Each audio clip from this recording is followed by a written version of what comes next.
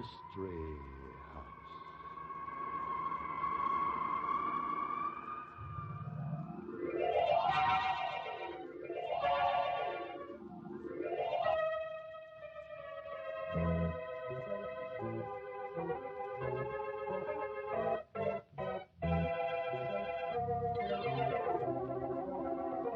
Mystery House, that strange publishing firm owned by Dan and Barbara Glenn, where each new novel is acted out by the Mystery House staff before it is accepted for publication.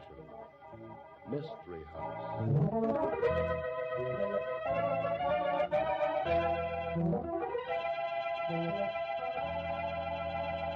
I like the title of the novel we're trying out tonight, Barbie. Killing in the Market. It takes place in the stock market, does it? Nope, Dan. The wholesale flower market. Flower? Flower. Flower market. Oh, that seems like an odd place for a murder. Well, this is an odd murder. Flowers play an important part in it. Yeah, well, I don't see how flowers could be mixed in a murder. Sounds a little far-fetched. I'll bet it isn't, Mr. Glenn, because Mrs. Glenn is always mighty fussy about selecting novels that stick to close to reality. Almost as careful as I am. You? Careful about what? Why, careful about my part of the show, about sticking to reality and facts. Listen.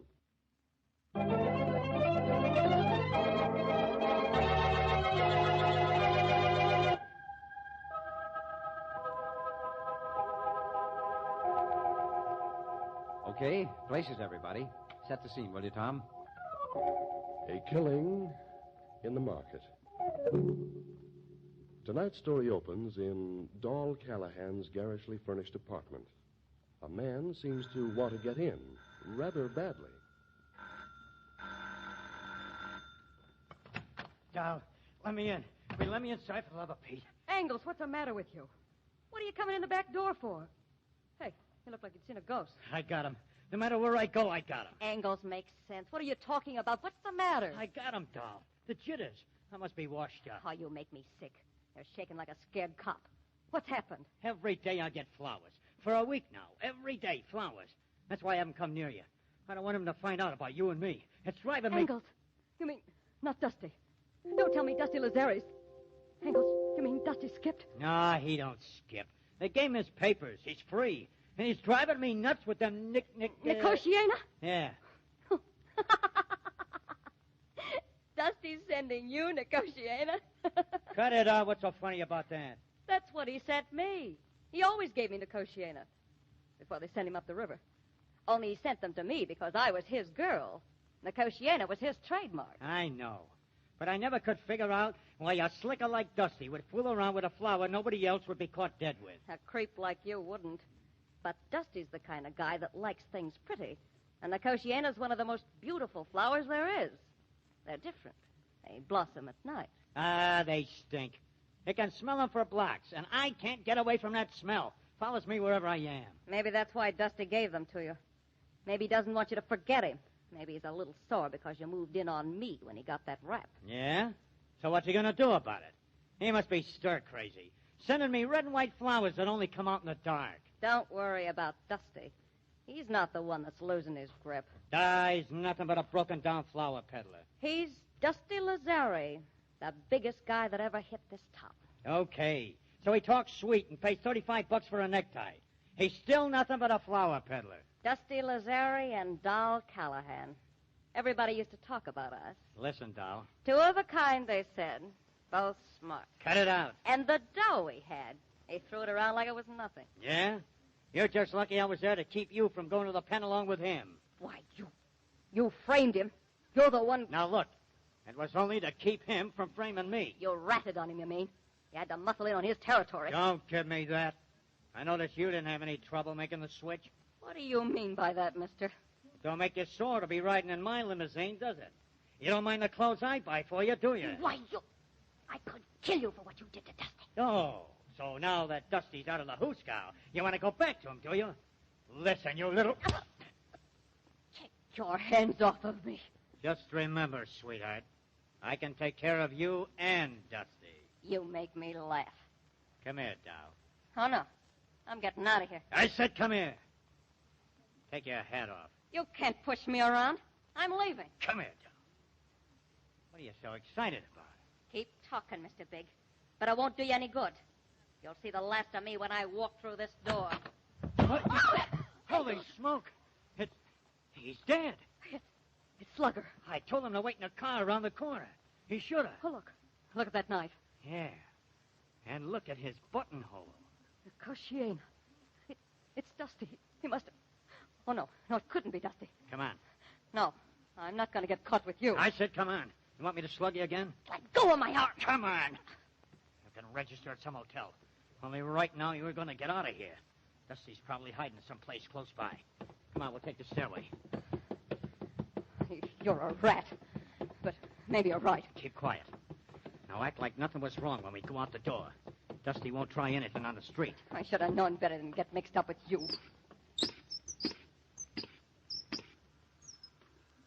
All right, now quiet now. And don't forget, you try anything funny and I'll fix it so you can't talk to Dusty or anybody else. Go ahead. Slap me again in front of all these people. Flowers for the lady?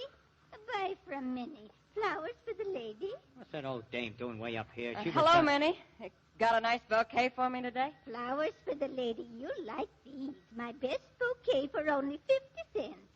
You never remember me, do you, Minnie? No, I don't remember. That's why I sell flowers. Such pretty flowers. Flowers? Flowers for the lady? Will you hurry up? We got to get out of here. Goodbye, Minnie. Come on. Hey, taxi! Hey, what do you think you're doing? Hey, pal! So long, Engels. Here, catch the bouquet. Take a good smell. It's negotiator. Step on it, driver. Don't let him catch us.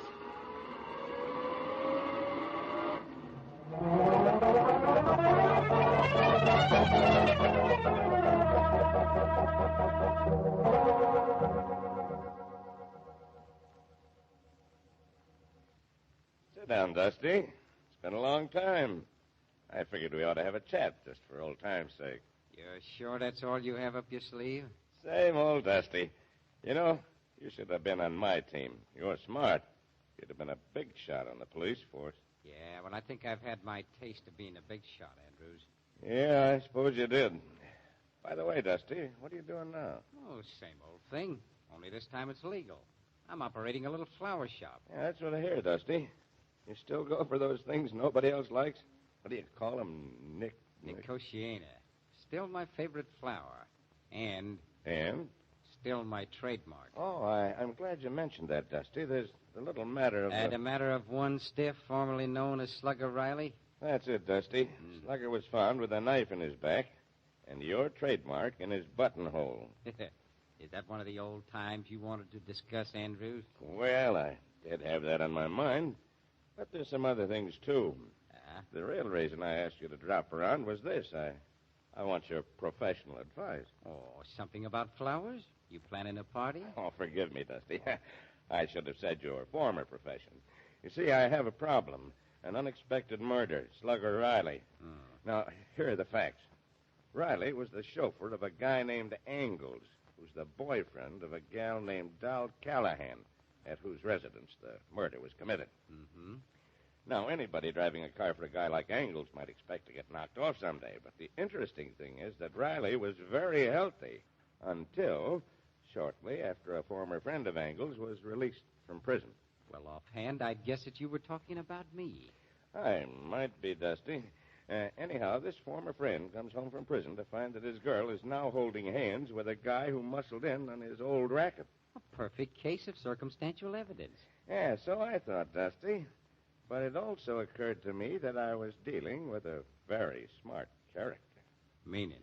Meaning he was so smart he might plant his trademark on the body and figure I'd think he was too smart to do anything that looked so stupid. An interesting theory. But aren't the odds in favor of somebody else? An unknown assailant making use of the trademark in order to confuse the police? Maybe. However, I still like my theory. My trouble is that I don't want to make an arrest until I'm sure of getting a conviction. And so you'd like to have... Flowers? Buy my pretty flowers? Sorry, Dusty. One of your competitors. Well, hello, Minnie. Oh, Dusty. Thanks for the dress you brought me. I'm saving it for Sunday. You two know each other? Oh, for years, Andrews. Minnie, give the captain one of the special bouquets. He's interested in Nicotiana. Nicotiana. Oh, it's not hard to find if you're looking for it. Nicotiana for Captain Andrews? You sure, Dusty? Yeah, quite sure, Minnie. And I'll have to make something special. Wait now till I find my knife. I keep it in my basket somewhere. Oh, here it is. Here's my knife. Knife? That looks like a bayonet. From my old act. I keep it sharp to cut my flowers. Yeah, Minnie was in vaudeville. She did a knife-throwing act here. You lost your husband that way, didn't you, Minnie? Lost him, sure. Never could keep his papers off other women. Varmint. Yeah. You see, Minnie and her husband used to take turns throwing knives at each other. And every time it was old Vic's turn to be the target, he'd watch the audience for good-looking girls. Well, one day he moved his head a little too much, and Minnie's knife got him, by accident, in the temple. He can't see no more women nowadays where he is. Well, that'll be all, Minnie. Stop in again tomorrow. You all right, Dusty? You want No, me... everything's fine, Minnie. I'll see you tomorrow morning at the market. Tomorrow, Dusty. Now, before we were interrupted, you were saying... Dusty, I've been thinking. I'd like to spend a day at the market with you. I find I'm getting interested in flowers.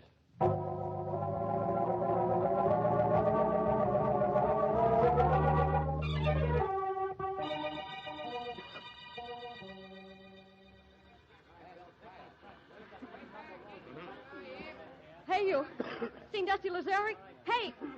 Oh, nuts. Anything I can do for you, Miss Callahan? Captain Andrews, Anything wrong, Doll? what are you doing here? You're not... I might ask you the same thing. Well, I'm looking for a friend. I think I ought to warn you. I have a date with him at 5 o'clock. Nicotiana, I must get some. You're up early, miss. Too early, maybe. Minnie, have you seen Dusty Lazari? You know him, don't you? I never see what I tell, and I never tell what I see. Good morning, Minnie. I never see what I tell, and I never tell what I see. She's a queer one, that. You be careful, Doll. You may end up with a basket of flowers. Don't joke with me, Copper. I can still outsmart you. When I find Dusty, I'm going to tell him you're here. Do that. Tell him I'll be right where I said I'd meet him. I've got to find Dusty before that wise guy Andrews gets him. What'd you say, Sugar? Angles, what are you doing here? Get out from behind that screen. Oh, no, baby. You come here. Keep your hands away from me. Get away or I'll scream. There's a cop right down there. You got me all wrong, Doll. All I want to do is talk to you. Don't worry about Dusty. He'll wait for you. Dusty. Oh, no. No tricks. I'm going to find Dusty right now. Okay, sweetheart. I'll see you later.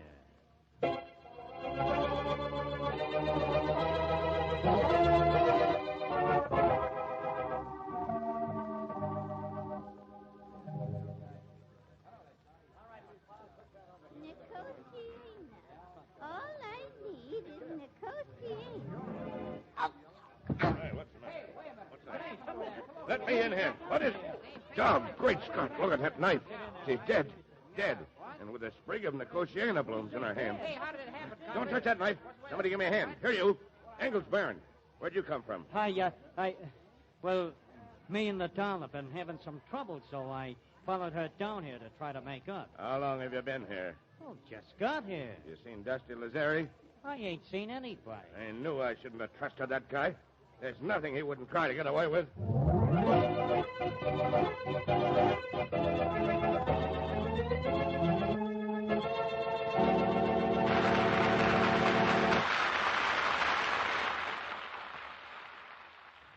Well, the murders of Slugger and Dahl haven't been any great blow to society, but we can't let murder go unpunished even so. The question is, who should we punish? And that's a question that'll be answered in the second act of A Killing in the Market.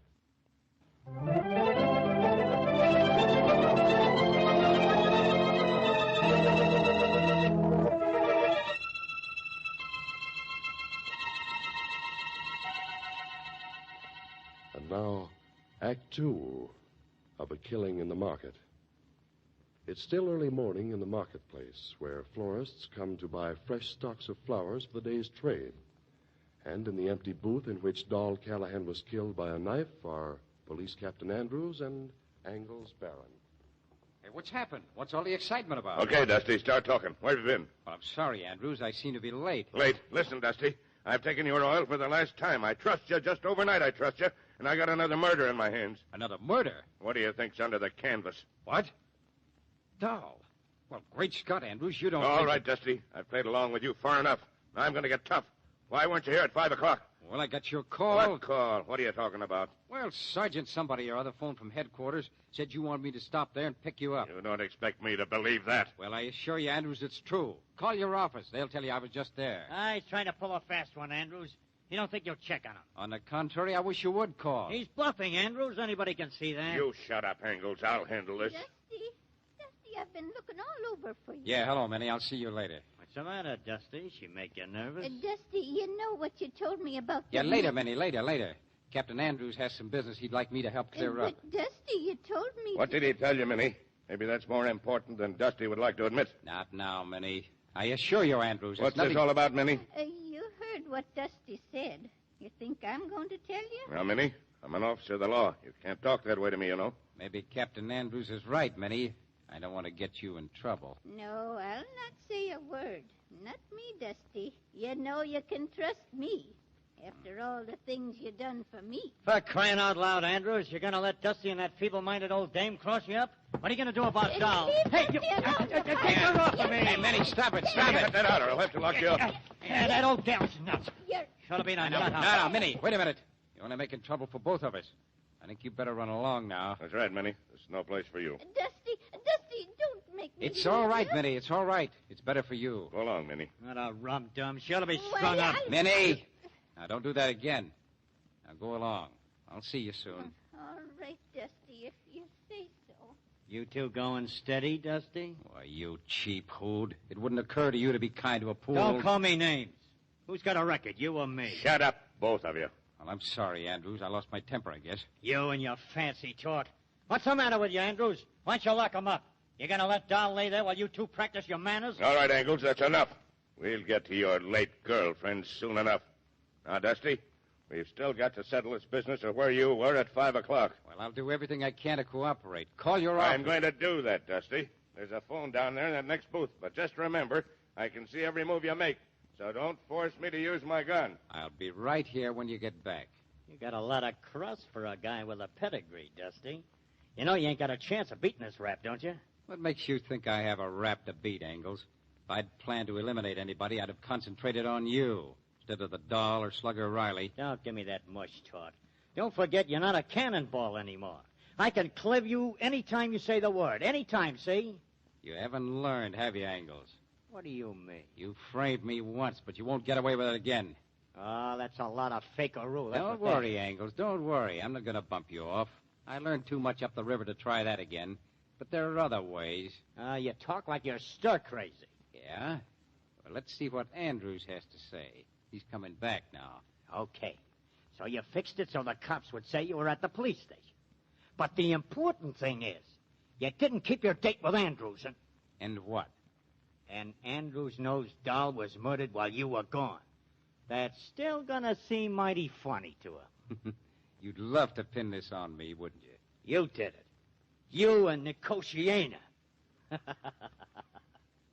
I'll be seeing you, Dusty. I done my day's work. Well, gotta hand it to you, Dusty. You've got an alibi. But confound it, I know you too well. You still might have done it. Maybe. But it seems to me you're building up a circumstantial case without any real motive. Motive? Don't you call what Doll did to you enough of a motive? Well, surely you don't think I'm carrying a torch for the girl just because she switched to Angles when I was convicted. That's not what I'm talking about. Angles told us duel that Doll Callahan squealed on you. Yeah? I don't get it. It was an anonymous telephone call that gave us the evidence you were convicted on. Angles claims that call came from Doll Callahan. I don't believe that, Andrews. Sounds good enough to me. Doll wasn't the kind of a girl to cook up a story on me. The call came from somebody. Yeah, well, who made it isn't important. I was running the mob, and Angles wanted to move in. So he planted the evidence that got me convicted. Doesn't hold up, Dusty. I You can figure how Angles might want to get rid of Doll. She was always crazy about you. But Slugger was his own bodyguard. Sure. That was a trap for me. There had to be some reason for getting me back into prison. An angle. So he knocked off Slugger to make it look as if I'd killed him. But he made one big mistake. What? He used a knife. I never used a knife in my life. I never even used a gun. I used my brains. Yeah, you always did. But you made a mistake, too, Dusty. You didn't count on my finding the knife Minnie always carries. Minnie? Yes, Minnie. Technically, she's responsible for both murders, Slugger and Doll Callahan. But you're morally responsible because you hired her to do both jobs for you. Minnie? Oh, you're not serious. You got careless when you had Minnie kill Doll. You weren't with me to establish your alibi. I'm putting both you and Minnie under arrest and making it stick. Come along. Well, okay. But, you mind if I get a flower first? The stuff I bought's over in my truck. You're losing your grip, Dusty. You think I'm going to let you get away in that truck? Not a chance. Come on. Yeah, you're awfully suspicious, aren't you? Why wouldn't I be? Well, maybe I can get a flower from Minnie. She should still be around here. Hey, Minnie. Oh, Minnie. Don't get too smart, Dusty. I won't hesitate to shoot you and Minnie both if you try any fast ones. And if you think that knife... Ah, there she is. Minnie. Oh, I thought you called me Dusty. Yeah, you got any fresh negotiator, Minnie? Keep your hand out of that pocket, Dusty, or I'll have to shoot. I just want to get some money to pay her, Andrew. I'm warning you, Dusty. Oh, that's all right, Dusty. You don't need to pay me for a little negotiator. See? It's real fresh. Just cut this morning. Ain't even opened out yet. And won't till sundown. Real fresh. Yeah, real fresh. Negotiator in my truck. It's fresh, too. Not opened out yet. Andrews. What? Don't you see, Andrews? The bouquet of Nicotiana we found on Doll's body, it was opened out. But there isn't a sprig of the stuff in the flower market this morning that's open. That Nicotiana Doll had wasn't bought here this morning. It was yesterday's cutting. I don't see what... Check with the station. They'll tell you I didn't have any Nicotiana when I was there. The sergeant cracked wise about it. If I'd have gotten any, I'd have had to buy it here, after I got here. And it wouldn't have been blooming. Don't move. I'm talking to you, too, Andrews. You're covered. Put that gun down, Angles. You can't get away with it. That's a good tip, Angles. Killing a cop would make it tougher on you when they catch you. Shut up, both of you, and listen to me. I heard everything you both said. That part about the Nicotiana, I'll bet you enjoyed that, didn't you, Angles? Ah, you flowers. Yeah, flowers for your grave, Angles. Seems funny that a pretty little flower could send you to the electric chair, doesn't it? Shut up. I didn't kill her. It's Minnie. She could have had flowers left over from yesterday. I got all fresh flowers. There ain't a leftover sprig of negotiator in my basket. See? Just a minute, Minnie. What do you think? Don't reach for that knife, Minnie, or I'll look out. Try to shoot me, you dirty little crook. My side. That knife. I'll take that gun, Angles. Thanks. Well, smart boy. Okay. I knew I was stuck when Dusty popped off with that stuff about the flowers. Get me to a hospital, can't you? I'm in bad shape. First knife I've thrown in 30 years. But you can't say I've lost my touch. Faster, Dusty. Ah, you were terrific, Minnie. You know, you ought to go back into vaudeville. Not me. I'll stick to flowers. All except negotiator. Yeah, maybe you're right, Minnie. Maybe we both ought to give up Nicotiana.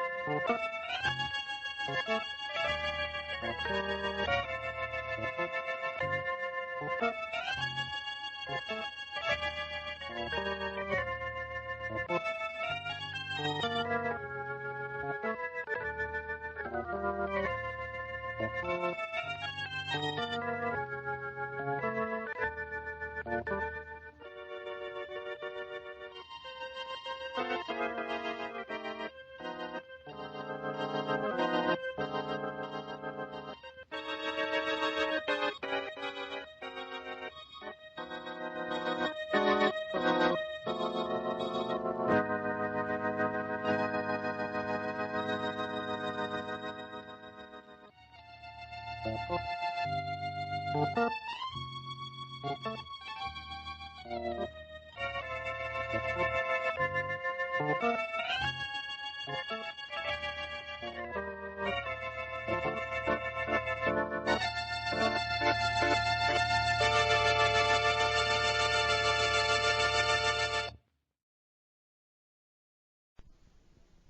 Mystery Playhouse, a rebroadcast for the servicemen and women of the United Nations.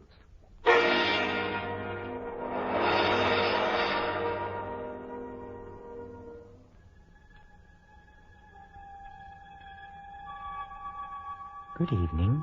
This is Peter Lauren. The circumstances leading up to horror and tragedy are many times as innocent seeming as a Sunday school picnic, and the perpetrators of evil appear often as ordinary, normal human beings. Yes, but they are capable of conceiving acts of diabolic destruction, as you will hear tonight in the Mystery Playhouse.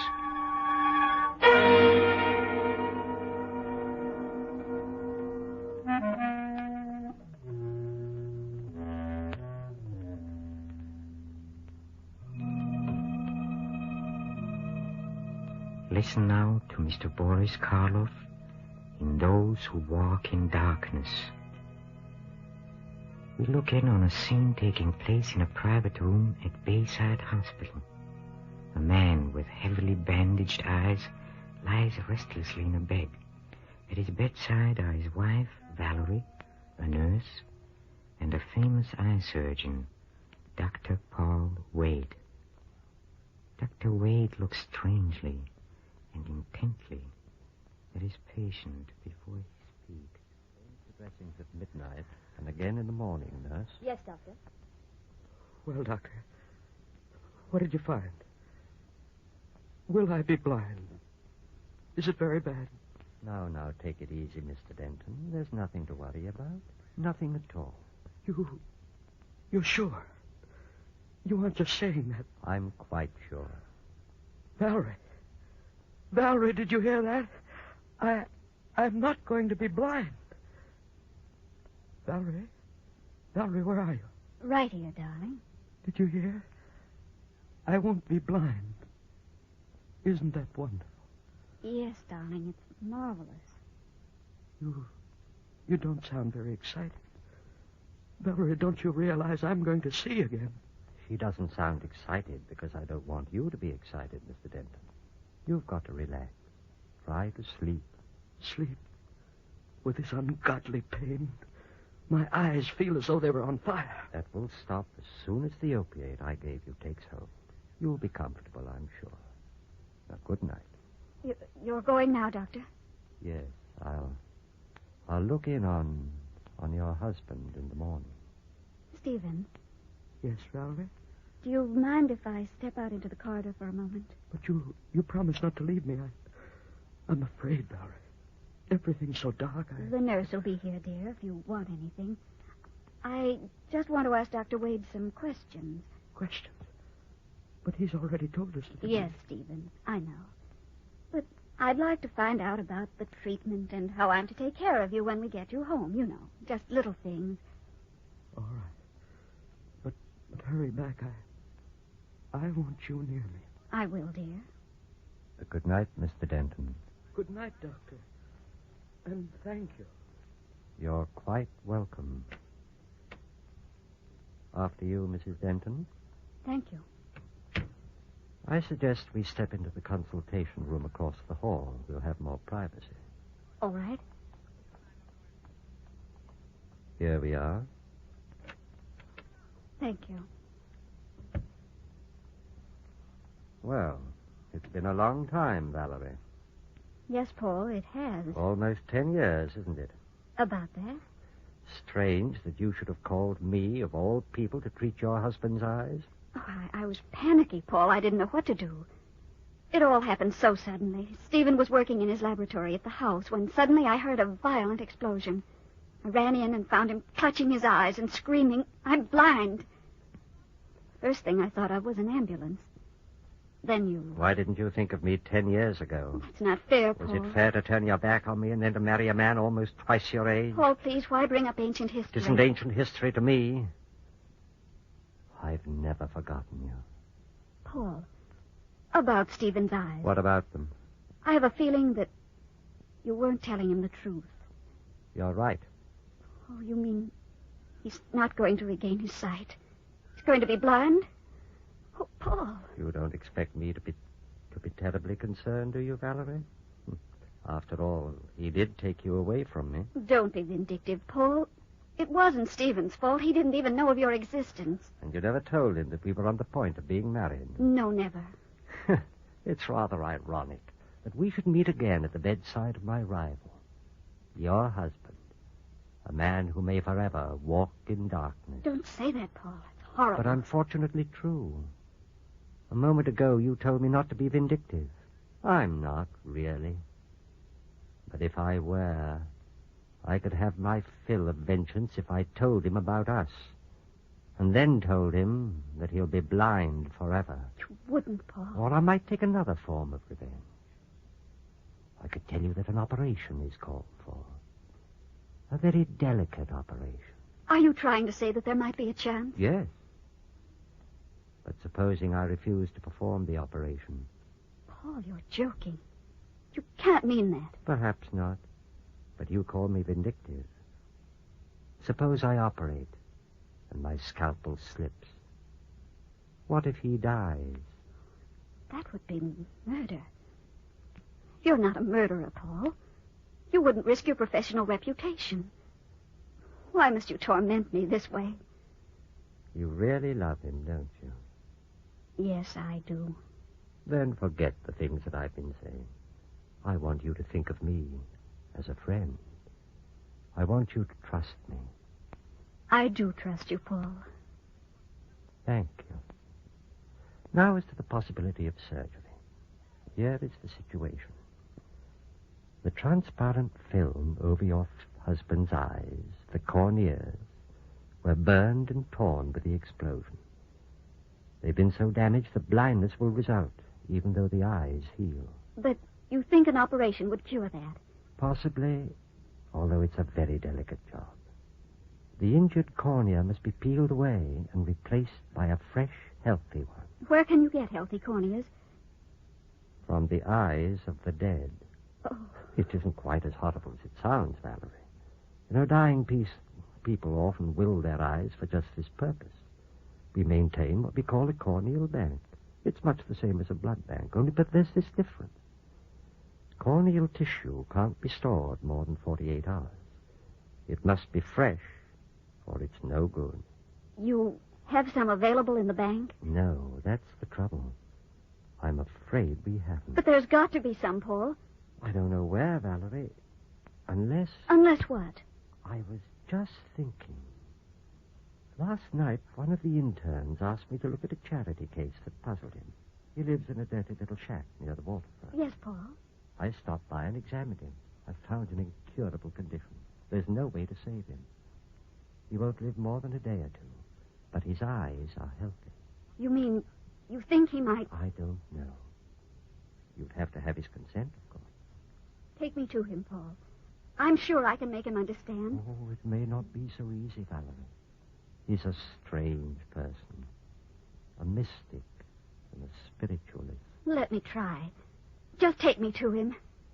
All right. We can go there now.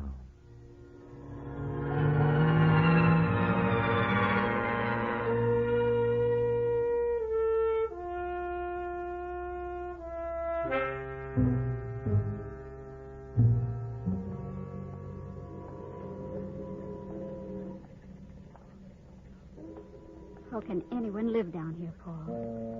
Wet streets and fog rolling in from the river.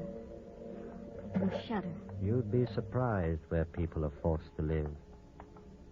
That's the house over there. That gray shack. Does he live alone? No. There's a toothless old woman. I don't know where he picked her up, who keeps house for him.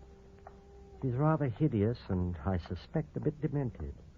So don't be frightened when you see her. I'll try not to be. Here we are. There's no bell. Those foghorns are giving me cold shivers. Yes, they do sound eerie. Here comes the old woman. Yes? We'd like to see Chandra, please. You can't. He's getting ready to go away. Chandra's going on a long journey. Yes, we know. We'd like to see him before he leaves. We are friends of his. Eh? I said we are friends of Chandra. I was here last night. Don't you remember? All right. Come in. His room's at the end of the hall. You know the way. I have to stay here by the stove. I'm cooking something. Yes, something for Chandra's journey. I see. Come, Valerie. Something for Chandra's journey. Paul, she's ghastly. But harmless, I'm sure. Here. This is the room. Dark in there. Yes, but there's a lamp burning. But the wick is down. I'll turn it up. There, that's better. Paul, there on the cot. Is he alive? Yes, still alive. Chandra. Chandra. Who calls Chandra? It's Dr. Wade. You remember me? I was here last night. Yes. Chandra remembers, but it is too late. I am going away on a journey. I know. That's why I've come. I brought a young lady with me, Chandra. She has a favor to ask. Chandra has no favors to grant. Soon I will start to the other side. Let her tell you what she wants, Chandra. Now go ahead, Valerie. Chandra. Well? Chandra. My husband suffered an accident. An explosion. His eyes. Oh, Paul, I can't. You tell him, please. All right. Can you hear me, Chandra? I hear you. So this young lady's husband just lost the sight of both his eyes. He'll be completely blind unless I perform an immediate operation. Unless I take parts of two healthy eyes and place them on his. She's asking that you give her your eye. Do you understand? I understand I am visited by those who would rob me. But you're going to die anyway. Die? No, you are wrong. There is no death. I am going on a journey. Please. Please help me, Chandra. No. I will need my eyes. I will need them to see into the great beyond. To guide me through eternity. The eyes are the windows of the soul. I'll give you anything you ask. No. No, I said. No. No, I... Oh.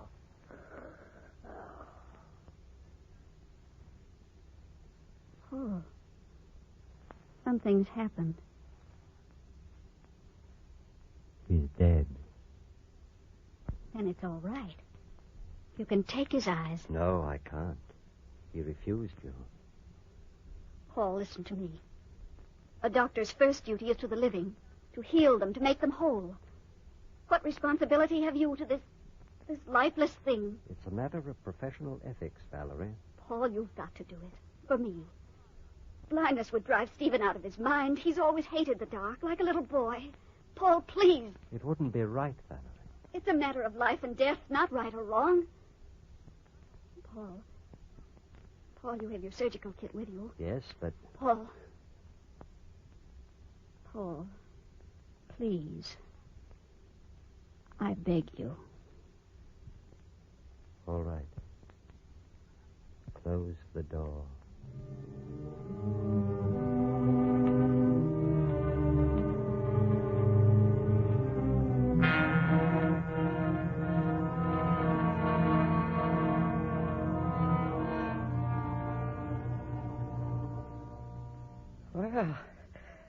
Well, it's good to be home again, Valerie. That hospital room was beginning to get me down. It's going to be even better once the bandages are taken off. Yes. Just another week, that's what Wade said. Oh, he's a good doctor, Valerie. I like him. I'm glad. Imagine being able to see again after all these weeks of darkness. I've never liked the dark. Why, it will be like coming into a new world. Yes. Tell me, what sort of an operation was it, Valerie? Well, I don't know. You sound like you're trying to hide something. Oh, don't be silly, Stephen. Oh, that must be Paul. Dr. Wade, no. I'd better let him in, Stephen. I think Jenny's in bed. Good evening, Mrs. Denton. Good evening, Doctor. Sorry I'm so late, but I had an emergency call. Oh, it's quite all right. Hello, Doctor. Well, how is the patient? Oh, fine, thank you. And anxious to get these bandages off. Patience is a virtue. Yes. But blindness is a curse. Don't be so morbid, Stephen. You're very lucky. Yes. I know I am. It's a warm night, isn't it, Doctor? Yes, a lovely night. Stars and a new moon. They say a new moon's a good omen if you look at it over your left shoulder. Did you know I was superstitious, Doctor? Well, I guess we all are in one way or another. Yes. Oh, would it be all right if we took a short walk in the garden while Valerie makes some coffee? That is, if you have the time, Doctor. Yes, plenty of time. Well, can't I come along? Oh, no, this is a stag party. You fix some coffee for us like a good girl, and we'll be back shortly. All right. Here, we can go out through the terrace. Here, let me take your arm. Thank you, Doctor.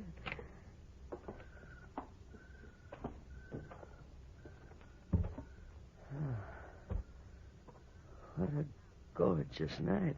Yes, isn't it? See how the moon is... Oh, sorry, old fellow. I forgot for a moment. That's all right. I'll be seeing it soon enough, thanks to you. And now you're seeing it for me. Over my left shoulder, I hope. Why, no. It's the right one. That's bad luck. Oh, but you couldn't possibly bring me bad luck, Dr. Wade. Not after giving me back my sight. You'll never know what you've done for me. No? No. You can't possibly know how much it was because you're not in love with Valerie.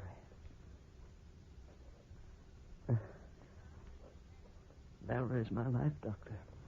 So young, so beautiful. Without eyes, how could I see her beauty?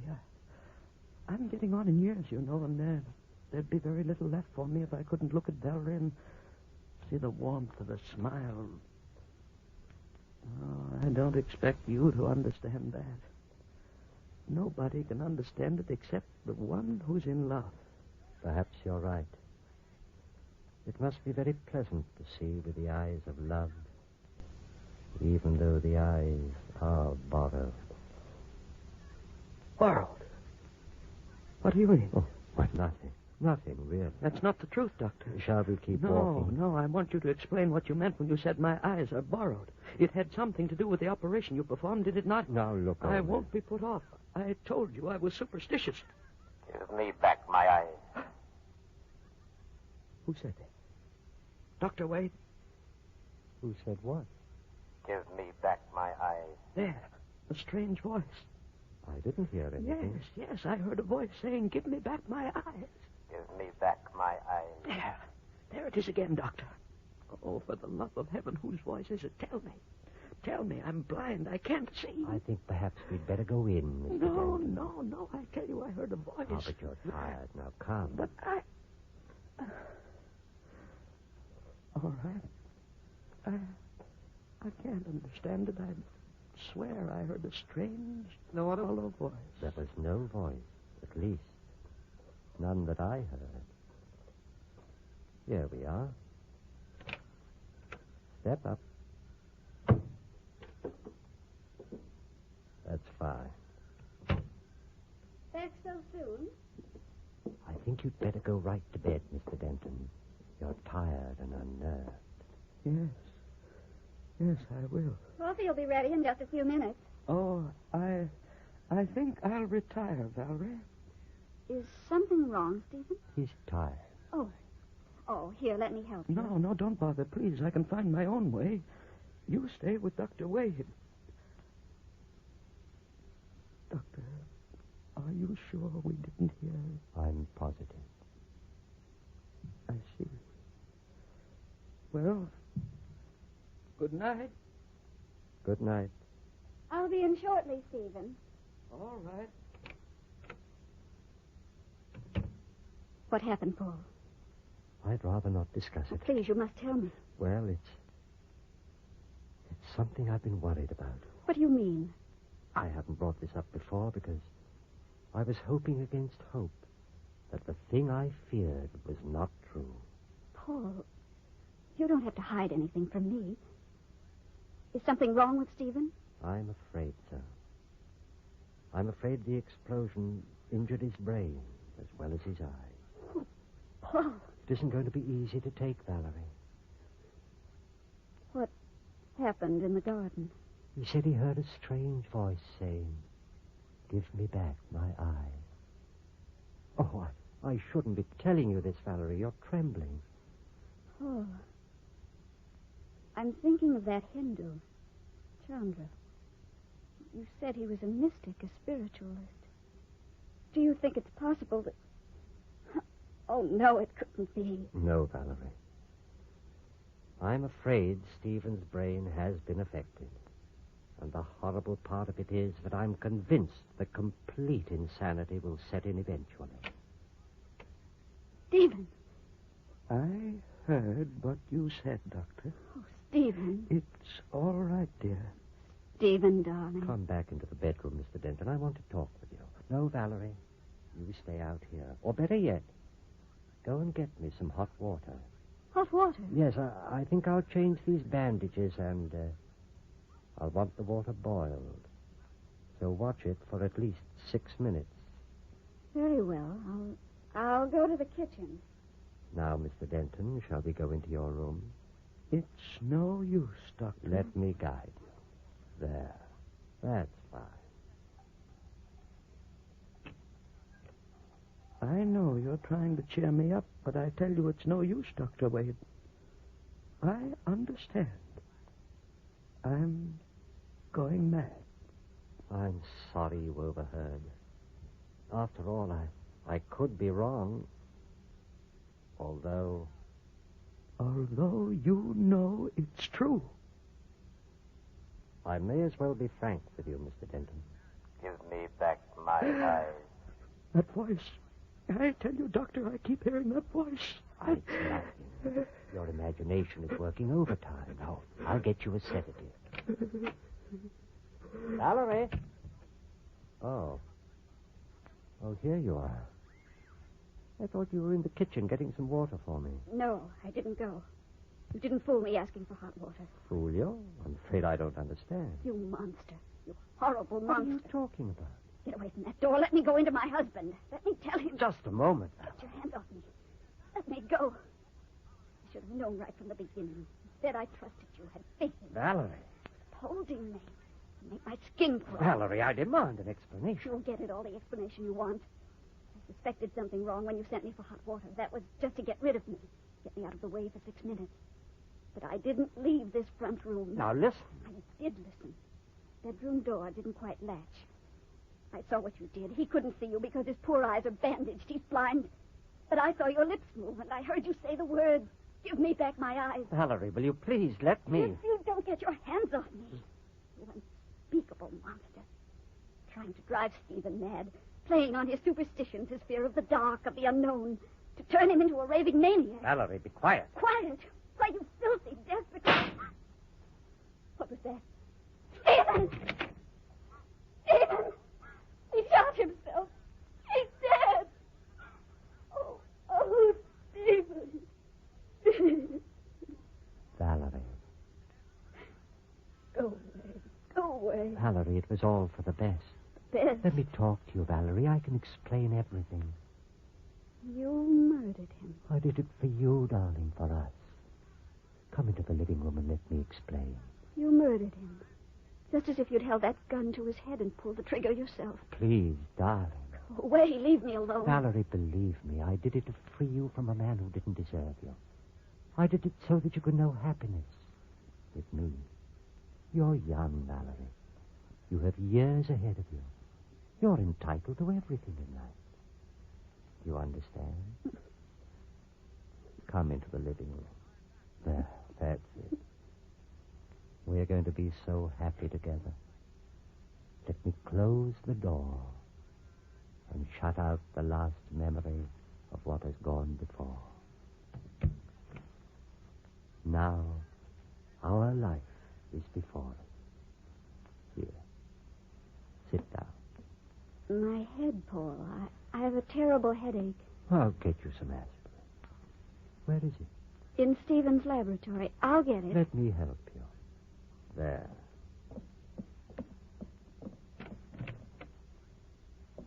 I think it's on the middle shelf. Turn the light on, Paul. The switch is on the right. I have it.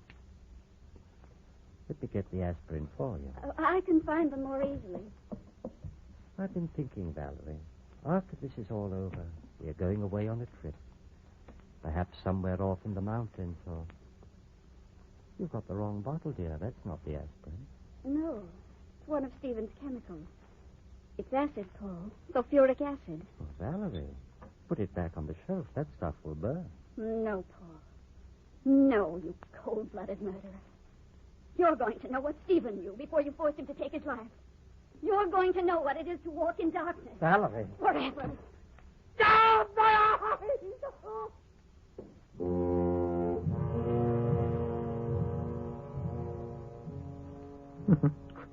There, my friend, is a young lady who takes literally the old adage, an eye for an eye.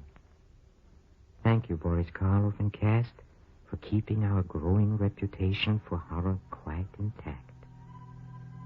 And now, ladies and gentlemen, if you'll follow me, please, I want you to visit the green room. The players are rehearsing our next performance. Come. Come, come.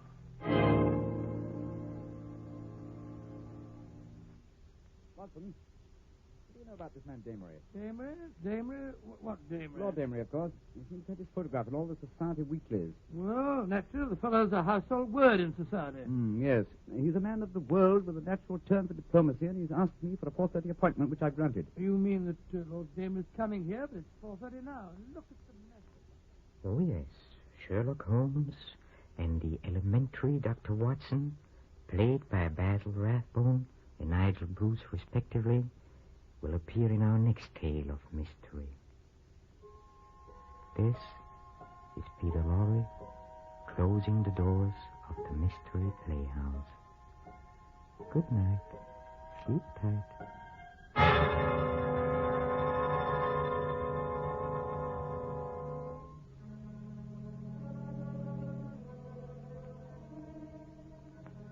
This is the Armed Forces Radio Service.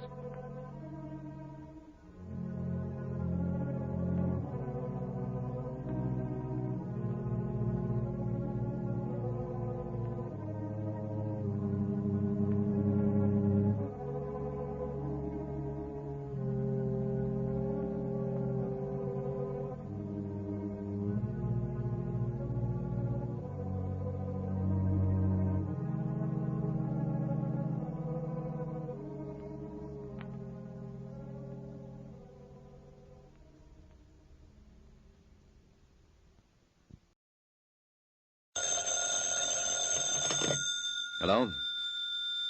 Yes, this is the Falcon speaking. Oh, Irene. I'm glad you called. No, you'll have to cancel me out tonight, Angel. Some boy I know thinks he can get away with murder, and I've got to prove that if he leaves a body behind, it's bound to be a dead giveaway. Once again, the National Broadcasting Company brings you the transcribed adventures of the Falcon, starring Les Damon. The Adventures of the Falcon, dedicated to private investigators everywhere. Those hard-hitting detectives who, like Mike Waring, risk their lives to aid law enforcement agencies. So join him now when the Falcon solves the case of the fatal fix.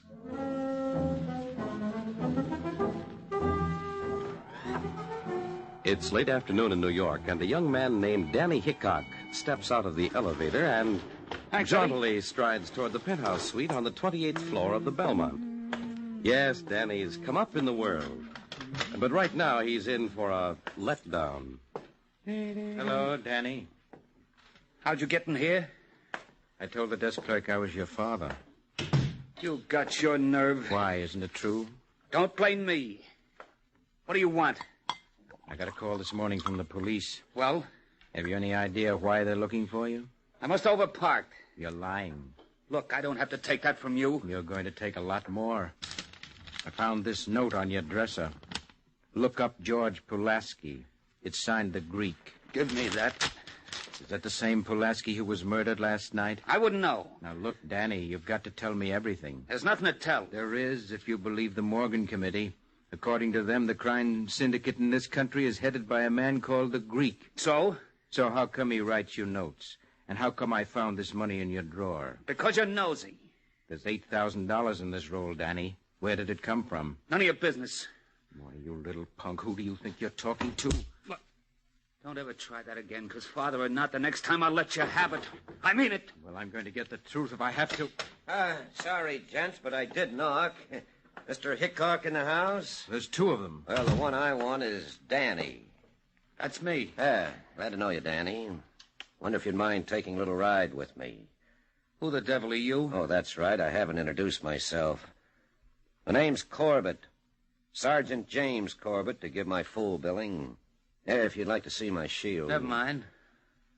What's the beef? Well, to make a long story short, a fellow named George Pulaski was knocked off last night. So? So we got a tip you did it for the Greek. Oh, you're crazy. I've been accused of that before. There must be some mistake.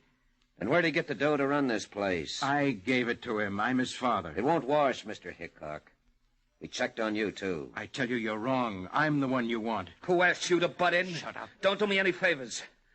Look, Sergeant, there's an easy way to settle this. I got the proof in the bedroom. Hey, wait a minute. Where are you going? To get it. Hold it, Danny. All right, fella, come on out. I'm warning you. You're not out of there by the time I got... What was that? That's what it sounded like. Give me a hand. You don't think... Come on. 1, 2... Danny. Sorry, Mr. Hickok. You better wait outside. I gotta call the coroner.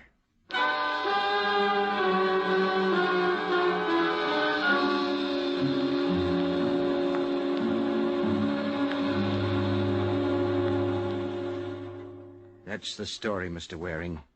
After the sergeant and I broke down the door, we... You found Danny? Yes. I still don't understand why he did it. Well, it's pretty obvious. He was working for the Greek, and he knew it was the chair once they nabbed him. It's all my fault. If I'd done a better job, he wouldn't have turned out this way. Who's to say? I am. I want your help so as I can make it up to him. Well, isn't it a little late? Well, better late than never. I want you to find the man they call the Greek. Find the Greek? Yes, I want to know who and what he is. Yeah, so do the police. They've been trying to identify him for years. Danny knew. Well, he certainly isn't going to spill it now.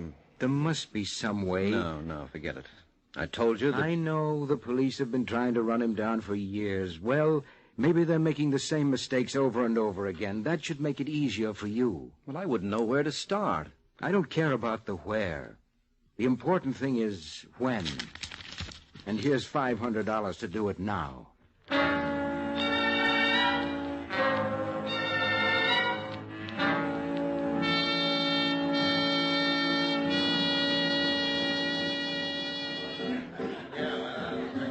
Hey, bartender, is Joey Wilson or...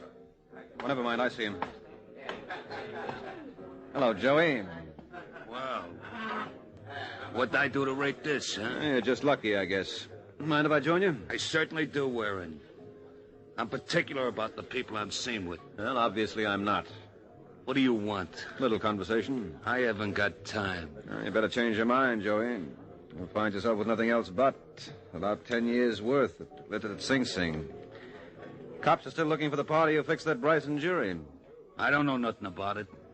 My mistake. I heard you did it for the Greek. Well, you got rocks in your head. No, don't let the sound effects fool you, Joey. They're only pebbles. Where can I find the big boy? I ain't got the slightest idea. Okay. Let it be like you say. Too bad I got to talk to the cops. Wait a minute. Yeah? I tell you, I don't know who the Greek is. You can start me up the ladder. Go on home. What for? Wait for a phone call. You going to make the first contact for me? I'm not saying yes, I'm not saying no. Just go home and wait.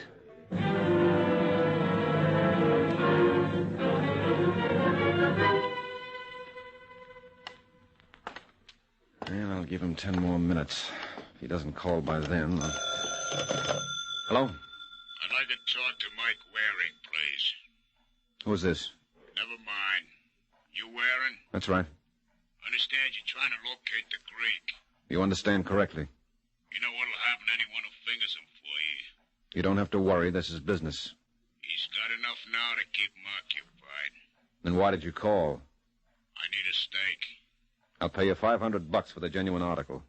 Well, I don't know who the Greek is, but I got an idea who does. You mean I have to do some more climbing? Yeah. So if you got a bad heart, I'd watch those steps. You still interested? Let's have it. How would I get the dough? How would you suggest? Mail it to Willie Smith, care of General Delivery. Fair enough. I got your word? Yep. Well, if I was you, I'd see a man named Alvin Myers. He's got a place at the Beaumont. What makes you think he knows the Greek? If he don't, nobody does. This Myers is a chubby party. I think he'll spill if you put it to him the right way. And what exactly is the right way? Look, I can't write the script for you. Just giving you Myers. From there on, you're on your own.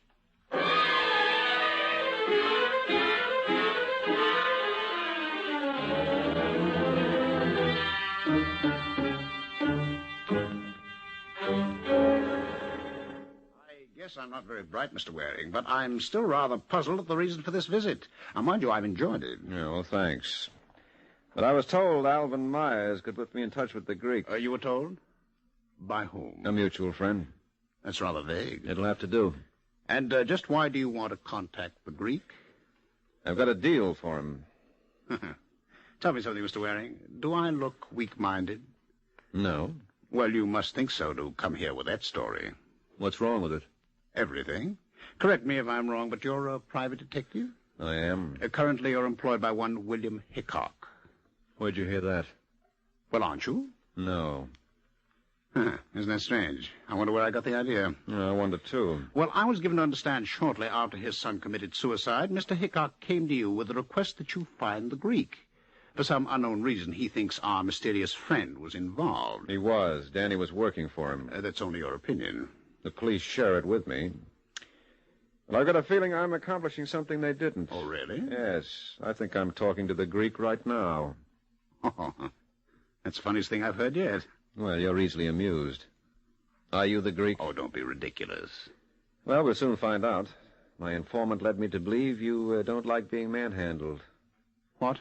He thought you might crack under a little pressure. You wouldn't dare. Well, you shouldn't have said that. Myers! Are you the Greek? I asked you something. No. Well, answer me. Are you the Greek? No. But you know who he is. On my word, he'll kill me. Well, you better talk now. Who is he? His name is Vincent Romeo. Romeo? Yes. Where does he live? In Brooklyn, on Sycamore. Well, that's one for the book. Listen, Myers, if you're tossing me a curve, I'll be back. And believe me, you'll enjoy my next trip to the plate even less.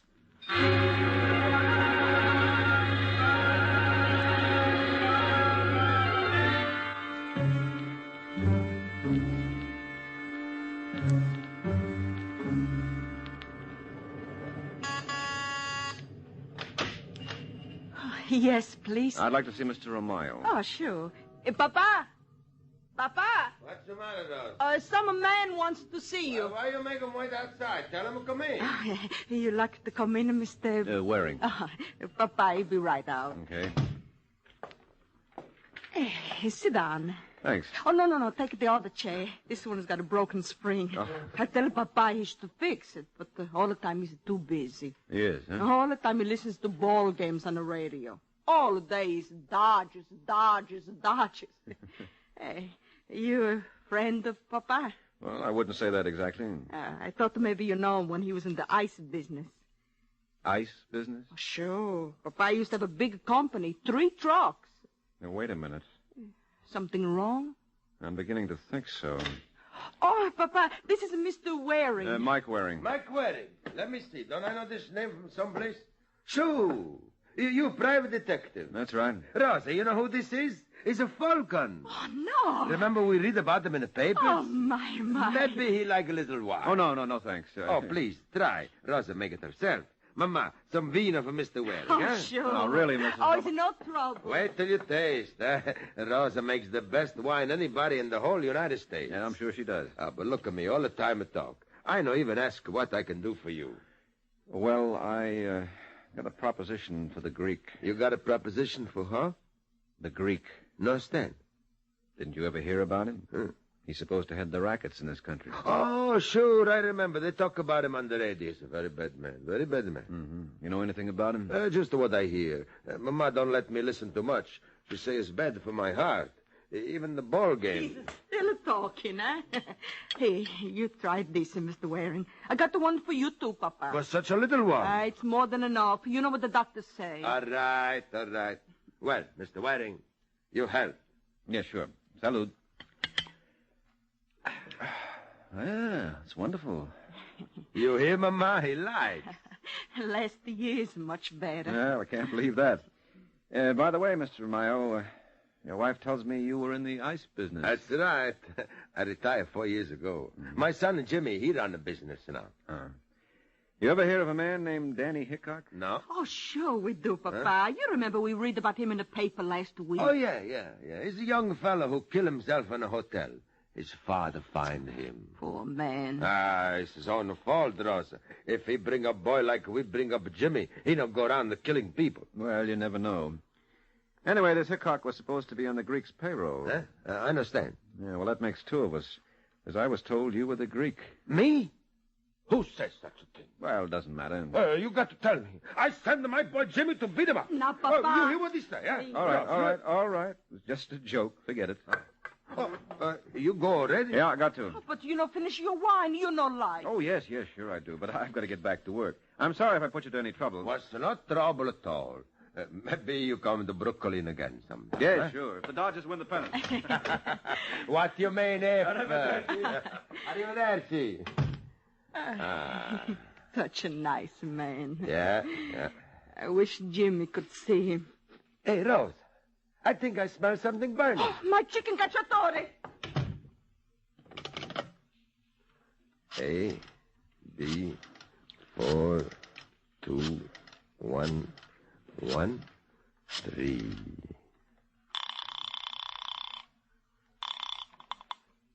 Yeah. Joey. That's right. What's the name of that new boy from Toledo? What boy? The one who knows all about manhunting. Oh, Monty Stevens. Well, tell him to get in touch with the Greek. I got a little job for him.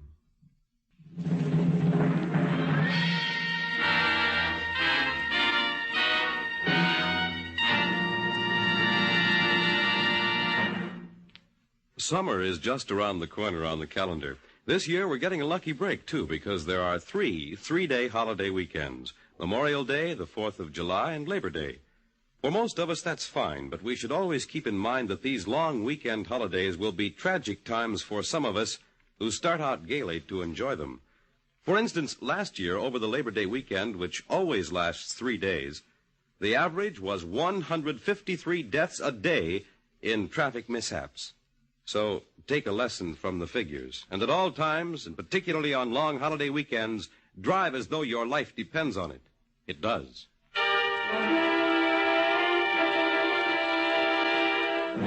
And now, back to the adventures of the Falcon.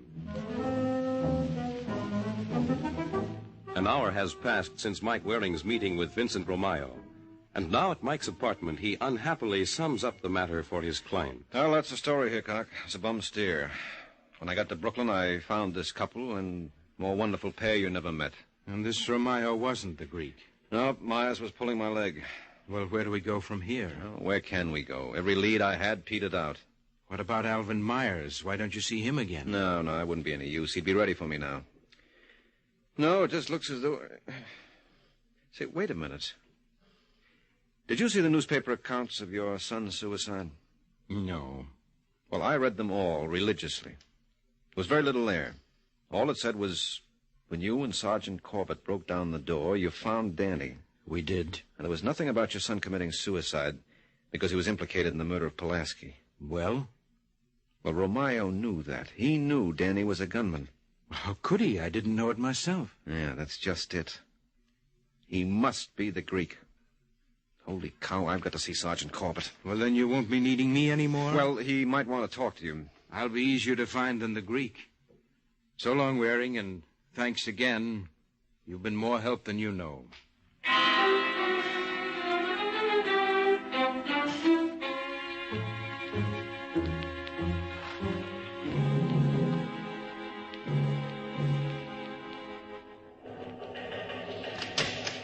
Oh, that you, Haskell? Surprise, it's me. Oh, I knew my luck couldn't last. Now, look, Mike, I just got a flash on a murder, so if you don't mind... You know, if someone heard you, they'd think you didn't want me around. Yeah, well, they'd be right. Well, suppose I told you I discovered the identity of the Greek. You what? I spoke to him a couple of hours ago. And you're just telling me? Well, it didn't dawn on me till later. Well, who is he? You'd never guess. First of all, he isn't Greek. And where do you suppose he lives? Oh, in a luxurious duplex on Park Avenue. No, wrong again. In a two-family house in Brooklyn on Sycamore. On Name wouldn't be Vincent Romayo, would it? How did you know? He was murdered 15 minutes ago. You're kidding. Sure, that's what the city pays me for, to make jokes. Who else knew Romayo was a Greek? No one. You sure? Well, I figured it out while I was talking to Hickok. That does it. What? You're out of your mind. Well, he had a motive, didn't he? I say after you left him, Hickok went over to Brooklyn and gave him a belt.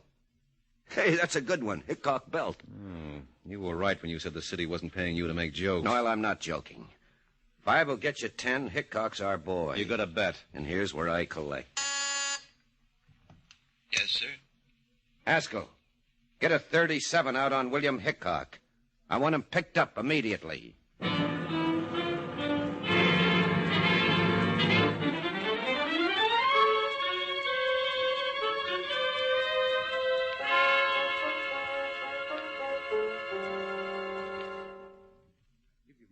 Sergeant, I don't know anything about Romayo's murder. Well, you knew your son was working for the Greek. Yes? You felt he was responsible for his suicide. Yes, but I didn't kill him. When'd you leave Waring's apartment? It must have been around 3. It was closer to 2. Thanks. Where'd you go from there? Home. Anybody see you? No, I live alone. So you've got no alibi? I don't need one. Well, we'll leave that for a jury to decide. Haskell, we're through here. Book him. Listen, Hickok, I'll get you out of this. I wish you wouldn't, Waring. You've done enough for me already. Well, I had to tell him. Sure you did. Yeah. You know something, Mike? I don't think he likes you. Well, I don't blame him.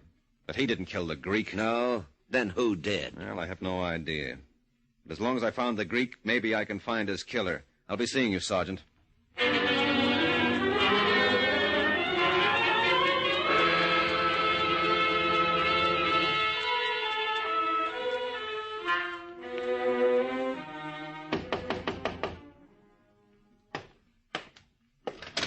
Yes? Hello, Myers. Remember me?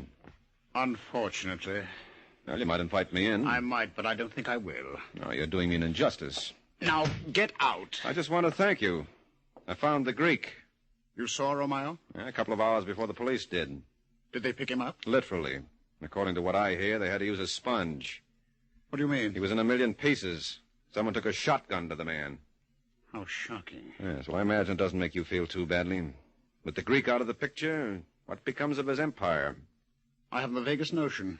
Well, I've got a feeling you're the crown prince. Naturally, that makes you a suspect. Oh, you're insane. Well, then who do you suggest? What about your client? Hickok? Yes. Well, when I collect a fee from a man, naturally I like to give him the benefit of any doubt. And you wouldn't be above involving an innocent party? No, of course not. Got any suggestions? No. Well, I have.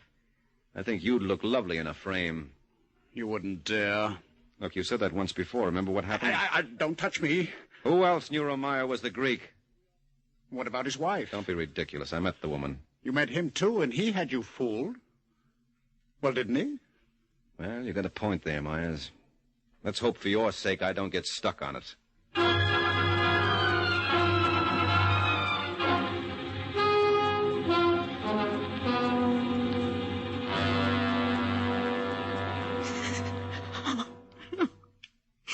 Poor Papa. Why they do such a thing? Why they do it? All right, now, Mrs. Romeo, you've got to control yourself. Papa never hurt anybody. You see him, Mr. Waring. He was a good man. Well, that's open to question. What? Look, Mrs. Romeo, how much did you know of your husband's affairs? Everything. Well, the police believe your husband was the Greek. That's crazy. He was no Greek. You don't believe these stories, Mr. Waring. I tell you, Papa was a good man. Did he ever go out at all? No. He had a bad heart. Well, did strange people ever come to the house? Never. Only relatives and friends. Well, then he must have transacted all his business over the phone. It's not true. Look, Mrs. Romeo, you've got to face the facts. Papa was a good man. He go to church every Sunday. Sure, that left him 6 days a week to get into trouble. Get out. Now, Mrs. Romeo... You say bad things about Papa. Get out. And don't ever come back.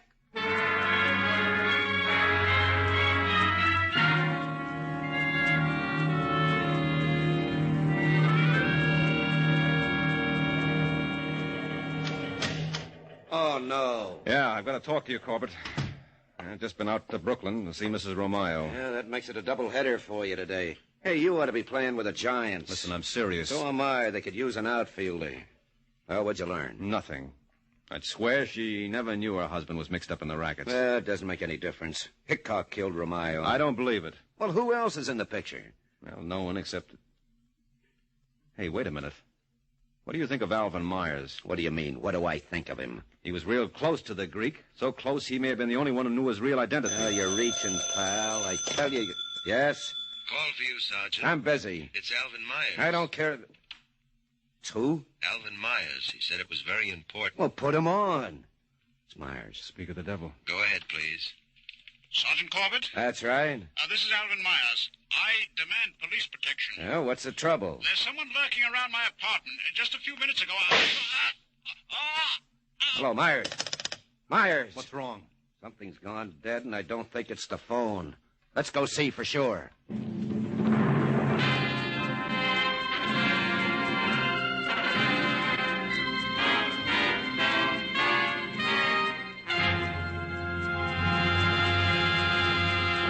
There's a price tag on almost everything. The price tag on speed violations last year was 15,000 killed and 500,000 injured.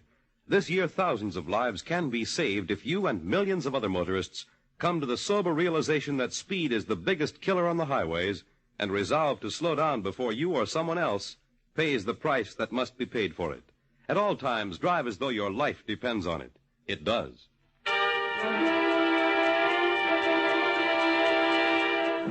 Now back to the adventures of the Falcon.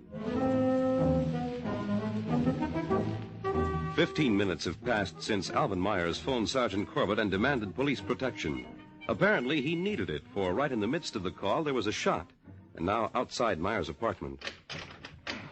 It's locked. What'd you expect? Get out of my way. This one ought to do it. You hear that? Hit those lights. Myers, you all right? Hey, we better call a doctor. Yeah, I'll take care of it. See what you can do for him. Yeah. All right. Now take it easy. You'll be okay. Where does it hurt? Maybe I can eat. Hey, Sergeant, wait a minute. Hold the phone. Yeah, what's the matter? There's nothing wrong with him. I'm hurt. That's your imagination. That bullet missed you by a mile. What are you talking about? Look at that hole in the ceiling. The slug entered there, and it certainly didn't go through him first. Well, then he just fainted. Yeah, he's just a great big sissy. Come on, Myers, on your feet. Let me alone. I'll leave you alone.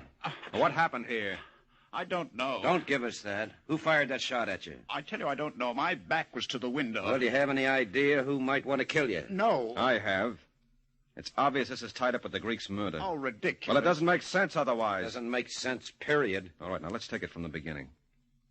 First, Hickok's son commits suicide, and Hickok asked me to find the Greek. Which you did. Yeah, but only because Myers here helped me. That's not true. Shut up. It wasn't that simple, Sergeant. Before I got my lead to Myers, I did a lot of legwork. My first contact was Joey Wilson. Well, did he give you Myers? No, he told me to go home and wait for a phone call. And about an hour later, it came. Who was it? Well, that's just the trouble. He wouldn't leave his name. But he told me Myers could put me in touch with the Greek. Hey, sounds like he had a grudge against Myers. Well, he claimed he was doing it for dough. But you don't believe it? No. I got a hunch when we latch onto my mysterious phone caller, we'll be home. You got any idea who it could be, Myers? None at all. Well, it must be someone real close to you. He knew of your business relationship with the Greek. I don't see how there was none. Look, Sergeant, could you leave us alone for a couple of minutes? Don't you dare. All right, then start talking. Who killed the Greek?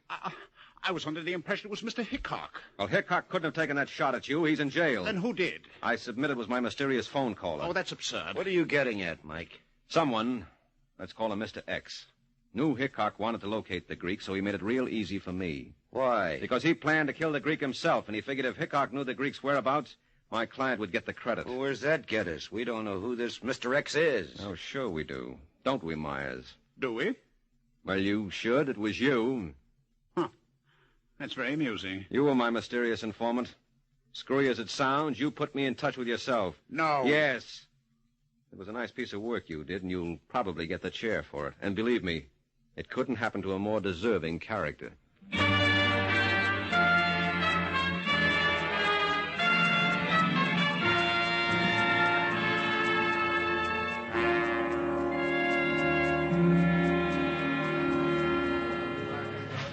Oh, I don't get it. I don't get it at all, Mike.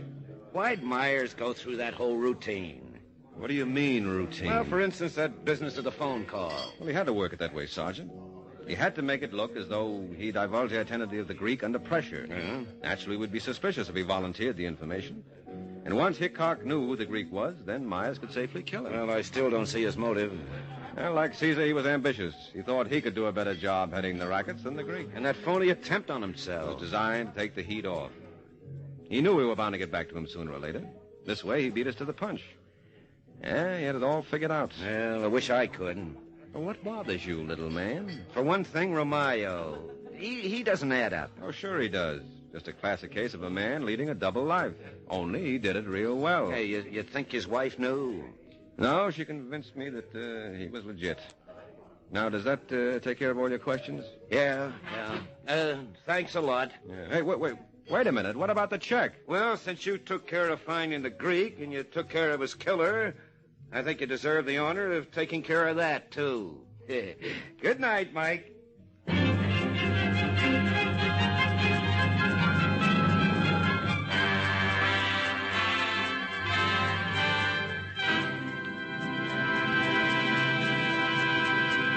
The Case of the King of Hearts. The Case of the King of Hearts. That's the title of next week's adventure of the Falcon, when Mike Waring learns that even when you play your cards right, sometimes the game can be murder. The adventures of the Falcon are based on the famous character created by Drexel Drake, produced and transcribed by Bernard L. Schubert, written today by Eugene Wang, and directed by Richard Lewis. Les Damon was starred as the Falcon with Chuck Webster as Sergeant Corbett. This program came from New York. Fred Collins speaking.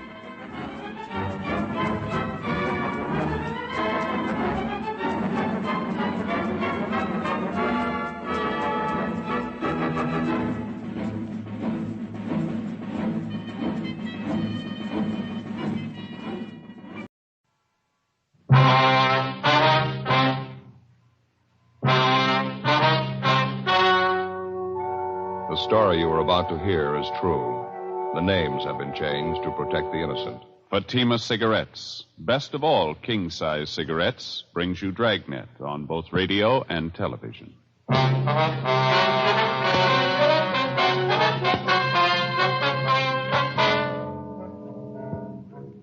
You're a detective sergeant. You're assigned to Personnel Division. A resident of your city files a report of assault and battery. His shoulder is dislocated. He's been badly beaten. He claims his assailant was a young police officer. Your job? Investigate. Comparison proves Fatima quality. Yes, comparison proves Fatima quality. Compare Fatima with any other king-size cigarette. 1. Fatima's length filters the smoke 85 millimeters for your protection. 2. Fatima's length cools the smoke for your protection. 3. Fatima's length gives you those extra puffs, 21% longer than standard cigarette size. And you get an extra mild and soothing smoke plus the added protection of Fatima quality. Definitely the best quality in its class, but the same price as the cigarette you are now smoking. Prove Fatima quality yourself today. Buy Fatima in the bright, sunny yellow pack. Best of all, king-size cigarettes.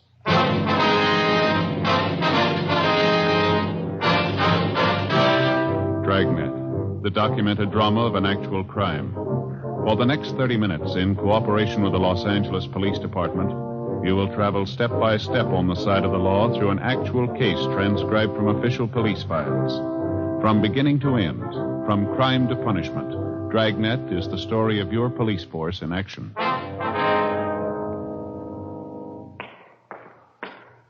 It was Tuesday, June 11th. It was mild in Los Angeles. We were working the day watch out of BIA. My partner's Ed Jacobs. The boss is Lieutenant Jesse. My name's Friday. It was 10:23 a.m. when I got to room 83, the squad room.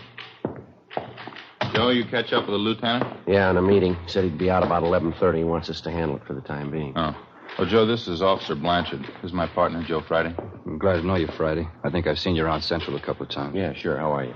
What's this thing all about? Do you mind telling me? You worked yesterday, did you? Yeah, that's right. My regular beat, South Central area. Anything out of the ordinary happen while you were on duty? No, not much. Made a couple of pinches, that's about all. Pretty quiet otherwise. Did you make one of those arrests at 7928 Cortlandt Avenue? Yeah, that's right. A woman, 2 men, users. All 3 of them were booked in violation of State Narcotics Act. Any of the 3 familiar to you at all, Blanchard? I mean, had you ever seen them before the time you arrested them? No, none of them. I knew the place, though. I've been keeping an eye on it lately. One of those old-fashioned homes converted into a rooming house. Uh-huh. I've been noticing some of the people going in and out of the place. They didn't look too good to me. That's why I say I've been keeping an eye on the house. Now, what's the story on this, anyway? You get a kickback on the arrest I made? Well, we'd like to have your version of it first, Blanchard. Exactly what happened? How'd you come to make the pinch? Well, I was walking my regular beat. I think it was about 3:30 yesterday afternoon. I was going along Cortlandt, the 7900 block. A woman came out of the front door and hailed me. She complained about a 507 party in the house a couple doors down the street. And that was at number 7928, the boarding house? Yeah, huh? I checked it out. The party was going on up on the 3rd floor. I went up, found the girl and the 2 men in the room facing on the street. The girl was fixing a pop for herself when I came in. 2 caps of heroin on the table in front of her. Mm-hmm. What'd you do then? I made a grab for the 2 caps. One of the guys beat me to it. He got him, ran to the next room, and tried to flush him down the drain. He didn't quite make it, though. I got one of the caps before he could get rid of it. What'd you do then, Blanchard? Well, I sat the 3 of them down, called into the office. I checked the room over while we were waiting, found 2 more caps of heroin, usual equipment to go with it. When the radio car showed up, the 3 of them were taken downtown a narcotics squad and booked. That's all I can tell you about it. Well, during the time you were waiting there in the room, Blanchard, did you have any trouble with the suspects at all? Well, I got a lot of talk from one of the men, a fellow by the name of Evans. He's supposed to run the boarding house. Claims he didn't have anything to do with it. He didn't know the girl was a hype. You know, the usual stuff. That was the extent of it? Just talk? Sure, that's all. Why? Well, that's not the story, according to Evans. He had his lawyer bail him out last night. He was in to file charges against you. Huh? What do you mean? Assault and battery. He claims that you worked him over for no reason at all. He says you beat him up and dislocated his shoulder. Oh, he's crazy. He's lying. I didn't work him over. Well, he says he's got witnesses to prove it, Blanchard. The 2 people who were with him, the woman, the other man. He says they'll swear that's what you did. Yeah, but it's not true. They're trying to cook up a frame. I didn't touch any of them. Well, this Evans looked like he's been mussed up. Cuts and bruises all over his face. His shoulder's fairly recent, too. Yeah, I know that, but I didn't do it. He was in the same shape when I found him up in that room yesterday. Matter of fact, I asked him about it. He wouldn't tell me. It's the truth, Sergeant, so help me. All 3 of them are lying. I didn't beat him up. Well, it's your word against theirs, Blanchard. The facts seem to favor Evans. I don't get this at all.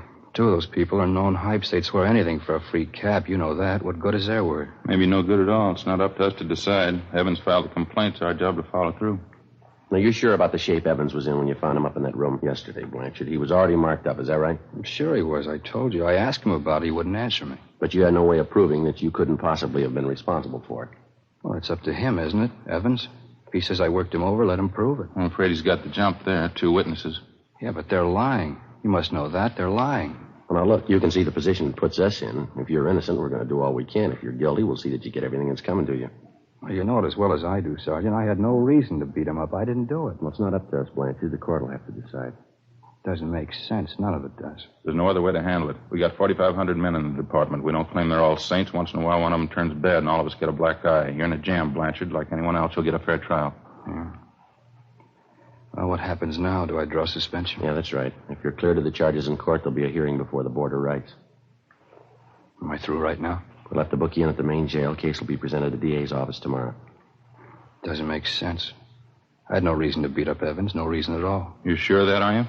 What do you mean? Of course I'm sure. Well, Evans claims you did have a reason, a good one. What? Well, he says you handed him a proposition. He wouldn't go for it, so you worked him over. What do you mean? What kind of a proposition? The bad kind. Huh? He says you wanted to pay off. Investigating charges against a police officer involves exactly the same procedure as cases where private citizens are concerned. Prove the suspect innocent or guilty. If Blanchard was innocent, it wasn't going to be an easy job proving it. If he hadn't beat up the complainant, George Evans, and dislocated his shoulder, it seemed the only way out would be to find the man who did. Either that or prove that the two witnesses Evans had come up with were lying. If Blanchard was guilty, if he actually had slugged and beaten Evans, we had to find sufficient evidence and we had to find a motive. 11:10 a.m., Ed and I took Officer Harry Blanchard over to the main jail where he was booked in and lodged in one of the cell blocks. Then we went upstairs to the women's jail where we interviewed one of the witnesses to the alleged beating, an Eleanor Rowland. She'd had previous arrests for vagrancy, grand theft auto, and petty theft, as well as an established reputation as a user of narcotics. She was 23 years old.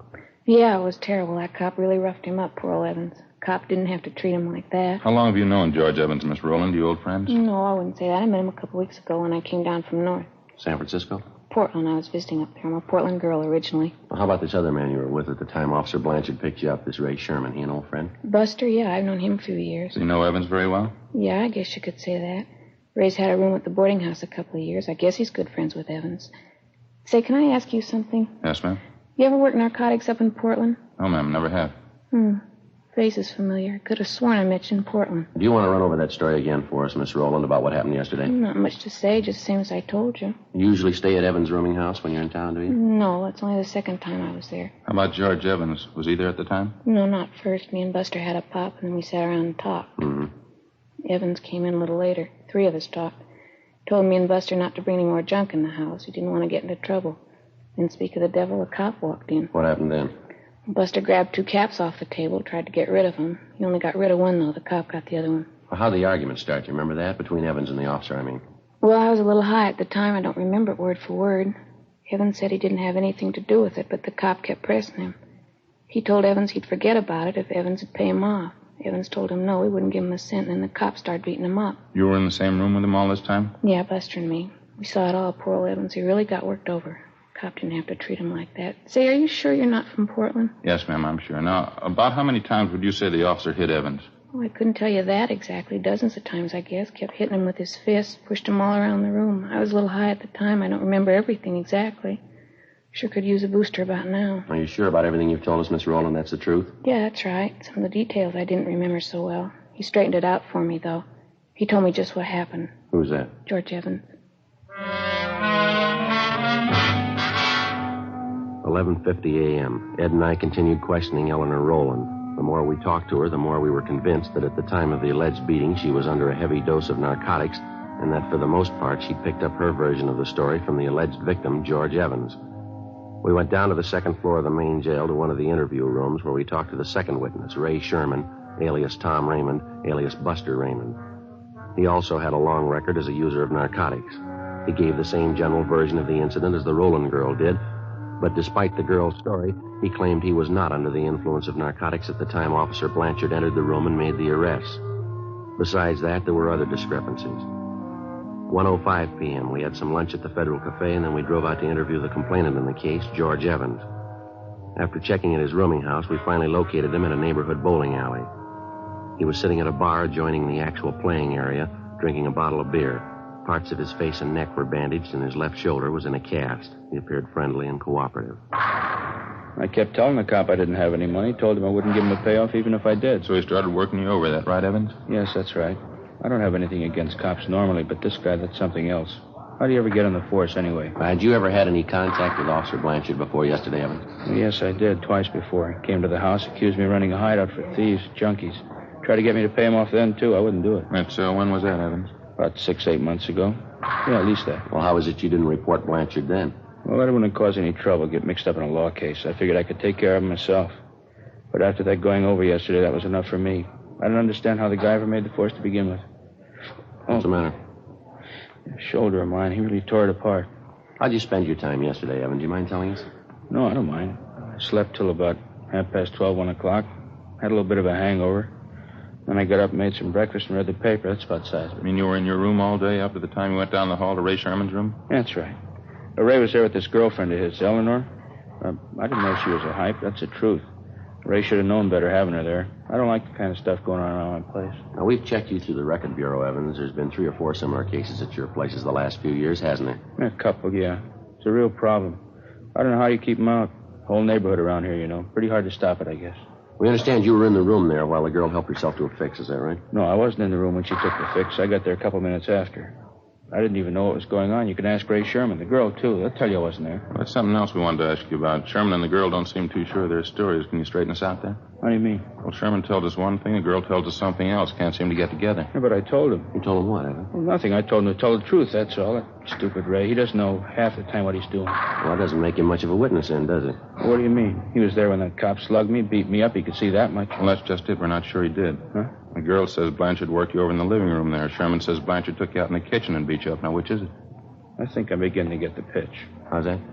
You're out to cover up for that cop. Is that it? Take care of your own? We're assigned to investigate this thing, Evans, just like any other criminal case. Blanchard's not getting any more of a break than any other suspect would. Yeah, sure. We still haven't answered our question. Where did it happen, living room or kitchen? The interview's all over, Sergeant. I got the pitch. You can take this back to your office. I'm going to get that cop convicted. If it's the last thing I do, you can count on that. What's the matter, Evans? All we did was ask you a simple question. Don't try to kid me, Sergeant. I got the angle. You're trying for a cover-up. Okay, go ahead and try. Now, look, why don't you snap out of it, mister? Nobody's trying to cover up unless it's you. Sherman and the girl are your witnesses. Some of the points of their stories don't check out. We want to clear them up. Does that sound unreasonable? I told you, Sergeant, it's no use. I got your angle. Answer me one more thing, Evans. You're on your own. I'm telling you nothing. Who was the doctor that treated you after you were beaten up? Down at Georgia Street, the emergency. You ought to know that. No, I mean for your shoulder. We checked over your car down at Georgia Street. No mention there of a dislocated shoulder. No, of course not. I didn't even know I had one until I was bailed out. I had my own doctor fix it. You mind giving us his name? Why should I? I was willing to go along, cooperate, then you started playing it cagey, trying to cover up for that cop. Now you work it out on your own. All right, mister. Any way you want it. You bet that's the way I want it. You had this whole thing framed from the beginning. Now you're off the track, Evans. You're not kidding me. You're trying to prove that cop's innocent, trying to make me out a liar. What am I supposed to do, help you prove I'm a liar? No, you've helped enough already. Ed and I double-checked through Officer Blanchard's departmental record. It showed that Blanchard had been working his present beat for a little more than 4 months. Evans had told us that Blanchard allegedly had solicited payoffs from him at least 6 to 8 months before. The following day, Ed and I made further inquiries in the neighborhood of Evans' rooming house and also among his friends and associates. For one thing, we found out that Evans had not spent the entire morning and early afternoon in the house. He'd been seen leaving his place by several neighbors at about 10 a.m. Through one of his contacts, we got the address of an ex-wife, since remarried, a Marie Evans Zarconi. We located her in a small apartment in the East Wilshire district, a small brunette woman about 35. Now, you tell us she used to be married to Evans. Yeah, that's right. Well, what kind of business was Evans in when you were married to him, ma'am? Well, he had that rooming house over on Cortland Yes, Avenue. ma'am, we know about that. Was there anything else? What's the matter, anyway? Just a routine investigation. We'd like to have as much background on him as you can remember. Are you on fairly good terms with Evans now? No, I haven't seen him since we split up. About a year and a half ago, I think. That's why I couldn't stand him. What was the trouble, ma'am? You mind telling us? He just isn't much good, that's all. You find a lot of names to fit him. He was in everything. Well, how do you mean? That's why I got away from him. Every cheap, lousy racket you can think of, he was in it. Peddling dope, blackmail, making book, some of the two-bit rackets. He's been in all of them, one after the other. I had to get away. Rooming house on Cortland Avenue, that's where he's been operating all this time? As long as I've known him, yeah. About 3 years, I'd say. Mm-hmm. Is narcotics just a sideline with him, or does he go in for it pretty heavy? He was in it pretty heavy when I left him. I don't know what he's been doing since. I don't care. Just soon forget all about it. Yes, ma'am, I can understand. What's the matter now, anyway? Got a case against him? Well, not exactly. Evans is filed against a police officer, assault and battery, soliciting a bribe. We're investigating the charges. Sounds like him. Some cop really rough him up? Well, we don't know, ma'am. That's what we're trying to find out. Oh. Well, I'd like to help you out. Don't think I can, though. Well, just one more question, ma'am. While you were married to Evans, did you have a family doctor? I mean, one that you called regularly when you were sick? Yeah, we did. Why? Well, what was his name? Can you remember? Yeah, Dr. Chase. Would you like his address? 2:47 p.m. We got to Dr. Chase's office, and luckily we found him in. Take a look at this magazine, Joe. What? National Geographic. Looks like a real old one, wouldn't you say? Yeah, it sure does. Cover's torn off there. Yeah. What do you know about that? It's older than I thought. Look at this here. Well, what do you got? These pictures, eh? Look. 4 pages of them. Pretty grand affair, huh? Yeah.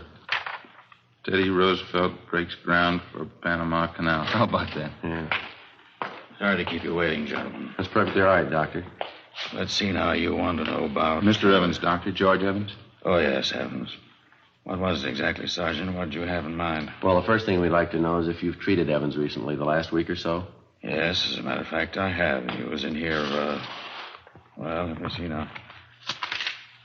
Let's see, yes, I thought so. He was in here 3 days ago. I had some bad cuts and bruises. Mm-hmm. They'd already been treated, though. There wasn't much I could do. Was there anything else wrong with him, Doctor?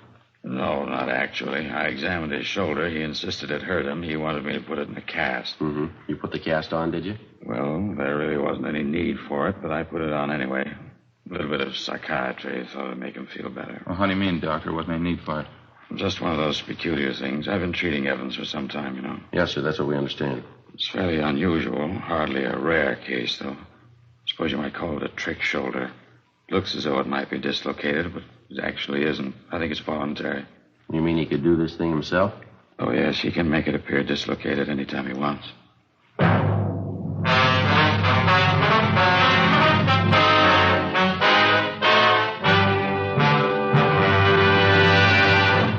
You are listening to Dragnet. Authentic stories of your police force in action. Fatima, America's first largest-selling blended cigarette. Now, best of all, king-size cigarettes. Prove it yourself today. Compare Fatima with any other king-size cigarette. 1. Fatima's length filters the smoke 85 millimeters for your protection. 2. Fatima's length cools the smoke for your protection. 3. Fatima's length gives you those extra puffs, 21% longer than standard cigarette size. And you get an extra mild and soothing smoke, plus the added protection of Fatima quality. Friends, in Fatima, the difference is quality. Fatima contains the finest domestic and Turkish tobaccos superbly blended. And Fatima is extra mild, with a much different, much better flavor and aroma. Because of its quality, its extra mildness, its better flavor and aroma, more smokers now insist on Fatima than ever before. Switch to Fatima today. Remember, each king-size Fatima filters and cools the smoke, gives you those extra puffs, and you get an extra mild and soothing smoke, plus the added protection of Fatima quality. Buy Fatima. Best of all, king-size cigarettes.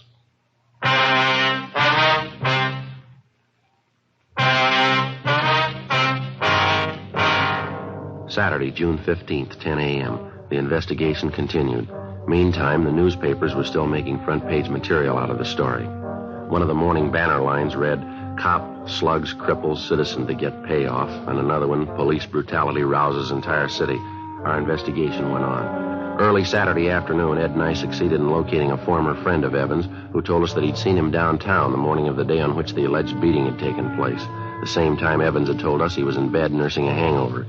The former friend, a Fred Werner, said Evans was in the company of 2 known gamblers, Carl Sweetser and Stanley Parrish. He told us that he'd spotted the 3 of them together at about 11:45 a.m. We questioned Sweetser and Parrish, but they refused to tell us anything.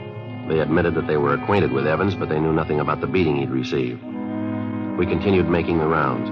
5:30 p.m. We dropped to the main jail and questioned Evans' 2 witnesses again, Ray Sherman and Eleanor Rowland. We got the same stories as before. 6:18 p.m. We got back to the city hall. Long stretch, huh? Sure be glad to get home. Yeah, not a bad day, though. We had fair luck, didn't we? I suppose so. It could always be better. Sure like to get the straight story, one way or the other. You want to check the book, Ed, see if we got anything? Yeah, okay. No, not much, Joe. Call from a Tom Donnelly, you know him? Donnelly? No, that doesn't sound too familiar to me. I got it. Personnel Jacobs. How's that? I'm afraid he's gone for the night. Yeah, huh? No, I'm sorry. I wouldn't know. All right, thank you. There's another message here for us, Joe, in the book. Yeah? From Blanche's wife again. I'm getting to feel pretty silly about it, telling her the same thing night after night. Why don't you call her tonight? Well, you've been doing all right. Why give up now? Personnel, Friday. Yeah. What was that? Mm-hmm. Your name? Yeah, okay. Uh-huh. 10 o'clock tonight? All right, that's fine.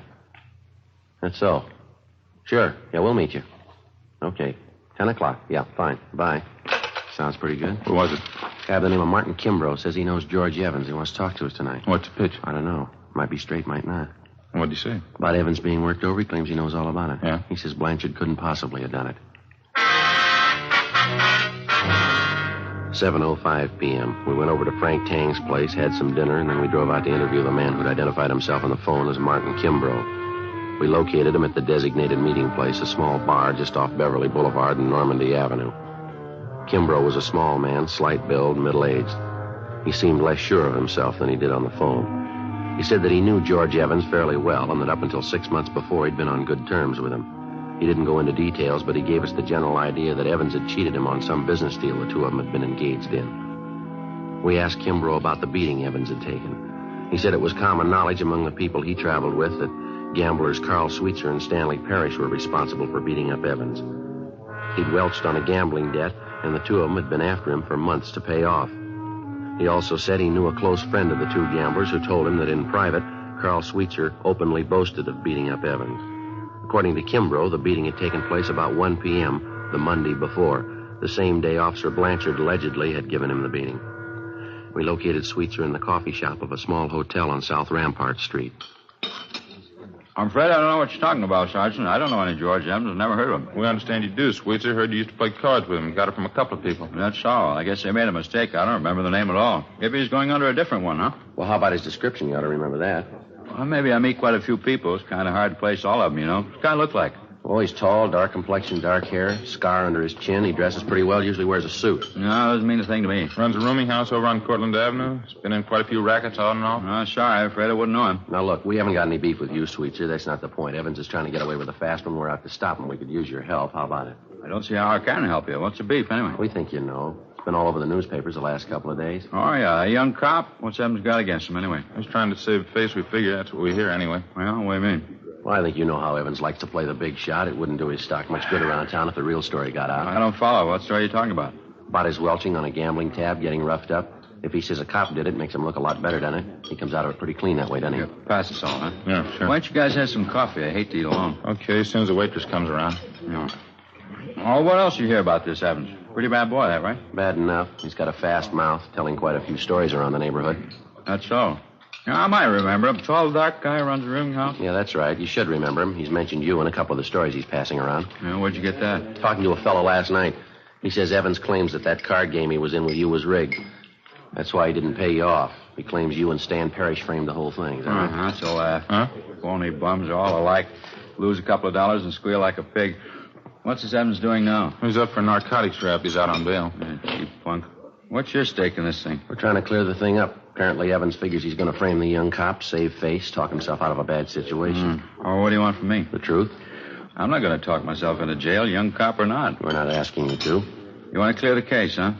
All you need is proof the cop didn't give Evans a working over. That's right. Okay, you got a deal.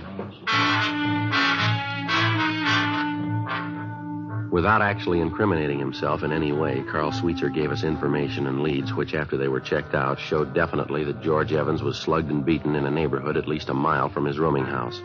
We talked to half a dozen people who saw Evans in that neighborhood shortly after 1 p.m., the day of the incident. We talked to the clerk at the drugstore where Evans went to buy iodine and bandages. They all told us that he bore the markings of a severe beating as early as 1 o'clock that afternoon. Evans had told us repeatedly that he'd received the beating at the hands of Officer Blanchard no earlier than 3 or 3:15 that afternoon. Ed and I drove over to the main jail where we interviewed Evans' two witnesses again. The girl, Eleanor Rowland, was the first to break. She admitted that Evans had promised both her and her friend, Ray Sherman, $50 apiece if they would go along with him in his plan to frame Officer Blanchard for assault and battery and soliciting a bribe. After an hour of questioning, Sherman admitted the same thing. We had a stenographer take their statements. 4:50 p.m., Ed and I got in the car and drove out to the rooming house on Cortlandt Avenue. Yeah? Oh, how are you, Sergeant? You want to get your coat, Evans? Like to see you downtown. What for? What's it about? Filing a false report. You know the story. What are you talking about? What do you mean a false report? You've been checked out all over town, Evans. Your doctor, your ex-wife, your gambling friends. We talked to them all. So what? What's that prove anyway? Proves you were lying, mister. That young officer, Blanchard, he didn't beat you up. There's nothing wrong with your shoulder either. Dr. Chase will vouch for that. Look, I don't care what he says. I don't care what any of them say. I got my case against that cop. I'm sticking with it. You're not going to talk me Why out. don't you give it up, Evans? We had a talk with Carl Sweetser. What did he tell you? Enough to convince us you're trying to frame Blanchard. We've got statements from people who saw you before you got back home Monday afternoon. They say you were mussed up then. That was at 1 o'clock in the afternoon. You've been telling us Blanchard wasn't at your place till 3 o'clock. Now, how do you explain that? Well, I don't know. Maybe I didn't have the time right. My watch could have been off. Doesn't make any difference anyway. It's going to make a lot of difference. How about getting your coat? I'm going to call my lawyer first. That isn't going to do much good. We've got statements from your two witnesses, Ray Sherman and the girl. They've admitted the whole thing. Now, you haven't got much of a case left. I don't care what they say. They're lying. Both of them. They're lying. You ought to know, mister. What? You taught them how.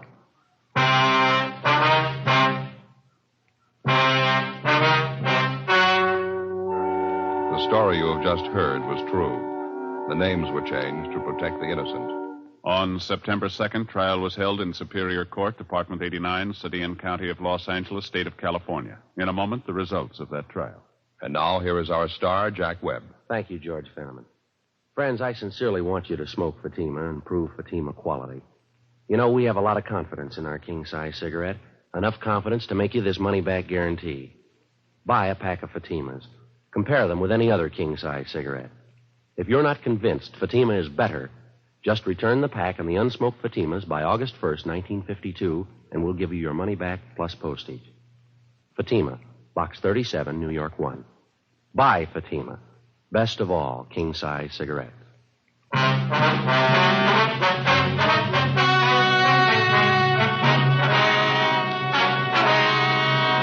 A complaint was received on George Evans from the city attorney's office for violation of Section 5243 Municipal Code, filing a false report to the police department, a misdemeanor. He received a sentence of 30 days in the county jail. Ray Sherman was tried and found guilty of Section 11,500 Health and Safety Code, possession of narcotics. He was sentenced to 1 year in the county jail and 3 years probation. Eleanor Rowland was filed on as a bag addict, Section 11,721 Health and Safety Code. She was sentenced to 60 days in the county jail. Officer Harry Blanchard was cleared of the charges pending against him and was reinstated. You have just heard Dragnet, a series of authentic cases from official files. Technical advice comes from the Office of Chief of Police W.H. Parker, Los Angeles Police Department. Technical advisors Captain Jack Donahoe, Sergeant Marty Wynn, and Sergeant Vance Brasher. Heard tonight were Barney Phillips and Whit Connor. Script by Jim Moser. Music by Walter Schumann. Hal Gibney speaking. Fatima Cigarettes, best of all king-size cigarettes, has brought you Dragnet, transcribed from Los Angeles.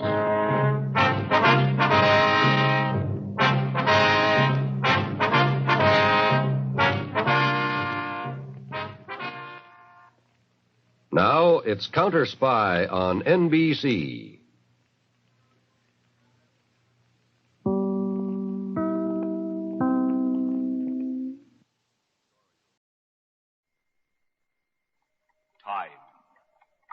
The silent herald of life and death, success or failure, the unseen force that measures man's destiny, reaching its most fateful moment as it slowly strikes the 11th hour.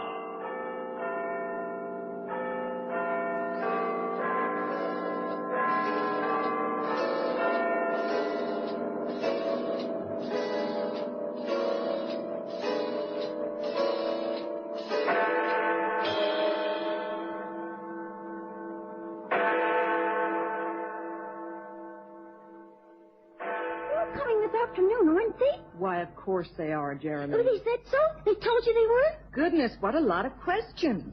It'd be a whole lot better for you, young Jeremy, to lie still in that bed and get your old throat better. It is better. That boy doesn't get better all at once from having his tonsils removed. Honest, I'm better. Can I go home this afternoon? When they come, can I go home with them? Not quite yet, Jeremy. Hey, now, no need to look so sad. Only a few more days. I miss them, you see. Mother and Father and Jason. Especially Jason. Well, don't you worry. They'll be here on the dot of 3 as soon as visiting hour starts. My, Jeremy, that was a short visit they paid you. It's only just gone 3:30. They didn't come. They didn't? That's too bad. Didn't they send any message? I don't think so. Oh, wouldn't just not come. Maybe something delayed them. I'll call them. That is, if they're not here in 5 minutes. Well, I wouldn't want to put you to any trouble, Matron. You're not. After all, I can't have one of my patients upset, can I? I'll go and see if they're on their way. All 3 of them? Yes. Head-on collision. They never had a chance. That poor little boy. Boy? Jeremy. Tonsils. Ward 4. Oh, yeah. What's going to happen to him? I've no idea, Doctor. He has no near relatives living, I understand. It'll be the county orphanage for him, then. I'd better go tell him about the accident. Doctor, he's a gentle little boy. Don't be too brisk, will you?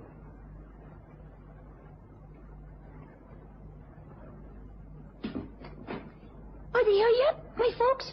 No, Jeremy. I'm afraid they're not. Look, we better have a little talk, you and I, man to man, you know? Talk? What about? I'm afraid they won't be coming to see you. Why not? There's been an accident. Was Jason sick in the car? He gets that way sometimes. A bad accident. There can't have been. Father's a good driver. He's never had any accident. It wasn't his fault. This big truck came around the bend, you see, on the wrong side of the road. And crashed into them? Yes. I'm afraid you won't see them again. They're dead? Yes. Well, they can't be. No, they can't be. Father's a careful driver. I know. I've heard Mother say so. He wouldn't have had an accident. He couldn't have. You've got to face it, son. Your family's dead. No! I'm the boy's aunt, Doctor. And as such, as his father's sister, I'm the legal guardian. But, Miss Tessa... Yes, well, go on. What were you going to say? You're not married yourself, are you? You've no children? How would you know about... About bringing up a small boy? Is that for you to discuss, Doctor? It's my duty to care for my dead brother's son. I don't know what the orphanage people will say. I don't care a row of pins what they say. They probably already said that I'm an eccentric old maid who lives her life in the seclusion of that crazy big old house on the hill, and that I shouldn't have charge of a canary bird, let alone a boy. Well, come on, isn't that so? I don't see how you're going to convince them otherwise, Miss Tesser. Are they here now, in the hospital? And Mrs. Appleby is here, talking with Matron. Very well. Take me to her.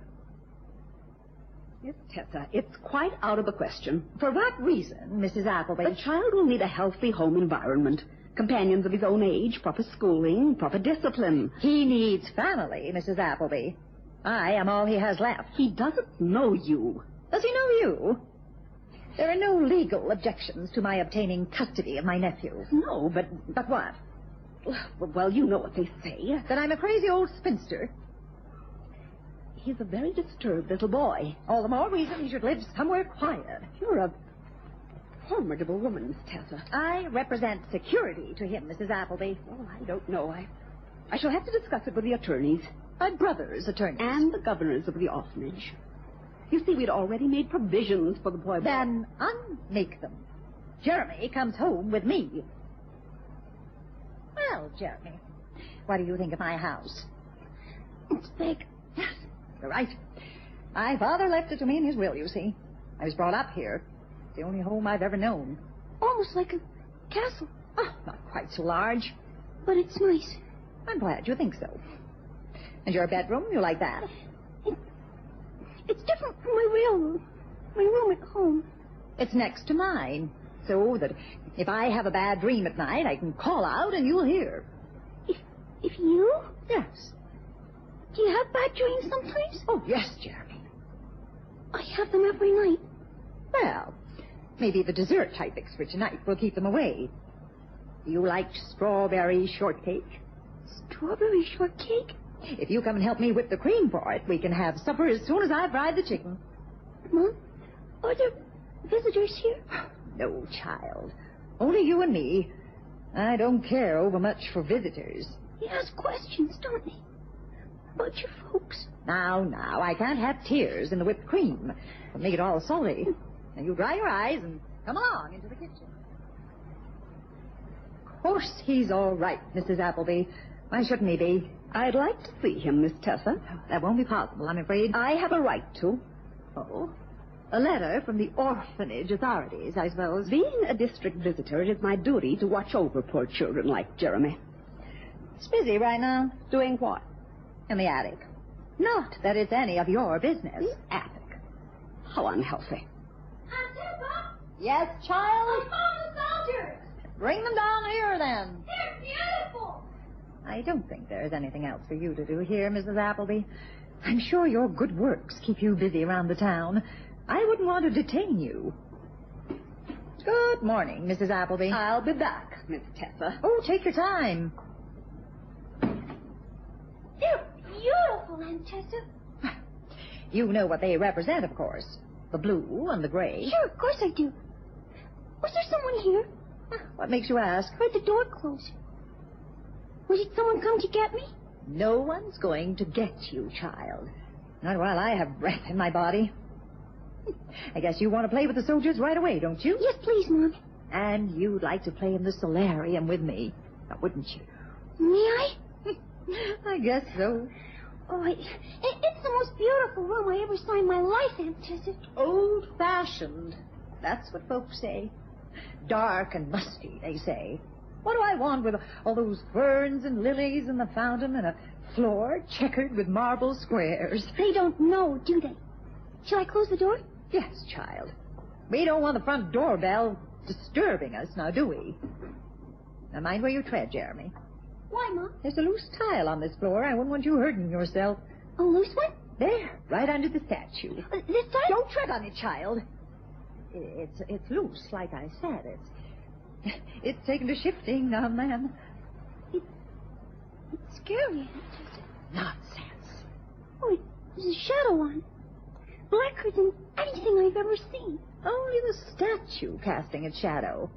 But it looks like there's no tile there at all. Only a great blackness going down. Deep down. Only a piece of marble, Jeremy. The statue looks at it. And the shadow goes so deep down, you can't see where it ends. Your poor parents were hit by a truck, boy. That's the truth. Because I wouldn't like to think they were down there in the shadow. They're not. Now, you set the soldiers out, and I'll fetch a piece of my new baked apple pie. I don't think I want one, Mom. With raisins, cinnamon.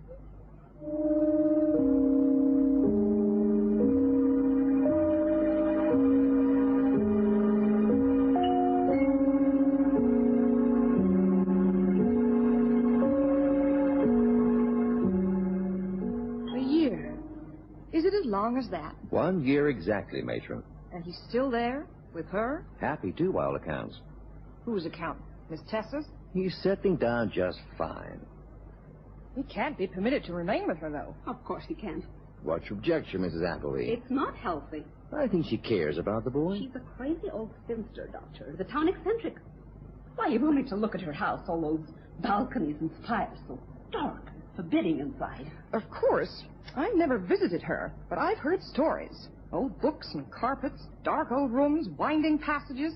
It doesn't sound very nice for the boy. I think he finds it very nice. But he can't stay there. Definitely not. Why not? It's the state's duty to care for him. Miss Tessa's his family. An eccentric old maid. They said I was to come here, Doctor. Have you been listening? Why, yes, Jeremy, come along in. We were, just talking about you. Yes, I know. I heard what you said. What's eccentric mean? Whatever ails you, boy. Nothing, Mom. Head on crooked or something? No. Then what's wrong? All through supper you kept staring at me. Now what is it? Something happened when you went into town yesterday? Aunt Tessa, what's eccentric mean? Who did you hear say it? Outside the doctor's room. I didn't mean to listen, but the door was open and I couldn't help hearing. Hearing who? And Mrs. Appleby and Matron were in there with the doctor, and they were talking. About me? And me as well. Now hand me the big dictionary, will you? This one? That's right. You bring it over here. Thank you. Eccentric. Yes, here it is. Irregular, odd, whimsical. Odd. Well, there was something else. Old maid. Look for it. Go on. Now, don't pretend to me you can't read a dictionary. Is that what they called me? Yes. Now, isn't that just like them? I can't find it. Old maid? Oh, it's not here. Means a spinster, an unmarried lady. An odd, unmarried lady. That's what they've always thought of me. Didn't you ever have a husband, Aunt Tessa? Nearly had one once. But he told me one day, right here, in the solarium, he told me he'd found somebody else. Did he marry her instead of you? Matter of fact, no, he didn't. He stepped on the... He just dropped out of sight. Now, that's enough, child. I don't want to talk about it no more. So you've lost someone as well as me. I guess I have, child. Kind of helps, if you know what I mean. I don't. Well, makes me feel I'm not the only one. It makes me feel we're sort of together. Is that so? Well, maybe you're right. Now, you let me get on with this knitting, child. I thought you were setting up the soldiers. Yes, I am. Right there, so near the statue. Aunt Tessa, where did you get him? My daddy brought that, all the way from Greece. Piraeus, a long while ago. Now, you bring the atlas later on, and I'll show you where that is. Greece? The whole thing used to scare me when I was little. The way the eyes kind of follow a person around the room. I know. He watches me, too. I tried to move it out once. By yourself? Yep. Well, was that when your hand got hurt? You've got sharp eyes, haven't you? Oh, I saw your hand when I was first here. The way the one's all curled up like a bird's claw. Was that because you tried to move the statue? Of course not. Anyways, seemed better to leave it where it is. My daddy said it was some pagan god or other. Can't rightly remember which one. And he said the place he got it from set great store by it. Said every home needs a household protector. And he's mine. He's mine, too. When I was first here, he used to scare me. He doesn't now. He's like a friend. That's why I set the soldiers up near him, so he can watch the battle.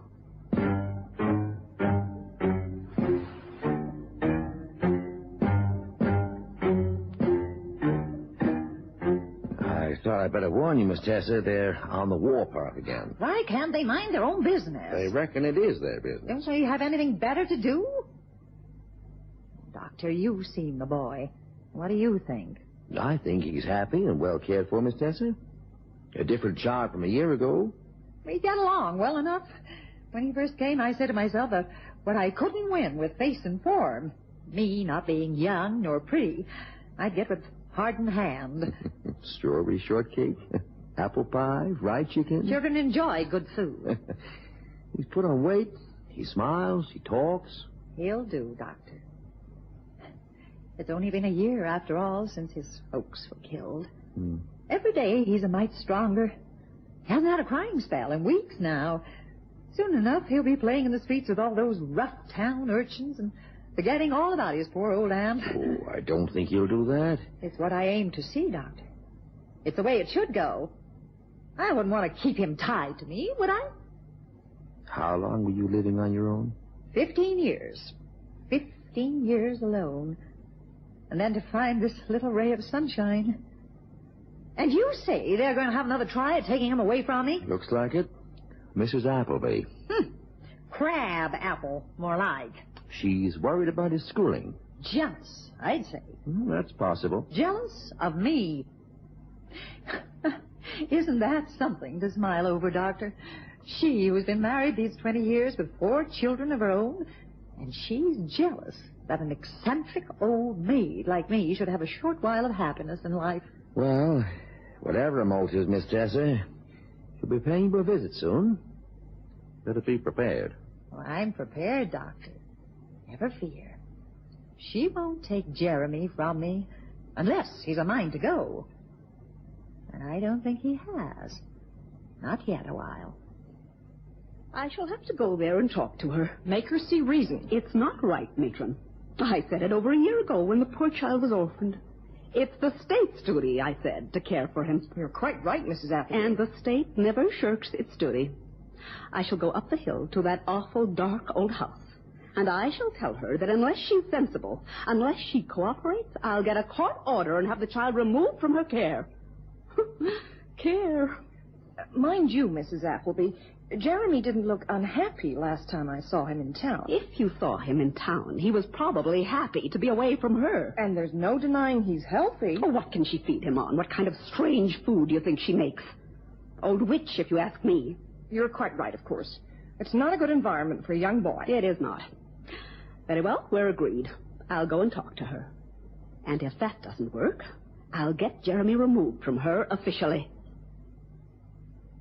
You, ever thought about leaving here and going away to school, Jeremy? Away?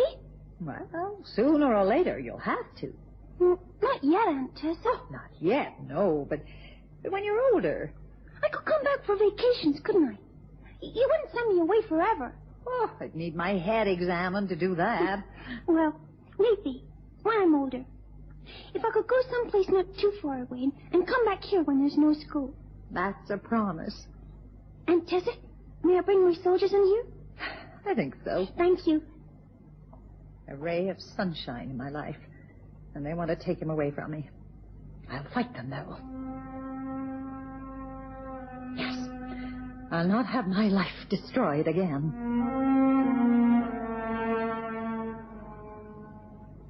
You don't mind me playing armies in the solarium, do you? If I minded, you'd not be in here. It's a good place, you see, for battles. All these ferns and things, for ambushes. And the statue watching us. Of course, I have to be very careful I don't let any soldiers step on the dark tile. What would happen if they did? They'd disappear, wouldn't they? They'd go deep down, where no one would ever see them again. Child, you're imagining it. It's only a piece of black marble with a shadow cast down by the statue. That's what you say, Aunt Tessa. But I know different. So do you, really.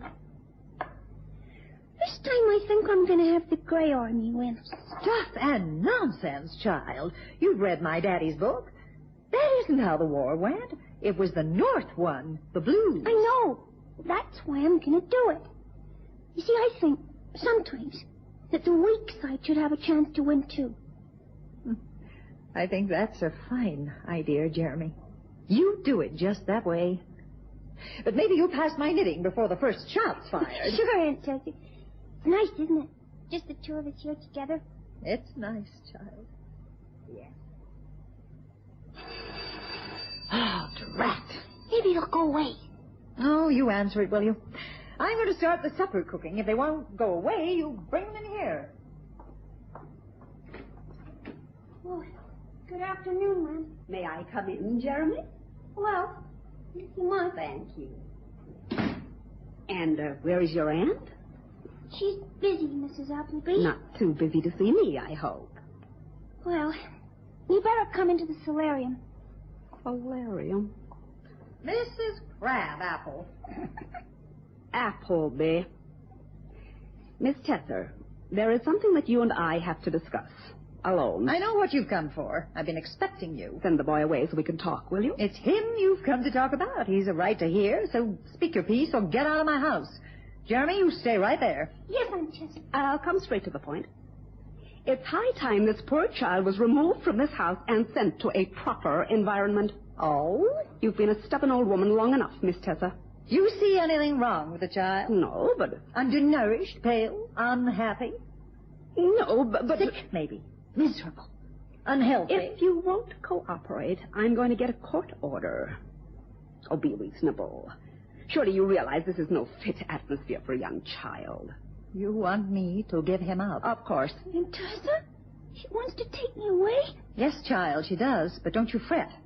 I won't allow it. You're being very obstinate. I fought you once, and I'll fight you again. You keep away from me. Aunt Tessa, tell her to watch out. Tell her to watch where she's stepping. I wouldn't let a meddling fool like you touch one hair on the boy's head. Very well. If that's the way you insist on having it, I'll be here with the court order first thing in the morning. You get the boy ready to leave with me and the sheriff. The tile! Aunt Tessa! He's not going anywhere, Mrs. Appleby. Miss Tessa, keep away from me. Keep away. She's gone! Aunt Tessa, she's gone! Of course she has. She's down there. She's down in the deep darkness. The shadows followed her up. I saw her go. Nonsense, child. I saw her out of the door. She didn't. 1 second she was there, and the next she'd gone into the blackness. Sharon, all those fancies. It's only a black marble tile. Feel it. Touch it. Well, come on. It won't hurt you. It won't hurt you. But I saw. Supper. Broiled steak, don't you think? With my homemade ice cream for dessert. Come along and give me a hand, Jeremy. She went out of the door? Of course. I didn't see her go. You had your hand so tight over your eyes you couldn't see anything. So she didn't step on the black tile? Well, it wasn't anything to do with the statue? Did you think it was? You said every home needs a protector. Well, this home's got 3, hasn't it? You, me, and him. And Tessa? Can I become eccentric, too? I'd very much like to. I can stay? As long as you care to, Jeremy.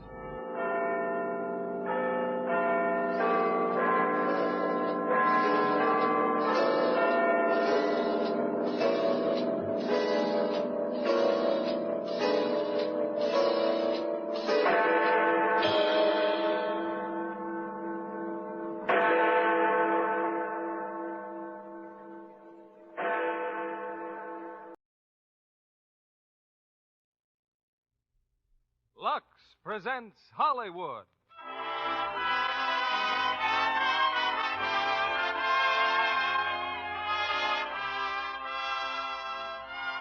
Lever Brothers Company brings you the Lux Radio Theater, starring Jack Benny and Gail Patrick in Killer Kates.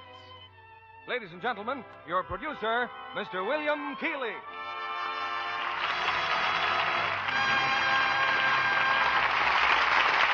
Greetings from Hollywood, ladies and gentlemen.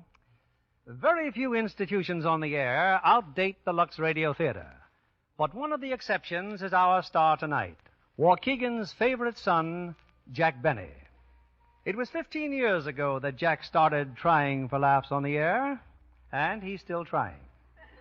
As a matter of fact, we'll have to allow Jack's one of America's top comedians. But tonight he branches out into a different field, in a thrilling piece of action drama entitled Killer Kates. Based on a Warner Brothers screenplay, it was adapted especially for Jack's newly discovered dramatic ability, and co-stars lovely and talented Gail Patrick. Of course, to get Jack here tonight, we had to add special concessions to the contract, not the least of which was a large-sized box of Lux Flakes. In fact, Jack has been counting the contents flake by flake between rehearsals. And the gleam in his eye when he discovered they were all there could only be matched, I'm sure, by the gleam in a woman's eye when she sees Lux Flakes on her grocer's shelf. It's a look that says, all's well that ends with Lux. And now, the Lux Radio Theater presents Jack Benny as Killer Kates and Gail Patrick as Helen, with Alan Reed as Al Brady. In this rather unusual story, Mr. Benny plays the part of Jeff Morley, sometimes known as Killer Kates. In the opening scene, we find our cold-blooded killer at the door of his old hideaway.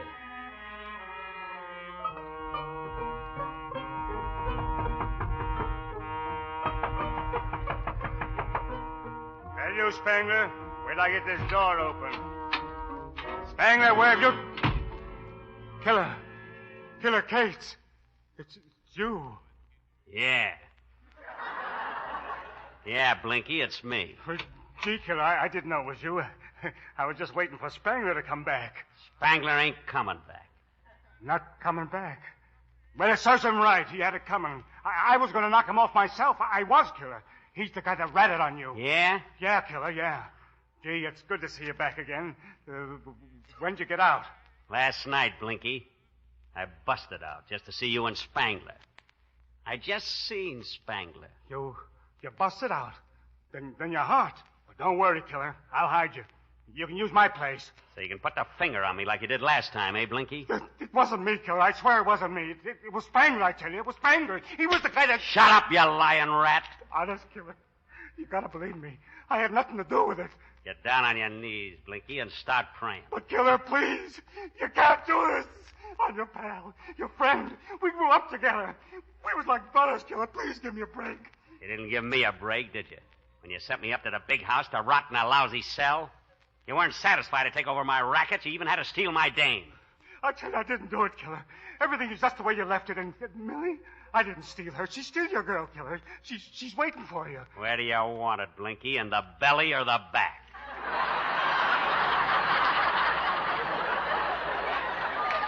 Killer, please give me a chance. I'll get out of town. Get down on your knees, Blinky. No, Killer, don't. I swear I had nothing to do with this, believe me. Start praying, Blinky. Killer! You can't do it! Don't shoot! Don't!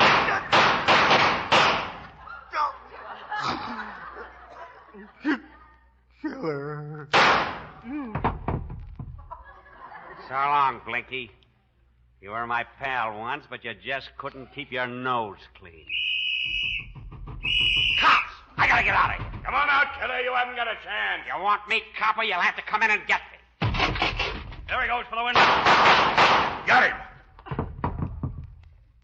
Is he dead? No, I'm not dead, copper. Of course I'm not dead. Remember me? I'm Killer Cates. The man who couldn't be killed.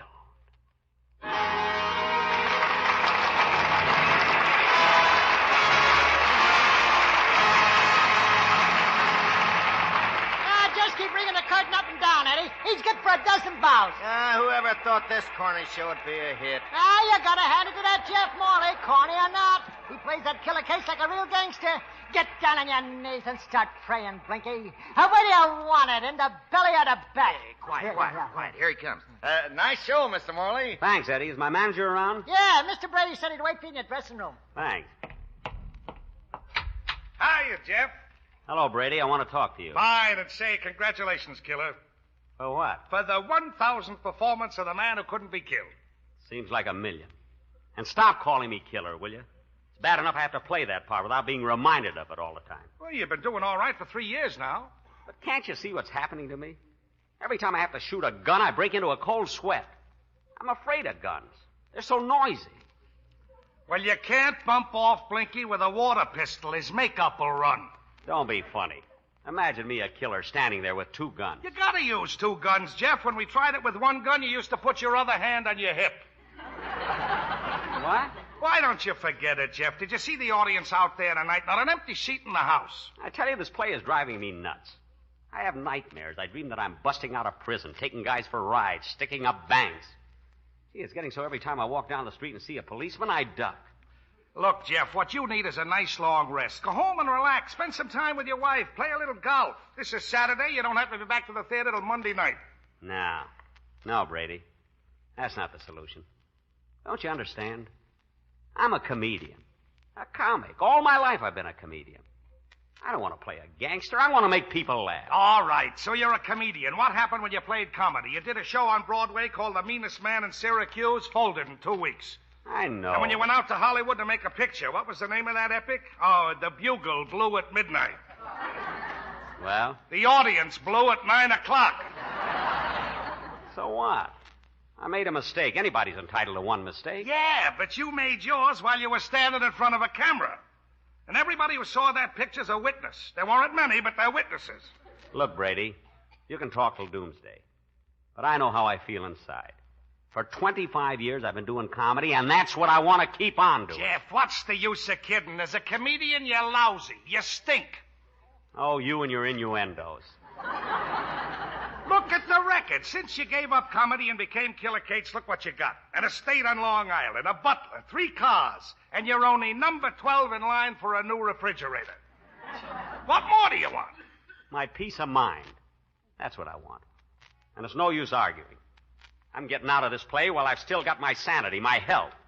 Even if it means those one-night stands again. But, Jeff, boy, think of your wife. Think of Helen. I am thinking of Helen. In the mental condition I'm in, what kind of a husband am I? Well, then think of me. I get 10% of your salary. For the last 3 years, I've been eating. I live in a nice apartment. I wear good clothes. Don't take those things away from me, Jeff. That's what I thought. All you care about is your 10%. Well, I'm through, so you might as well get out of here, Brady, and start looking for a new killer. Now get out. Out. Out! Okay. Ooh, my head. Ooh, those awful headaches.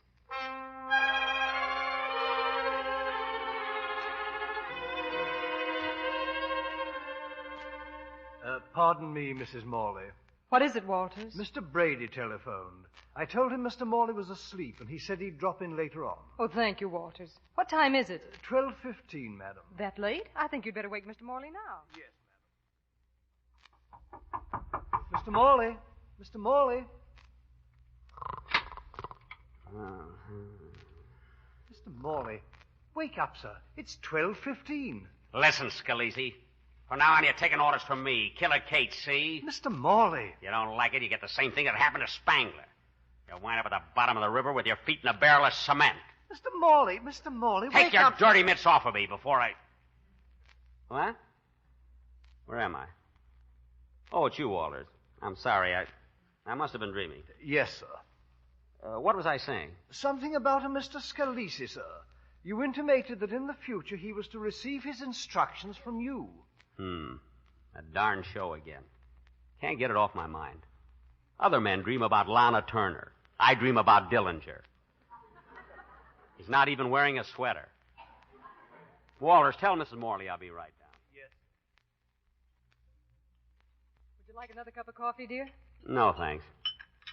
I don't feel like eating. I tell you, Helen, if I don't get out of this show, I'm going to have a nervous breakdown. Jeff, I've never stood in your way. In the old days when you were playing vaudeville, things were pretty tough. I went along hoping you'd get a break. But you must admit that your act always flopped. Well, I was doing all right until my seal died. That seal didn't die. You were out of work so long we had to eat it. Well, And what we didn't eat, I had to wear. well, all I know is I was happier then. Gee, and I had a swell act, too. Smart comedy, high class. Gosh, remember how I used to come out in white flannel pants, double-breasted blue coat with brass buttons, straw hat and cane, and I'd say, a funny thing happened to me on the way to the theater. A panhandler walked up to me and said, "Hey, mister, I haven't had a bite all week." So I bit him. Oh, boy, they used to scream at that. Yes, sir. That act is as good today as it ever was. Only maybe I'd have to bring it up to date, take out those General Pershing jokes, And then finish with, you remember I used to finish with that imitation of Ted Lewis? Yes, sir, is everybody happy? I don't know. That stuff is surefire. I like it better when you say, "Where do you want it, Blinky, in the belly or the back?" I know, but look remember just before Brady got me in the play, you'll have to admit I was a sensation in that nightclub in Atlantic City. But you had to work as a lifeguard in the daytime. I didn't have to. I insisted on it. It kept me in condition. Atlantic City, I was terrific there. I got a million laughs. Who wouldn't in that bathing suit? All right. But all right, Jeff, if it means your health and it'll make you any happier, then I'm for it. We'll start all over again. Right from the very, very, very bottom. Gee, Helen, you're wonderful. After all, look, we've got what we want. This big house, the butler, 3 cars. Yes, but when are we going to get the new refrigerator? We're number 12. Oh, Helen, if you only knew how happy I am. I'm the old Jeff Morley again. No kidding. When my baby smiles at me, ha, ha, ha, ha, there's There's someone at the door. Walters, that's probably Mr. Brady. Show him right in. Yes, madam. Brady? How do you like that? He won't even let me alone on Sundays. Well, I'm glad he's here. I'm going to straighten him out once and for all. Hiya, killer. Hello, Helen. Hello, I brought Alan. a couple of fellas I want you should meet. Shake hands with Bob Stanley and Freddie McCall. How do you do? How are you? Glad to know you, killer. Yeah, you too, Mrs. Cates. The name is Morley. I'm sorry, but I've seen you on the stage so many times. To me, you'll always be Killer Cates. Oh, no, I won't. Brady, I got news for you. I've talked the whole thing over with Helen, and I'm quitting the show. It ain't as easy as that, Jeff. You got a run-of-the-play contract, and they won't let you out of it. You can't quit. Then I'll walk out. But, Jeff, can you do that? If he does, he'll never work in the theater again as long as he lives. So that's the way it is. Well, I guess I guess I can't do anything about it. Now you're being smart, Jeff. That play will run another 3 years. You'll be a millionaire. So what good is money? I'll end up with a gold-plated straitjacket. Look, Jeff, when the show closes, you'll have plenty of time to enjoy life. In the meantime, let's cash in. There's a lot of extra gravy around. Gravy? What do you mean? I finally got you set for a radio deal. Radio? Yeah. Well, that sounds all right. Well, sure. It's a 15-minute program, 5 times a week. Stanley and McCauley have written a terrific script. Well, you hear it. It's dynamite. But won't that interfere with the play? Not at all. He'll be off the air by 8:15. The curtain don't go up till 8:30. He can eat his dinner in a taxi. Wait a minute, Brady. Is this that comedy program you were talking about? No, I couldn't get a sponsor interested in that. This one is a natural. We got the radio rights to the man who couldn't be killed. You're going on the air as Killer Cates. What? Killer Cates on the air? Nothing doing. Now, I know this is awful sudden, Jeff, but the money is sensational. In a couple of years, you'll be able to quit and do comedy for the rest of your life in empty theaters. But look at it. Wait till you hear this script. Brady, Go ahead, fellas. Explain it to him. I'm not going Well, the program opens with you in a tough spot. You shoot your way through Scalise's mob. You kill about 8 of them, but the town gets too hot for you, so you take it on the land. Just until the heat is off.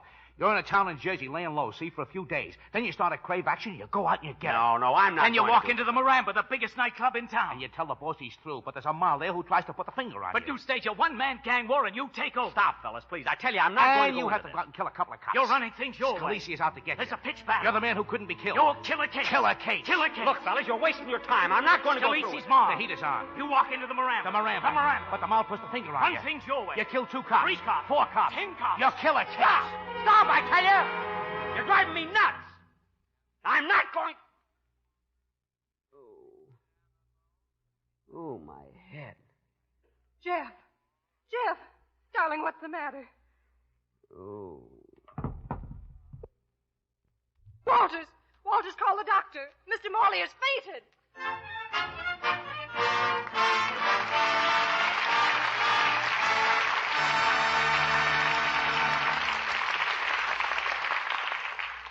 In a moment, we'll present Act Two of Killer Cates, starring Jack Benny and Gail Patrick. Well, Libby, are you all set for the big charity event on Wednesday? Am I? I wouldn't miss it. It's the first world premiere held here in 5 years. The yearling will make its much-heralded debut that night. That's Metro-Goldwyn-Mayer's latest bid for the Academy Award. I hear the picture is as great as the book. Well, the author, Marjorie Kinnan Rawlings, is delighted. The studio showed me a wire from her saying how thrilled she was with the picture. She thought Gregory Peck and Jane Wyman were perfect casting as the Baxters.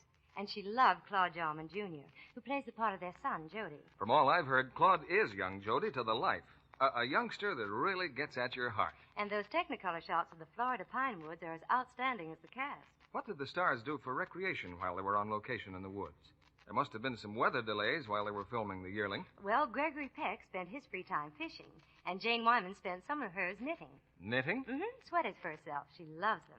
And she has a special trick with them. Like washing them in Lux Flake? Well, of course. All smart girls do that, so sweaters keep their fit. One of Jane's tricks is tacking in little shoulder pads, so her sweaters look trim as a blouse. Do you think, Libby, that all the ladies in our audience know how much Lux Care does for a sweater?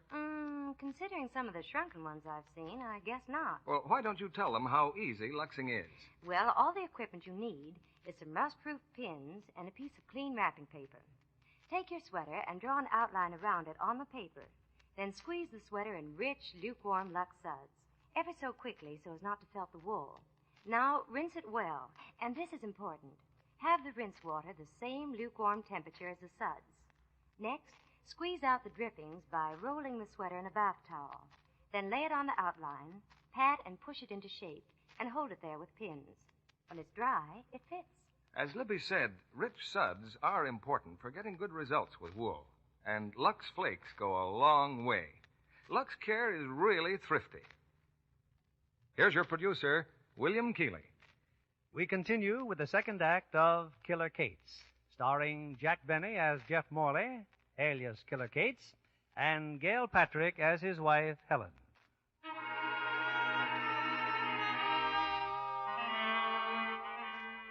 A few moments ago, when we left Jeff Morley, he was flat on the floor with a nervous collapse. Well, he's resting in bed now, while in another room, Dr. Elberon solemnly explains his diagnosis to Jeff's wife, Helen, and his manager, Al Brady. And as I see it, Jeff is suffering from nervous fatigue more than anything else. He needs absolute quiet and a good long rest. Sure, good night's sleep, and he'll be ready to go to work tomorrow. It'll be a long time before he's ready to go back on the stage, Mr. Brady. Several weeks, perhaps. Several weeks? Well, what about the show? Without Jeff, it'll fold up. No, we can't do it. Helen, we'll have to get another doctor. Oh, now, wait a minute, Al. I'm not going to sacrifice Jeff for your corny show. You'll have to get yourself another actor. Helen, where can I get an actor cornier than him? Are there any further instructions, Doctor? Yes. Keep all conversation away from that play. Don't even mention the words Killer Cates. Yes, Doctor. You see, it's his impersonation of Killer Cates that's brought about this condition. Basically, Jeff is a sensitive type with a natural antipathy to that sort of character, all of which has resulted in these definite symptoms of schizophrenia.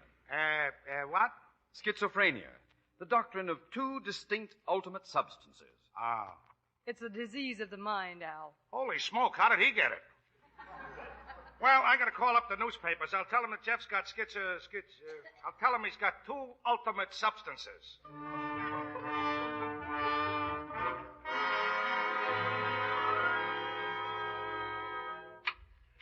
Who's that?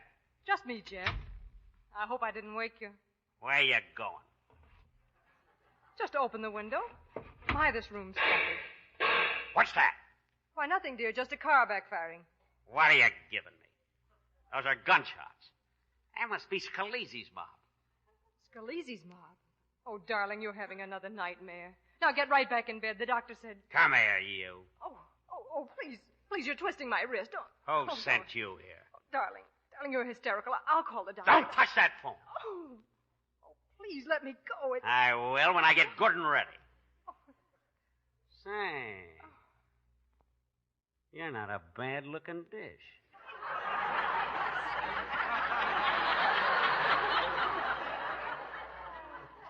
What's your name? Darling, it's me, Helen. Don't you even recognize me? I never saw you before in my life. But I'm going to make up for lost time. Come here, baby. Give me a kiss. Oh, darling, kiss me again.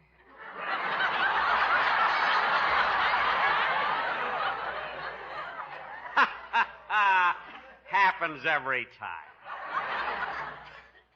Anyway, baby, that'll hold you till I get back. Get back? Where are you going? What do you think I am, a sucker? Think I'm going to open up to you so you can tip off the mob and put the finger on me? But darling, what are you doing? Come on, get in this closet. Come on! But you can't... Let me out! Let me out! Shut up or I'll come in there and slug you. That's better. Now to get out of here. Who's that? It's I, sir, Walters. Oh, I didn't know you were up. Oh, dear, and I was given orders not to disturb you. Listen, you mug, I'm Killer Cates. I'm giving orders around here, see? Very amusing, sir. Wipe that smile off, you kisser. Oh, but... Wipe it off. Oh, you struck me, sir. This leaves me no alternative. I'll leave for Reno in the morning.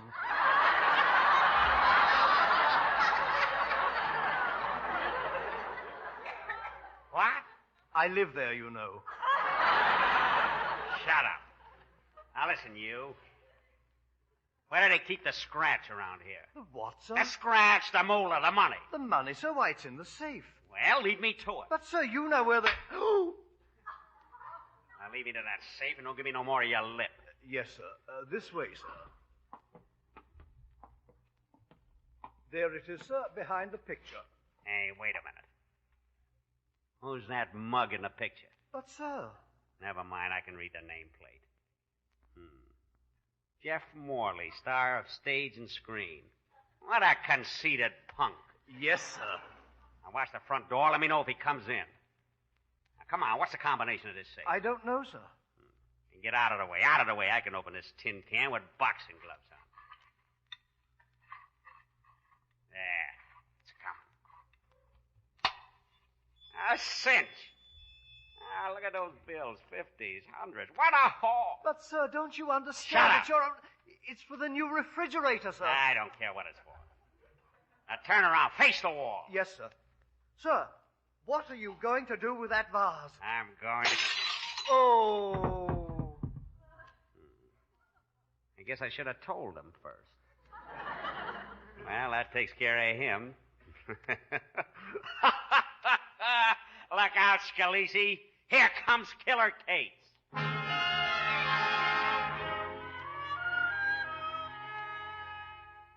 I got out of the closet, Dr. Elbron, just in time to see Jeff driving away. How do you like that, Doc? Held up his own house and stole his own car. That's awesome.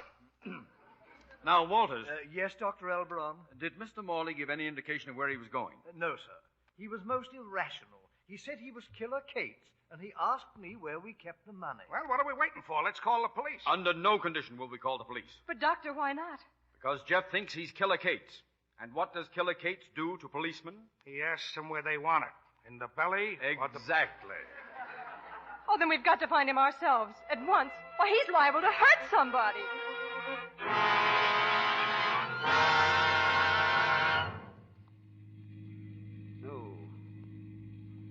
Oh, my head.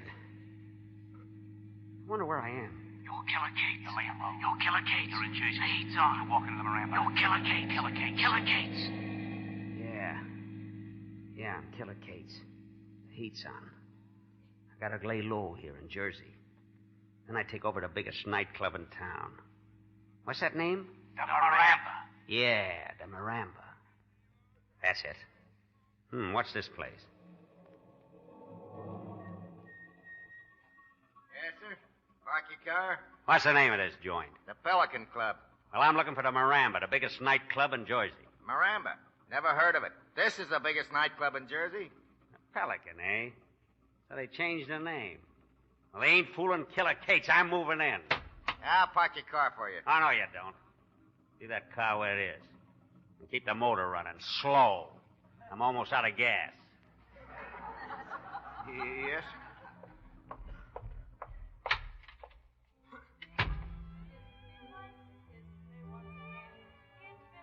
Were you looking for somebody?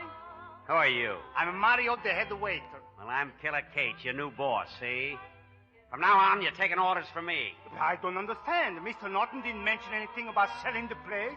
Norton? Who's Norton? He's the boss. Hey, cut that out! I told you I'm the boss. Now get out of my way. Hey, waiter! Waiter, come here. Yes, sir? Who's the tomato out there singing? Peaches Mason, sir. She's the star of the show. Easy on the eyes, ain't she? Waiter, get me a double bourbon. I'll sit down here. But, sir, this table... Shut up and do like I told you. Yes, sir.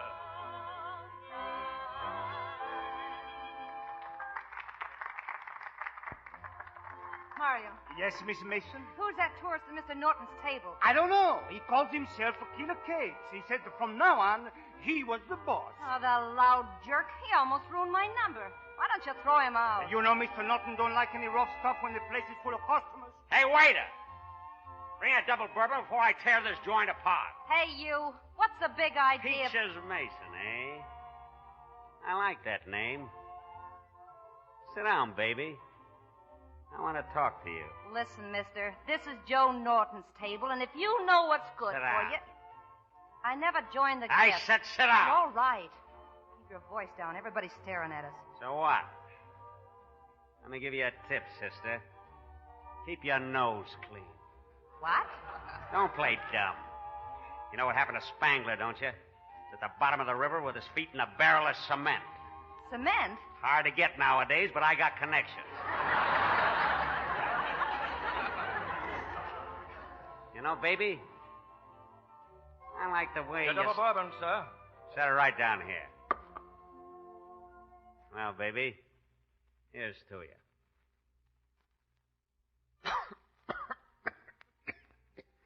Boy, that's good. Well, ain't you going to drink the rest of it? Nah. I always save a little to fill my lighter. Now, listen, baby. I like your looks. See? I like the way you stack up. You're wasting your time, big boy, because I'm Joe Norton's girl. Norton is through, washed up. I'm going to wrap up this town, put it in my back pocket. Baby, you just stick with me. You'll have a butler, 3 cars, and a sealskin coat. Now, all you gotta do is... Excuse me, Mr. Mason, but Mr. Norton would like to see this gentleman in his office. Ah, so Norton knows I mean business, eh? Lead the way, punk. Punk! You heard me. Get going. So Norton's worried, eh? Well, they all worry when a killer moves in. The Pelican Club. I think I'll change that name. I don't like it. I don't like a lot of things around here. I don't even like... This is it. Come in. Mr. Norton, I'd like you to meet the new boss. The gentleman I was telling you about. Mr. Cates. Well, step right in, Mr. Cates. That's all, Mario, and close the door after you. Yes, sir.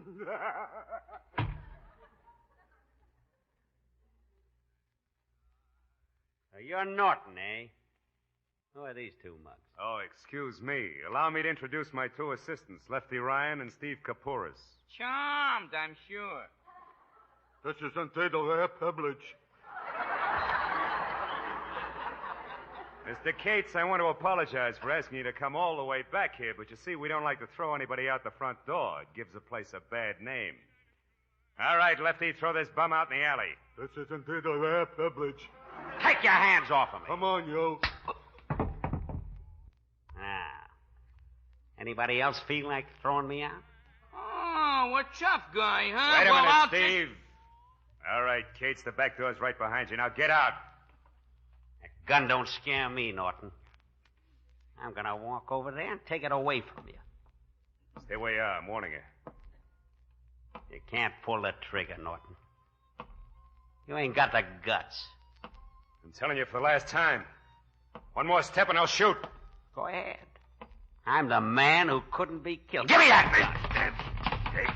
I got it, Norton. And Killer Cates ain't afraid to use it. Killer Cates? That name sounds familiar. Darn right it's familiar. You know something, Norton? I think I'm going to like this new office. Hey, that's a nice-looking safe you got there. Okay, Norton, open it. But I said open it. All right. Don't hit me again. I'll do it. There. It's open. Well, come on. Hand over the money. Hey, you. Come here and put this dough in the satchel. And be quick about it. Is it all right, boss? I'm the boss around Do here. what he tells you, Steve. Okay. Well, that's all the money I got. Yeah? What about that $10? Yeah, but Get it out! There's nothing in it. Just a bunch of canceled checks. Well, get it out. I'm taking everything. All right. There. Thanks. Now get down on your knees, Norton, and start praying. Killer, please, don't shoot. Oh, don't kill me. I don't want to die. I'll do anything you say. Only please don't kill me. Give me a break, will you? You didn't give me a break, did you? When you sent me up to the big house to rot in a lousy cell? You weren't satisfied to take over my rackets. You even had to steal my dame. Well, me? But, Killer, I didn't do any of those things. You got me mixed up with some other guy. You gotta believe me, Killer. I swear it wasn't Where me. do you want it, Norton? In the belly or the back? No, Killer, no, please. I'm telling you the truth. I didn't take your business. I opened this place myself 6 months ago. On a GI loan. Now, wait a minute. And it's for Peaches. Peaches, I didn't know she was your girl. That's right, Killer. He's telling the truth. Hey, there's something fishy around it. No, Killer, please. Give me a chance. I'll get out of town. I'll do anything. All right, Norton. Okay, but I'm warning you. You come back, you get the same thing that happened to Spangler. He's at the bottom of the river with his feet in a barrel of cement. Cement? Yeah, I got connections. Okay, Norton, now blow. Yeah, thanks, Killer. I'll grab the next train. I won't come back, Killer. Honest, I won't. Well, see that you don't. Now, you, Steve, pick up that satchel and come with me. Oh, okay, Killer. You're the boss.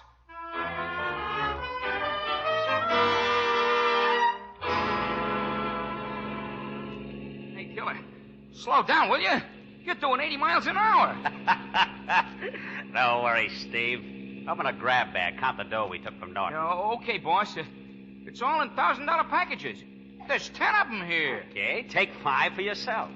5 G's for me? Sure. Killer Kate's always splits 50-50 with the guys that work for him. Yeah, but I wasn't working for you then. You are now, ain't you? Yeah, I'll say I am. 5 G's. Oh, boy, am I happy. Where's me harmonica?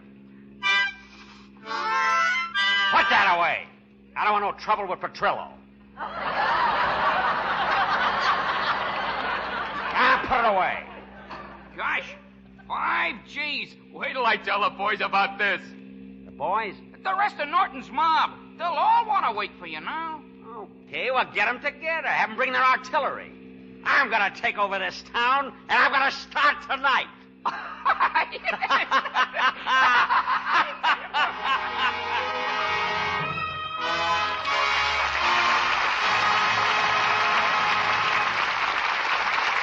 We pause now for station identification. This is CBS, the Columbia Broadcasting System.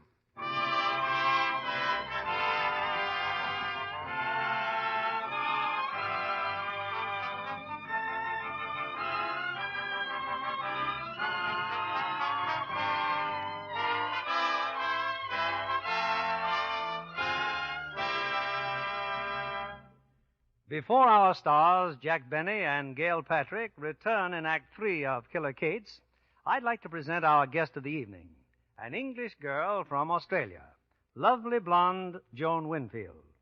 Presentations hold no terror for Joan because she's already made a bow before one of the most famous audiences in the world, the court of the King and Queen of England. I'm afraid that was a little different, Mr. Keeley. I didn't have to do any talking. I see. What have you been doing since Warner Brothers induced you to come to Hollywood? Well, I've made 7 pictures, and when I'm not before the cameras, I'm visiting other sets. Did you see the filming of Warner Brothers' new thriller, the picture Sidney Greenstreet and Peter Lorre have just finished? The verdict? Uh-huh. Oh, yes, and it was so exciting. But what impressed me especially on the Warner lot was the lavish sets for their new musical, The Time, the Place, and the Girl. The colors were so right. That's important in Technicolor. I was so interested, too, in the treadmill used for rehearsing the dance numbers. Well, interesting isn't the word Jack Carson and Dennis Morgan would have used. They covered 20 miles a day on that treadmill. Well, I was amazed that Janice Page and Martha Vickers wore stockings for all that rehearsing.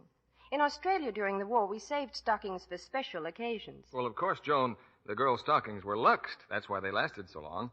Girls often get as much wear from one pair of stockings that are luxed as they do from 2 pairs washed the wrong way. Well, I do know Lux stockings last longer, Mr. Kennedy. Twice as long. A famous laboratory proved by strain tests. They washed identical stockings 2 different ways. Some women use a strong soap for stockings, you know. Well, stockings washed that way broke down into runs in almost no time. But the stockings that had been washed with Lux lasted twice as long as the others. That extra wear is as good as an extra pair. You're so right, Mr. Kennedy. You can't imagine how wonderful it is to find a box of Lux Flakes in the store. Yes, girls everywhere appreciate the extra stocking wear Lux gives them. These days, we're not able to make all the Lux women want, but we're doing our best to keep dealers supplied. So keep asking for it. Here's Mr. Keeley at the microphone. After the play, we'll invite Jack Benny to step out of his role as Killer Kate's and join us for a brief chat with tonight's stars. Here they are in Act 3. Jack Benny as Jeff Morley and Gail Patrick as Helen.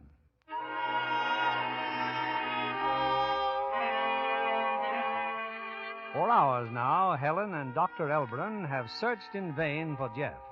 Back at home, they find Al Brady waiting for them, wildly flourishing a newspaper. Helen, Doc, have you read the papers? The papers? No, Al, what do they say? Listen to this. Daring thugs menace Daleville, New Jersey. Reign of terror grips city. According to one of the victims, David Franklin, gas station owner, he had just locked up for the night when 4 thugs broke in and demanded that he hand over all the money in his cash register. When Franklin resisted, the leader of the thugs threatened him with the same thing that happened to Spangler, asserting that Spangler was at the bottom of the river with his feet continuing on page 2. With his feet in a barrel of cement. The victim also mentioned that the killer mumbled something about bumping off 11 people so he could be first in line for a new refrigerator. Spangler with his feet in cement. Well, that dialogue's right out of the play. Sure. That's Jeff, all right. He really believes he's Killer Kate's. Oh, we gotta stop him before he does any more damage. Oh, poor Jeff. Come on, we'll use my car. It's only an hour's drive to Daleville. Gosh, Jeff must have made a pile of dough with those gangsters. I hope nothing happens to my husband. Hope nothing happens to my 10%.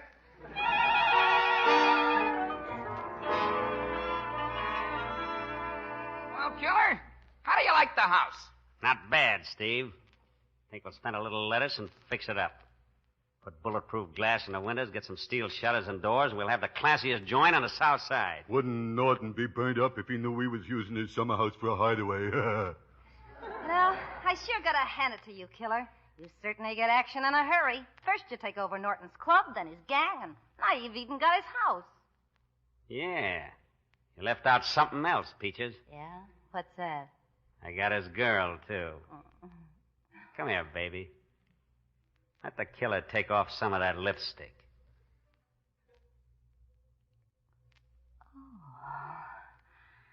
Killer, you're terrific.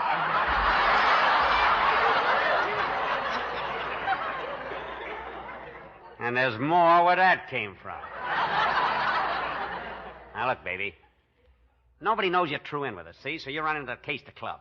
Give it the once-over. I want to make sure that Mario's keeping his nose clean. Okay, Killer. Wait a minute. Yeah. What's this tin box here? Well, that's the thing we took from Norton's safe, Killer. You know, he said it was just canceled checks. Well, let's have a look at it. That check's all right.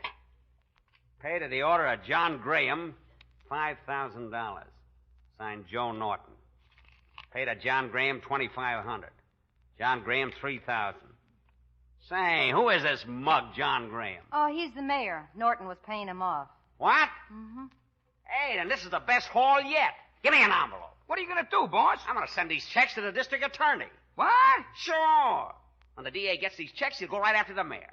The politicians will start fighting among themselves. The cops won't know which way to turn. I can put this town in my back pocket. Here, mail this, Peaches. Oh, gee, Killer. Oh, you think of everything. Yeah. I just thought of something else. Before you go, let me take off some more of that lipstick. Say, I like the taste of that. You keep putting it on, and I'll keep taking it off. Come on, let's do it again.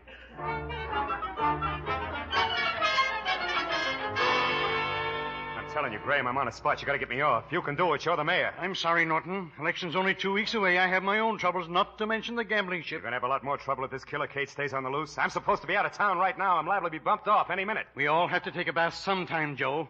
Maybe it's your turn to be washed up. Oh, yeah?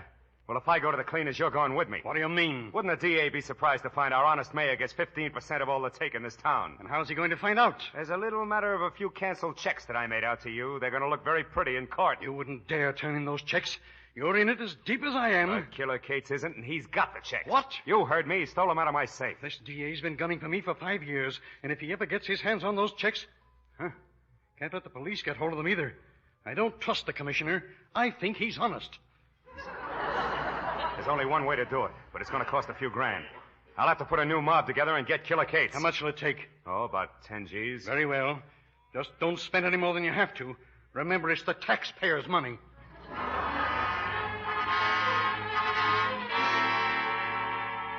So if you're smart, Mario, you'll watch your step around this club. Don't worry about me, Peaches. I don't want my feet in the cement, even if it's Grumman's Chinese.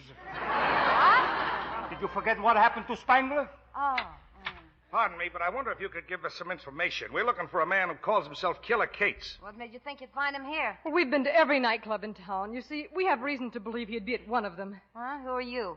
I'm his wife. His what?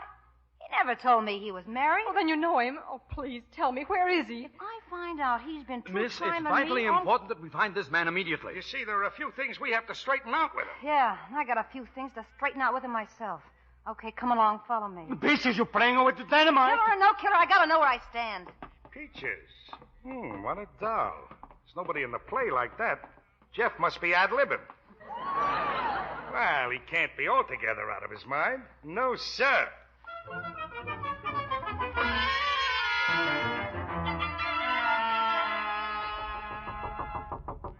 Who is it? It's me, Peaches.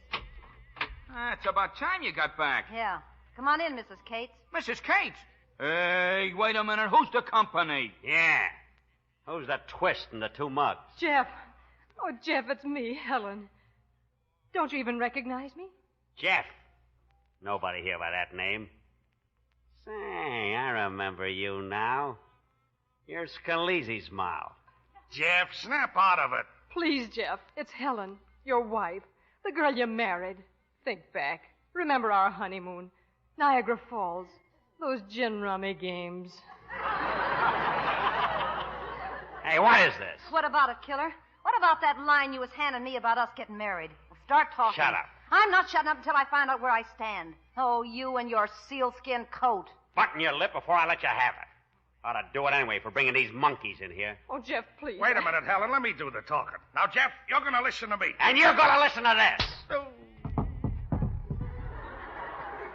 Out like a light, killer, you sure pack a mean wallop. What do you want to do with these other phonies? Throw them out. Wait a minute, Jeff. Try to concentrate. This is Dr. Elbron talking to you. I'm your friend. And I'm Helen. Look at me, darling. Look at me. I am looking at you. You're not bad. Steve. Yeah, killer? I changed my mind. Just throw these two mugs out. I'm going to keep the dame. Oh, no, you don't. I say she goes. You stay out of this, Well, you you cheap... can't talk to Wait me a like minute. this. Wait a minute.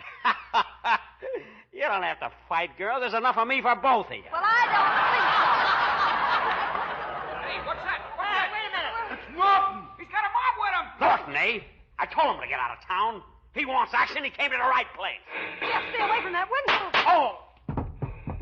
Jeff! Oh, Jeff! They got the killer. Is he hit bad? I don't know yet. Oh, Dr. Elbron, help me take Jeff into the other room. Hey, Peaches, did you steer Norton's mob over here? No, I didn't, Steve. Honest, I didn't. Hey, look, you gotta believe me. We'll talk about that later. Stay with him, boys. We can't let the killer down. Here. We're just laying down on this couch. Yeah. There. Doctor, is he hurt badly? It's a flesh wound.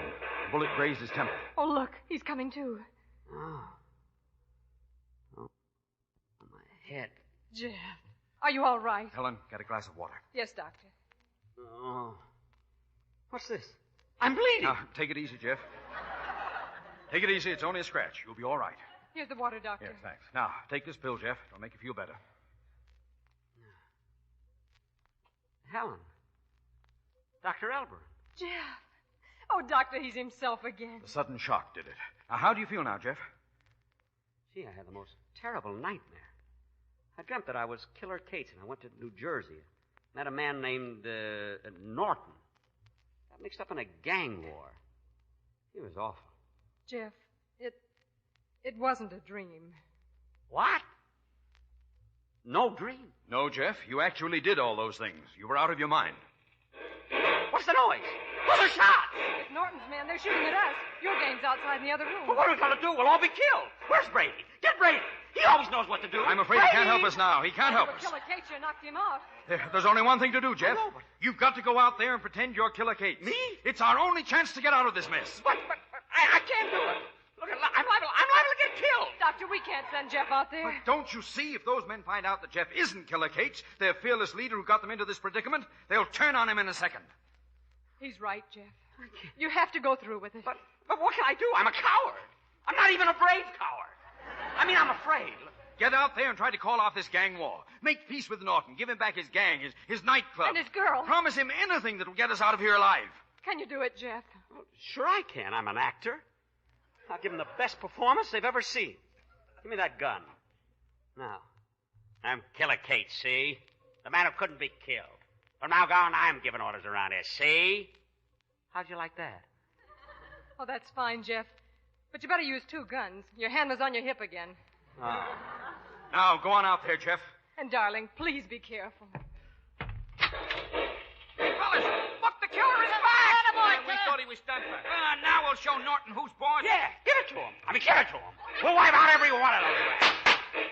Rush in the house. Stop him, boy, stop him. Don't let him in. For my sake, boy, you gotta protect the old killer. Save me. Hey, there's something wrong with the killer, isn't there? Yeah, not once in the last half hour has he mentioned what happened to Spangler. Don't stand there gossiping. Shoot back. All right, nobody move. We got you covered. Oh, okay. You win, Norton. Drop your guns. Well, you're not so tough now, are you, killer? Look, Mr. Norton. There's been a great mistake. I'm not really a killer at all. I'm an actor. What are you trying to pull? That's right, Mr. Norton. I can prove it. I'm his wife. And I'm his doctor. I can certify this man was suffering from schizophrenia and not accountable for his actions. Yeah, that's it. My name is really schizophrenia. I mean Jeff Skitsy. I mean Skitsy Morley. I mean, look, how could I be a killer? It's only a joke. But please believe me. You can't talk your way out of this. Hey, what's this? Hiding behind a couch, huh? Come on out, Peaches. Joe, you gotta listen to me. I was for you all the Shut time. up, you little double-crosser. I'll take care of you later. Please, Mr. Norton. I'll do anything you want. I'll give you anything if you'll only let me out of here. Believe me, I'm not Killer Kate. Shut up. Yes, sir. Now, where are those canceled checks you stole from my safe? Checks? I don't remember any checks, sir. He's lying, Joe. I know where they are. The killer mailed them to the DA this afternoon. Then they've been already picked up. They must be in the post office by now. What do we do now, Joe? We gotta get those checks before they reach the DA. We're gonna crack the post office. The post office? But, Joe, that's federal stuff. We don't want to fool around with that federal stuff. Don't worry, we're not gonna do it. Hey, you. Who, me? Yeah, you. You're gonna crack the post office. No. Helen, doctor, don't let him take me. Ouch! I'm doing the slapping now. Lefty, take these people downstairs. Lock them in the cellar. please. Come on, everybody. Get moving. Hey, what about me, Joe? You're gonna take me with you, ain't you? No, Peaches. You and me, we're through. Now, come on, killer. You're gonna crack the post office and get those canceled checks. I won't do it. I won't, I tell you. Now, put down that gun. What's the matter, killer? Are you yellow? No, I'm not yellow. Then why are you shivering? It's that darn cold strike. Isn't it awful? You know, personally, I think... Shut up. Yes, sir. Come on, boys, let's go. Goodbye, Peaches. So he thinks he's through with me, huh? We'll see about that.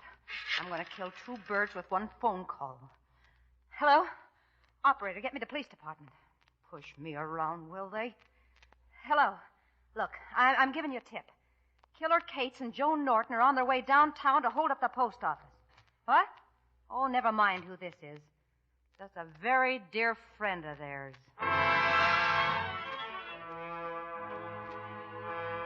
long has he been in the post office, Steve? 15 minutes. Long enough to get those canceled checks. Come on, boys. We're going in and get him.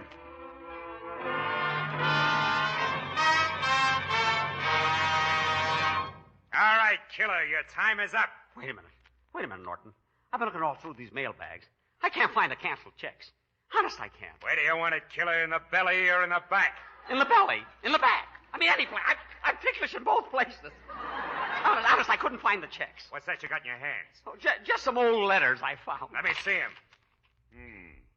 I can't stand Jack Benny because... I can't stand him either. Honest, I can't. All right, killer, this is your last chance. Cops! It's a flame! Up your guns, you haven't got a chance. Okay, don't shoot. You got us. Round him up, men. Norton, where's Killer Cates? There he is, on the floor. Looks like we got him, Chief. Yep, that's Killer Cates, all right. And he's supposed to be a tough guy. What do you mean, Chief? Isn't he dead? Dead nothing. He fainted.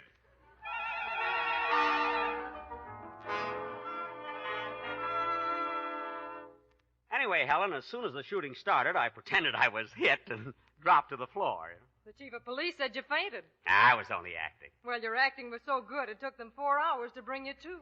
Well, I might have overacted a little, you know.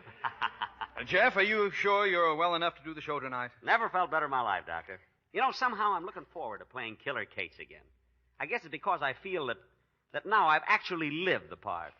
Jeff, I'll never forget the way you kissed me when you thought you were Killer Cates. Then let's refresh your memory, Helen. You mean like that? Well, no. But I'd rather have you this way. Jeff, I'm so glad nothing happened to you because... What, Helen? Well... Doctor, you tell me. Doctor, what is it? While you were gone, they delivered the new refrigerator. Oh, goody! Come on, let's make some ice cream.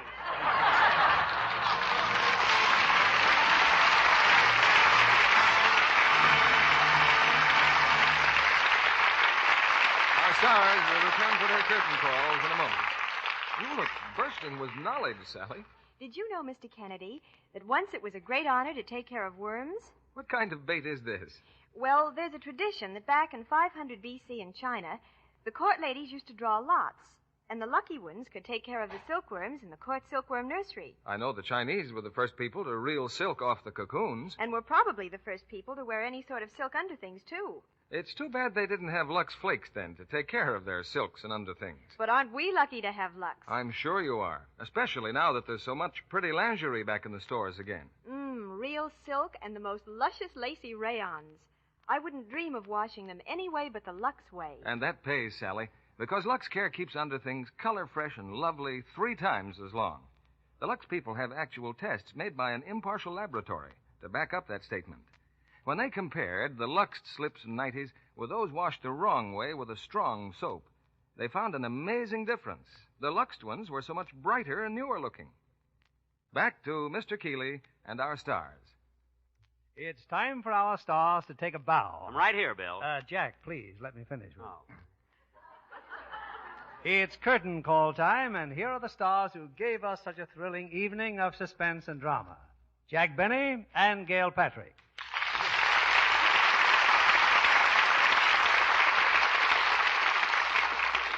You know, Jack, now that it's over, I can honestly say you gave us a superb example of dramatic acting. Really brilliant. Well, thanks, Bill. I guess there's no room for argument there. Now, do I get to keep my soap? You certainly do. Jack, may I say something, too? Certainly, Gail. What is it? You ought to play more romantic roles in pictures. Me, romantic roles? Sure, Jack. When you kissed me, it was wonderful. Really?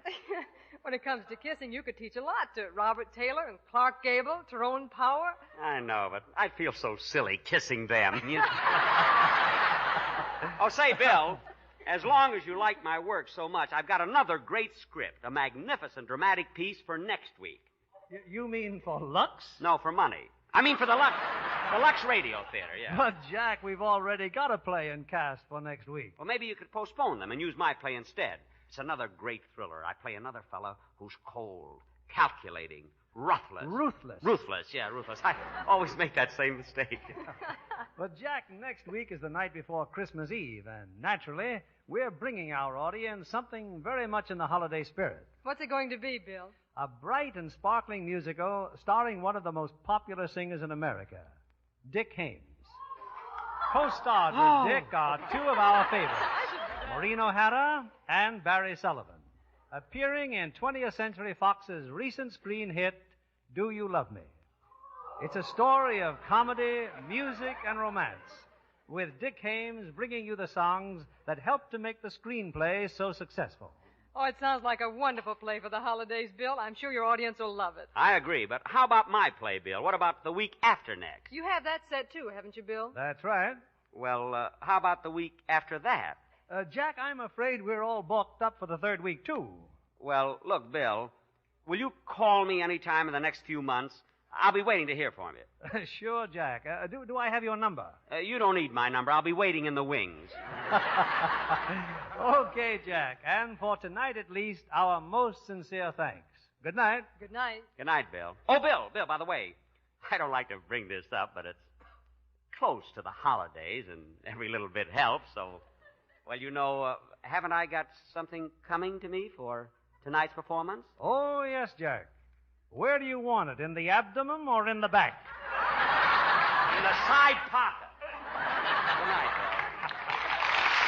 Good night, Jack and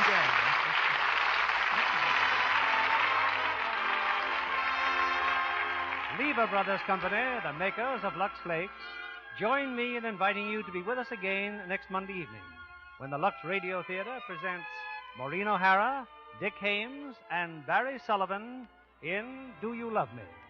This is William Keeley saying good night to you from Hollywood.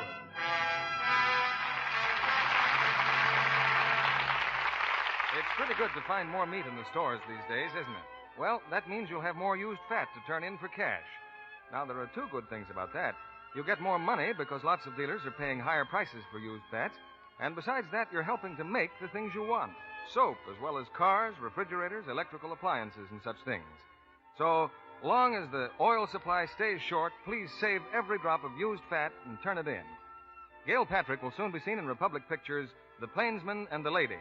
Heard in our cast tonight were Alan Reed as Brady, Gerald Moore as Norton, Gigi Pearson as Peaches, Gail Gordon as Dr. Elberon, Norman Field as the mayor, and Eric Snowden, Herbert Vigran, Edwin Max, Eddie Marr, Ed Emerson, Jay Novello, Dick Ryan, Ken Christie, Charles Seal, and Franklin Parker.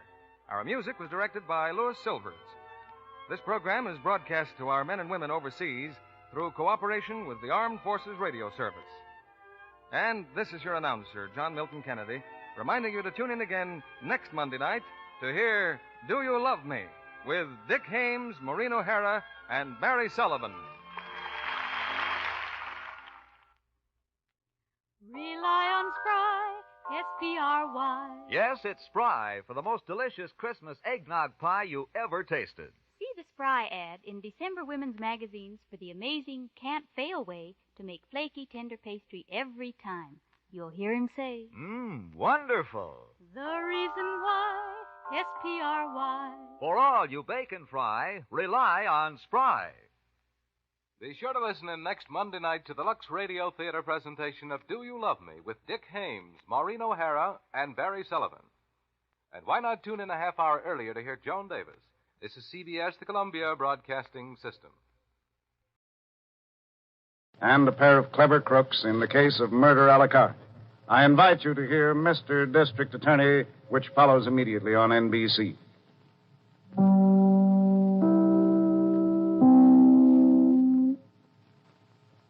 WMAQ-NBC in Chicago. The big story tonight at 9 is about the missing chemist who was found by reporter Ike McAnally. His newspaper Big Story was the winner of the $500 Big Story Award. Then stay tuned at 9:30 for Curtain Time and at 10 o'clock for Supper Club.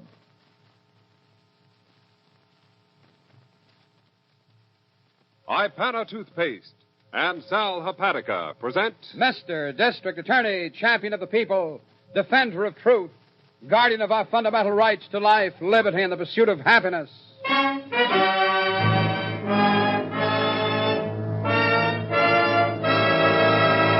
Mr. District Attorney is brought to you by Ipana Toothpaste and Sal Hepatica. Ipana for the smile of beauty, Sal Hepatica for the smile of health. Ipana, Sal Hepatica. And it shall be my duty as District Attorney not only to prosecute to the limit of the law all persons accused of crimes perpetrated within this county, but to defend with equal vigor the rights and privileges of all its citizens. Mr. District Attorney.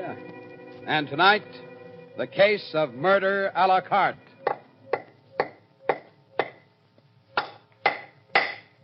Hey, Stanley, will you cut it out? Stanley, you boob! Yeah, Hannah? For the love of Pete, stop that hammering. I'm trying to concentrate on the racing form. Oh, I'm sorry, dear. I was just finishing this here little wren house. Yeah, you and your bill. Finishing a what? This wren house, Hannah, you see? I put a number 5 hinge in the bottom so you can clean it out. You're nuts. You know what, Stanley? A wren house. What for? Well, we won't always live in this small apartment, dear. I want to have so many things ready when we get a home in the country. I swear I married an idiot. Hammering, sawing, his kisser full of nails. Sit still, I'll get it. It might be a wren. Oh, I'll use the sandpaper, dear. It won't disturb you. Hello? Hannah? Nicky. Oh, hi, Nicky. I gotta talk fast, Hannah. I have to get back to my tables. Yeah, I'm listening. Mr. and Mrs. Mallory are here for dinner again. You got the name? Mallory. I just brought them a bottle of Cordon Rouge on the house. Understand? How long will it take them to drink it? An hour at least. Probably more. All right, what's the address? Jefferson Towers, apartment 16. You got that? Right.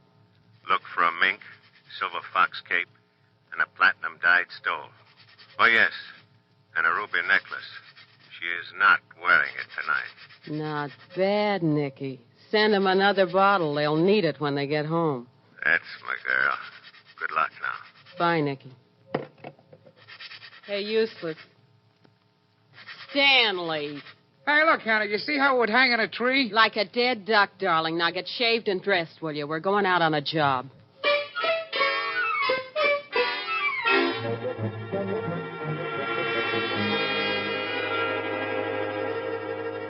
You got nothing on the street, Harrington? No, not a thing, Chief. I even covered some of the boys on the retired list. Well, that doesn't help, does it? I'd counted on picking up a lead. Well, in the first place, there's no pattern in these robberies. Take the fur coat boys now. They wouldn't be seen dead heisting jewelry. I know. Still, that's what's happening. Yeah. I had Mr. and Mrs. Mallory in here an hour ago. Oh, the ones that got robbed last night? Yes, that's right. They had dinner at some nightclub, and when they got back to the Jefferson Towers, it was all over. What's the loot? I ain't seen the list. A mink coat, silver fox cape, a fur stole, and ruby necklace, same as the others. Oh, boy, the papers ain't going to be fun.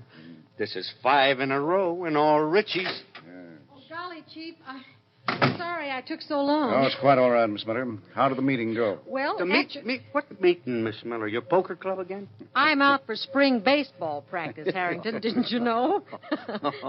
No, I went to the Girl Scouts luncheon. Oh, they're a wonderful organization. This is their 37th anniversary, you know. Yes, it is a fine group, Miss Miller. After we finish, I'd like to hear about their plans. All right. I'll get my notebook. Yeah, I wish there was something to take notes about. Well, our best bet now is to find that pattern, Harrington. 5 robberies, all of them prominent or wealthy residents. Yeah, all of them good addresses, too, Chief. Yes, and in all 5 cases, expensive loot. Let's have the 5 folders, will you please, Miss I was Miller? just getting them. Here you are. Thank you.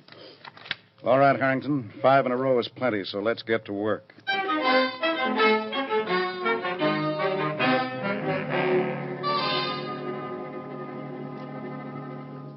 All right, that's $700 apiece on the platinum and an ace each on the necklace.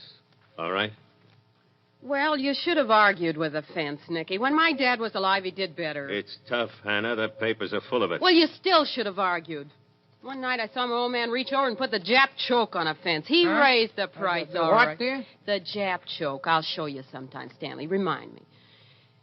Got a new deal coming up, Nicky? That's what I wanted to discuss, Hannah. I think now we quit. We what? I told you in the beginning it couldn't be for long. Even now, the district attorney might suspect the Regency Club. In a pig's eye, he might. Why should he?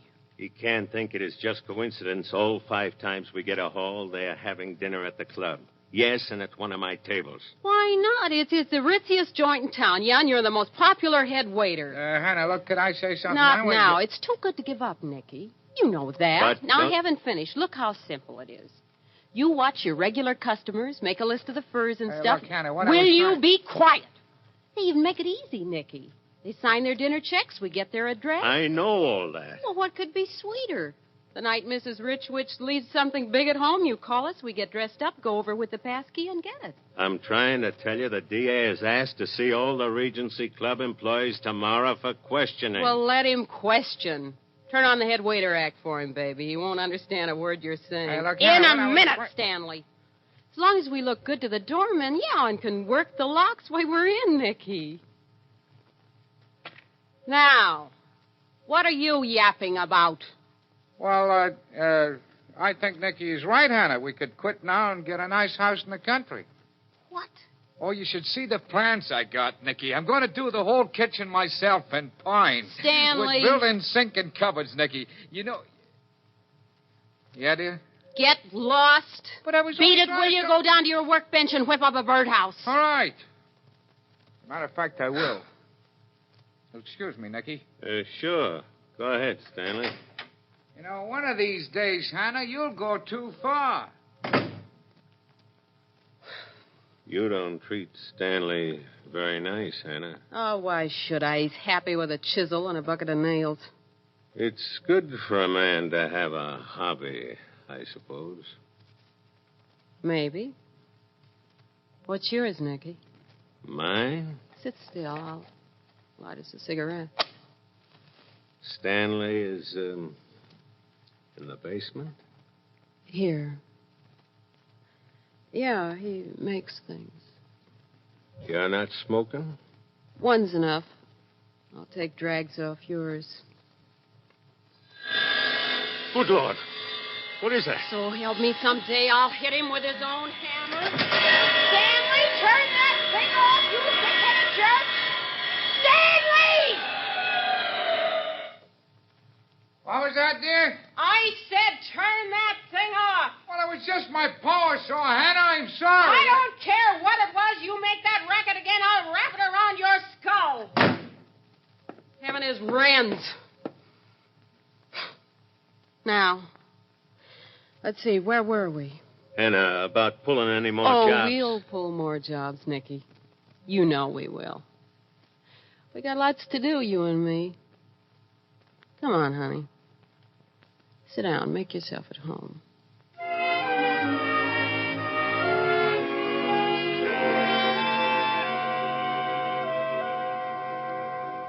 You know, it can happen to anyone, even to you. Tonight or tomorrow, you may get one of those dull headaches that leaves you feeling miserable and out of sorts.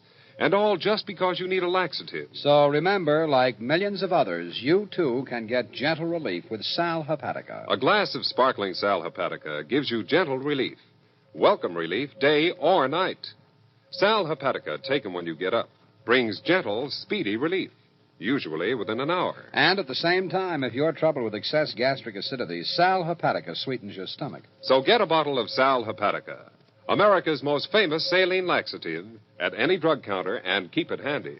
Then, day or night, get feeling right with gentle, sparkling Sal Hepatica, the laxative that suits your convenience. Sal Hepatica.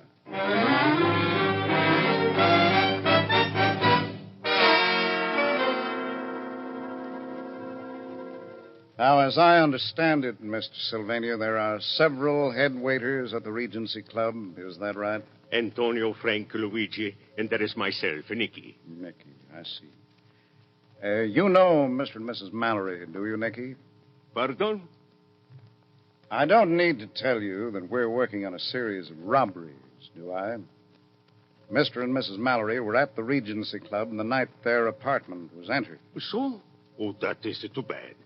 You do remember them? I remember all of my good customers and never forget. I see. And the Fultons? Fulton? Yeah, let's try some of these other names. Mr. and Mrs. Fulton, Mr. and Mrs. Owen Conroy, Mr. and Mrs. Abington, Mr. and Mrs. Nathan Sims. You know these people, do you? But I have told you, I know all of my customers. Please, I work very hard. I have done nothing. Well, there's no reason to think you have. I'm merely interested in your cooperation. Pardon? I say, if you can help me, I'll appreciate it. Oh, any time at all, sir. A pleasure. You come to the club for dinner. I will arrange it personally, sir. Yes, we start with bouillabaisse, chicory salad with romaine, a crown roast lamb. Yes, that'll be very nice, I'm sure. Pardon? You may go now, Mr. Sylvania. If I need any more help, I'll call. Oh, you are most kind, Mr. District Attorney. Merci beaucoup. All right, don't mention it.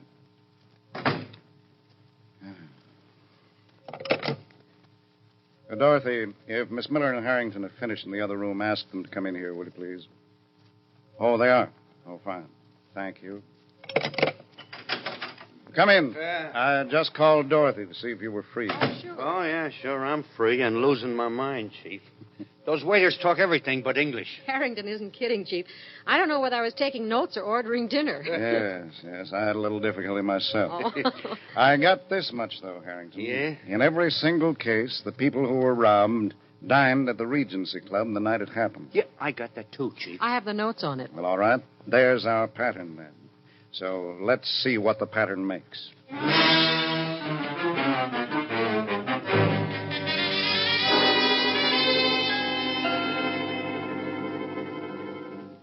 The name is Phillips, Hannah. Mr. and Mrs. Austin Phillips. They've been customers of mine for years. How big a score? I haven't got it set yet, but it looks fine. Every time she comes in, she's wearing a different coat. Rocks? There must be dozens. Diamond bracelets, rings, solid gold cigarette cases. It's very nice. And you wanted to quit. Aren't you glad I talked you out of it? I'm glad about a lot of things, Hannah. The only worry is... I know. Stanley. He would care, would he? If he knew about us? What if he does? I hope you know how to handle him. Oh, don't worry. I do. Like a baby. Hey, Hannah, did you see my cross-cut saw? I had it just as... Ah, Nicky, I'm glad you're here. It's good to see you, Stanley. You're looking for a saw? Oh, no, that can wait. I haven't even told Hannah, but I've been waiting to talk to you. Both of you. So, but it is so late, Stanley. Some other time. No, I really must be gone. Hold it, Nicky, and drop the accent. You want to talk about what? Sandpaper? Oh, no. No, I've been thinking, Hannah. With what?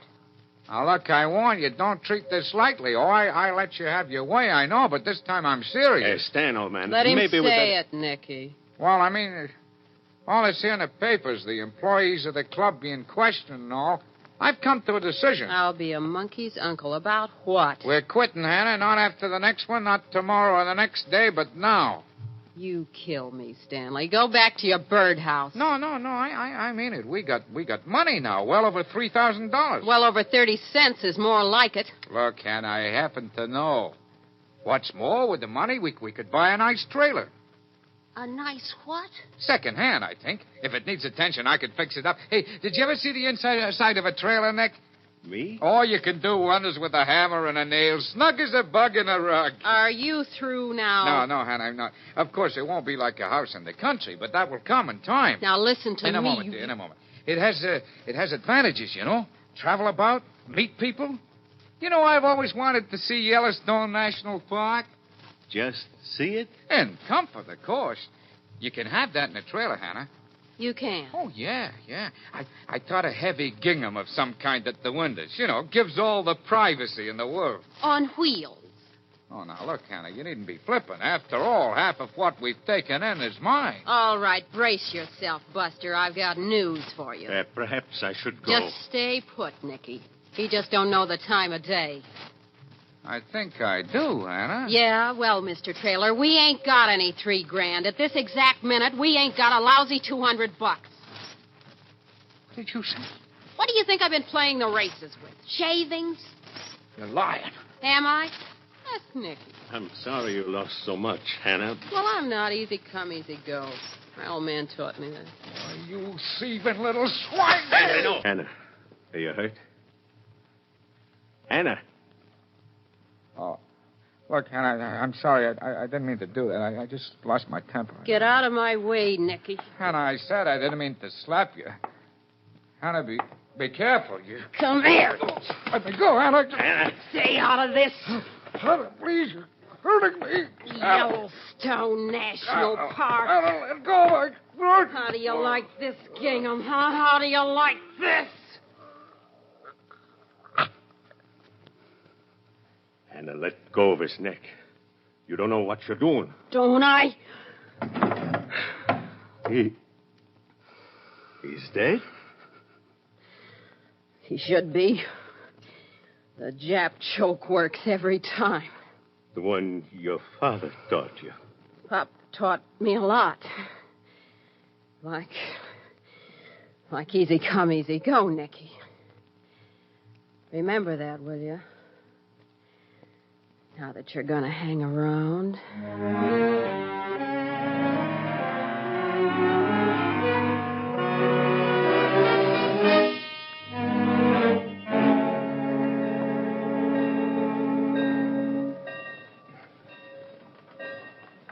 All right, Harrington. I've seen enough. Have one of the men throw a blanket over the body. Yeah, all right, Chief. You agree with me? Yes, there's no question about it. Death due to strangulation, I'd say. The medical examiner's on his way. Good, Spinner. How would you say the body got down here in the railroad yards, Harrington? It was brought here. There's no sign of a struggle on the ground. Yes, that's my idea, too. And in a car, I think. Sure. If he'd been hurled from a train, he'd never have landed over here. Oh, excuse me, is there any preliminary identity? I have to make out the card. No, not a thing so far, Miss Miller. I see. Harrington? Well, it don't look like there's going to be much either. Nothing in the pockets, labels torn out of his suit and clothes. Yes, I noticed that. Sure, they even tore the laundry marks off his shirt, looks like. Yes, and took his ring. Yeah. Yes, you can see the line on his finger where he wore one. Well, I still don't buy it as a plain mugging. I doubt that, too. Especially when identification's been so carefully destroyed. Yeah. You know, the neck is what gets me.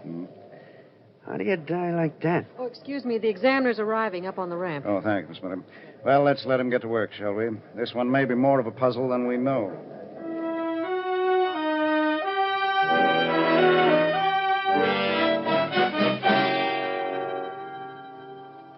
Hello? Anna, Nicky, any news? Oh, forget it. I've been waiting for the call about the job. Mr. and Mrs. Phillips are here in the club now. Oh, wonderful. They just ordered dinner. And they want to make an 8:40 curtain at the theater. Oh, what a break, Nicky. She isn't wearing the chinchilla, is she? She's wearing the mink. The chinchilla must be at home. I'll have it in 1 hour. Be careful, baby. They have a butler, you know. He may be home. Just so that coat's at home, honey. That's all I need to know.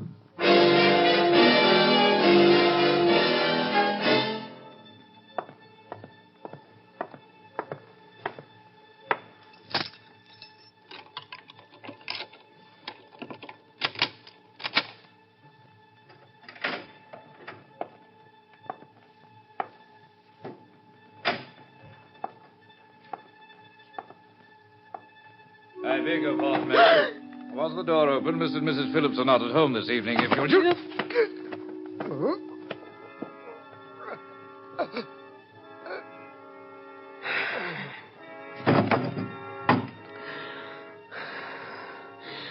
You got any more questions, Bud, or can't you talk?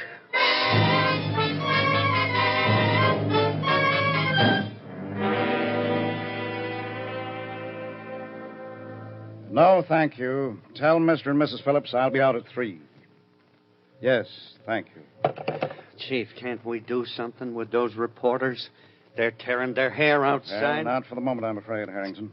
Any reports from the morgue, Miss Miller? Yes, sir, just now. Yes. Dr. Colgan finished his examination of the Phillips butler. And? The same as the man in the railroad yards. Death due to strangulation. Same discoloration in the neck? Oh, he didn't say. He's sending up his report. Well, tell him not to bother. I'm going down to the morgue. All right. You want me, Chief? Well, I want to set up something else first, Harrington. I got all I needed from Mr. Phillips. Yeah? Not only have all the victims in these robberies had dinner at the Regency Club, but it seems they all had the same waiter captain. Which one, Chief? Well, fortunately, Miss Miller, one you and Harrington didn't see. Oh? As for the 2 whom you did question, I'm arranging to have them take a vacation. I don't get it, Chief. What's the plan? Well, one that might work, Harrington. However, it's going to take a long time.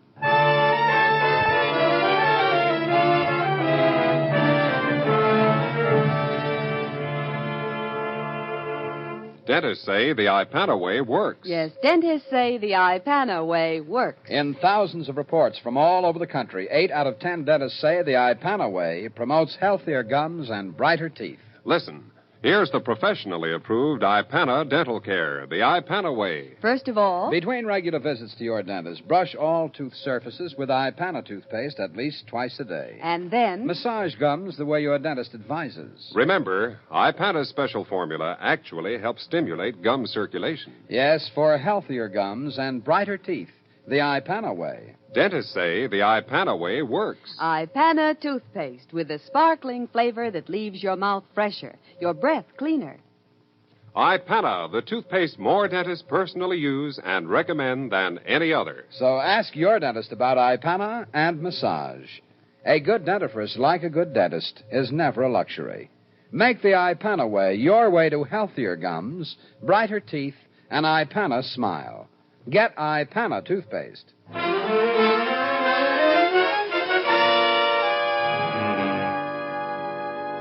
All right, so I had to take care of the butler. We got the coat, didn't we? It won't be easy to get rid of Hannah.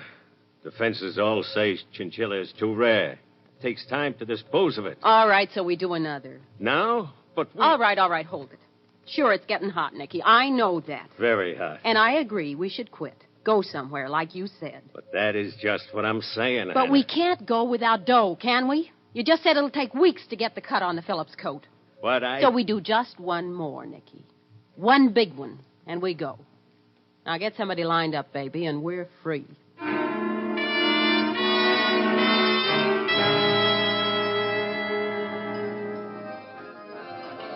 Good evening, sir. It is a pleasure to see you again this evening. Well, what do you know about that, Edith? He remembers us from last week. Oh, how nice. It is a pleasure, Mrs. Johnson. And if I may say so, sir. Yes, a Nicky, wasn't? A Nicky, sir. Good. And the management has suggested that if you wish to sign your dinner checks, it will be a pleasure. Well, now isn't that nice? Just sure. Send the bills to the apartment, Nicky. Apartment 20, the Westport Arm. A pleasure, sir. Good. May I suggest oysters for Madame to start? The peconic salts are excellent. No, I think a hot consomme, please. It's been so cold.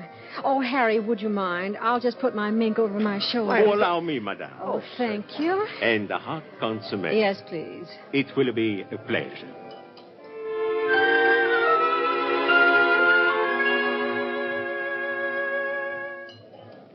Was the venison all right, Mr. Johnson? Oh, my favorite meat, Nicky.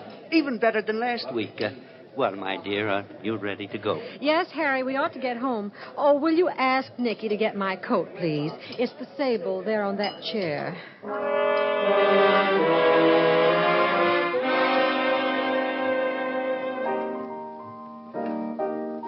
For tonight, Mr. Johnson, may I suggest the rack of lamb? Well, it sounds good, Nicky. Oh, dear, oh, dear. Did we have lamb here the other night, dear? Well, Harry, anything that won't take too long. We haven't much time, you know. May I inquire if you are attending the theater again this evening? Oh, gracious, no. Not dressed like this, Nicky. Mr. Johnson insists on going to the boxing matches. Well, you're going to like them, dear. It's a great card tonight. Probably last until midnight, but it's worth it. Well, thank goodness I'm dressed for it. If anyone mauls this old thing, I just don't care.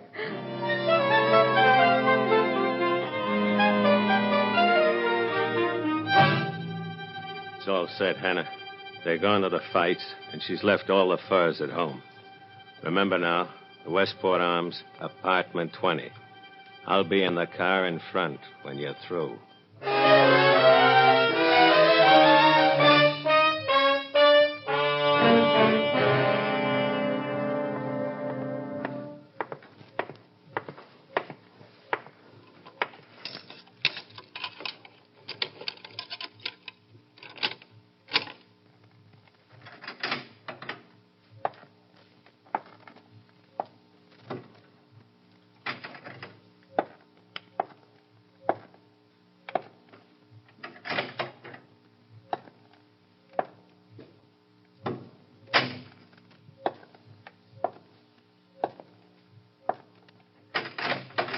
I've been waiting for you. Why, you...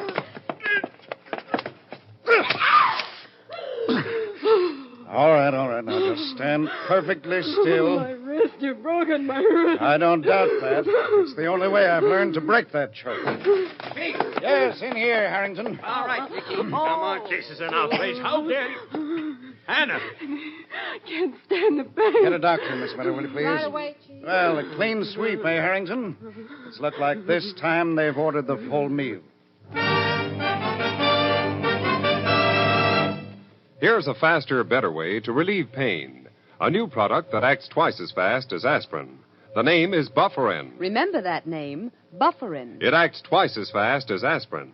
Now you can get faster relief from your headaches, pains due to colds, neuralgia, and minor muscular aches with Bufferin. Remember that name, Bufferin. It acts twice as fast as aspirin.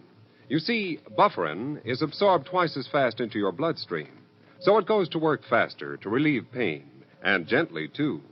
And because Bufferin tablets are antacid, they will not upset your stomach. Remember that name, Bufferin, at drug counters everywhere. Bufferin acts twice as fast as aspirin.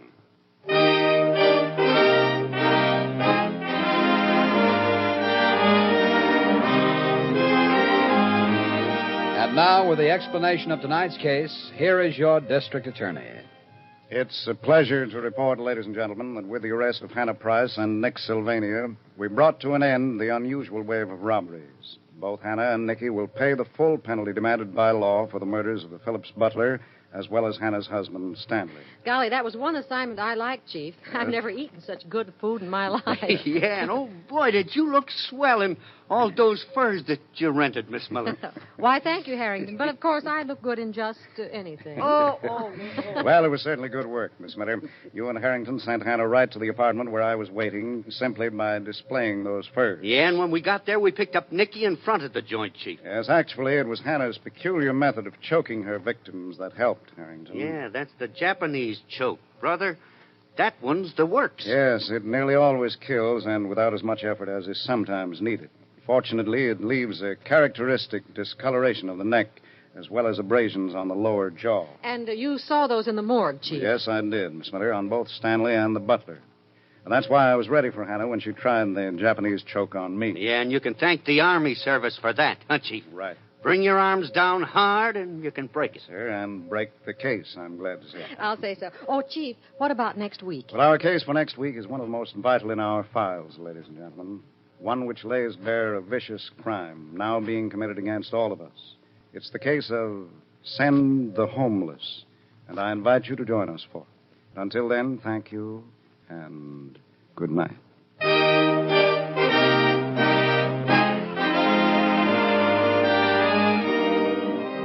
The names of all characters in tonight's dramatization are fictitious, and any resemblance to names of living persons or actual places is purely coincidental.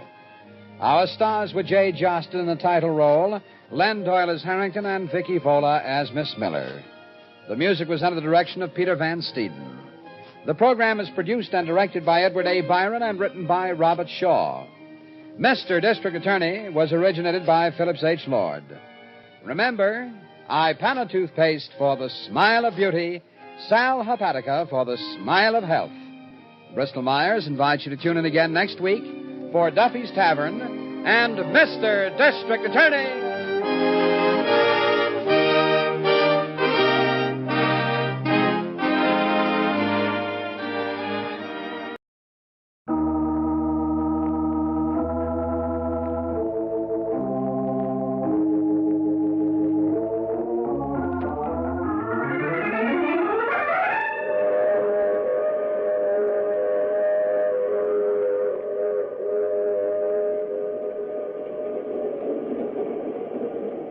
The Mutual Broadcasting System presents The Mysterious Traveler.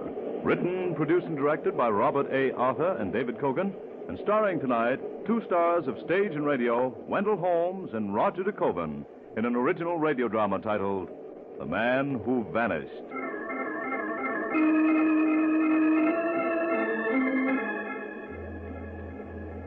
This is the Mysterious Traveler, inviting you to join me on another journey into the realm of the strange and the terrifying. I hope you will enjoy the trip, that it will thrill you a little and chill you a little. So settle back, get a good grip on your nerves, and be comfortable, if you can, as you hear the story I call The Man Who Vanished.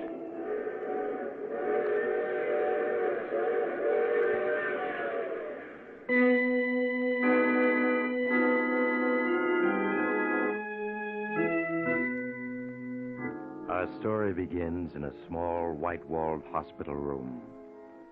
Charles Ordway, a man of 45, has just awakened. He looks about him in puzzlement. Then memory returns to him, and he begins to call frantically. Doctor! Doctor, nurse! Where are you? I must speak to the doctor! Yes, Mr. Ordway, what is it? Are you the doctor? No, sir, I'm only the attendant. You want to speak to Dr. Harvey? Yes, I must. It's a matter of life and death. Okay, Mr. Ordway, okay. Dr. Harvey, 402, please. He's coming now, sir. Thank you. Tell me, what day is this? It's Friday, isn't it? It must be Friday. Sure, it's Friday, Mr. Ordway. But here's Dr. Harvey now. Good morning, Mr. Ordway. You wanted to speak to me? Yes, doctor, but tell me quickly, what time is it? It's just 10 minutes past 10, Mr. Ordway. Oh, thank heavens, my brother John isn't dead. There's still time to save him. Your brother? Yes, doctor, when I woke up, I didn't know how long it was since I was brought here to the hospital and drugged into silence, but I don't suppose they told you about John. No, I'm afraid they didn't. Well, then I'll tell you. I'll make you believe me. John's safe for several hours yet, so I can tell you the whole story. The story they wouldn't give me a chance to tell. Yes, go right ahead, Mr. Ordway. I'll just sit here and make myself comfortable. Well, I'll try to tell it calmly, Doctor. I don't want you to think I'm hysterical. First of all, you have to understand that my brother John is a freak of nature. A freak? Yes. He's perfectly healthy and highly intelligent, but he was born without any natural coloring at all. His eyes are pink. His skin is a chalk white. His hair is like bleached flax. His eyebrows and lashes are practically invisible. It's a most unusual condition, but it happens once in a while. It's called albinism. Well, it's a hideous condition for an intelligent, sensitive man. John's boyhood was a torture for him until our father took us both out of school and had us tutored to spare John the misery of being considered a freak of nature by by the other children. Yes, I understand, Mr. Otway. Please, go on. Well, as we grew up, John's chief interest was science. So I studied it, too. Our father had a complete laboratory built in our home. After his death, we continued to live there together, working on experimental research. Along what lines, Mr. Otway? Well, our efforts were centered on discovering a cure for John's condition. To achieve that, we worked hopefully for years, but we always failed. My brother remained outwardly calm, but inwardly, he began to brood. Then, one evening, he came into my room. Charles. Oh, yes, John. Finished in the lab? In a way, Charles. I have something to show you. Show me? You mean you found a cure? Not exactly. But look at this wire cage. Examine the white rat I have in it. White rat? Good heavens. This morning, that was an ordinary white rat. But now, look at it. It's like a rat made out of glass. It's almost transparent. It is transparent. You can see completely through it. Oh, John, this is amazing. This is what I've been working on these last months, Charles. I've been developing a serum that would alter living tissues to make them transparent. I wouldn't have believed it possible. I don't see why not. Nature does it all the time. She makes jellyfish that are quite transparent. Well, yes, of course.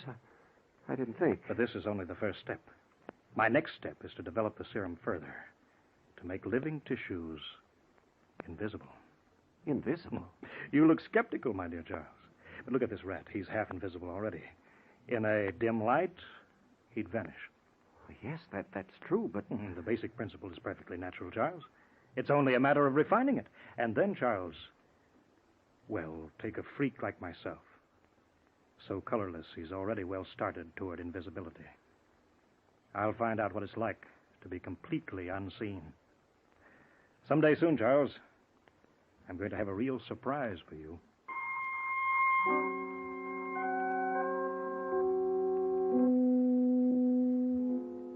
That was my first introduction to John's experiments. After that, for many weeks, he worked in secret. Then one morning, he called me into the laboratory and showed me a cage that seemed to be empty, but there was something scurrying about it, a rat, an invisible rat. To the touch, it was warm and furry, filled with life. But to the eye, if the light was not too bright, it was nothing.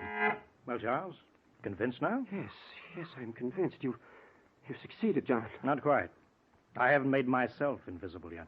You're not going to try your serum on yourself. Of course I am. Listen, Charles. Always I've been considered a freak. Now I'm going to turn the tables. I'll mingle with people and I'll laugh at them. I'll be their superior, able to come and go without their knowledge. Able to control their very destinies, if I wish. John, that's madness. On the contrary, it's scientific fact. You'll see, because you're going to help me. No, I refuse. You're not going to let me down, your own brother. Well, of course, John. I knew I could get your help. Here's a hypodermic full of the serum. All I want you to do is to inject it into my arm. And watch the result.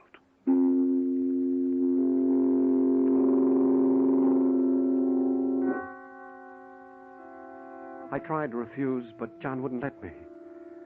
At last, I gave in. I injected the colorless serum into his veins. At first, nothing happened. As we waited, he removed his garments, for of course the serum could only affect his living tissues. Finally, the change came. His skin became paler and paler, until suddenly I realized I was looking not at it, but through it. After that, the change was rapid. His body seemed to fade away before my eyes into nothingness. Well, Charles, what do you say now? Oh, John, this frightens me. Why should it? I feel fine. In fact, I feel so good I'm going to take a little jaunt downtown to see how the world looks to a man who's invisible. No, you mustn't. And why not, Charles? Well, you aren't ready for it yet. There may be after effects, reactions you aren't prepared for. Ah, nonsense. There's only one thing to be careful of. The tissues must return to normal within 24 hours. If the neutralizing serum isn't injected before then, death occurs. Otherwise, it's perfectly safe. So I insist, Charles, that I'm going on a little invisible sightseeing tour tonight, and you're going to conduct me.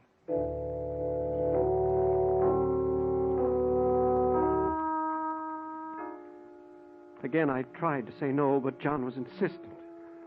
At last, I gave in. His was always the stronger will. We took the car, and I drove downtown. He sat beside me, unseen as the very air, laughing to himself. John, let's turn back now. Turn back? I should say not. Drive to Main Street and park around the corner from the Watson Jewelry Store. The one where our old schoolboy companion Harry Watson works for his father. Well, why, John? Because I'm going to try an interesting little experiment. That's why.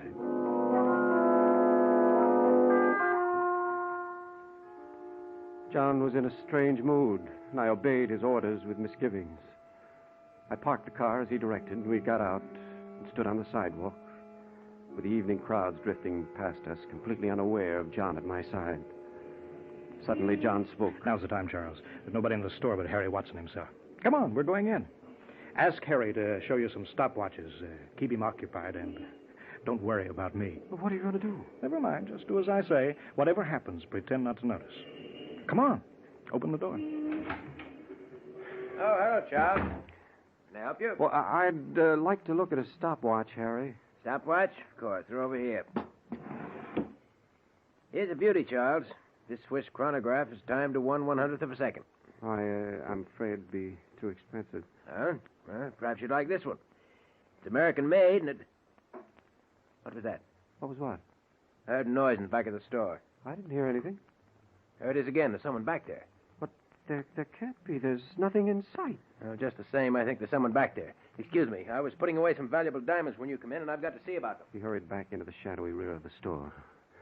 I held my breath. If he should bump into John. Then I heard Watson cry out. I've got you, you thief! No, you're not going to get away. What are you doing? Help! Charles, help me! Help! John! John, what's happened? Come on, quickly. We have to get out of here. Well, what happened? The fool bumped into me in the shadows. He was so excited he didn't even realize he couldn't see me. I used a paper knife I picked up and taught him a little lesson. He's not dead. Come on, we got to get out of here. Someone may have hurt him.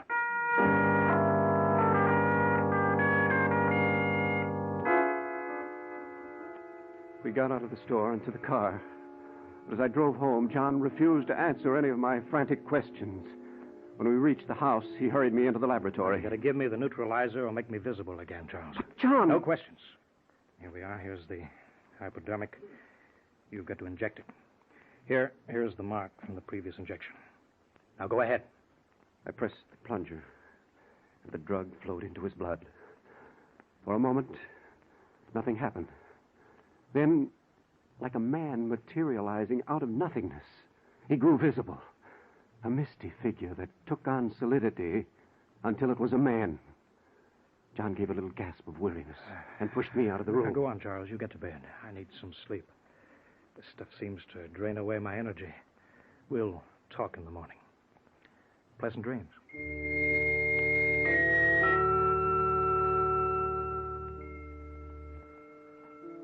The next morning, I was having breakfast when John finally appeared. Good morning, Charles. Sleep well? John, look at this newspaper. Anything in it? Yes, there's something in it. Look at these headlines. I see. Local jeweler killed, store robbed, $50,000 worth of diamonds missing. Huh. You killed Harry last night. Yeah, so it seems. Pour me some coffee, will you? John, I don't understand you. You've killed a man, and you act as if it amounted no more than swatting a fly. Well, does it? Of course it does. I can't feel that way about it. When we were small boys, you'll remember that Harry Watson was one of my chief tormentors. Yes, but... I've always planned to pay him back. Last night I decided to play a little joke on him. Murder is hardly a joke. I didn't intend to kill the fool. I just meant to make away with one or two of his father's diamonds. After Harry had had a chance to explain their disappearance, I was going to mail them back. Yes, the diamonds. The paper says $50,000 worth of missing. Oh, probably an exaggeration. However, put your hand into your left coat pocket, Charles. My pocket? What? There are a dozen loose diamonds here. Yes, I put them there last night. I couldn't very well carry them myself. We must send them back at once. Well, I'm afraid that might involve us somehow. No, we'll have to keep them. John, what's happened to you? Overnight you've become a monster, able to dismiss the worst of crimes with a shrug. Please understand this, Charles. For years I was an object of curiosity.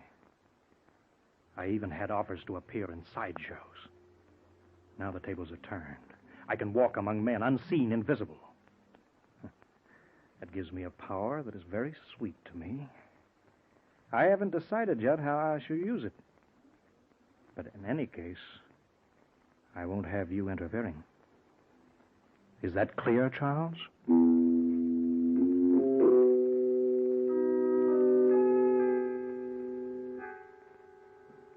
With that, John retired to his laboratory and remained there alone the rest of the day. It wasn't until after dark that he emerged to find me staring with horror at the evening paper. Oh, Charles, what does the paper say? It made you look so pale. The police found your fingerprints on the knife that killed Harry Watson. What? Let me see it. Here. That's the police investigating the murder last night of Harry Watson, local jeweler's son, state they are trying to trace down fingerprints found on the paper knife used as the death weapon. They also admit they have discovered further evidence which they hope may bring about an early arrest. They may be here any minute. Ah, nonsense. Even if I did leave a print, how can they trace it to me? Talk of an early arrest is just bluff. And besides, That may be the police now. If it is, what do we do? Oh, it can't be. But if it is, let them in. Let me do the talking. All right. Yes, what is it? Mr. Charles Ordway? Yes, I'm Charles Ordway. I'm Inspector Long of the Homicide Squad. I'd like to ask you some questions, if you don't mind. Oh, no, not at all. Come in. We can talk in the living room. What is it, Charles? John, this is Inspector Long. He says he wants to ask me some questions. Really? What in the world about? I don't know. I confess, Inspector, I can't imagine I why. want to ask you what you can tell me about the death of Harry Watson. Watson the jeweler? The one we were reading about in the paper? That's the one. Your brother was seen leaving the jewelry store a few minutes before Watson's body was found. Someone recognized him. Why, yes, that's true, Inspector. Charles dropped in last night to buy a watch for me. But he didn't find quite what I wanted. I'd rather hear him tell it. Well, that's all there is to it. I looked at the watches and then left. Watson was all right when I left him. I see. There's no one else in the store? No one I could see. Well, I'm sorry, I can't tell you more. I'm sorry, too. Well, just for the sake of helping us, would you be willing to let me take your fingerprints? Well, of course you don't mind, Charles. You're thinking of the prints the paper says were found on the death weapon, aren't you, Inspector? Frankly, yes. Well, they aren't, Charles. I can assure you. It's just a check. Here, Mr. Ordway, if you'll just press your fingerprints against this gelatin plate I have in this envelope. Like this? That's right. Thank you. You wouldn't want mine, too, I suppose? Well, if you'd like to add yours to your brother's. Well, I was just joking. By the way, Inspector, how do you go about tracing down unknown fingerprints such as those of this killer? Well, this is one way, and... excuse me, a cigarette? Oh, thanks. Yeah, you're asking how we check fingerprints. Well, we have several methods. The FBI records, Army and Navy records, and the one source few people know about. Oh, what's that? Hospital birth records. For a number of years now, they've recorded the footprints and fingerprints of every baby born in this city. In the morning, we'll start checking these records as far back as they go. Oh, that's very interesting. Well, sorry, Inspector, we couldn't be more helpful. It's all in the game. Good night, gentlemen. Good night, Inspector. Now, don't bother to show me out. Did you hear that? They're going to start checking fingerprints on hospital birth records. And our prints were among the first ever to be recorded in this town. Father insisted on it. Perhaps they'll overlook yours. I can't risk it. But I'll stop them. I'll stop them somehow.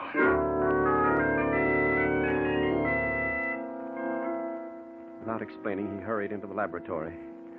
10 minutes later, he emerged, dressed to go out. His hat pulled well down over his face. And his face... What is it? Why are you goggling at me? Your face? I can't see it, or your hands either. Of course not. I took an injection of transparency serum. Now, I'm going to drive downtown, Charles. With this coat and hat on, I'll look like an ordinary driver to anyone who sees the car.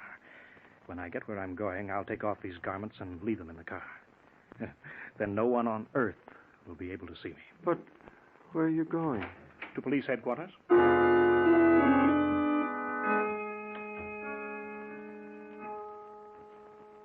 With that, John left. I heard him drive off. And then I could do nothing but wait. The hours crawled slowly past, and I grew more and more nervous. The clock was striking 11 when I heard John's key in the door at last. John, is that you? Yes. Charles, come here. I need you. What is it? What's happened? It's my ankle. I think it's broken. Here. Lean on me. I'll help you out of the living room. Yeah. Ooh, careful. What? John, your coat's all bloody. Yes, they shot at me. Nicked my side. It's not serious, Charles. Here, let me sit down. Shall I call a doctor? No. We'll tend to the bullet scratch in the ankle ourselves.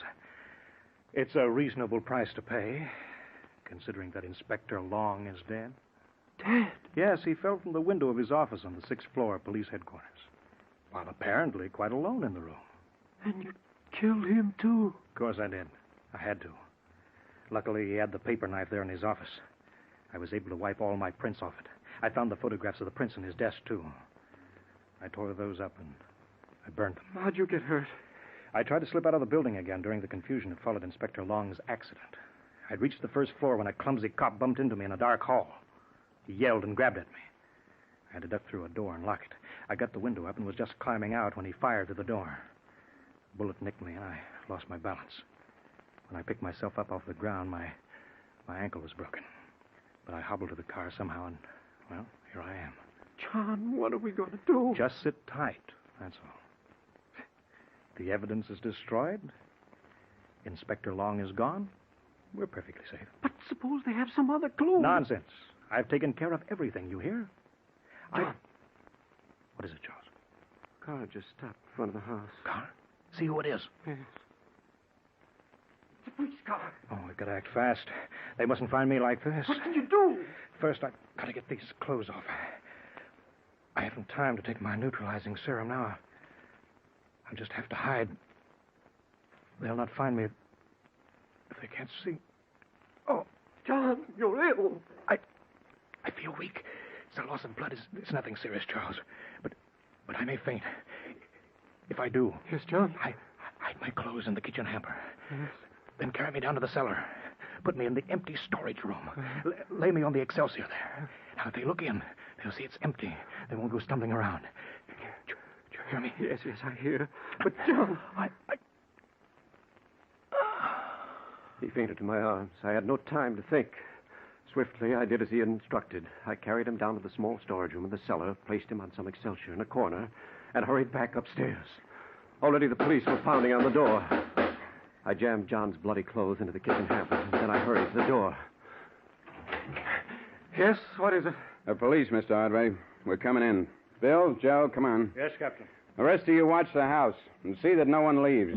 What is the meaning of this? I demand an explanation. And you'll get it. Now, where can we talk? In here? Good. All right, please sit down, Mr. Ordway. I'm Detective Captain Belden. My chief, Inspector Long, was here earlier. Yes, I know, and I answered all his questions then. Well, now I'm asking more questions. Long's dead. Inspector Long dead? But even so, Listen, why? Ordway. Long smelled a rat in this setup someplace, and earlier tonight, when he got your fingerprints, he also got your brother's. But he didn't. He got them on his cigarette case when your brother took a cigarette. It's an old trick. After he died tonight, we found the case in his pocket, carefully wrapped. Well, what of it? In some mysterious way, all the pictures of the murder prints we took off the paper knife that killed Watson had vanished. But we had the negatives. We made new prints and discovered they checked with your brother's prints on Long's cigarette case. Ordway, your brother killed Harry Watson last night. That's completely ridiculous. Is it? Okay, we'll see. Where's your brother now? Why, he's not here. He went away on trip. Hiding, huh? Bill, Joe? Yes, Captain. Search the house from cellar to attic. And don't miss a thing. Right you are, Captain. Come on, Joe.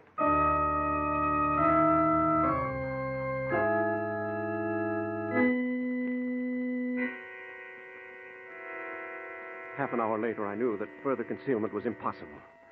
The police had not found John, but they had found the blood-stained clothes he had discarded. And in my desk, they had found the diamonds which John had stolen. I knew then I must tell the truth. Well, Ordway, ready to talk yet? Yes, I'm ready to talk, Captain.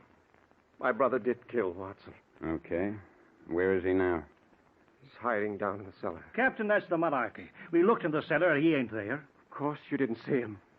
He's invisible. He's what? He's invisible, I said. You say your brother is invisible? Yes, that's why they couldn't see him. Ordway, you know what I think? I think you killed your brother in a quarrel over these diamonds and buried his body in the yard someplace. That's how these clothes of his got bloody, isn't it? Come on, admit it. No, my brother was wounded by a bullet after he killed Inspector Long. That's how his clothes got bloody. Yeah, I suppose he was invisible when he killed Long, too.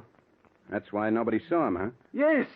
Don't you understand? He's discovered how to render his body tissues transparent. He's hiding down in the cellar now, invisible. He's nutty as a fruitcake. Shut up, Bill. Ordway, your brother is down in the cellar now, huh? Yes, he is. He fainted, and I carried him down there. And just which room is he in? The little storage room at the foot of the stairs, the one with the metal door. How about it, boys? Did you look there? Sure we did, Captain. We looked in there twice. There ain't a thing in that room but a little Excelsior. Right, we both looked. That room is as empty as a busted piggy bank. You see, Mr. Ordway, if he'd been there, my men would have found him. But he's there. They didn't see him because he took the serum. He made himself invisible. All right, Mr. Ordway. Just calm yourself. Now, listen, my men say the room is empty. Yeah, except maybe for rats. We heard a couple stirring in the Excelsior, so we bolted the door after we looked in. Figured we might as well keep the rats inside. You bolted the door? No, you mustn't. Captain, we've got to let John out. If he's not let out, he'll die. I've made plenty of whacks, but this is a new one. Yep, he's got it bad. Ordway, I'm afraid you'll have to come with us. Now, will you come quietly while I have to put the handcuffs? No, you can't take me away. I have to let John out of that room. If he doesn't get an injection of the neutralizing serum inside 24 hours, he'll die. Sorry, Mr. Ordway, but come on, boys. No. Give me a hand. Got to get him to the psychopathic ward fast. No, you've got to believe me. You've got to let go of me. No!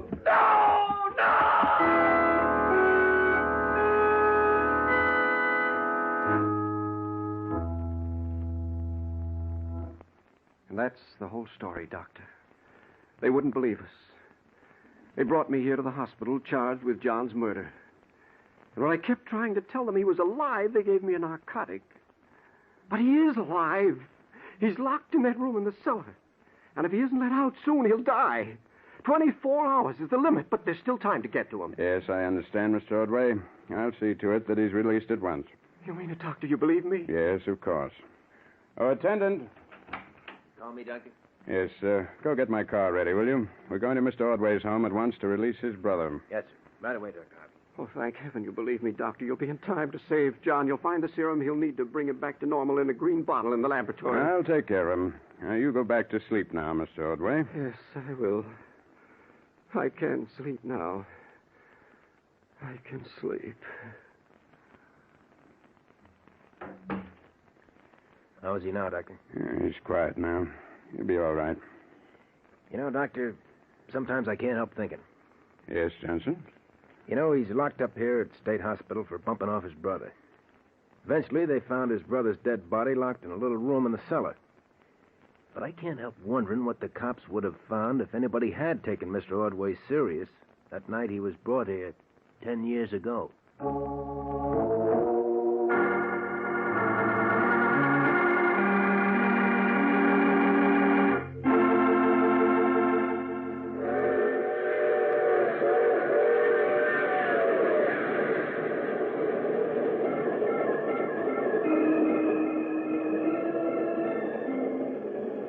This is the mysterious traveler. So John could make himself invisible, could he? But unfortunately, he did too good a job of it. For he hasn't been seen around for a long, long time. That's the trouble with having unusual powers. Sometimes they get you into unusual difficulties. Speaking of difficulties, Oh, you have to get off here. I'm sorry. But I'm sure we'll meet again. I take this same train every week at this same time.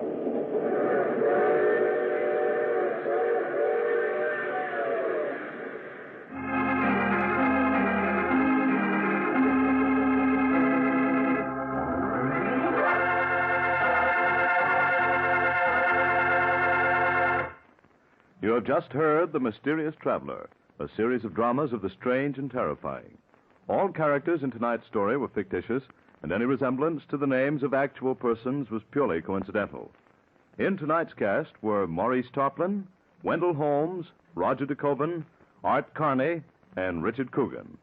Original music was played by Paul Taubman. Broadcast engineer was Al King. Sound was by Hal Reed. The Mysterious Traveler is written, produced, and directed by Robert A. Arthur and David Kogan.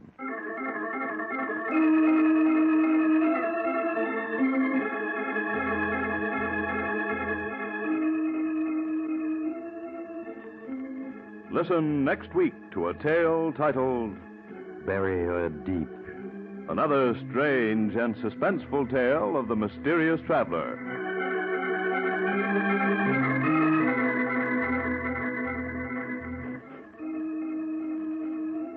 This program has come to you from our New York studios. Another program of tense and dramatic action will follow in just a minute. Stay tuned to the station for Official Detective. Carl Caruso speaking. This is the Mutual Broadcasting System.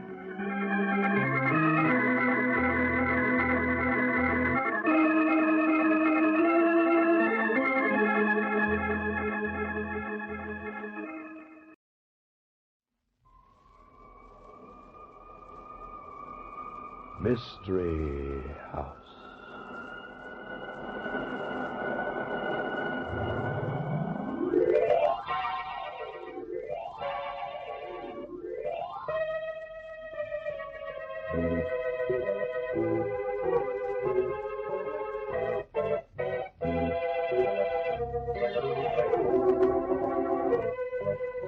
Mystery House, that strange publishing firm owned by Dan and Barbara Glenn, where each new novel is acted out by the Mystery House staff before it is accepted for publication. Mystery House.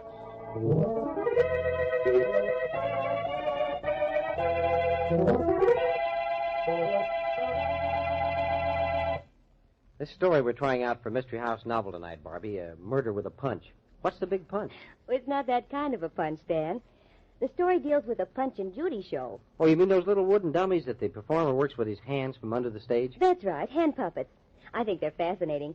A good Punch and Judy operator can make them almost human. Oh, I disagree, Mrs. Glenn.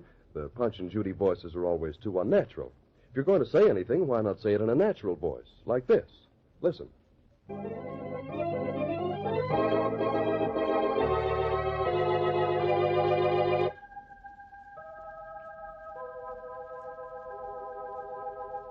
Okay, places, everybody. Set the scene for tonight's story, will you, Tom? Death with a punch. The story opens in a dressing room of the Mirador nightclub. Jeff Rockland, owner of the club, hands a little envelope to one of the performers. Yes, you noticed, Gigi. Saturday night. But look, Mr. Rockland, you brought me into the Mirador on the contract for $6 a week. So I made a mistake. We all make mistakes once in a while, don't we? Your rack's no good, Gigi. No good? The Grand Guignol Punch and Judy show no good. The finest hand-carved puppets in the world. My father and grandfather spent their lives building this act. I've got testimonial letters from royalty, from presidents, You've from... got an act that, as far as nightclubs are concerned, is strictly from hunger, Gigi. No, that is not so. The Berlin Winter Garden, the Vienna Olympia, the London Palladium, the New York Palace, all holdovers. Top billing. An international success. The finest hand puppet show in all the world, and you, a chief nightclub operator, an ex-gangster. Got it, Gigi. I don't like that kind of talk. Your rack's out after tomorrow night. You're done. Through.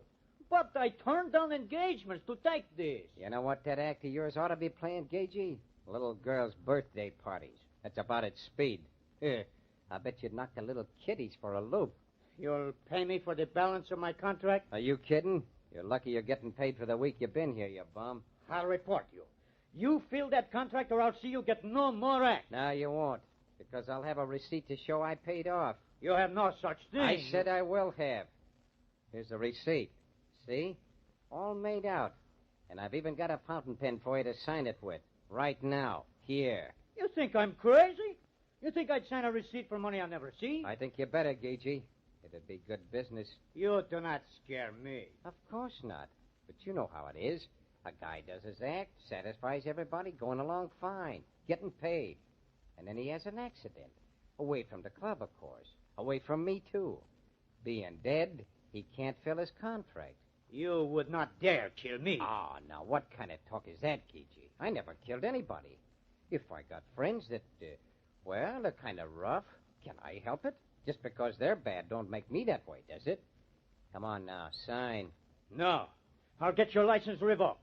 You will not be able to hire any acts at all. I will run you out of business. I got boys on my payroll would take care of you without the flicker of an eyelid, Gigi. And that's just about break my heart, too. You're going to sign this or not? No.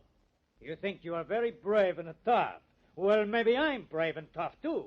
I have a contract. I know my rights. Now, get out of my dressing room. What? Hey, what is that thing? The little club punch used to hit Judy over the head in my puppet show. Get out before I break it over your head. Get out! Okay, sucker. Suit yourself. But don't say I didn't give you a chance.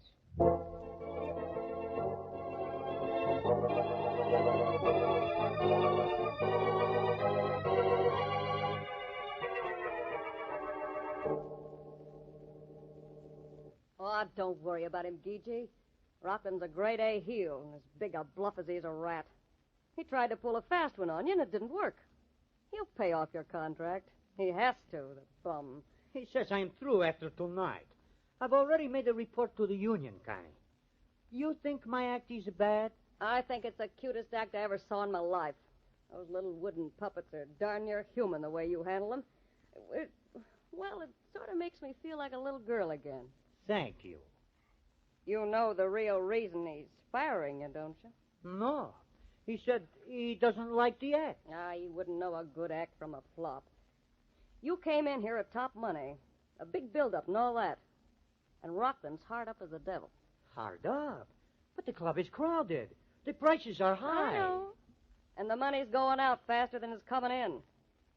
There's a payoff somewhere that's got him scared to death. He's scraping up every dime he can get his fingers on.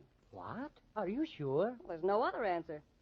The club's rolling in money, and Rockland's broke. And I mean broke.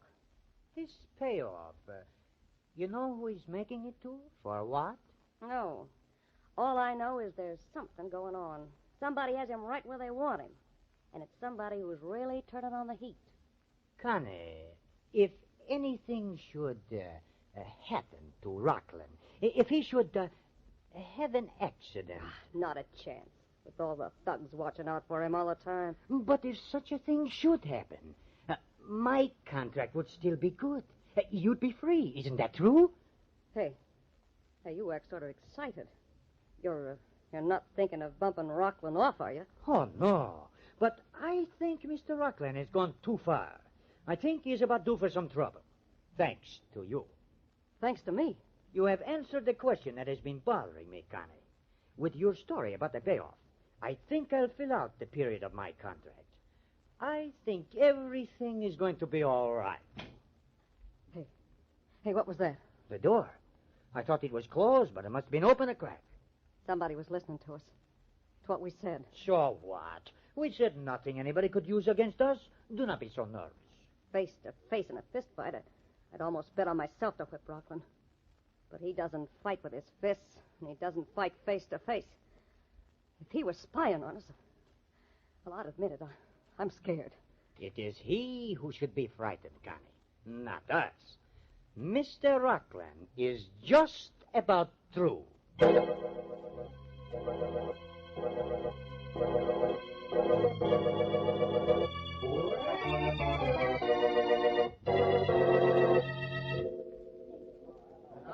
a minute. I'll see you a little bit.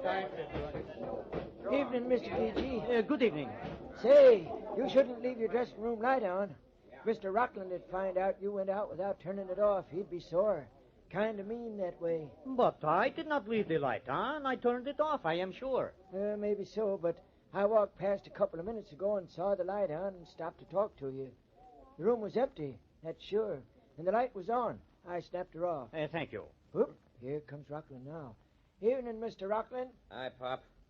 I want to talk to you along, Gigi. We have nothing to discuss. I got a call from the union. I know. It would be bad for you now if anything should happen to me, Mr. Rockland. You see, I told them all about the little threats you made. Yeah, so they told me. Looks like there's nothing for me to do but pay off, huh? I hoped you would see it that way. Pop, didn't you hear me say I wanted to talk to this guy private? Me? Oh, sure, Mr. Rockland. I was just standing here. Well, don't stand there. Get moving. Guy can't do anything around this joint without somebody rubbernecking. No, I didn't mean anything, Mr. Rockland. And I didn't hear a thing. Speaking of rubbernecking, Mr. Rockland, somebody was listening outside my door while I was talking to Connie Claire this afternoon. Yeah? Did it scare you? No, I just mentioned it. Yeah, if it was nothing of any importance, you got nothing to worry about. But if it were something important? Then if I was you, I would worry about it, Gigi. Look, I've changed my mind about firing you. Oh, that is very touching. What made you change your mind? Who cares? The point is you stay. Maybe I'm getting soft for puppets. It is quite impossible for me to continue, Mr. Rockland. You gave me my notice, but you will pay for the balance of the contract 5 weeks without my stay. I take a little vacation at your expense. Okay, Gigi. Suit yourself. And it would be most embarrassing for you if anything should happen to me. You mean about the union? You're telling them about what I said might happen to you? That too. But I stumbled onto a very important piece of information. What are you talking about? The person you're giving so much money to. The payoff. What? Listen, now, do not get excited. I will not hurt you if you behave yourself. You know something. Something I want to know, too. Now, this is worth dough to you, Gigi. More dough than those puppets could make you in 1,000 years. You do not need to try to impress me, Mr. Rockland. You fool, I'm leveling. Leveling? That means being honest, doesn't it? Sure. Interesting, if true. We're going to make a deal, Gigi. Later. They are moving my Punch and Judy stage onto the floor. Gigi, you're on. Coming. Now, the Club Mirador presents the most unusual novelty of the year, Gigi and his Grand Guignol Punch and Judy show. Hooray! Hooray! That's what I like. These puppets, yeah. Ladies and gentlemen, my little puppets are not operated by strings. The oldest and classic form of puppetry, they are controlled by the human hand from beneath the stage. At several times during the performance, there will be 3 puppets active upon the stage and only one person, myself, operating them. Try to figure it out. I thank you. And now, in just a moment, the Grand Guignol Punch and Judy.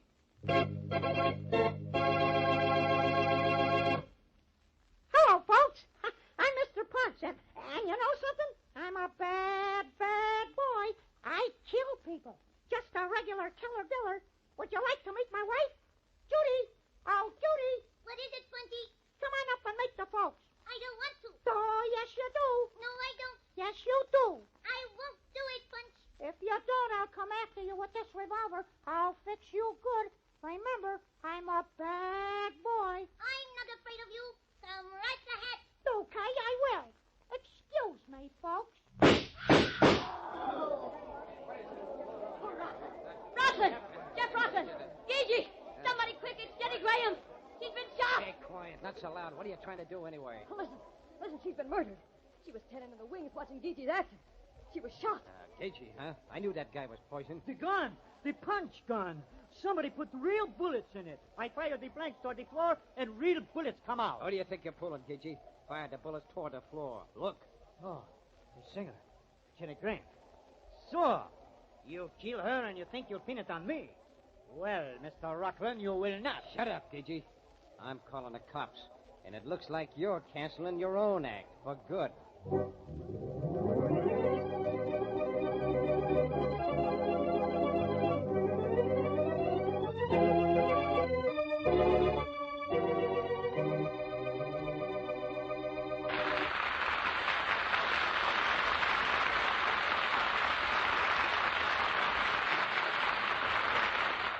Who is Jenny Graham, the singer? And why should she be killed? If that's not enough to puzzle yourself about, was she killed by a bullet from the gun the little punch puppet was holding? We'll find out in the second act of tonight's story.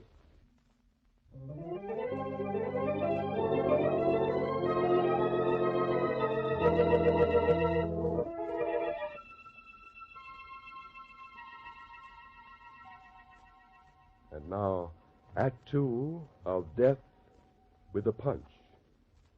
The customers have been unceremoniously ushered from the Club Mirador, and Jerry James, ex-song and dance man turned police detective, has taken over. All right. Sit down, all of you. I never saw a guy working with puppets yet that wasn't screwy. Sir, this is the finest hand puppet act in the world. I know. And you sure brought the house down tonight, chum. Punch and Judy. I didn't know there was a punch act still on the road. Where'd you come from? Out of the woodwork? My act has headlined at the... Skip it. Sure, you're big time. Now, why'd you kill this dame, huh? Well? I did not kill her. I scarcely knew her. That's right, Mr. James. Only woman in the place I ever see him do any visiting with was Connie here. Oh, you want to get into the act, too, huh? What are you, a juggler or an acrobat? Pop's a stage carpenter. Takes care of everything backstage. Oh. Now, don't tell me. Let me guess. You're Jeff Rockland. Yeah. This is a real pleasure, Rockland. The boys think an awful lot of you down at headquarters. You know what the chief says about you, huh? No. He says you're the slickest little hoodlum in town. Yes, sir, the slickest little hoodlum in town. Save your cheap wisecracks for somebody who goes from. Hurry up and get this screwball puppet guy out of here before he kills somebody else. But that's the point, Rockland. He says he didn't kill the girl. Yeah, you fool. He was holding a revolver in his hand with that punch doll. He pulled the doll down out of sight of the audience. There was 3 shots, and Jenny Graham screamed and toppled over. Blanks. I never use anything but blanks in the gun. How about this time? Somebody had tampered with the prop gun. There were real bullets in it. And you're going to claim you shot her by accident, not knowing the gun had real slugs in it, huh? I did not kill her. I could not kill her. I fired 3 times at the floor. You will find 3 bullet holes in the floor. I already found them. Somebody could have gone into his dressing room while he was out, for a fact. There was a light on while he was gone. I saw it. Remember my telling you? Somebody was awfully interested in Gigi's dressing room. He and I were having a little conversation and nearly caught somebody eavesdropping. What's your racket, sister? I direct the dances and do the solo dance routines. I'm in charge of the line of dancing girls, the chorus. If you can call 6 girls a chorus. Hoofer, huh? You and me'll have to cut a few touches before this is over. I used to be a hoofer myself. Look, Copper, it ain't old home week. What are you going to do with this guy? Who hired him, Rockland? Why, I did. Of course. I'd hire all the acts. A Punch and Judy act seems like an awful funny thing for a swanky nightclub. You couldn't have hired him with any idea in mind, could you? No idea, except I was bats. I was letting him go after tonight. His act smelled. You cannot talk to me like that. The finest... Skip it, Gigi. Is that right? Rockland was going to let you go after tonight? Well, yes. Until he changed his mind. Just before I went on. The union was putting the heat on me on account of a contract.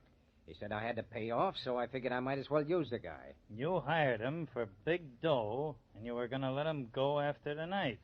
That's very interesting. He planned this. All he wanted me for was to pin a murder onto me. That ain't bad reasoning for a puppet guy, Gigi. Well, don't anybody else agree? Don't ask me. I just work here. And I'd like to keep on working, if you'll get what I mean. Smart girl. There's only 3 bullets fired from the punch doll's gun. And there's 3 bullets in the floor. So that means there's another gun around here somewhere. Of course there are guns around here, and permits for 'em, too. All right, wise guy. I ain't interested in permits at the moment. I'm interested in seeing if there's any slugs missing from any of these guns you're talking about. Suppose you let me see 'em. I can let you see mine. It's in my office.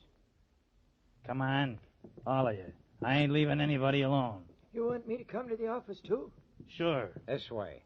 I didn't have the rod with me at the time of the murder. Hardly seems like there's any use looking after you telling me that. But I guess I'm just a suspicious type. Okay, wait till I unlock the door.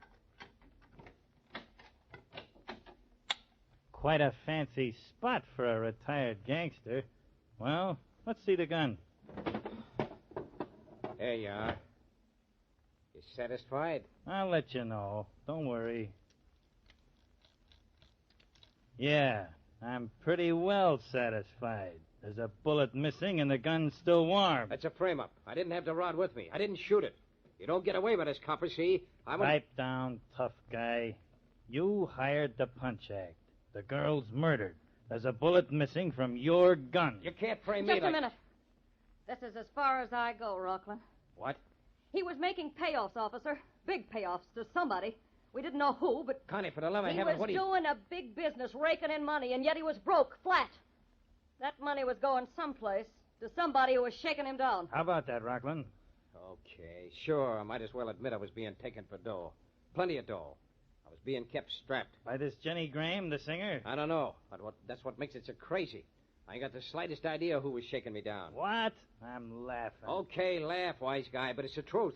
I get letters telling me to leave money. Leave money where? Well, never the same place twice. Those letters must have given you a pretty good reason for coughing up. What was it? That's none of your business. Guess again, Rockland. Where are those letters? I destroyed them. What did they say? How could they threaten you? I'm not saying, and you can't make me say. You found out this girl, Jenny Graham, was the one getting your dough. No, you fool. I didn't know who was getting it. Gigi, didn't I offer to make a deal if you'd tell me just before you started your act? Huh? Didn't I? I? But how should I know who was shaking you down? I didn't even know such a thing was going on. You lie. I heard you and Connie Oh, talking. so you were the little eavesdropper, huh? What of it? I've been suspicious of everybody, thinking maybe anybody might be the one who was gouging me. And you think the punch guy knew who it was, huh? Well, he practically said he knew. That is quite true. When Connie told me Rockland was being blackmailed, I remembered something I had seen. What? I saw Mr. Rockland very carelessly drop a tube of grease paint in a dark corner backstage. A little later, somebody came along and picked it up. What of it? Oh, don't you see? It was not grease paint in that tube. The empty grease paint tube had not been used to conceal anything but money, bills rolled into it. And this Jenny Graham picked it up, huh? No, that is what puzzles me. It was the stagehand, Pop. What? Now, look here, Mr. Geechee. You can't do this to me. That ain't so, and you know it. That won't work, Gigi. What? You can't pin it onto him. But he was the one. I saw him. No. I'm betting it was the singer, Jenny Graham. No, I am telling you the truth. Why, you... Trying to frame yourself was a cute little racket, Gigi. It almost worked. What? You swiped Rockland's gun some way.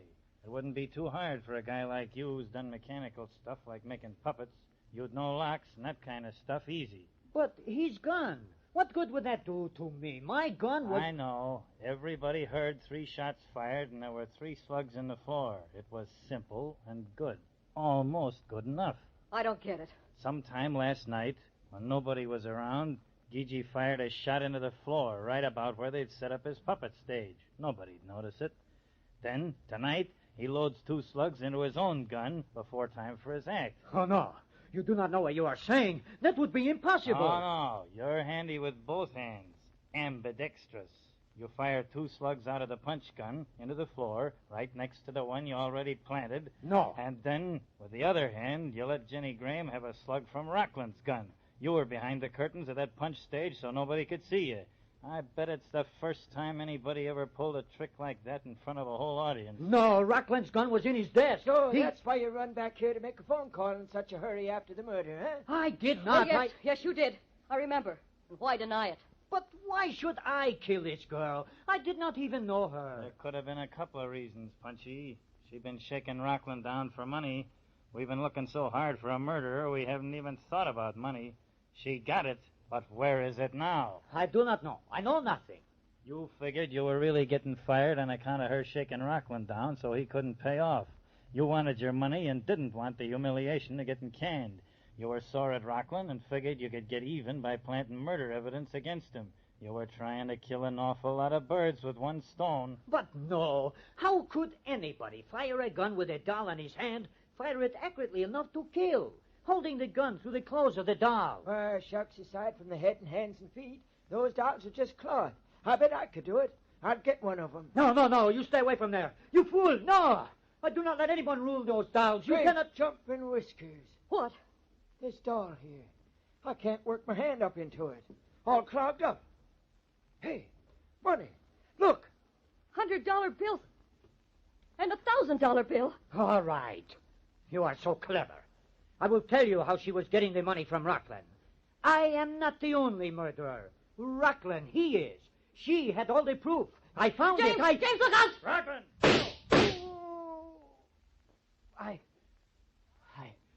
I still win, Rockland. Proof. I stole from a girl in my dressing room, in a trunk. All about murder you committed. And now you kill me. You did just fine, Rockland. You took care of one murderer for us, and now, even if the proof he claimed the girl had isn't any good, We've still got you on at least one murder charge, Gigi's. Well, the proof's good enough, I guess. If I didn't think it was, I wouldn't have been paying off that kind of dough, would I? And they don't treat you any rougher for 2 murders than they do for 1.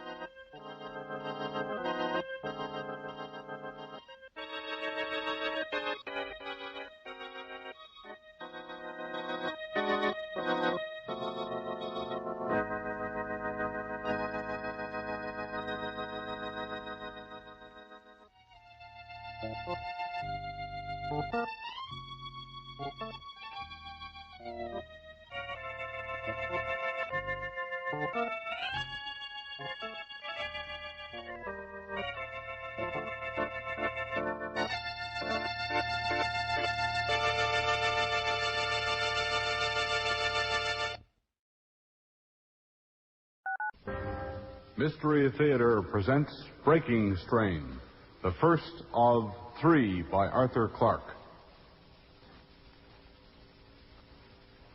Tonight, from CBC Halifax, in radio version by Charles Parr, the first of 3 science fiction stories by Arthur Clarke, Breaking Strain.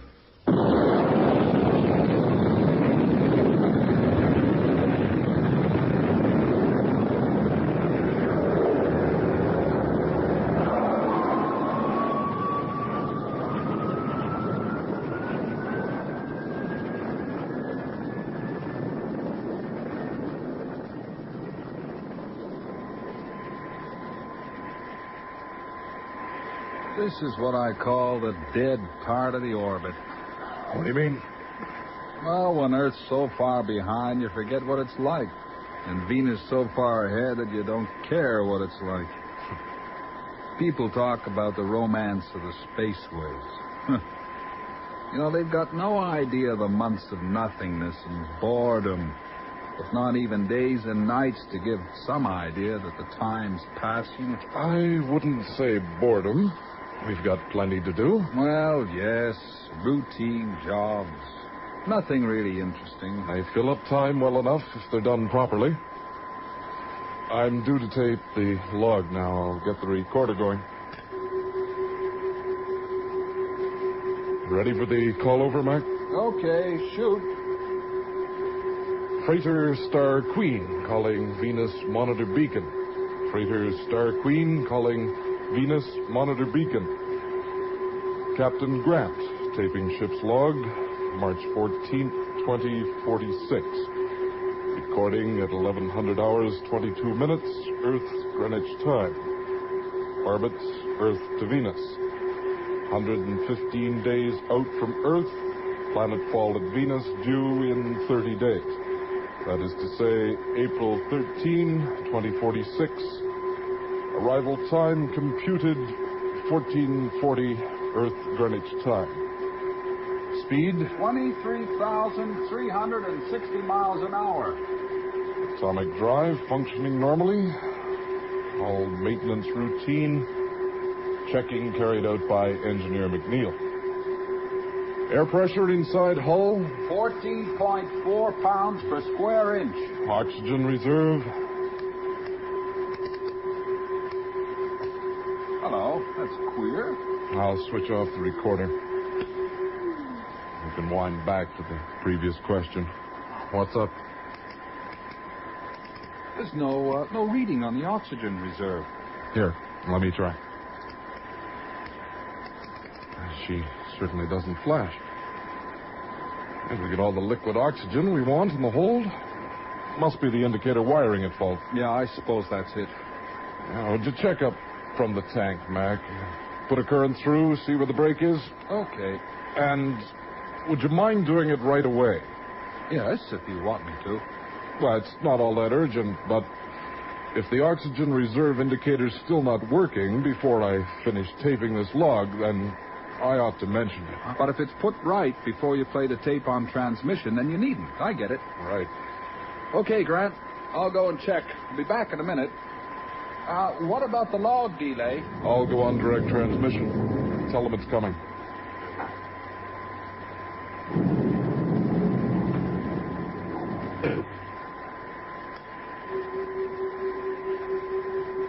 Freighter Star Queen calling Venus Monitor Beacon on direct transmission.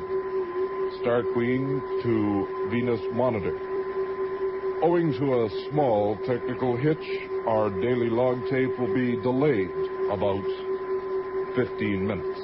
End of message. Signing off.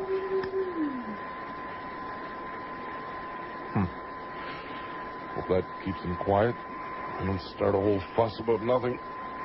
Got enough red tape in this trip as it is.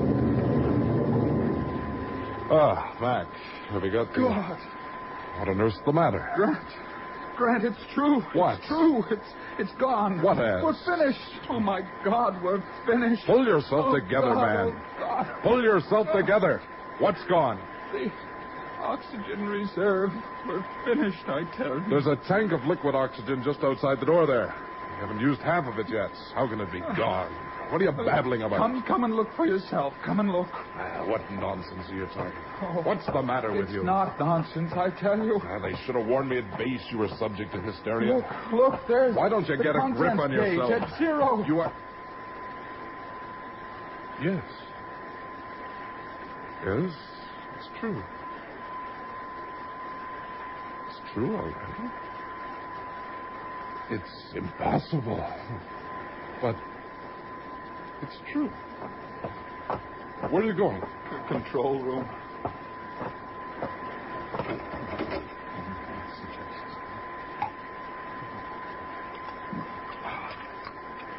Have tablets. Set me up a bit. A minute. I'm sorry I made a fool of myself. I'll be better in a moment. Yesterday, we had all the oxygen reserve we needed. Now it's gone. How? How? It was a meteor. How could it be a meteor? Oh, they're working already. What's working? The pills. I feel calmer now. Oh, damn your pills and damn your panic. I said, how could it be a meteor? And about the alarms? I just tested the air pressure for the log tape. It's normal. How could we have been holed by a meteor? Well, we weren't. Well, then, how do you... Oxygen's refrigerated in coils outside the hull. The meteor must have caught us sideways and smashed him without touching the hull, and the oxygen just boiled away. 1,000,000 to 1 chance, and it had to be us.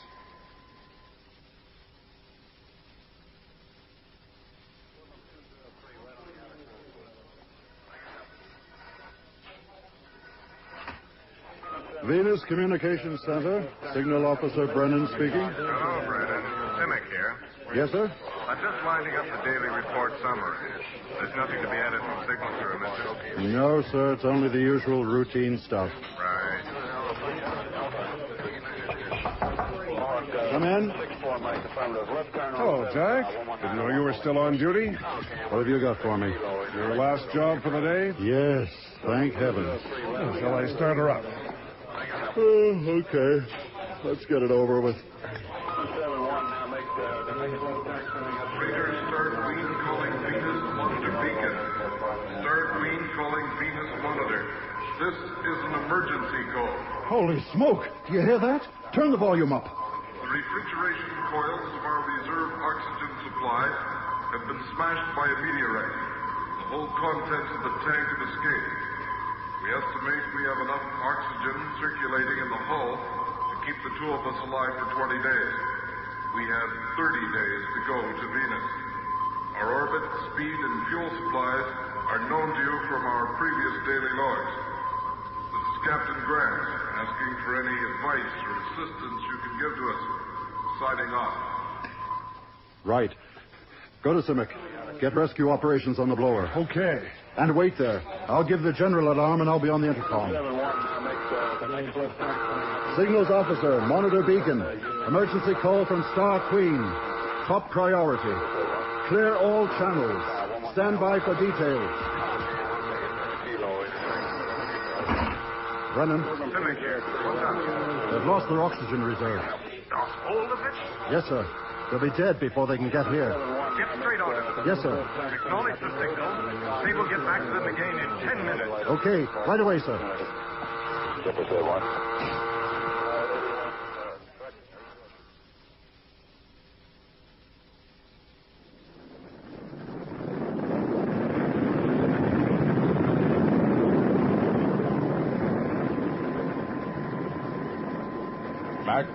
Mac? Yes? They've had our message. Well? And they're coming out again in 10 minutes. In the meantime, I'm having a quick run through of the loading schedule, in case there's anything in the cargo which might help us in some way. Though I don't think it's very likely. Any good? Well, so far it runs to two extremes.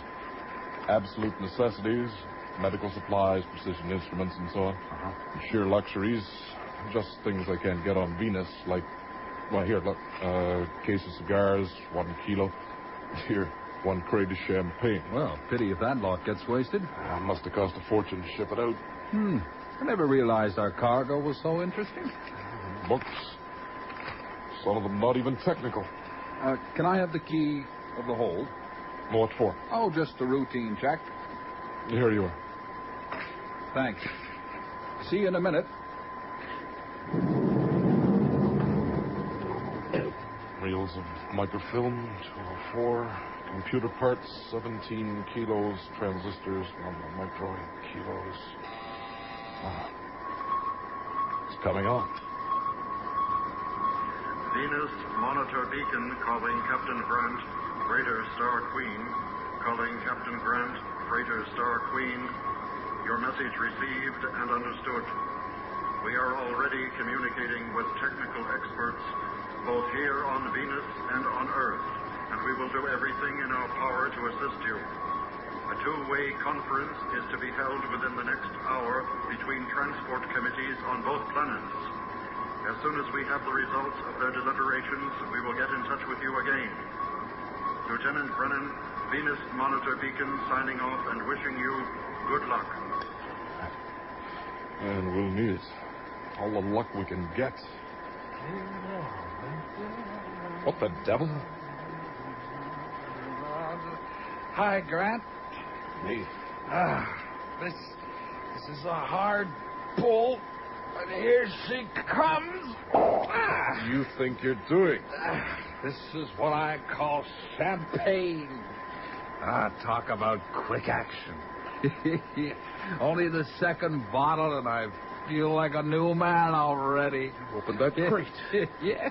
You stole champagne from the hold. Oh, you got a remarkable grasp of the obvious. That's what you've got, old man. The key. That's why you wanted the key. Hey, what are you doing? Bottle. Give me that. Hey, it's mine. There's your bottle. Now give me the key to the hold. What'd you do that for? Come on, hand it over. What? The key to the hold. Here, I got it here on the ring. Give it to me. Yeah, but look now, Grant. Now listen to me, McNeil. This wasn't finished. I'd only Listen. just started. Okay? I've told you twice already. Our only chance is to keep calm and keep our wits about it. There's no sense in behaving like animals. You ought to be ashamed of yourself. Not that I'm really surprised. You've never shown much strength of character. Why shouldn't I try to cheer myself up a bit? Our only chance? You know as well as I do we haven't got a hope. Not a dog's chance. The best brains on 2 planets are trying to pull us through. There's a committee in session right now. Committee. What can any committee do, eh? Eh? Now, look, nobody can save us. Now, you've said so yourself. You know as well as I do that in 20 days' time we'll both be dead. Yes, dead. A bit blue around the gills and exceedingly dead. Well, of course, there's another little point no one has mentioned yet, though no doubt it's flickered through your head as it has through mine. What do you mean? Oh, you know, like those little sums we used to do at school. You know, the sort of thing. If 6 men take 2 days to assemble 5 helicopters... Well? Only this one's much easier. If there's enough oxygen to last 2 men 20 days, then there's enough to last 1 man for 40. 1 man, Grant. One of us could get to Venus alive. You'd better go back to your bunk and sober up again. Okay, I'll go. But, I'll leave you with that pleasant little thought. Just imagine it. One of us swallow a dose of that poison in the medicine chest, that quick-working, painless taste of stuff which the powers that be thoughtfully provided for just such an emergency as this. McNeil. And then the lucky survivor puts on a space suit, drags the body to the airlock, and pushes it out to an everlasting orbit. Go back to your bunk. All right, Grant. All right. Don't lose your temper again. As if it's not bad enough already. But to be cooped up with this faint-hearted, boozing bundle of nerves. He doesn't deserve to live. By God, that's true. He doesn't deserve to live.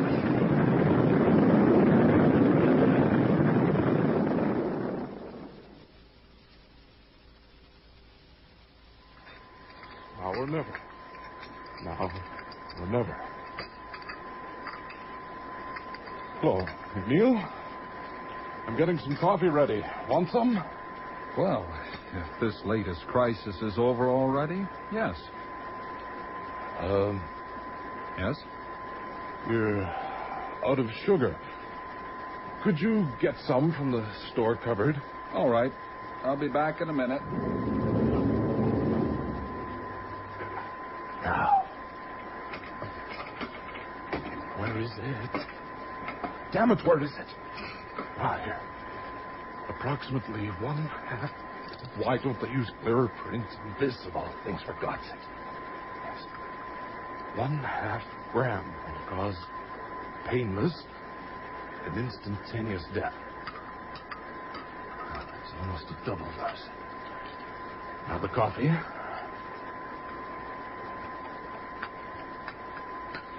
Whew. Oh, God, the bottle. It's idiots. Leaving out on the table right under his nose. Well, here's the sugar.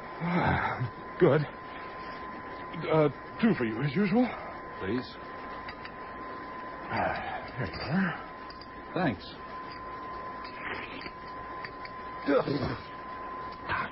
Good Lord. What's the matter? Well, you've made it properly for once. It's really hot. Was that all? Did you taste it? Oh, only a sip. Hey, you seem edgy. It's unusual for you. Do I? It must be this foul air. Hey, aren't you drinking? Oh, in a moment, when it cools off a bit. Grant? Yes? There's something on my mind. What do you mean? What is it? Well, I'm thinking about this proposition that one of us might reach Venus alive if the other... Yes, I know. Well, I was a bit tight when I spoke about it. Seems the only way out, though. I suppose one of us would have to walk out of the airlock, or better still, take some of that instantaneous poison in the medicine chest. Yes, I suppose so. It's cooled off now. Well, we'd have to decide by picking a card or something. Oh, yes. Yes, well, we must talk it over. Yes, we must. Well, here goes. Bottoms up.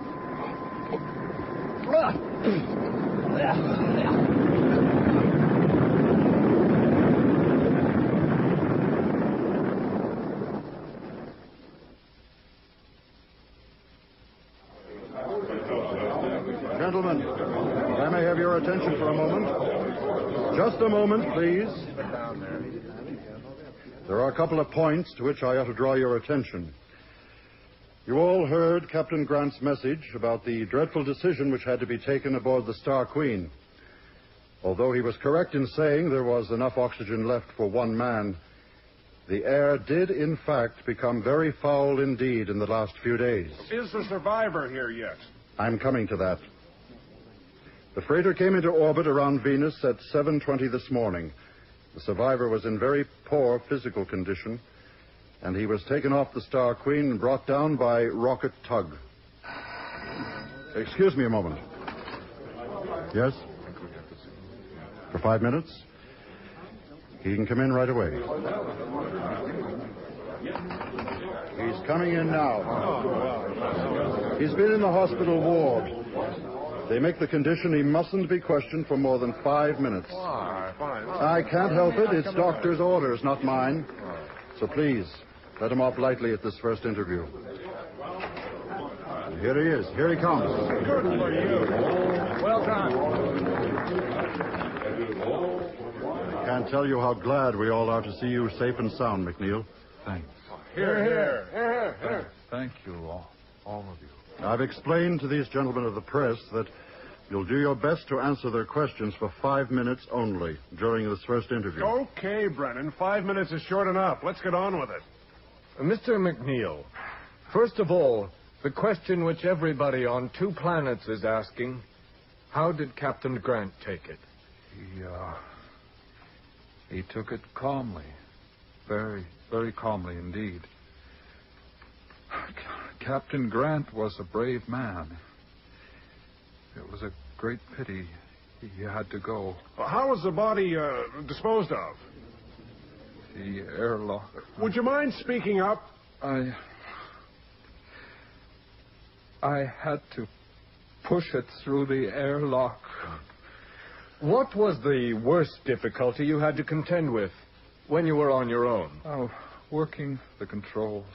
Well, why was it difficult to work the controls? I mean, not physically difficult, but working out slowly all the things I normally have at my fingertips when I'm in when the air's... Hold it. Here, sit down. Gentlemen, I think you'll agree that Mr. McNeil is in no condition to face further questioning. I suggest we leave him here for at least an hour to rest and recover.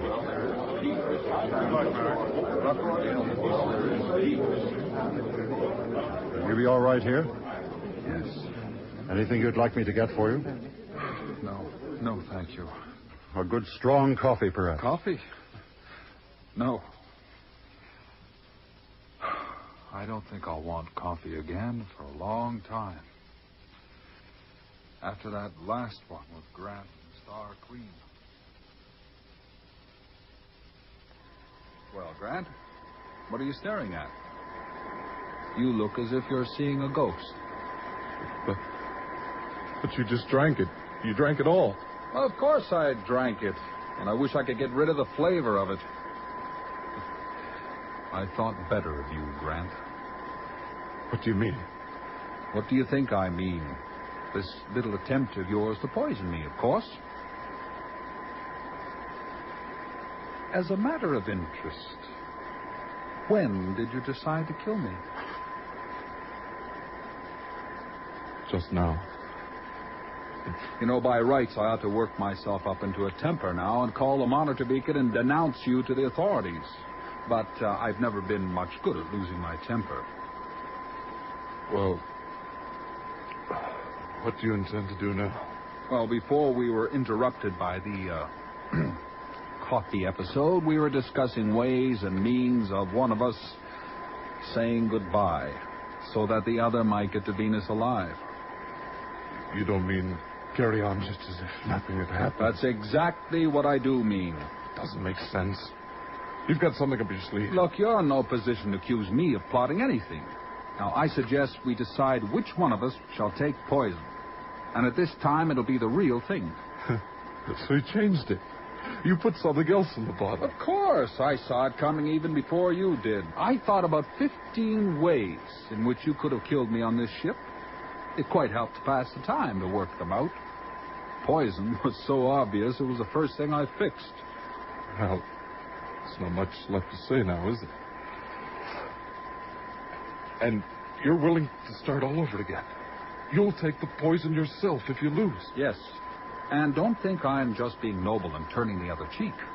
I suppose in acting like this, I don't fit neatly into your preconceived picture of me.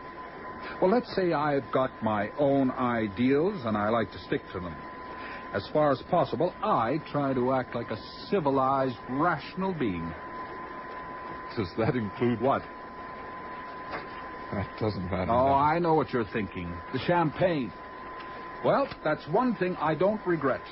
A civilized man should always know when to get drunk, but perhaps you wouldn't understand. There's a new pack of cards in the drawer somewhere, isn't there? Yes. Here we are. Shall we say the lowest card is the one? If you like. They're all shuffled. I've never exactly taken to you, Grant.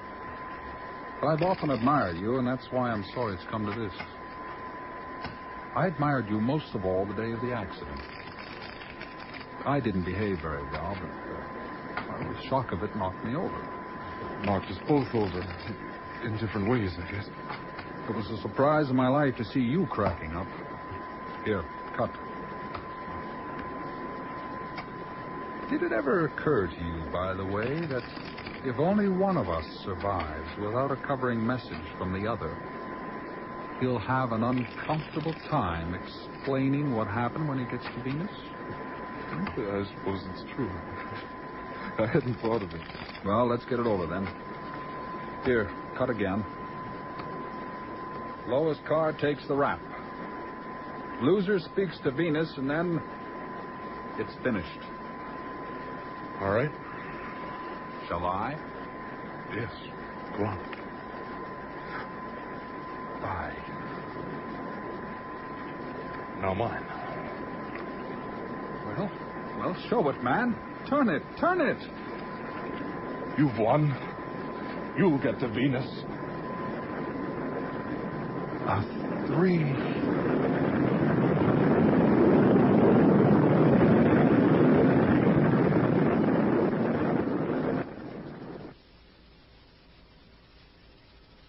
McNeil, you feel better after that few minutes rest?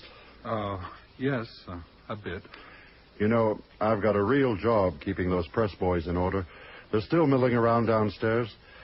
I'm not letting them in here again, but they've asked me to put one more question to you. May I? If you like.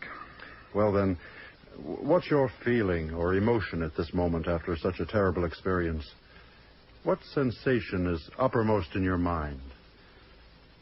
Just being alive.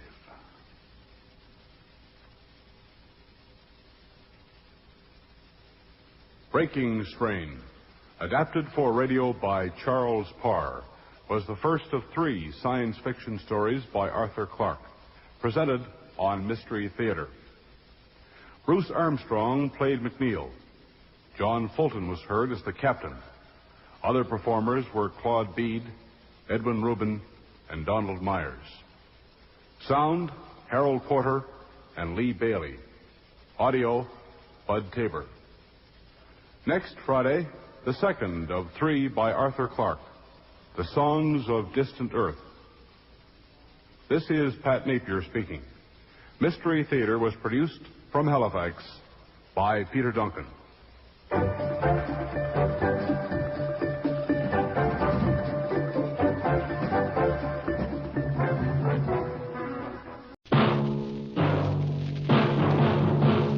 Night Beat.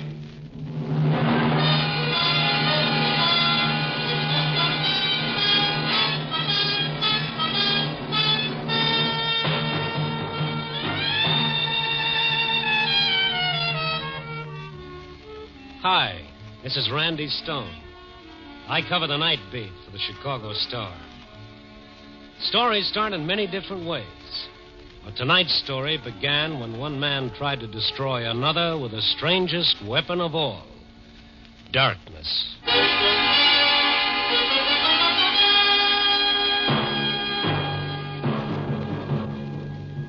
Night Beat, starring Frank Lovejoy as Randy Stone.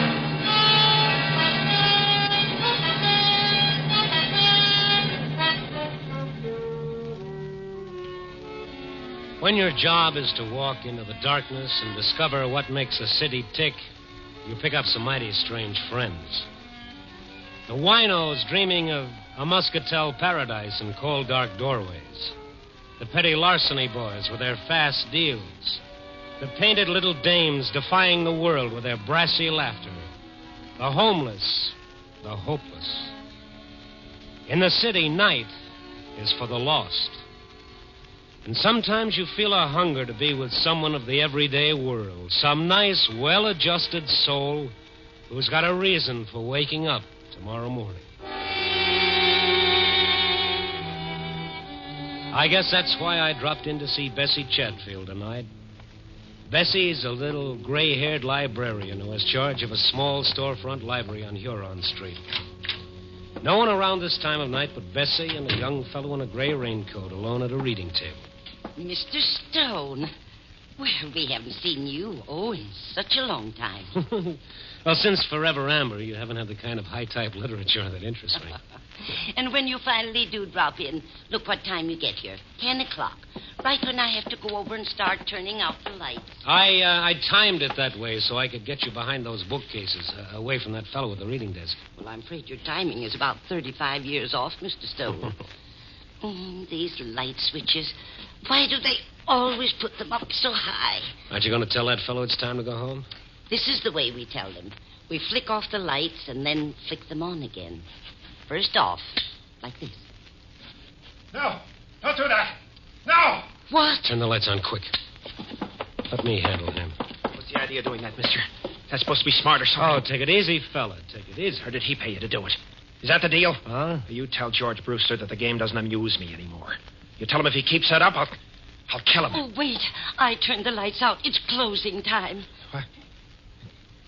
Closing time? Oh. Yes, of course. What's wrong with you, buddy? You sick or something? Sick, yes, that's me, sick. Only mine's a childhood disease. Childhood.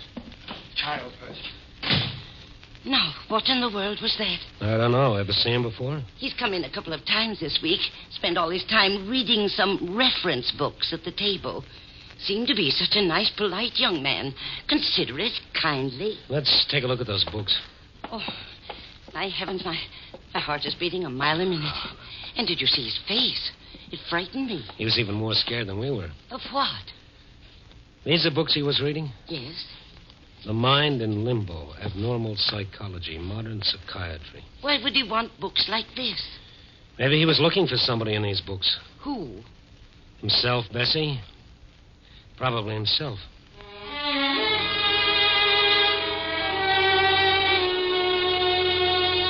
Bessie was pretty upset, so after she locked up for the night, I started walking her toward the elevated station over on Lake Street. We'd walked a couple of blocks through the dark, empty streets when suddenly Bessie grabbed my arm. Mr. Stone, that man down the street, looking in that store window. That's him. Oh, yes, same gray raincoat, same lad. And look, Mr. Stone, what's that in his hand? That's a piece of pipe or something. He's breaking that store window. Yeah, you wait right here, honey. Be careful, Mr. Stone, be careful. The fellow was reaching through the broken window glass for whatever it was that had struck his fancy. He heard me coming and turned toward me. The wan streetlight did something to his face. It seemed twisted and torn. Blood was running down his hand where the glass had cut it. Then I saw what he'd taken from the window. A gun. What's the idea, pal? He spun around and started running for the elevated station down the block. And in the best tradition of the Rover boys, I stayed right on his tail. He turned back to see how I was doing, and he stumbled over a trash can near the curb. I caught up with him, grabbing his arm. Let go of me. Leave me alone. Let go of me. He slashed the gun across my face and began running again. I stopped long enough to take a quick inventory of my teeth. Up above, I heard the elevator train coming into the station. The young fellow had reached the station steps and was going up fast, trying to make that train. I reached for one of his legs. He turned and gave it to me right in the stomach. I folded up, and I just sat there. I listened to the train pull away with the fellow on it, and remembered what Bessie had said about him being such a nice, polite young man.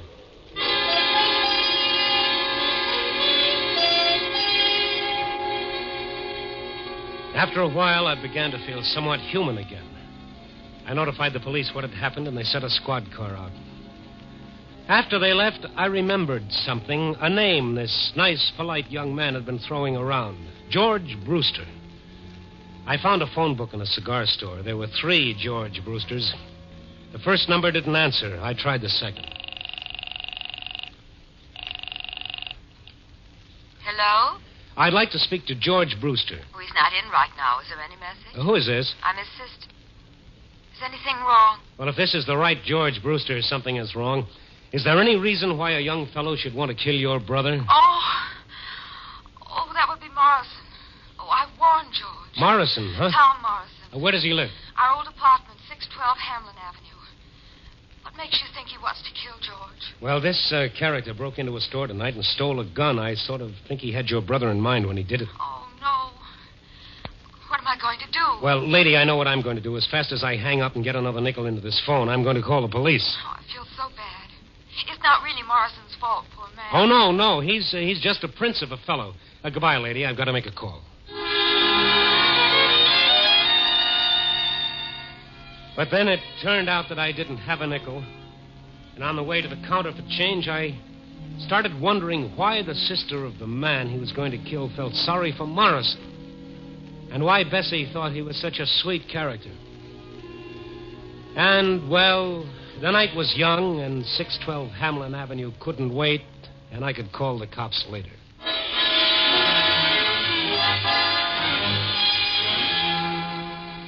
.612 North Hamlin was a second-floor flat on the north side. I got there a few minutes after 11 that night. All the windows were lit up. I rang the bell, and I waited. I felt a little bead of sweat zigzagging down my face like it didn't have any place to go. Yes? Oh, it's you. No, let's not close the door just yet. In fact, let's push it open all the way. What do you want? My 2 front teeth and a few ribs. Get out of here. Now, look, pal, don't tempt me.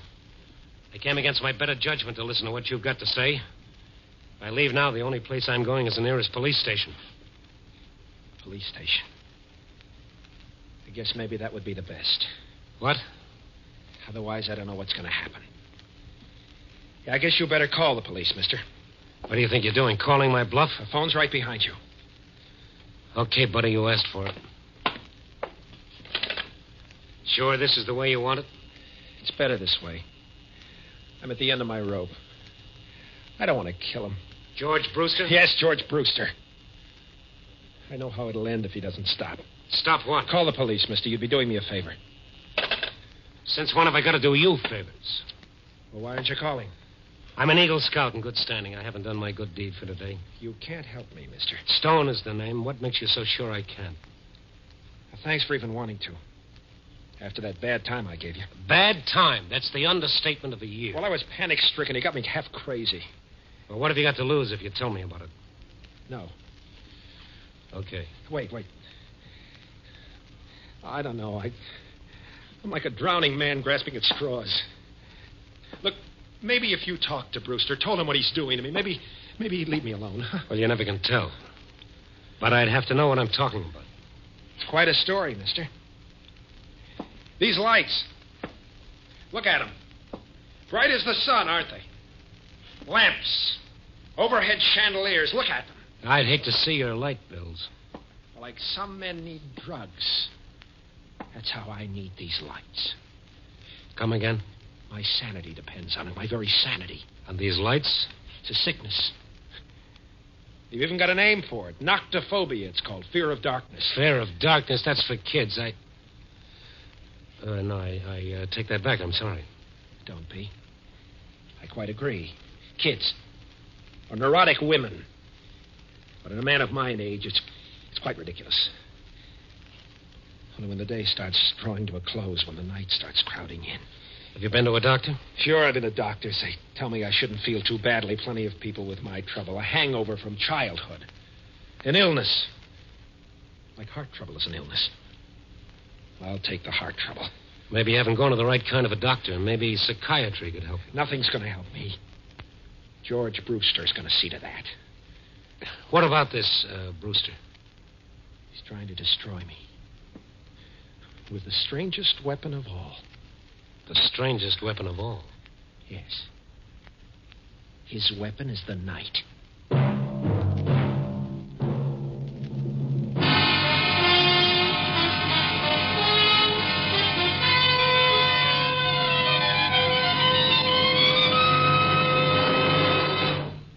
You were listening to Night Beat, starring Frank Lovejoy.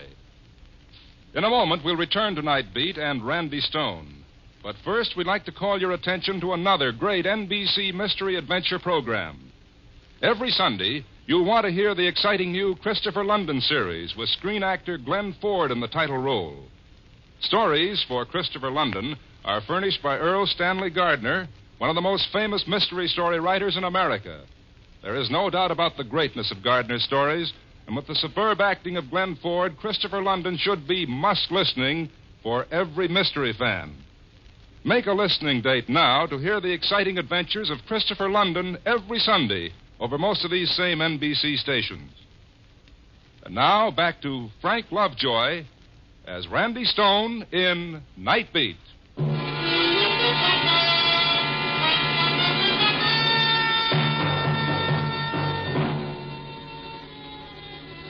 It was a weird feeling standing in Morrison's brilliantly lighted parlor, listening to him tell me about his terror of darkness.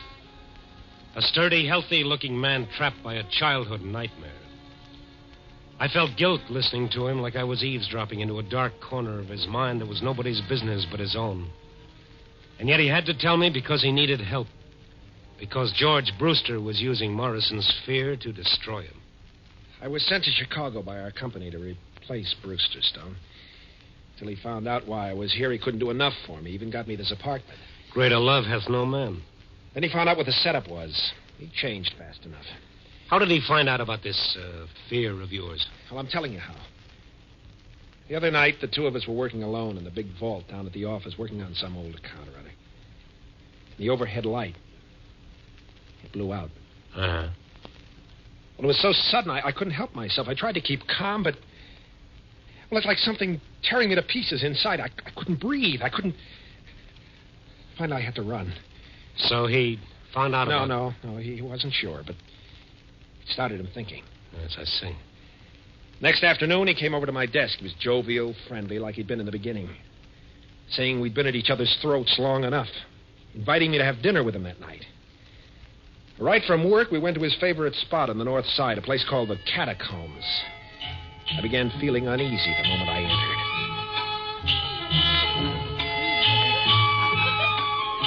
How do you like this place, Tom? That's okay. It's fine. It's been a favorite of mine for years. One spot in particular. The wine cellar. How do you feel about wine? Oh, I like it all right.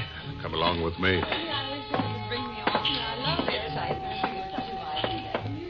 I'm a wine man from way back.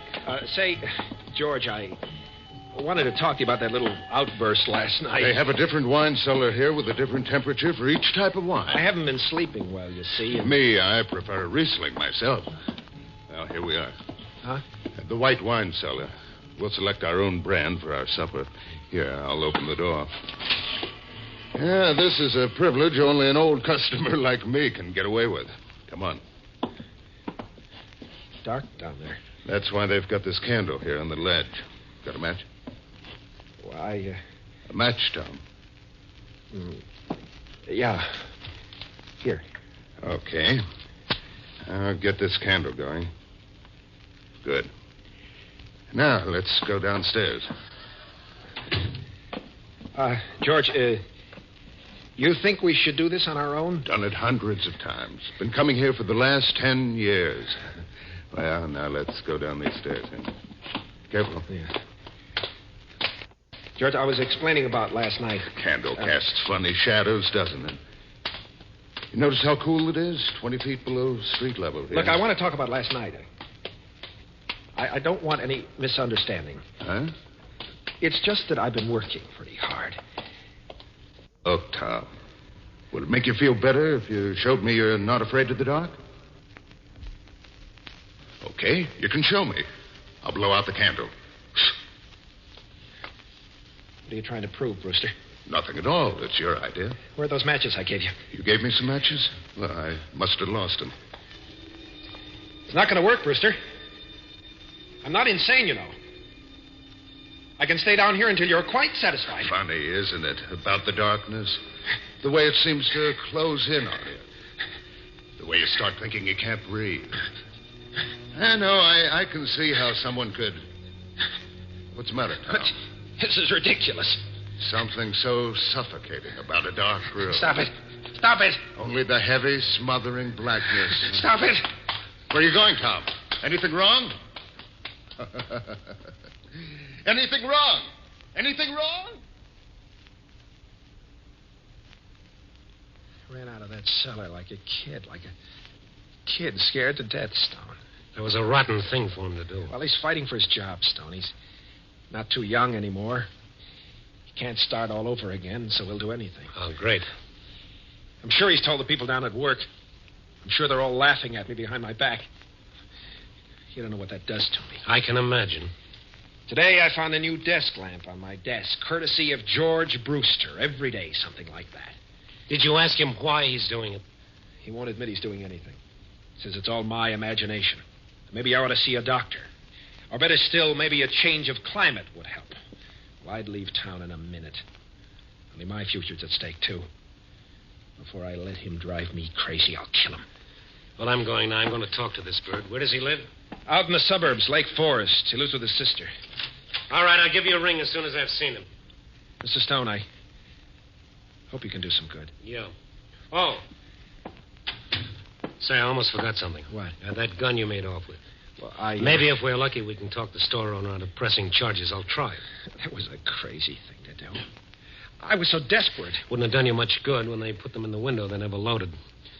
I'll let you in on a secret. If I hadn't known that, I wouldn't have been such a hero coming here tonight. I'll let you in on a secret, Mr. Stone.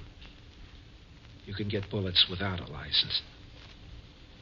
The gun's loaded now. Oh, great. All right, go and get it for me. All right. Yes, I want to give it to you. It's in my bedroom. He started for the bedroom. And then it was almost like a comedy routine where, after the big build-up, the punchline comes right out on cue. The moment he entered the other room, every light in the house suddenly went out. What happened to the lights? Take it easy. Where's the fuse box? I don't know. Never had any occasion to use it. Besides, if it was a fuse, all the lights wouldn't go out. It wasn't you. Use your head. How could I do it? I'm getting out of here. All lights out, too. Stone, Well, maybe something went wrong with the central wire. But why should it happen exactly now? Wait. Huh? The downstairs apartment. Their lights are on. If it was the wire... All right. Let's ask them where the fuse box is. Yes? Oh, Mr. Morris. My lights went out. It might be a fuse. Where are the fuse boxes for these apartments? Out in the back. I'll get a flashlight and show you.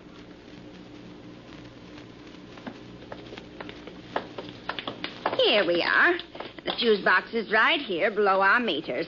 Whenever the people from the light company come out, they have a dickens of a time finding it. Will you hold the flashlight steady and let me take a look? Wait a minute, Stone.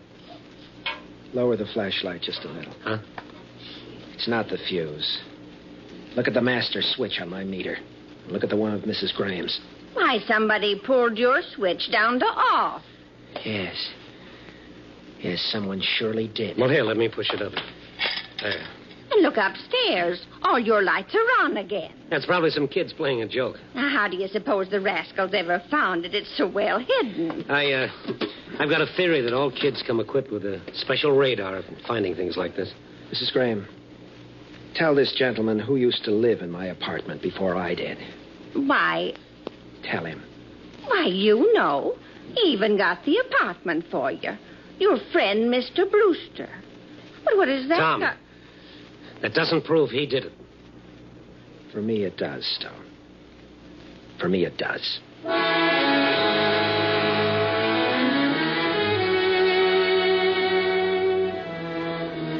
Morrison went around to the front of his house and up the stairs to his flat. I waited in the hallway until he came down again. He looked different. His face was hard and set. His eyes were like chunks of glass punched into the flesh. What are you waiting for, Stone? When we were so rudely interrupted, you were going for the gun. I've got it now. Oh, yes. Hand it over. I'll bring it back. No, thanks. Well, where are you going and what are you going to do? I'm fighting for my sanity, my life. He's never going to do this to me again. Never. I can't let you do that. You're not going to have to. The minute you leave, I'm going to call every cop in the book. Yes, that's what you do, isn't it? Yes. Then I'd better give you the gun.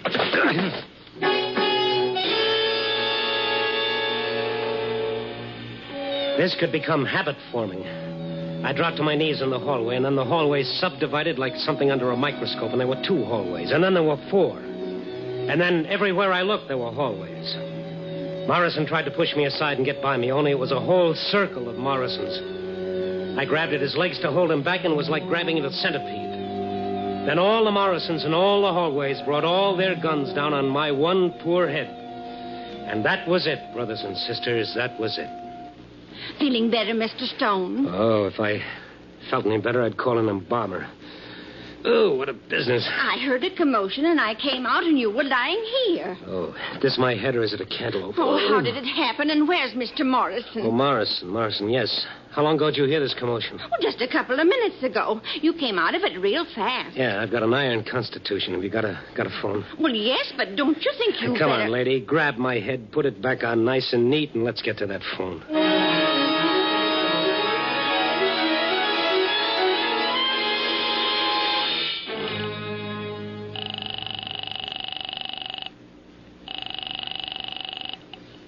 Hello? Hello, this is the fellow who called you before, Miss Brewster, about Morrison and your brother. Oh, yes. He's not there yet, huh? No, my brother is... I don't mean your brother, I mean Morrison. What?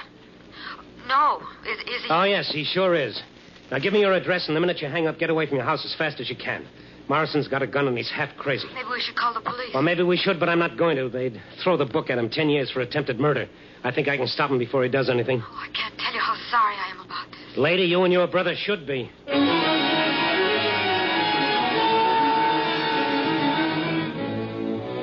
The cab got me out to their Lake Forest house in less than 20 minutes. The house was on a hill, and a flagstone path wound round and round for a city block until it reached the front porch. As I ran up the walk, my head started rattling like a handful of pennies in a tin cup. I felt weak and tired. All the time, I tried not to think about what I'd find when I reached the house. And now I was at the end of the path, walking toward the front porch. A nerve deep in my throat started jangling like a burglar alarm. The house was in darkness, and Morrison was standing beneath a little porch light, his gun pointed right at me. You won't quit, will you, Stone? What have you done with him, Tom? He hasn't done anything with him yet, Mr. Stone. Huh? Who is... I'm sitting over here at the end of the porch. I'm George's sister. Oh. I didn't see you in the dark. Why didn't you get away like I told you? See, I won't hurt her. It's him.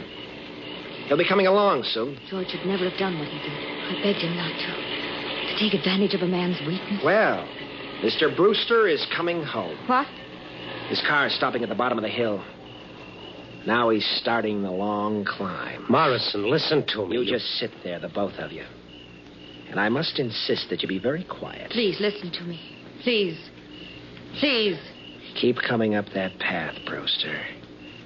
It's a long, long way. You must listen to me. Morrison. You don't know what you're waiting doing. near the porch light, the gun in George his hurt hand. you. He shouldn't have done that. Far below the small What figure you're of George doing is Brewster so making a much long, worse. slow Don't you climb. realize that? You're going to kill George because he found out about your fear. But don't you see? George is afraid, too. Of bigger things. Of being 53 and seeing his whole life going down Brewster the had drain. stopped at the first landing to That's catch why his he breath. hurt you. Now he was Back climbing to up the the wall. path again. He was fighting. Maybe 100 Just steps as from you were his fighting death. for you. I found myself counting the steps. Why are you afraid? afraid of Close. the dark, Mr. Morris. Don't you see? If you weren't afraid, George couldn't hurt you anymore. Please, listen to me. Keep your voice down. If you try to warn him, you both die, too. Keep coming, Brewster. Yes, he kept coming. No more than 70 steps now. What is there to fear about the dark? The girl's voice going on and on. Nothing in it. Brewster getting closer. All it does is hide the world. Less than 50 steps now. 40 steps. 30 steps. If you believe in God, if you believe in your own soul, how can you fear the night? What is there in the darkness that can hurt you?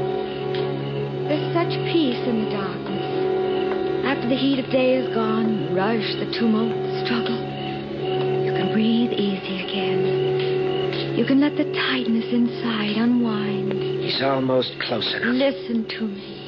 Please listen. It's not going to work, Miss Brewster. I'm going to try and... Wait. Miss Brewster. Stay where you are, Miss Brewster. No. You must see me in the light. I tell you, stay where... Tom. Look at her. I didn't realize. I'm not afraid.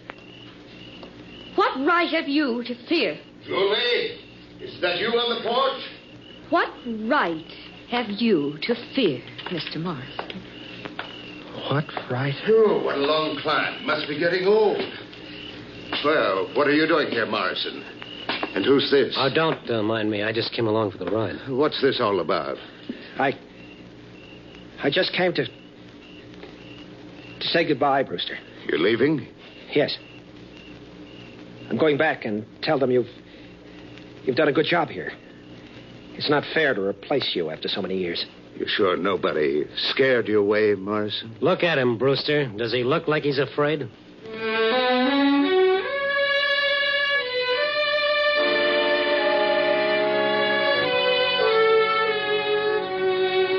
I don't know if Julie cured Morrison of his fear of darkness. Cure is a pretty strong word.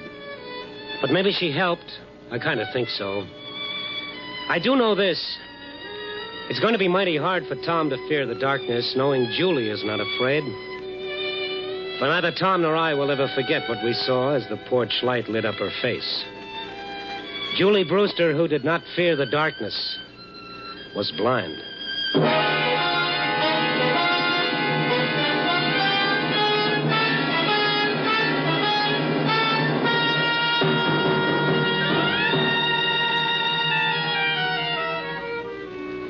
And now that part of the story they always print in heavy type, the moral.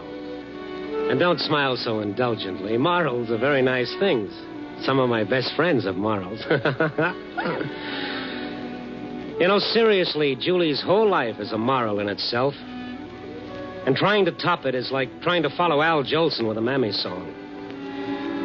The best you can do is tip your hat to the fellow who wrote, "Out of the night that covers me, I thank whatever gods may be for my unconquerable soul." He must have had someone like Julie in mind. Well, 4 o'clock in the morning, a stale cup of coffee, a tired sandwich, and a story to dictate, and I worry about my unconquerable soul. Ah, me. Give me a rewrite.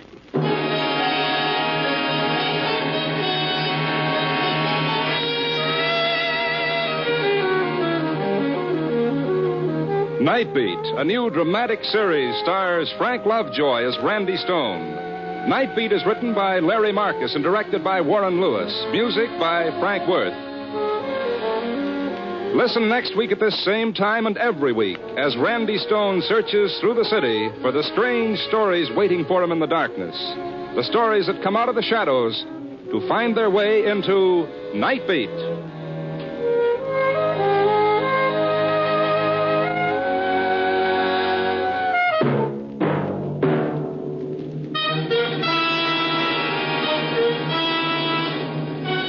Stay tuned for Brian Donlevy and Dangerous Assignment on...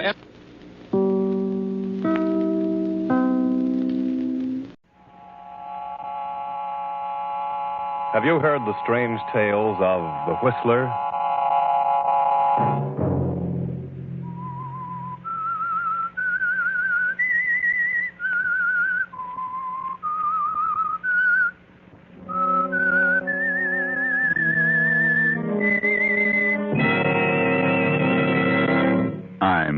Whistler. Don't. Not again, please. I can scarcely think now. I won't be able to think at all if you do it again. Please, I couldn't stand it. There just won't be anything left if you do. Please. Another Saturday night, and again, CBS presents The Whistler.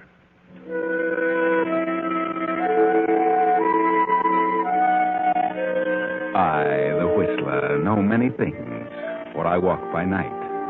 I know many strange tales, many secrets hidden in the hearts of men and women who have stepped into the shadows. And so I tell you tonight the weird story of Shadow of a Mind.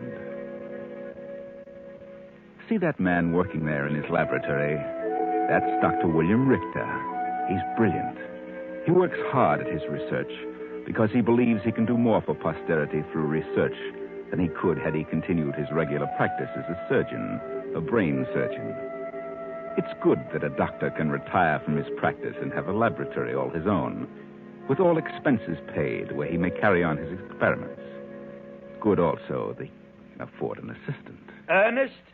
Ernest? Yes, Doctor. Come here, will you? Think there's something here you should see? Certainly, Doctor. Yes, Doctor? What is it? This piece of tissue. I've just taken it out of the solution. Oh, yes, that's the tissue from the monkey's brain. Yes? Seems to be alive still. Yes, the solution has kept it in perfect condition, at least to all outward appearances. Of course, we can't really tell until it's tried along with undisturbed tissue. That's right. That's just what we're going to do. Today? You're going to try it today? Yes. Remember the little chimpanzee we brought in last week? Yes. Prepare him, will you? We'll try the experiment at once. Oh, it will be wonderful if it works. Wonderful for humanity, I mean. Well, that's why I'm doing this work, Ernest. Because of the great benefit it will be to mankind if I can find a way to keep tissue living when completely severed from a body. And then replace it. That will be wonderful. I don't mind telling you, Ernest, that if this experiment is successful, we will have gone a long way toward proving the feasibility of tissue transplantation. Then there will remain only to try it with larger sections of tissue. Who knows? Perhaps sometime, due to our experiments, man will be able to perform this operation on complete sections of the human brain. It's a great work you're doing, Doctor. Yes. Now, prepare the animal, will you? Yes, Doctor.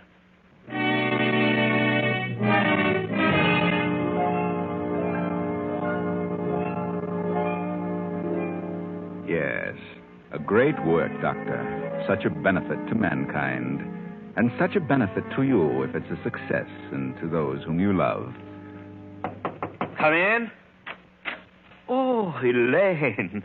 Hello, I'm glad to see you. Oh, I didn't want to disturb you, Father, but I've wonderful news. Terribly important news. Wait a minute. Don't you think you should give me an opportunity to at least say good afternoon to your young man? Oh, I'm sorry, Father. How do you do, sir? Hello, John. And now, Elaine, what is this news that is so vital? It's about John and me. That's why I brought John along. We're going to be married. We came to ask your permission, sir. You're in love? Oh, yes, Father. Very much, sir. Oh, at least that's what you think now. But, Father... Oh, I know. Love hits you hard when you're young. I just want you to be sure, my dear. You see, this comes as rather a surprise to me. A surprise? Yes, a surprise, and I might say a slight disappointment. Disappointment? Yes, I'd hoped you'd finish your school and then come here to help me. Oh, I know how you feel about your work, Father. I know how important it is to you. It's important to me, too. I want you to continue it, but, well, I don't want to give up love simply to assist you. Don't you see, it's your work, not mine. Marriage is what I want. Yes. How soon do you wish to marry? As soon as possible, sir. Then I can only tell you that I advise strongly against it. As you know, Elaine, I cannot order you not to marry this man. No, Father, you've been wonderful to me. I want to repay your kindness. And I think I can do so better if I'm leading a happy, normal life. I hope you're right, Elaine. I can still only advise against this marriage. If you do it, you will do so against my will and judgment. The specimen is ready, Doctor. Huh? Oh, thank you, Ernest. And now, if you'll excuse me, I'm in the midst of a rather important experiment. Just a moment, Father. If there's something about John to which you object, I think it's only fair that you should tell us now. Oh, my objection has nothing to do with John. I admire him. I've always considered him a brilliant young man. Oh, thank you, sir. If I wished you to marry anyone at this time, I should as soon it were John as anyone else. Then why? What is it, Father? It is simply my wish that you do not marry at this time. You see, my dear, I'm not young, and the thought of losing you perhaps makes me slightly selfish about you. I only ask that you consider my request. I do not demand that you obey it. Oh, I'm talking too much. I must go. Think it over. Carefully. Oh, I'm sorry, Johnny. I had no idea he'd behave this way about it. I thought he'd be glad. He's always been so nice to me. I thought, of course, he'd be happy to see me married. Well, he didn't seem much concerned over your happiness. He seemed more interested in the effect your marriage was going to have on him or his works. But if I were happy, you'd think he would be. I don't see how marrying you could have any adverse effect on him. I wonder.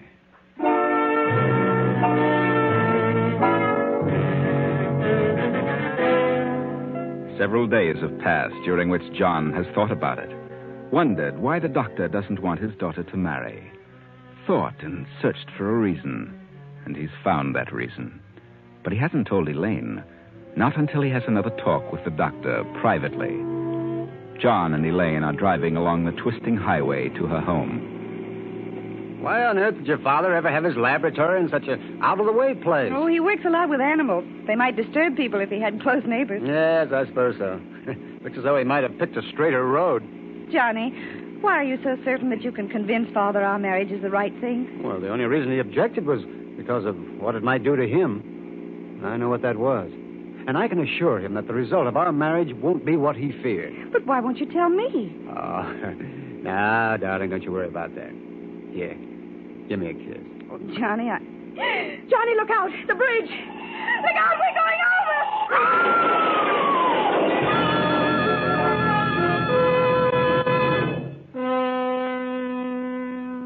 You were careless, John.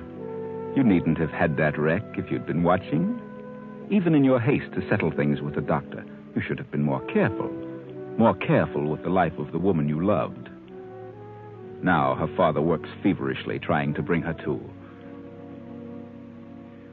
Will she? Quiet. Looks pretty bad. I'm afraid it's a concussion. Yes, but will she? I suppose you are satisfied now. Should have forbidden her seeing you rather than suggesting it would be better for her not to marry you. Oh, I'm sorry. I'm terribly sorry. I wouldn't have had her hurt for the world. Then why did you insist on going out with her? I love her. Oh. I do love her. I hope she loves me. If she's still willing, I'm going to marry her just as soon as she's able. Well, looks as though it would be some time before she's even able to discuss such a matter. But she will be all right, won't she? I mean later. You'll do all you can now, won't you? She is my daughter. I shall do anything in my power to help her. However, I shall undertake it because I want her to get well, not because you do. Oh, I know how you feel about me. I came here to tell you that our marriage would make no difference in your plans. But that's not important now. The only thing of importance is her recovery. I want you to know if there's anything I can do, you can count on me. What you can do probably will not be much. However, we shall see.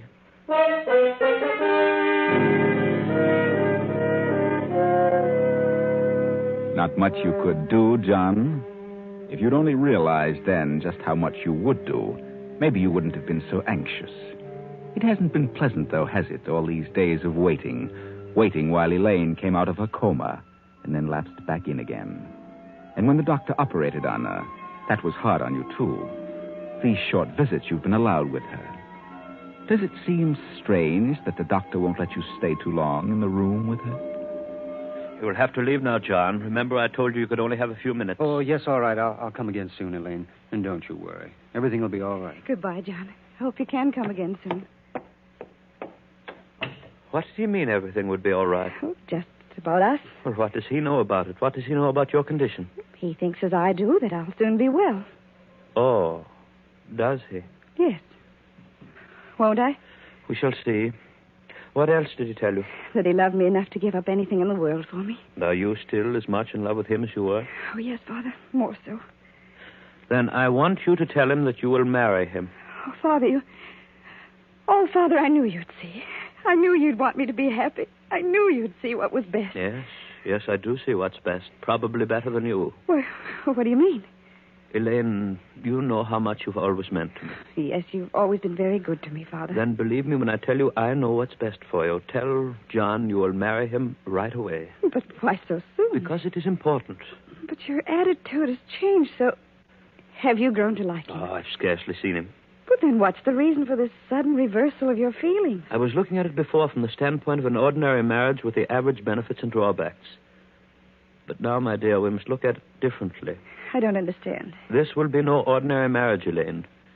It will be a marriage in which you alone will benefit. I don't understand. Oh, my dear, I would rather do anything in the world than to tell you what I have to, but your accident, well, it left, well, you're just not improving satisfactorily. What do you mean? A growth has started where I removed that clot. I've got to operate again, and I cannot say how successful I'll be. You mean you're afraid it won't be a success? And that's why you want me to marry John? Yes, because I know what may happen if it isn't. And I want you to have all the things you want while you have the chance. But that wouldn't be fair to him. He's always said he would give up everything. Well, now he will have the chance. Oh, no. I won't do it that way. I wanted to marry him because I thought we'd have a happy life together. I don't want him to do all the giving. You've got to, Elaine. No. But you are going to need him, Elaine. Need him more than you can possibly imagine.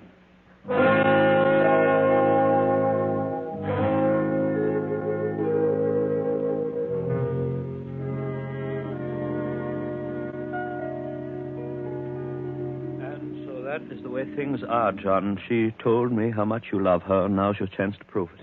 Oh, Elaine, the poor girl. It's off. Oh, there's not a thing I can do except try and prolong the final outcome. She may go on for years this way, but someday she will crack and her mind will become a complete blank. She's going to need somebody then. Somebody that loves her as much as you say you do. Oh, there's no question about that. Of course I love her. And you will still marry her after what I've told you? Well, yes, of course. That can't make me love her any less. Then you will try and convince her that it is best that she marry you. Yes, I will. Because, you see, regardless of what you think, I do think it's best. I always have. I think so, too. Now.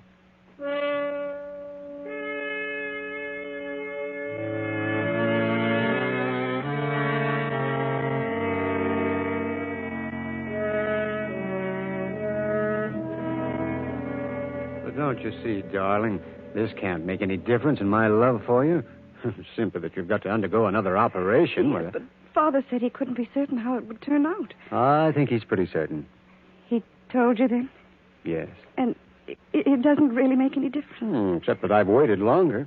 And now I love you more. Oh, John. So please, darling, say you'll marry me. You still think it's wise? Yes, I know it is. All right, John. I'll marry you. When? How soon?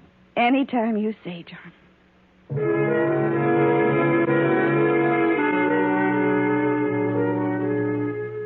It's good to know that someone loves you enough to marry you even when you're ill, isn't it, Elaine? Only you don't know what John knows. You think you have a chance, but John knows better. The doctor told him. He loves you enough to give up anything, though. Yet he doesn't suspect what he's going to be called upon to do, and neither do you, Elaine.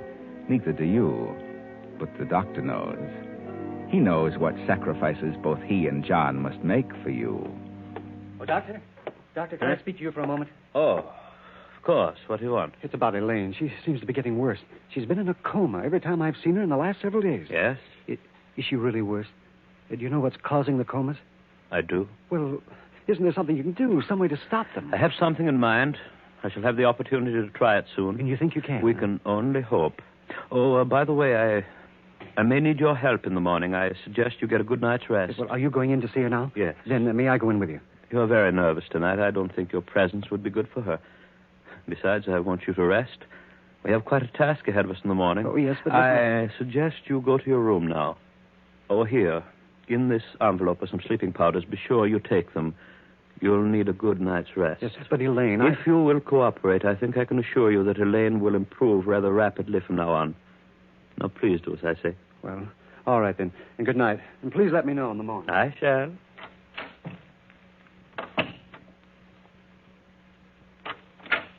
Elaine?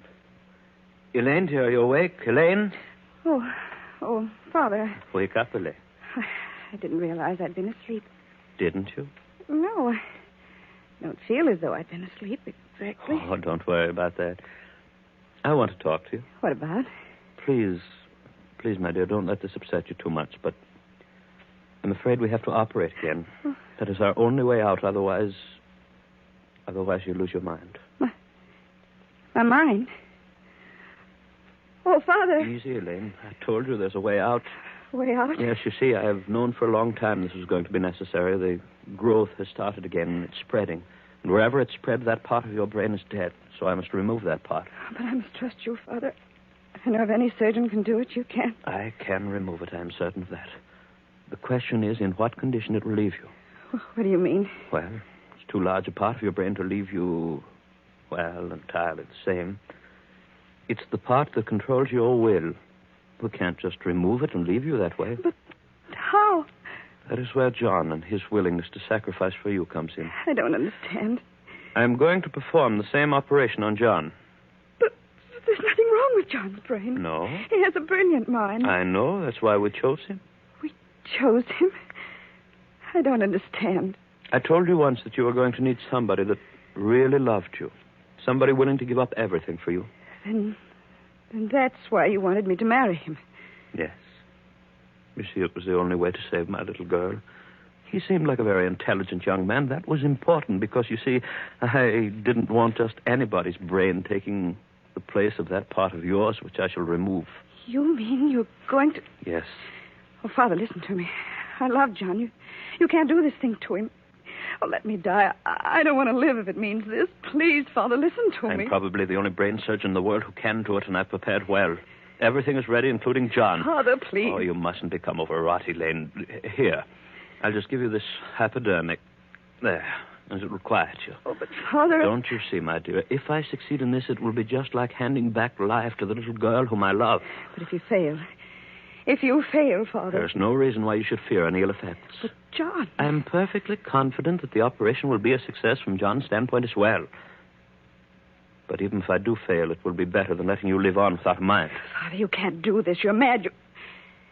That's it. You're mad. Father, you're mad. You couldn't dream of such a thing if you weren't. I not only can dream of it, I'm going to do it. And when it is over, you'll be glad you had a father who was willing to do this for you. Father... Quiet, Elaine. Soon the medicine will take effect and you'll be unconscious. And when you waken, a part of John's brain will have taken the place of that part of yours that's diseased.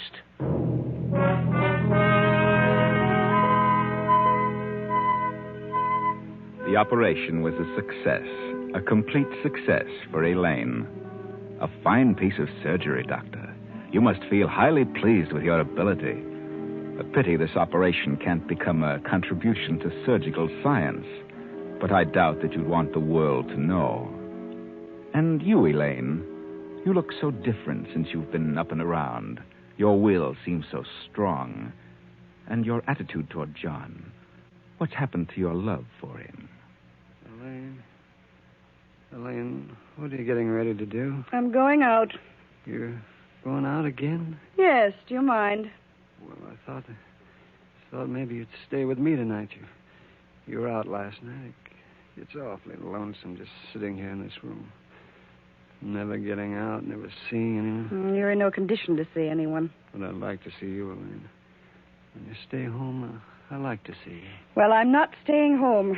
I'm not sitting around here spending another dull evening with you. I suppose I am dull. I can't think. I had something I wanted to tell you. I remembered it this afternoon, something I intended doing before we were married. Oh, I can't remember what it was. Oh, you can't remember anything.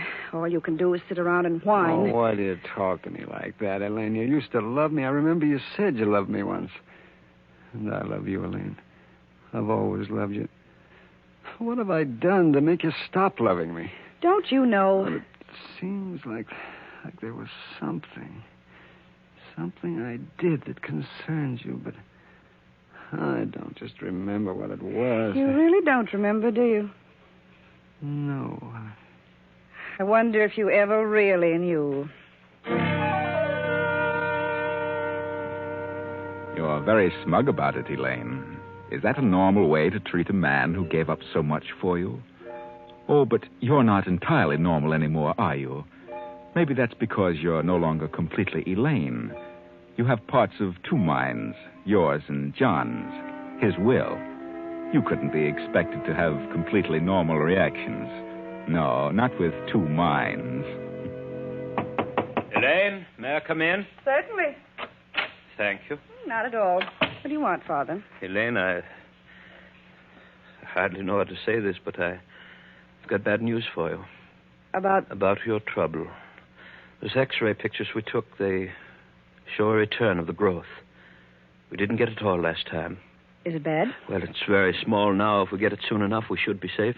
Then you're going to have to operate again. Yes, if we're to save your mind. And what about Elaine? What's going to happen to her? What did you say? I said... Funny, I don't remember what I said. Never mind. Do you think John will be agreeable? Oh, he's agreeable to anything I want. He doesn't seem to do anything of his own volition. Just what I wish him to do. Then you had better tell him. All right. John, come in here. He's been a very good husband for you, Elaine. Yes, hasn't he? Not as husbands go, perhaps, but... You tell me to come in here, Elaine? Yes. Well, John, do you still love me? Oh, you know I love you. I always have. Then you can do something more for me. Oh, well, that's good. What can I do for you, Elaine? The same thing. Again. The same thing? Well, I don't remember. Oh, no. No, I didn't do anything for you. You did something to me. Don't do it again. Not again, please. I can scarcely think now. I won't be able to think at all if you do. I couldn't stand it. There just won't be anything left. Oh, yes, there will. There will be me. And you love me. Remember, John?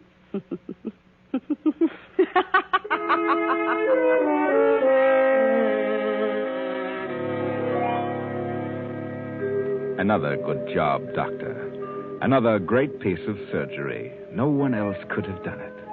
The first time, taking just the part of John's brain which controlled his will, giving that to Elaine and making her will so strong she cared nothing for anyone but herself, and leaving John so that he'd resist no more. That was well done. And this time, just a little bit more. Only this time you made a mistake, Doctor. This time you took too much of John's brain. This time you took the part that remembers. You took too much, Doctor. And now John is dead. You've given his will to Elaine, and now his memory. And the part of John's mind that remembers also hates Doctor. Come in. Oh, Elaine, my dear. Come in, my child. I didn't expect you so late. Elaine, what are you doing with that gun? I have something to settle with you, Doctor. Why? I don't understand. You have never called me doctor before, Elaine. It is not Elaine you're dealing with, Doctor. What do you mean? This is John. You killed my body, but you put my mind in this body. My will and my memory. This body is Elaine's, but these thoughts are John's. That is impossible. Not for you, Doctor, not for the great brain surgeon. For this time you've gone too far, you and Elaine. You took my mind, only you took too much of it. And now it is no longer Elaine. It is I, John, who controls the actions of this body. And the mind of John hates you for what you did. I only did it to save my little girl. But had you not objected to the marriage in the first place, nothing would ever have happened. What do you mean? I remember now. Now John's thoughts remember what it was he found out about your objection to the marriage. That's what we were coming to tell you when we had the accident. John found out about your wife's will. What? The money that made it possible for you to continue your work would all go to Elaine when she married. Oh, but... You didn't want that, did you, Doctor?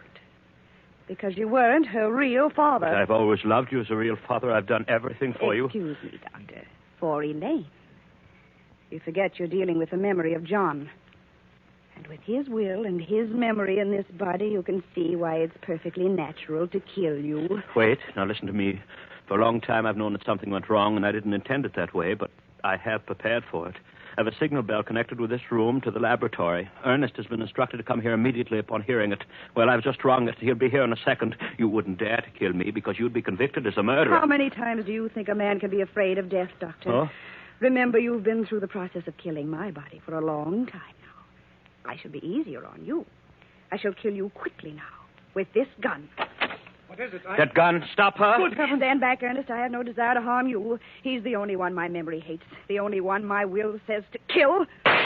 You killed your father. No, Ernest, I didn't. But I saw. I stood here and watched you kill him. Yes, but Elaine didn't pull that trigger, and he was not my father. I'll call the police. Stop. Stand over there in that corner. Now throw me the keys to the car. That's it. Now stay here. If you try to follow me, I'll kill you.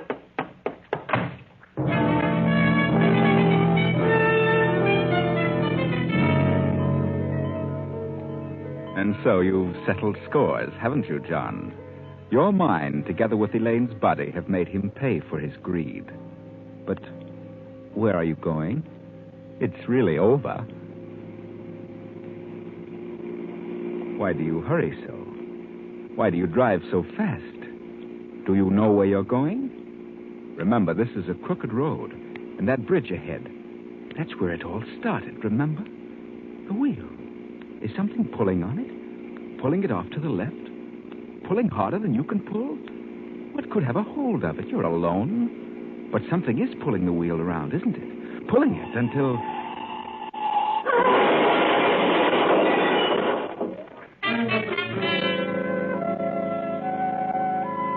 That's really the best way. They couldn't go on with John's mind and thoughts in Elaine's body. And now they're all dead. John, William, and Elaine. John, the innocent victim. Elaine, the guilty accomplice. And William, the great brain surgeon who tried so hard to save Elaine. You think so? Well, what neither of them knew was that there was never anything wrong with Elaine's brain in the first place.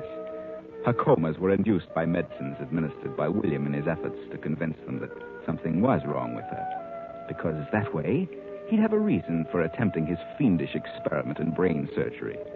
He was a good surgeon. He was too good. But he didn't think his transplantation of brain tissue might also carry with it the will and memory. And when a will as strong as John's combines with the memories he had, well, you could hardly blame him for killing the doctor, could you?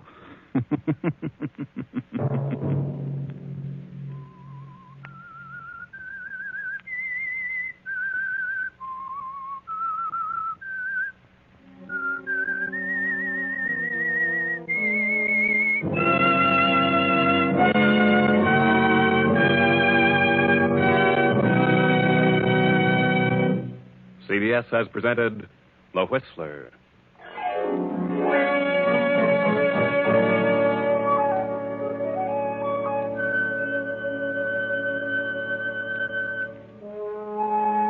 Original music for this production was composed and conducted by Wilbur Hatch. Tonight's story was written by Dwight Hauser and directed by J. Donald Wilson. The Whistler originates from Columbia Square in Hollywood. Next week, same time. I, the Whistler, will return to tell you another unusual tale. Good night. This is CBS, the Columbia Broadcasting System.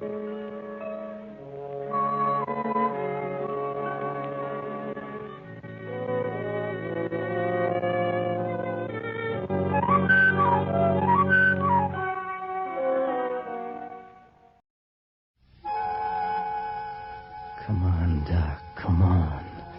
I can't hold on much longer. Look at my hands. Shaking so I gotta keep them in my pockets. And I'm starting on the itchy bit. Like there's ants under my skin crawling all over me. I'm telling you, Doc, another couple of minutes and I'm not gonna care if you got a patient in there or not. I'm not gonna care about anything. Even killing. I'm coming in.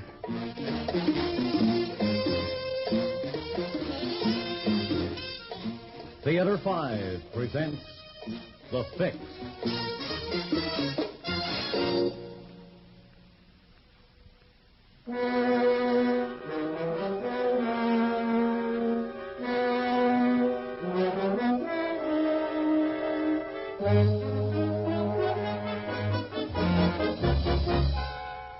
There was a tree there, just across from the doctor's office. And I knew how bad I was because I was holding on to it. Then I heard footsteps. It was the same cop who'd been by before, but he was coming up this side of the street this time. If he saw me still hanging around, I was dead. Then while I was still up near the corner, the light in the office went out. Okay, I crossed the street, and when the door opened... Dr. Rand? Why, yes. Doc, I'd like to see you for a couple of minutes. Talk to you. I don't believe I know you, do I? No. Well, of course, not important, but it's very late, and I was... I know, Doc, but it's an emergency on the level it is. If I can't talk to you, I don't know what I'll do. I swear I don't. Oh? Well, all right. Come on in. Let me get the lights. In here, in my office. Now, what seems to be the trouble? Doc, I need a fix. You what? I'm not kidding around. I'm giving it to you straight. I'm on the stuff and need help. You dig? Yes, I think so. But what on earth brought you here, to me? I was just taking a chance, Doc, but I had to do it. You see, I lost my connection. They picked him up a couple of days ago, and I haven't been able to get what I need since. Well, I still don't understand. I took a chance. I live near here. You're the only doc around who's here at night. I waited until I saw your light go out. That meant that there was no one else here with you. I see. Well, I'm sorry, because I'm afraid you've made a mistake. Doc, don't give me a hard time. You see this? No. I don't like guns any more than you do. And I don't want to use it. But if I have to, I will, because I'm at the end of my string. I'm not saying you ever fixed anyone before, but you've got to fix me. Now, maybe you don't have any H around, but you've got something that'll hold me for a while. Doctors always have. Yeah, but I haven't. That's what I meant when I said you'd made a mistake. You see, I'm not that kind of a doctor. I'm a psychiatrist. What? I don't believe you. Sit down there at the desk and keep your hands where I can see them. What's in here? The bathroom. Oh, yeah. But then, outside there? The waiting room. That's all there is. But there must be something. What am I going to do? You know what happens when you get this way? I could kill someone. Anyone. As easy as... Yes, I know. Here, take one of these. What is it? It's the only medication I have here. A tranquilizer. Ah, that won't do any good. Not in the shape I'm in. I know, but it'll help. What about a treatment center? Oh, sure. They give you a small, quick shot if you're really climbing the walls, but then they got you. They keep you there and try and make you kick a bit. Well, have you ever tried it? Kicking it? You kidding. I tried it twice, couldn't make it. Why? Because I'm hooked, that's why. Everybody's hooked with something. With me, it's junk. With you, it's you gotta have a car, a fancy address, and Brooks Brothers suits. You think you're better off than me? If that's what I was hooked with, no. But it's not. I'm afraid I'm hooked with something else. Like what? Well, like the need to help people. Oh, for crying out loud. What do we get now, the salvation routine? No. I'm just stating a fact. My father was a drunk. Died when I was 5. My mother didn't give a hoot about me. All the time I was a kid, I kept wanting someone to be interested in me, but no one was, so we call it compensation. Because having someone care about me was terribly important to me. What are you getting at? I'm trying to explain why I'm interested in you and anyone who comes in here. Don't answer that. Why? Why not? Are you kidding? Do you think I'm going to have you saying there's a crazy hophead here called a fuzz? All right. But it's going to look much worse if I don't answer it, because it's either my wife or my phone service. They both know I'm here. And if I don't answer... Okay. Go ahead, then. But remember, I'm holding this heater on you. I remember. Hello? Oh, yes. Hello, Mrs. Gibson. How are you? No? What's wrong? When was this? I see. Come on, Doc. Shake it up. Oh, that shouldn't surprise you. I told you it might happen, didn't I? Yes. Now, Mrs. Gibson, please. I know how you feel. Yes, I do. But I want you to stop that and listen to me. You know I know you, understand you. There's no one who understands you better than I do. Now, the next thing is, do you trust me? Now, come on now. Knock it off. Good. Well, then I'll tell you that nothing is going to happen to you. You're not going to do anything foolish, and you're going to be all right. Yes, that's a promise. Now, do you think you can wait until tomorrow for us to go into this whole thing?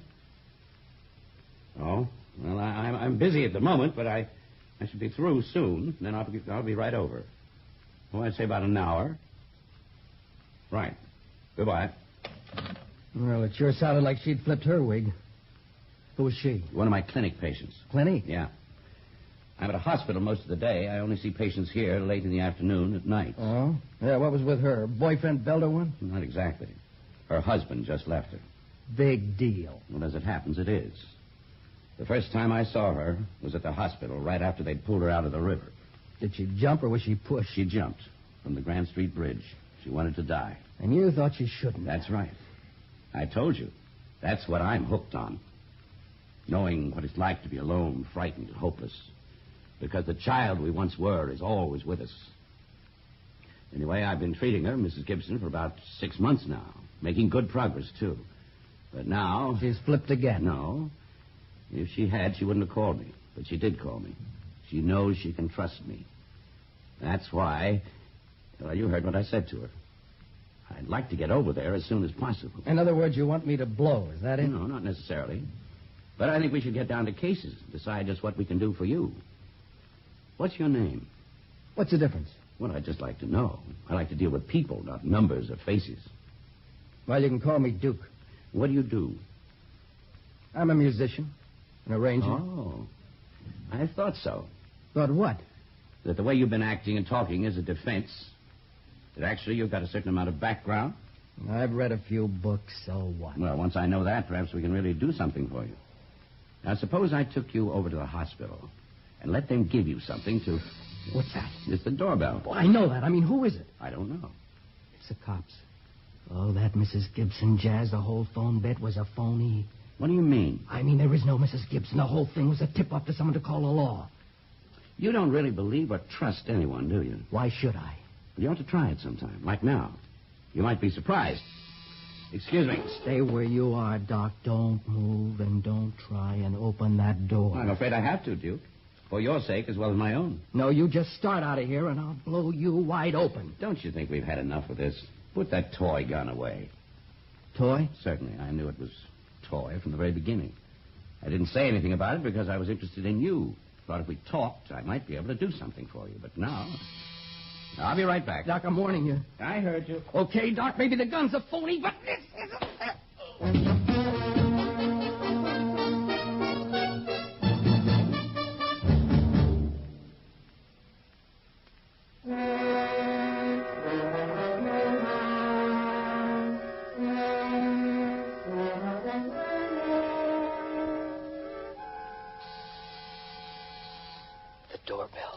The doorbell again.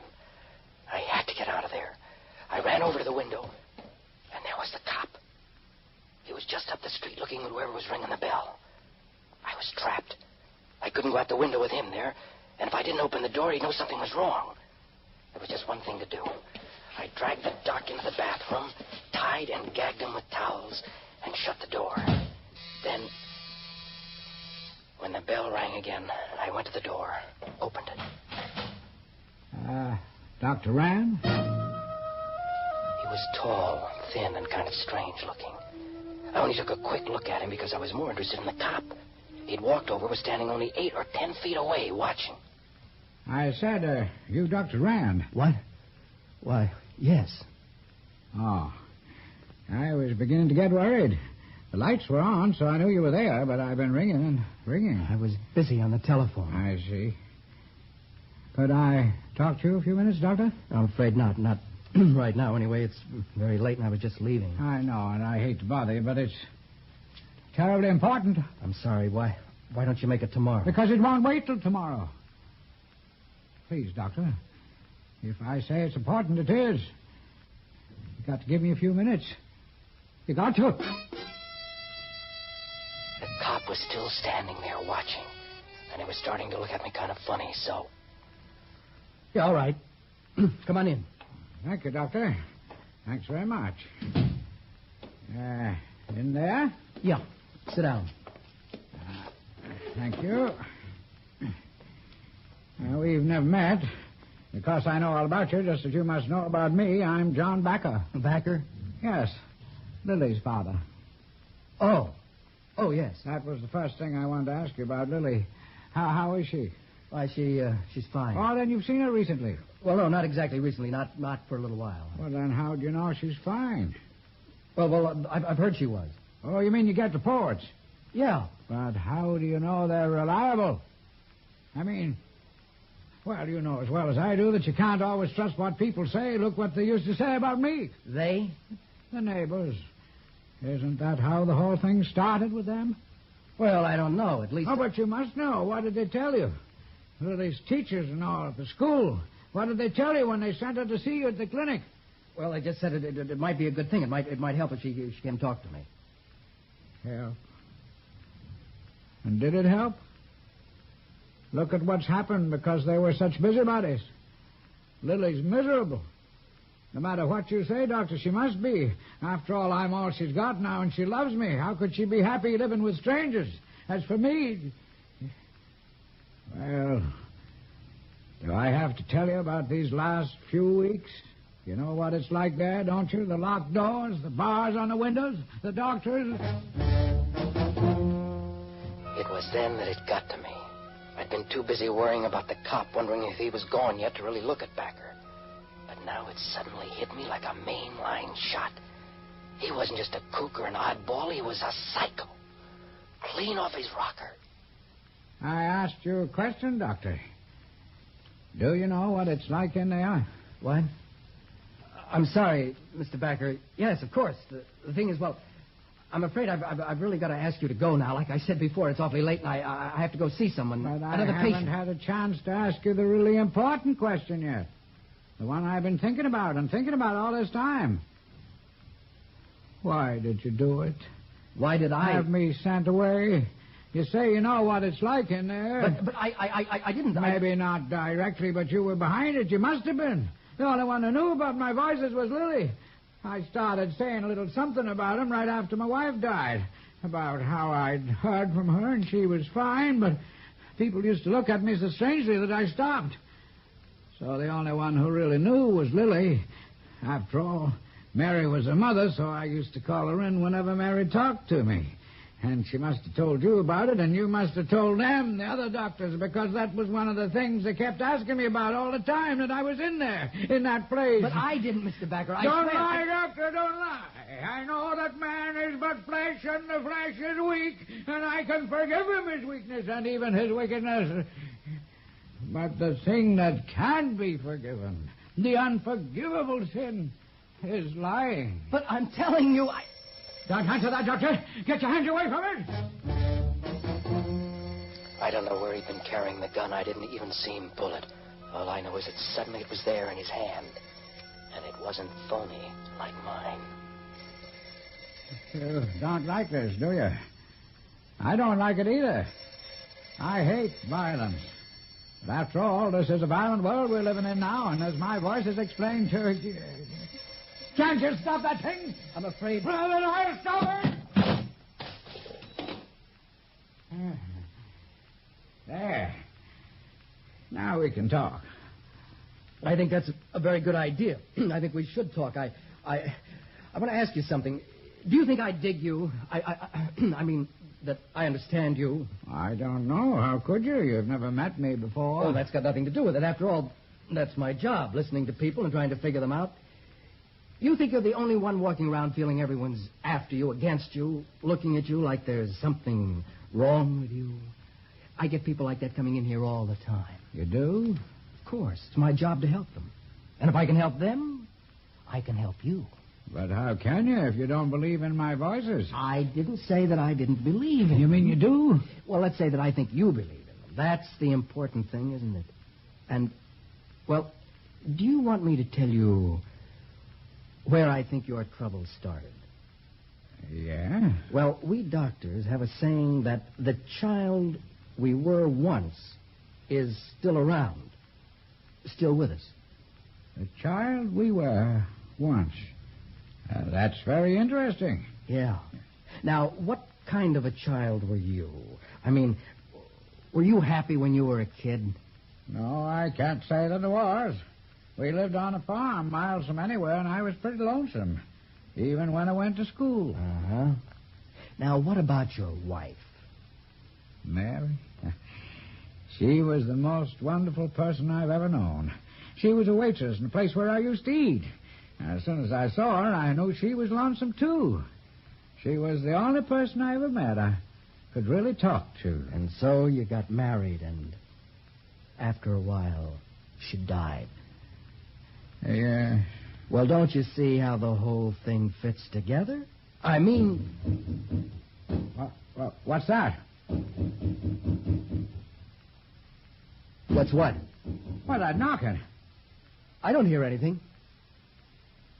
Well, it stopped now, but it sounded as if... Wait a minute. There it is again. Don't you hear it? No. Listen, look, let's get back to what we were talking about. You. Now, I don't want to talk about that. I want to talk about that knocking.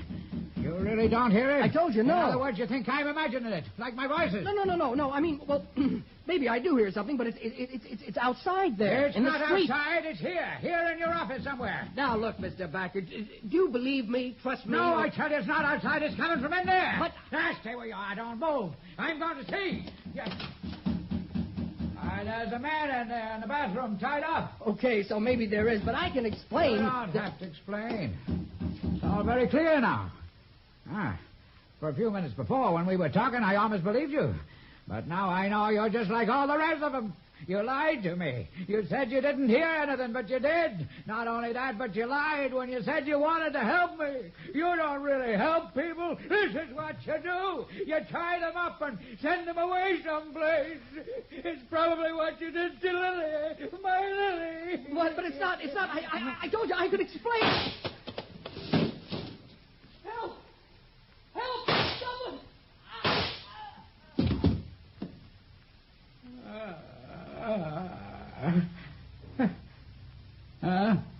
What? What'd you say, Mary? Bad? Oh, but it wasn't a bad thing. It was a good thing. Well, after all, he did lie to me, and lying is wrong, isn't it? No, Mary. Of course, I won't hurt anyone else. I'd throw the gun away. There. And I'll untie that man he's got inside there, and when the police come, I'm going to... Open up in there! Open up! Oh, Mary. I think they're here. Excuse me while I go let them in.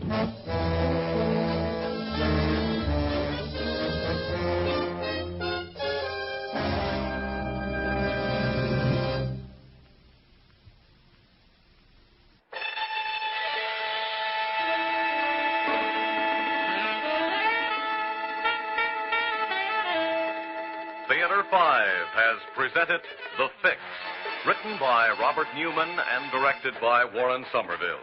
In the cast, Cliff Carpenter, Stotts Cotsworth, and Ian Martin.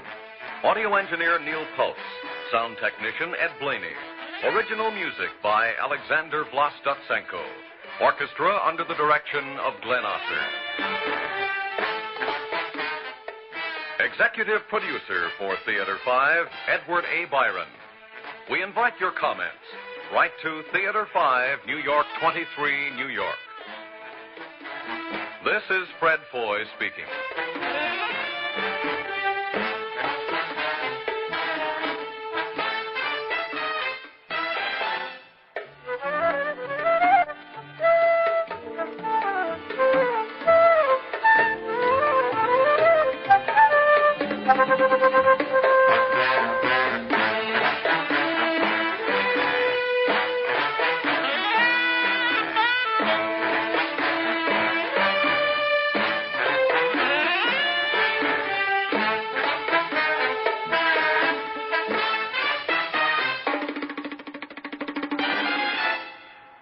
This has been an ABC Radio Network production.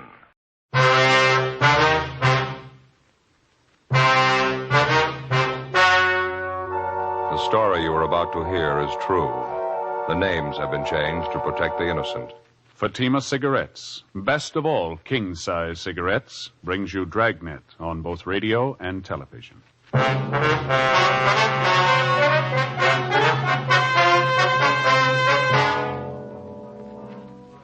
You're a detective sergeant.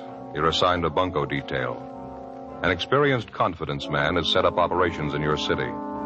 From his first two victims, he gets more than $8,000. You've got one good lead on the suspect, his method of operation. Your job, get him.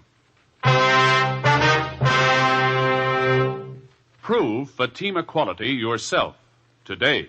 Compare Fatima with any other king-size cigarette. You'll find Fatima's length filters the smoke 85 millimeters for your protection. Fatima's length cools the smoke for your protection. You'll find Fatima's length gives you those extra puffs, 21% longer than standard cigarette size. And in Fatima, you get an extra mild and soothing smoke, plus the added protection of Fatima quality. Remember, Fatima gives you more for your money. Buy Fatima in the bright, sunny yellow pack.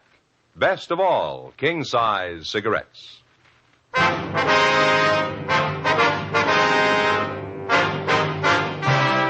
Dragnet, the documented drama of an actual crime. For the next 30 minutes, in cooperation with the Los Angeles Police Department, you will travel step by step on the side of the law through an actual case transcribed from official police files. From beginning to end, from crime to punishment, Dragnet is the story of your police force in action.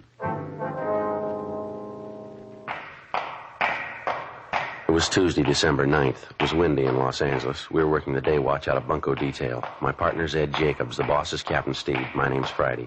I was on the way into the office, and it was 7:50 a.m. when I got to room 38. Bunco detail. Oh, morning, Joe. Hi, Charlie. How'd you make out yesterday? Nothing. No luck at all, huh? Nothing's going to help us much. Got the same description on the guy. Used the same name, same M.O. Didn't get anything we don't already know about him. How about you? Your luck any better? No, about the same. Checked out the building where the suspect rented office space. He moved out 3 days ago. No forwarding address. Checked the hotel he was supposed to be stopping at. Didn't pan out. Give him time. He'll stick his neck out again. Well, it doesn't guarantee we'll reach him. Too late to start when the complaints come in. We're going to have to dig up a faster way of getting to him. Hey, you got a match? Yeah, sure, Charlie. Here you are. Thanks. You bet. Oh, by the way, what's this I hear about your partner? What? Ed Jacobs understands you're losing him. Oh, yeah, temporarily anyway. What's the deal? Well, he's going on a loan out up at the academy. Going to be an instructor up there 2 months anyway, maybe more. When does this happen? Tomorrow, the 10th. Oh, what are you going to do for a partner? You and Ken going to work together? No, the captain's bringing in a new man, young fella. He's been working in the business office. You mean the big Irish kid works the early morning? No, this boy's been working days. Name's Bill Lockwood. I asked for him as soon as I found out I was going to lose Ed. You know him? Well, a little bit, yeah. You remember Ben Romero? Yeah, sure. Well, Lockwood's a nephew of Ben's, sister's boy. Tall, red hair. Oh, yeah, I've seen him around. Seems to be a nice enough kid. A good record, has he? Well, the captain thinks so. Figures he ought to work in pretty well. Oh, by the way, have you seen Ben's wife lately? Yeah, I did, a couple of weeks ago. Seems to be doing all right. Still misses Ben, of course. Yeah, I imagine. Her little boy's sure getting big. Looks a lot like his dad, too. Miss him quite a bit yourself, huh? Yeah, Charlie, I guess I do. Well, I better get on my horse. I got some checking to do. I hope the Lockwood boy works out for you. Well, I think he'll do all right. Can't say I'd be crazy about the idea myself. How do you mean? Breaking in a new man. No detective experience. When I go out to pick up a thief, I like to figure I've got some good backing. I mean, a partner I'm used to. Tough enough watching out for yourself, let alone a green youngster. Well, somebody had to do it for us. That's the way it goes. Yeah, I suppose. I remember when I first started. It didn't come much greener than me. Partner did all the work, took all the chances, helped me every foot of the way. He never mentioned it once. I never forgot that. He was a good cop. What was his name? Ben Romero.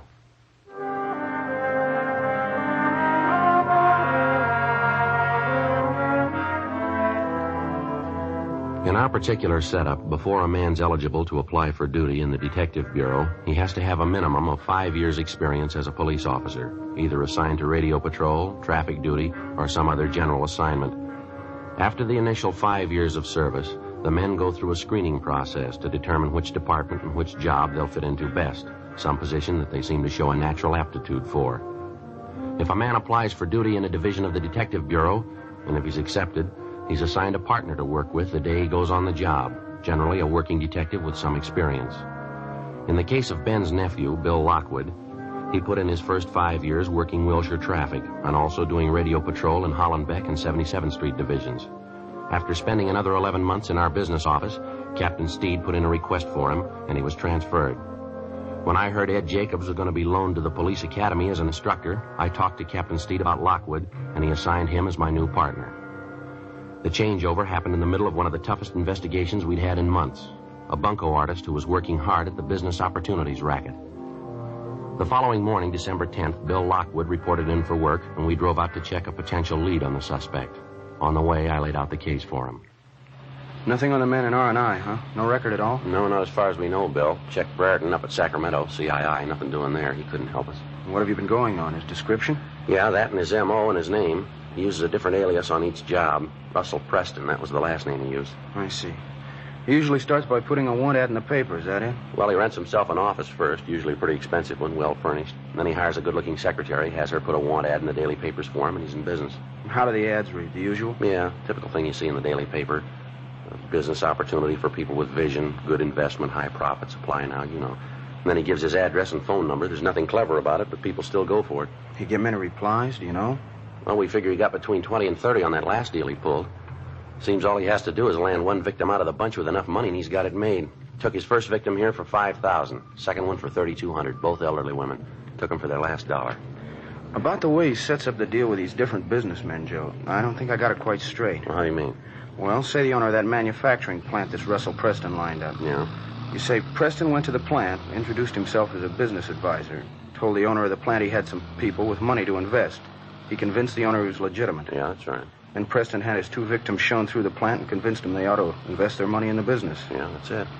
Do you mean to say the plant owners were acting in good faith? Well, they were all checked out, Bill. Everything about them. They all have good business reputations. They didn't know any more about the deal than the victims. They needed more capital for their business, and they figured this was it. This Preston, or whatever his name is, sure must have a line that won't stop. He's got everything that goes with it.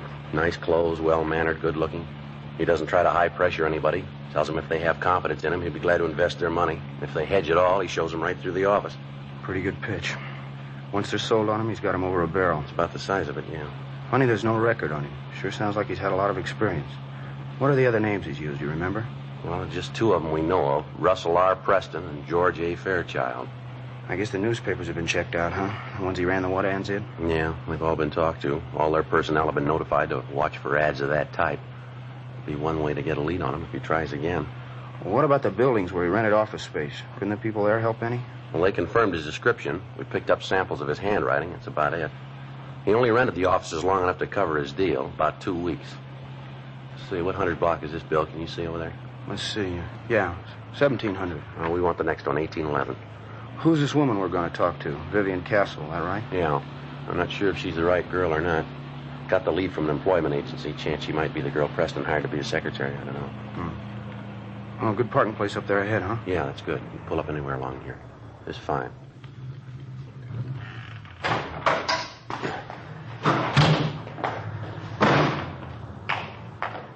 Two doors down, Joe. Real estate office, 1811. Yeah, I see it.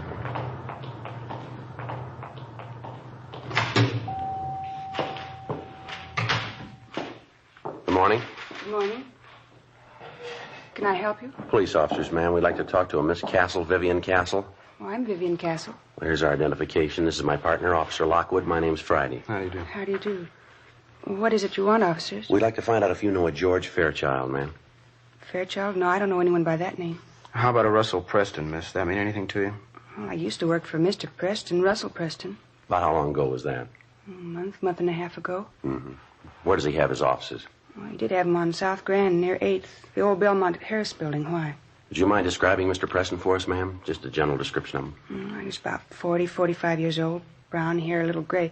Nice build. Seemed to be a very nice man at first. Always dressed so nice. Just wore a dark blue suit. Seemed to be very nice. Checks out so far, Joe. Yeah. Would you mind telling me what it's about? We'd like to locate Mr. Preston, ma'am. You any idea where he is now? I wish I did. I'd call the State Labor Commission. He seemed like such a nice man. I've never been so disappointed in my life. How do you mean, Miss Castle? He owes me 2 weeks' pay, $65 a week. Hired me as a private secretary. Good jobs aren't hard to get now either. He can't say he was giving me a break when he hired me. Are you from the Labor Commission? No, ma'am, we're not. Could you tell us how long you worked for this Mr. Preston? Just the 3 weeks. He said I was going to get paid every Friday. Gave me the money for the first week, and that's all. Kept waiting for my pay, but he kept putting me off. Last week and a half, he didn't even show up at the office. I was there all alone, 8 hours a day. Finally, the building manager showed up and told me it was all over. Mr. Preston closed the office. Didn't even have the decency to come in and say thank you, goodbye. I just left. And you have no idea at all where Mr. Preston is now? No, sir, I wish I did. Were there any office files, mail files, any way to get a possible line on him? Not as far as I know. I didn't keep any files for him. Matter of fact, I didn't do any work at all. Just a showpiece. I guess that's all he kept me there for. There's no reason why he shouldn't pay me, though. Are you sure you're not from the Labor Commission? Did Mr. Preston ever have you place any want ads in the daily papers, Miss Castle? Yeah, he did a couple of times. Ads for business opportunities, you know. He was in the investment business, helped people invest their money.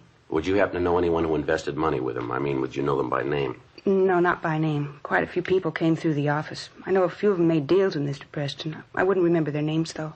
And you don't know any friends he might have had in town? Any of his business associates? No, sir, not a one. I didn't know he had any associates. How about where he was staying, Miss Castle? You must have known that. Yeah, the first week I was there, I did. It's the only week I got paid for. He was staying at a small hotel on South Flower. He moved the next week, though I don't know where he went after that. Neither does the hotel, I asked them. Well, during the time you worked for him, ma'am, did you ever have anything to do with Mr. Preston socially? I mean, was it part of your job to go out to dinner with him, things like that? I did once or twice when he asked me. I didn't think it was part of my job, though. Mr. Preston didn't mention it either. Once we went out to dinner, just the two of us.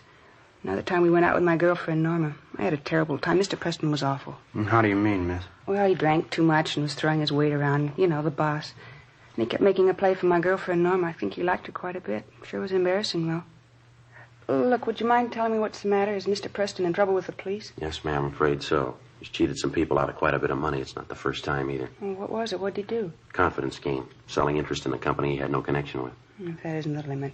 I guess it's my own fault. I should have known better. It's happened before. Ma'am? They hire you. They give you a beautiful office, nice soft chair to sit on. They never give you any work to do. You don't have to lift a finger. I finally got the drift. Yeah.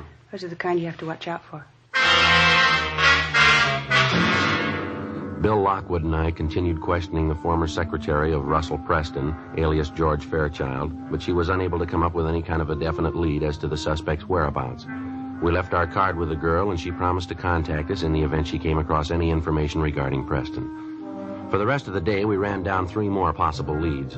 They came from an informant, a head waiter in a second-rate nightclub, a small-time grifter with an axe to grind. And they all figured they had the right answer, where to find Preston.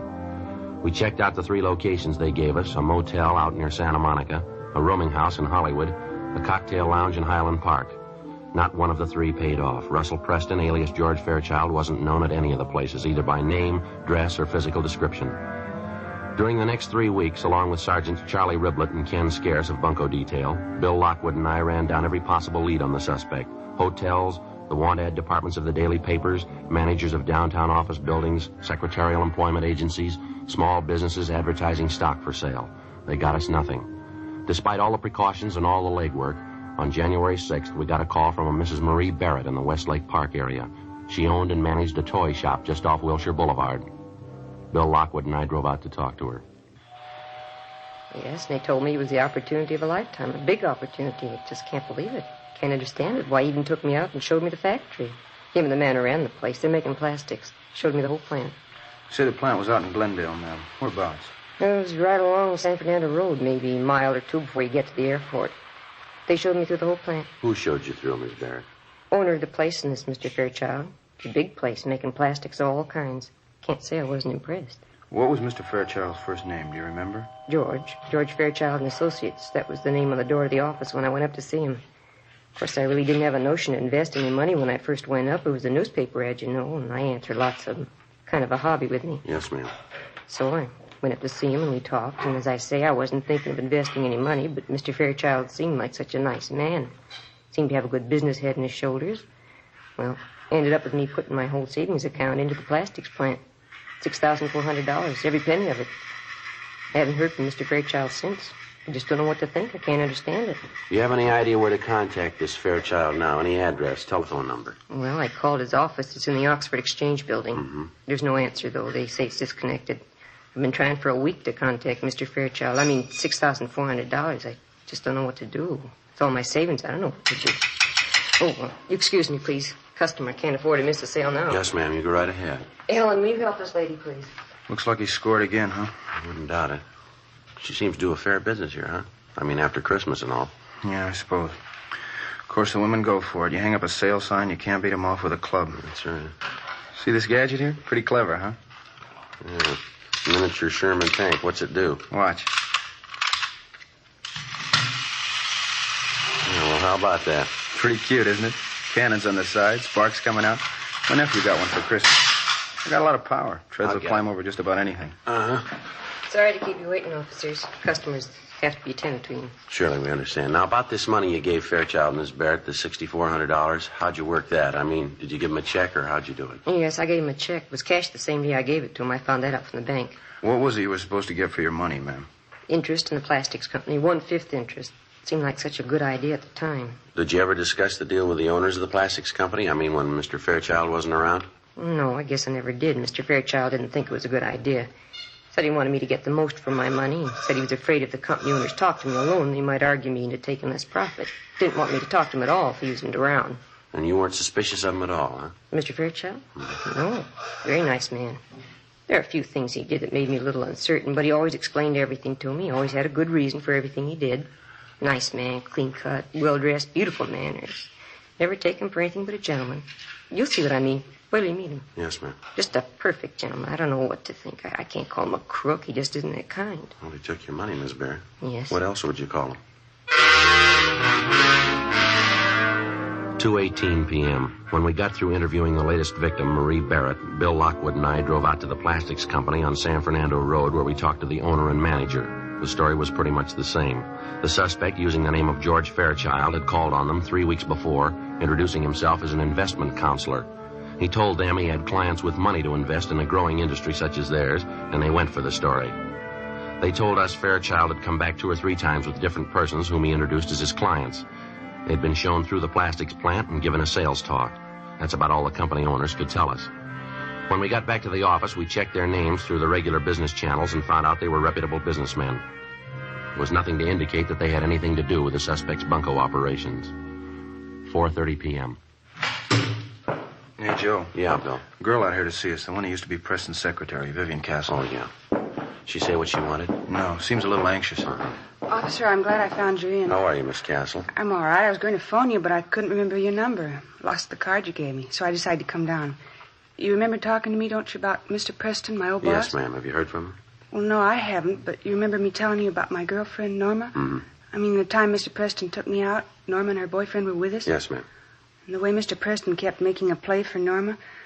Well, I saw Norma at lunchtime today, first time in weeks. Mm-hmm. She told me she got a call from Mr. Preston. I told her I'd tell you all about it. She's got a date with him. When? For dinner Friday night.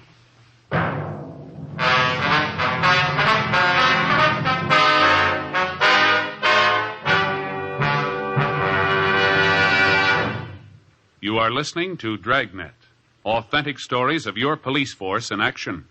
To show our confidence in Fatima, we make you this money-back guarantee. Buy a pack of Fatimas. Enjoy Fatima quality, extra mildness, and superbly blended tobaccos. If you're not convinced Fatima is better than the king-size cigarette you're now smoking, just return the pack and the unsmoked Fatimas by August 1st, 1952, for your money back plus postage. Fatima, Box 37, New York 1. Prove Fatima quality yourself. Compare Fatima with any other king-size cigarette. 1. Fatima's length filters the smoke 85 millimeters for your protection. 2. Fatima's length cools the smoke for your protection. 3. Fatima's length gives you those extra puffs, 21% longer than standard cigarette size. And in Fatima, you get an extra mild and soothing smoke, plus the added protection of Fatima quality. Fatima gives you more for your money. Ask your dealer for Fatima in the bright, sunny yellow pack. Buy Fatima. Best of all, king-size cigarettes.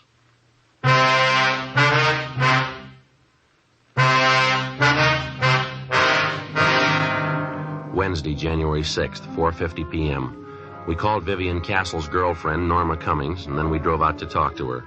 The Cummings girl told us that Russell Preston had telephoned that morning and made the date with her for Friday night at 7:30. He said they were to have dinner at a nightclub out in the Wilshire district. He also mentioned to her that he was staying in a hotel, but she didn't know the name of the location. We made arrangements for a stakeout at Norma Cummings' apartment. The girl agreed to cooperate with us. Thursday, January 7th. We checked with the personnel at the different restaurants, bars, and nightclubs which Preston and the Cummings girl were to visit. Some of them remembered Preston, but as far as they knew, he hadn't been back. We left our cards with each one of them, and we asked him to contact us if he should return. Just after lunch on Friday, we got a phone call from Norma Cummings. When was that, miss? Uh-huh. Did you find out where he was? I see. Mm-hmm. Will you be there for the rest of the day? All right, fine. Yeah, we'll call you back. Goodbye. Yeah? Cummings girl. She's at work. She just had a phone call from Preston. She tried to find out where he was. No go. What do you have to say? That dinner date he had with her tonight? Yeah. He called it off. Later that afternoon, we went out and talked to the Cummings girl. She told us Preston explained on the phone that he had to cancel a date that night because of some business deal that had come up. He told her he'd get in touch with her over the weekend. He didn't. By Thursday of the following week, she still hadn't heard from him. 2 days later, on a Saturday afternoon, we got a call from one of the cocktail lounges Preston had visited. The bartender remembered us being in there to inquire about the suspect, and he'd saved our card. He said Preston was there now with another man drinking at the bar. We asked the bartender to try and delay the suspect as long as possible. Then we got in the car and drove to the location. It was too late. The bartender explained that he tried to delay the man that he thought was Preston, but he didn't have much luck. The suspect had left a few minutes after the bartender had called us. He'd been drinking heavily. The man Preston had been with was still there. He was sitting at an old upright piano in the back of the place trying to pick out a tune with one finger. Bill and I went back and talked to him. He gave his name as Fred Sandell. Yeah, that's right. I was drinking with a fellow. Why? What's the matter, officer? Did you ever see the man before? Yeah, once or twice. In here? No, a place up the street, 780 Club. I had a couple of drinks with him in there. You know his name? Well, what's the angle? You want him for something? Oh, it's just a routine check. We'd like to talk to him. Oh, I don't know. I might know his name. Yeah? Well, what's the angle on the thing? You want him for something big? We want to talk to him, that's all. Did he pull a heist? Something like that? Hey, he didn't look like that kind of guy. Oh, a lousy thing. I never could get that right. How about it? You say you might know the man's name. What was it? Well, I don't know. I'm not sure if I'm the one that ought to tell you. How do you mean? Well, I don't want to get anybody in trouble. I want to give out names. What's the angle on him? You want him for something big or what? It's big enough, yeah. Oh. Well, his name's Preston, I think. That's the name he gave me, anyway. I see him around bars in the neighborhood every once in a while. How much do you know about him? Well, not much. I had a few drinks with him now and then, talked a little bit. That's about all. What did you say your name was, sir? Sandell, Fred Sandell. Well, what's the angle on this Preston? We want to get in touch with him. You know where he lives? I don't know. I might. You want him for something big, isn't that right? Well, what's the difference? We want him. Well, it could be a lot of difference. I mean, what's the angle? If it's important to you and I helped you, well, you'd probably want to do the right thing, huh? I don't know if I got you right. Well, I mean, if you really want the guy, you know. If it's important to you and I helped you reach him, you'd want to make it square with me, wouldn't you? Huh? And not that I'm asking for payoff. You understand that? Yeah, we understand. Where's Preston live? Well, I didn't say I knew where the guy lives. I didn't say that. Do you know where he lives? Well, I'm not sure. I might. I don't know if I'll tell you, though. I don't. All right, you want to stand by here, Bill? I better check in. Yeah, fine. Okay.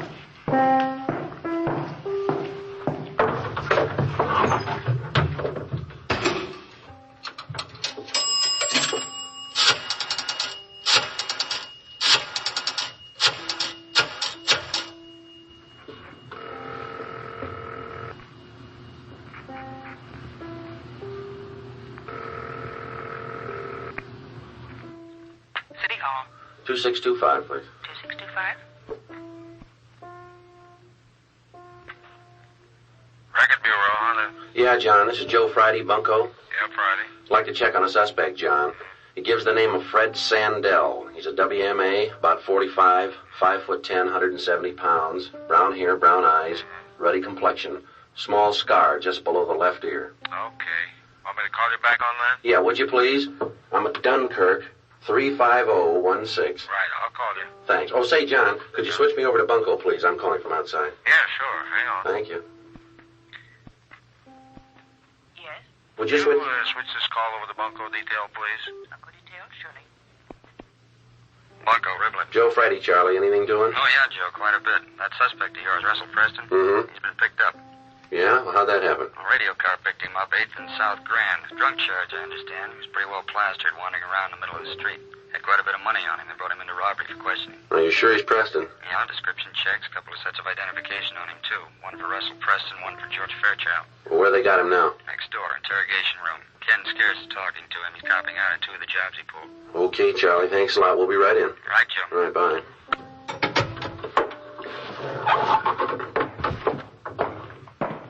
Bill, see you a minute. Yeah. You might as well check in. Preston's been picked up. Huh? When? Probably just after you left this bar. A radio car spotted him, pulled him in. How about that? Yeah. You work 2 months on a case, and just when we start to get close, somebody else picks the guy up. Yeah, that's right. It's not very exciting, is it?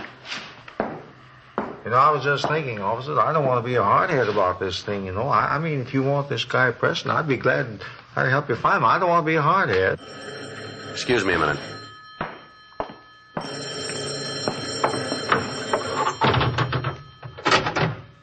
Yeah? John Hunter, Friday Record Bureau. Oh, yeah, John. I got a make on that name you asked for, Fred Sandell. There's a warrant on him. Grand theft auto, got a pretty long record. You want me to read it off? No, that's all right, John. Right. Bye. Right, thank you.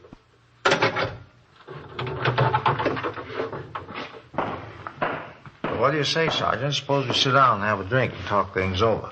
And I'll show you where I think this Preston hangs out. I mean, if we make the right deal, Well, it's already been made. You want to grab your top coat there? We'd like to talk to you downtown. Me? What for? What are you talking about? Grand theft auto. They want you, mister. Well, wait a minute. You made a mistake. You didn't come in here looking for me. You're not even the side of my case. Well, this ain't fair. Get your coat. Let's go. Yeah, but this ain't fair. You come in here looking for Preston. You didn't want me. We do now. Well, what kind of a deal do you call that? You're looking for Preston. You picked me up. Well, what's the angle? There's no angle. Some days you got to settle for less, that's all. Come on, let's go.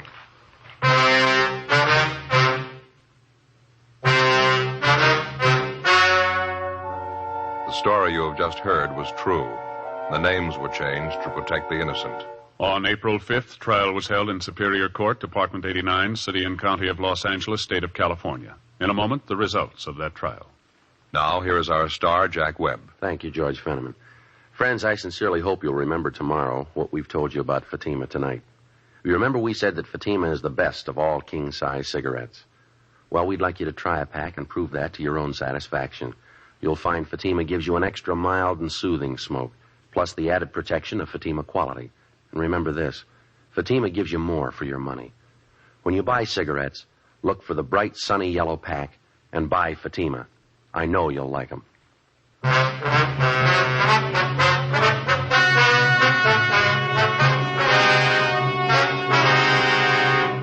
Russell R. Preston, alias George Fairchild, alias Robert Fairchild, was tried and convicted on 3 counts of grand theft. Fred Sandell was tried and convicted of grand theft, 1 count. Both men received sentences as prescribed by law. They are now serving their terms in the state penitentiary, San Quentin, California. Grand theft is punishable by imprisonment for not less than 1 nor more. You have just heard Dragnet, a series of authentic cases from official files. Technical advice comes from the Office of Chief of Police W.H. Parker, Los Angeles Police Department. Technical advisors Captain Jack Donahoe, Sergeant Marty Wynn, Sergeant Vance Brasher. Heard tonight were Martin Milner, Marion Richmond, Vic Rodman. Script by Jim Moser. Music by Walter Schumann. Hal Gibney speaking. Fatima Cigarettes, best of all king-size cigarettes, has brought you Dragnet, transcribed from Los Angeles.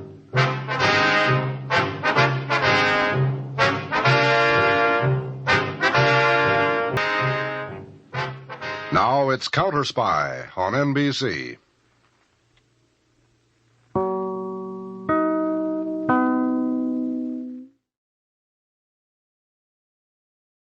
It's time now for Mr. Keene, tracer of lost persons.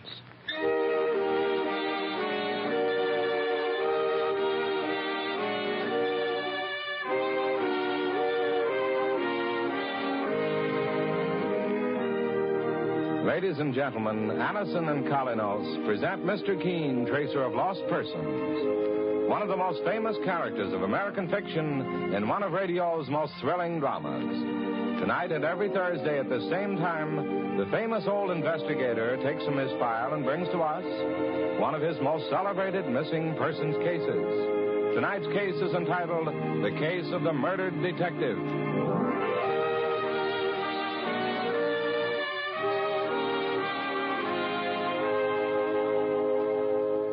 This program comes to you from the makers of Anison. You probably have occasion at times to take something for headaches, neuritis, or neuralgic pain. But if you've never taken Anison, let me suggest that you do so, especially if you want incredibly fast and effective relief. Anison is like a doctor's prescription. That is, it contains not just one, but a combination of medically proven active ingredients in easy-to-take tablet form. Your own dentist or physician may have given you an envelope containing Anacin tablets at one time or another. Thousands of people have come to know and prefer Anacin this way.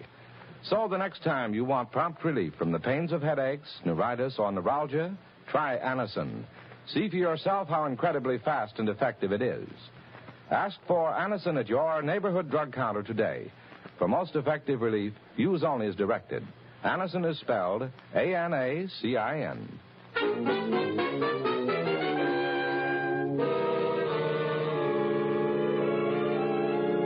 Now for Mr. Keene and the case of the murdered detective. Our scene opens in the office which Mr. Keene, the famous investigator, shares with his friend and partner, Mike Clancy. Telephone is ringing at the moment, and as Mike picks up the receiver, he hears a familiar voice at the other end of the wire. Hello. Mr. Keene? Oh, this is his partner, Mike Clancy speaking. Mike, this is Jim Ryan. Oh, Jim, my boy, and how are you? Fine, Mike. Would you put Mr. Keene on the wire, please? It's important. Sure. Just a second. Mr. Keene? Yes, Mike? It's Jim Ryan, the police force detective. He says it's important. Oh, all right, I'll take it. Hello? Mr. Keene? Yes, Jim. I'm calling from a phone booth in the Hotel Metropole. I'm working on a case, and I thought you might be able to help me out. I'm glad to do anything I can, Jim. Do you remember a man named Martin Cook? Martin Cook? He's in the real estate business. He was called as a material witness in an embezzlement case 2 years ago. If I remember, you had something to do with breaking that case. Just a moment, Jim. I'll ask Mike Clancy to check through the files. I don't have much time, Mr. Keene. As a matter of fact, I've been trailing Cook for the past 3 hours. Jim Ryan. Knife fight. Jim, what's the trouble, boss? Hotel Metropole, Mike, quickly. Something's happened to Jim Ryan, and I only hope we're not too late.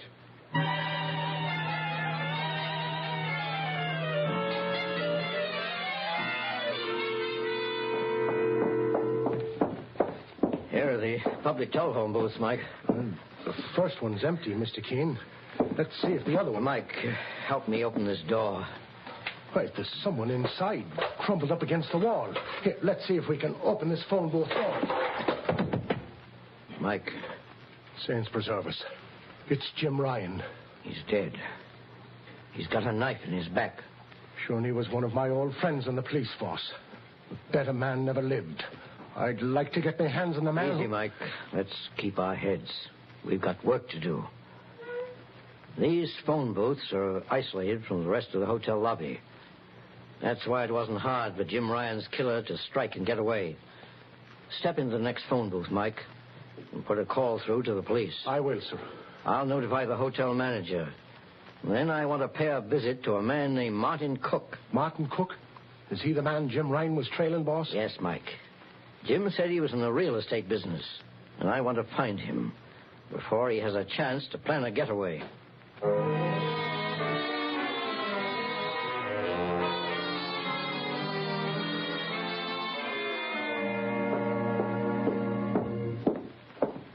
Here's the office, Mr. Keene. Martin Cook, real estate. Keep your gun where you can reach it quickly, Mike. I've got it handy, boss. May I help you? Is Mr. Cook in? Not at the moment. I'm his secretary, Miss Everett. Did you have an appointment with Mr. Cook? No. My name is Keene. This is my partner, Mr. Clancy. Mr. Keene, the famous investigator?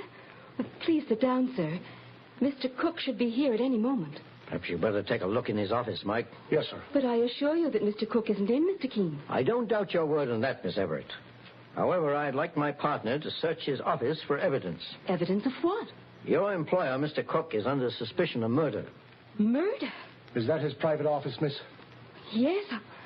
I'll show it to you, Mr. Clancy. I'll wait out here, Mike, in case Mr. Cook arrives. Right, sir. This is Mr. Cook's private office, Mr. Clancy. Let's have a look through this desk. Mr. Clancy, who was murdered? Jim Ryan, a police detective.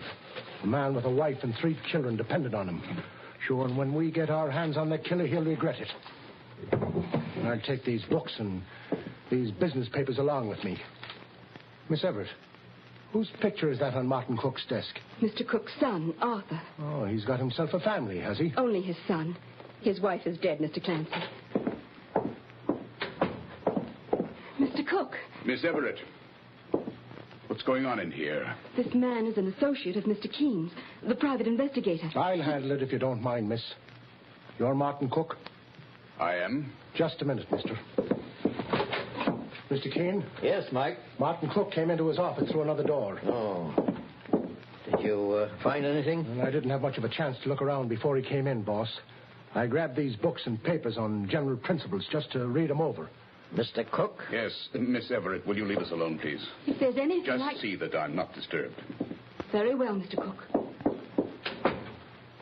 Mr. Keene, if I recall correctly, we met for a few moments about 2 years ago. That's right, Mr. Cook. It was in regard to an embezzlement case. I remember you helped the district attorney gather evidence to break the case. You were very brave to testify, since your life had been threatened by gangsters. Have you come here to ask me for additional help, Mr. Keene? No. This time, I'm afraid, you're not an innocent witness testifying for the state. You may find yourself a defendant. In what way? Do you know a man named James Ryan? Is he a police detective? Yes. I believe I've heard the name. He's been murdered. Murdered? Oh, no. And at the time, he was making some kind of investigation of you, Mr. Cook. I see. Do you know what he was investigating? Jim Ryan was investigating a theft of charity funds, Mr. Keene. Funds I stole. I see. And what about his murder? You have no father to go to find your murderer. I killed that police detective. Sure, and he admits it, Mr. Keene. Just a moment, Mike. Mr. Cook, you say you killed Jim Ryan? Yes. When? What difference does it make?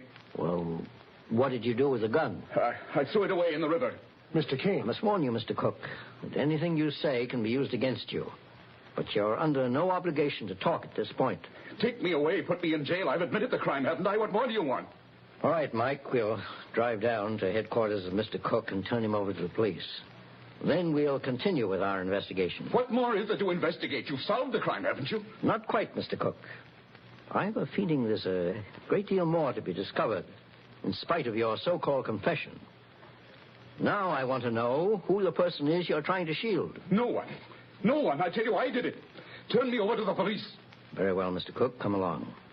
Well, I mean to find out who you're trying to shield.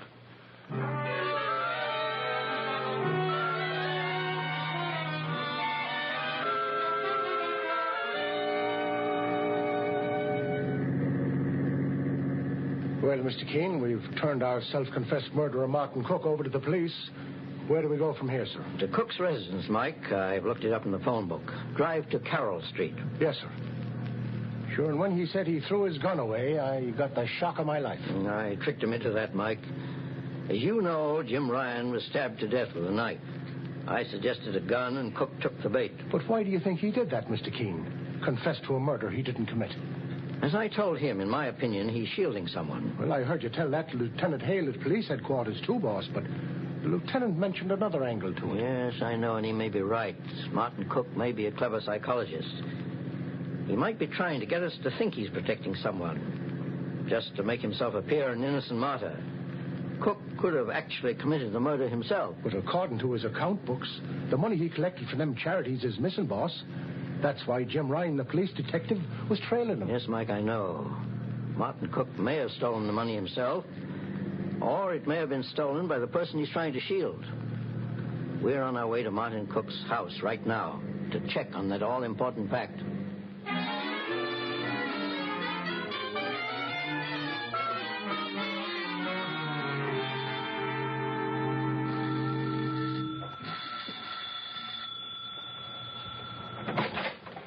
Yes?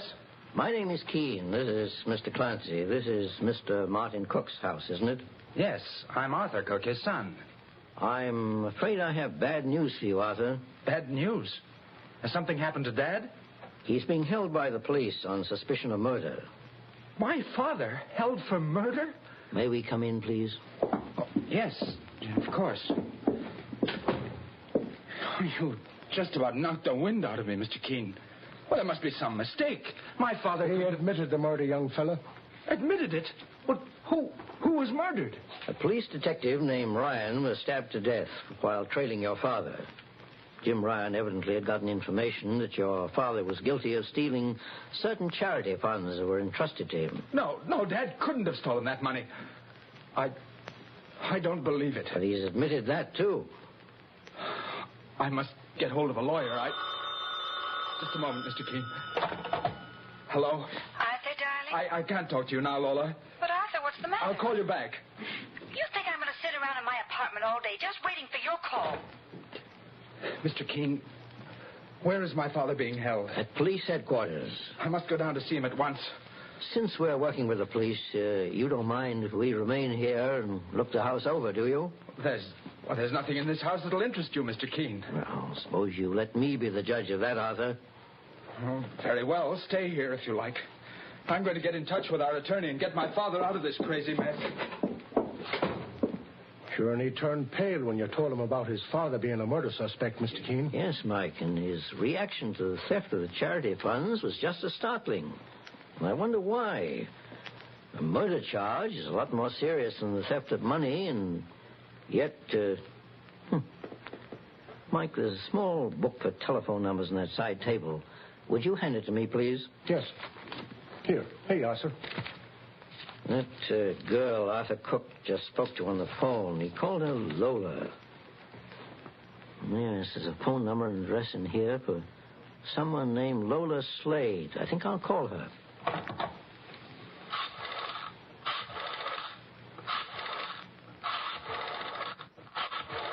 Look at this house, Mr. Keene. Sure, it seems that a man who can afford an expensive place like this shouldn't be tempted into stealing money from charity cases. That's exactly what I was thinking, Mike. There's something strange about it. Hello? Is this Miss Lola Slade? Well? My name is Keene. I was wondering if I could see you about... I have nothing to do with it. Keep away from me, dear. Here, keep away. Hello? Did Lola Slade hang up on you, boss? Yes. After protesting her innocence about something I hadn't even accused her of. Mike, this case has a number of odd angles. We'll have to check every one before we're absolutely sure who murdered Detective Jim Ryan. I have a hunch, in spite of Martin Cook's confession, the eventual solution will be an amazing one.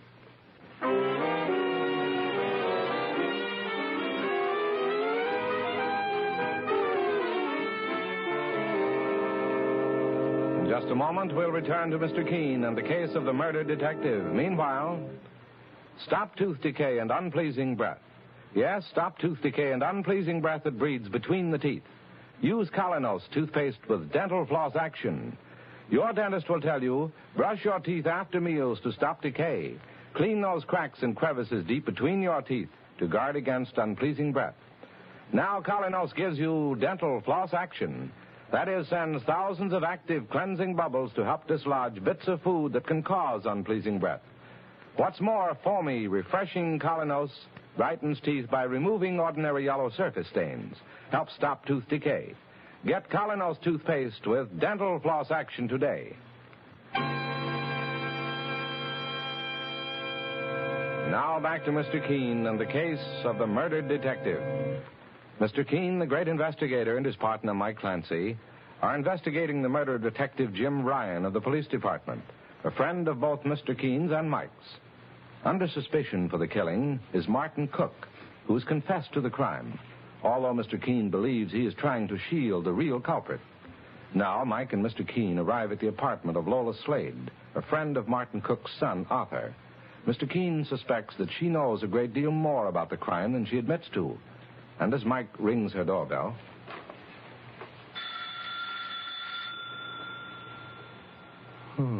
No answer, Mr. Keene. Maybe Lola Slade doesn't want to answer, Mike. Open this door, I'll force the lock. What do you want? Are you Lola Slade? What about it? My name is Keene. This is my partner, Mike Clancy. I spoke to you on the phone a few minutes ago. Stay out of my apartment. Get your foot out the door. Keep this door open, if you please, lady.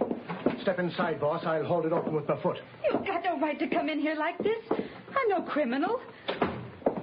A detective named Jim Ryan has been murdered, Lola. And we're working with the police. We have a right to question all suspects. Suspects? I'm no suspect. But you seem to know a great deal about the case. You protested your innocence over the telephone even before you were accused. Well, I heard about the murder of that detective on a news broadcast a minute before you phoned, Mr. Keene. I knew that Martin Cook had been arrested, and I thought his son Arthur would be mixed up in it. Why should that frighten you, Lola? Well, I'm a showgirl, Mr. Keene. I sing for a living on the stage and in nightclubs. I have a reputation to consider. Mr. Keene. What is it, Mike? Take a look on that couch. Yes, I noticed that open suitcase. Evidently, Lola Slade was packing to leave the city. But I have an engagement to sing in Los Angeles. And that's just about as far away as you can get, eh? What do you mean, Mr. Clancy? Have you brought the police with you? Not yet, Lola. I'll answer that door for you, young lady. Mr. Clancy. Boss, it's Miss Everett, Mr. Cook's secretary. Oh, come in, Miss Everett. Is this Miss Lola Slade? Well, I thought I'd give you a chance to clear yourself before I turn this evidence over to the police. Evidence? What evidence? Are you crazy? Just what is it you found, Miss Everett? Mr. Keene, this letter came from Mr. Cook this afternoon. As his secretary, I opened all his business mail, and I read it. What does it say? It's from a credit company. It says that unless $8,000 worth of bills are paid by Monday, Mr. Cook's son Arthur will be brought into court. Let me see that letter, please, Miss Everett. Here you are, Mr. Keene. According to this letter, the items were charged and several bad checks were passed. Bad checks? That makes it a criminal offense, boss. That's right, Mike. The items include a fur coat and a woman's bracelet, both of which were sent to Miss Lola Slade. But I didn't know Arthur Cook stole the money when he bought me those things. Stole what money, Lola? Why, the money that... You mean the stolen charity funds? Judging by your slip of the tongue, Arthur Cook must have told you that he stole that money from his father. Yes. It was only a few days ago. He came to me to borrow some money to pay those bills. But I didn't have any. Then he got the money somewhere else. When I heard the story of the stolen funds and the murder over the radio, I just naturally tied it up with Arthur. Mr. Cook was right about you, Lola Slade. He did his best to separate you from Arthur. You keep quiet, Helen Everett. You bled his son for all you could get out of him. I'll make you regret that. Put down that fire poker, Lola. I'll put it down on her head. Not so fast. Give me that poker. Let go of me. You're all against me, every one of you. But I'm innocent. I swear I'm innocent. Waving fire pokers around won't help your case any. When you recovered your composure, Lola, I suggest you tell the police what part you had in all this. You're going to arrest me, Mr. Keene? I have no evidence that you were involved in the murder of Detective Jim Ryan. At least not yet. However, you may be involved in a theft before very long. Mr. Keene, I told you I didn't know Arthur Cook stole that money from his father. Miss Everett, just how were the funds stolen? Do you happen to know? Yes, Mr. Keene. They were taken in cash from the safe. The safe in Martin Cook's office? Yes. Mr. Cook reported it as a burglary at first. Well, Detective Jim Ryan must have gotten suspicious, boss, and followed up the case, getting evidence that it was an inside job. I think so, too, Mike. Perhaps we'll have a look at Mr. Cook's safe and see if we can get any information from it. Lola, your attempt to attack Miss Everett is punishable by law. However, perhaps Miss Everett will forget it on the grounds of temperament and fear. I don't want to see her in jail, Mr. Keene. I'll accept an apology. I'm sorry, Miss Everett. I just didn't know what I was doing. I'm ready to go to the police, Mr. Keene, and tell them as much as I know. Very well. We'll escort you to headquarters and then proceed to Mr. Cook's office. And perhaps discover the final information we need as to who murdered Detective Jim Ryan.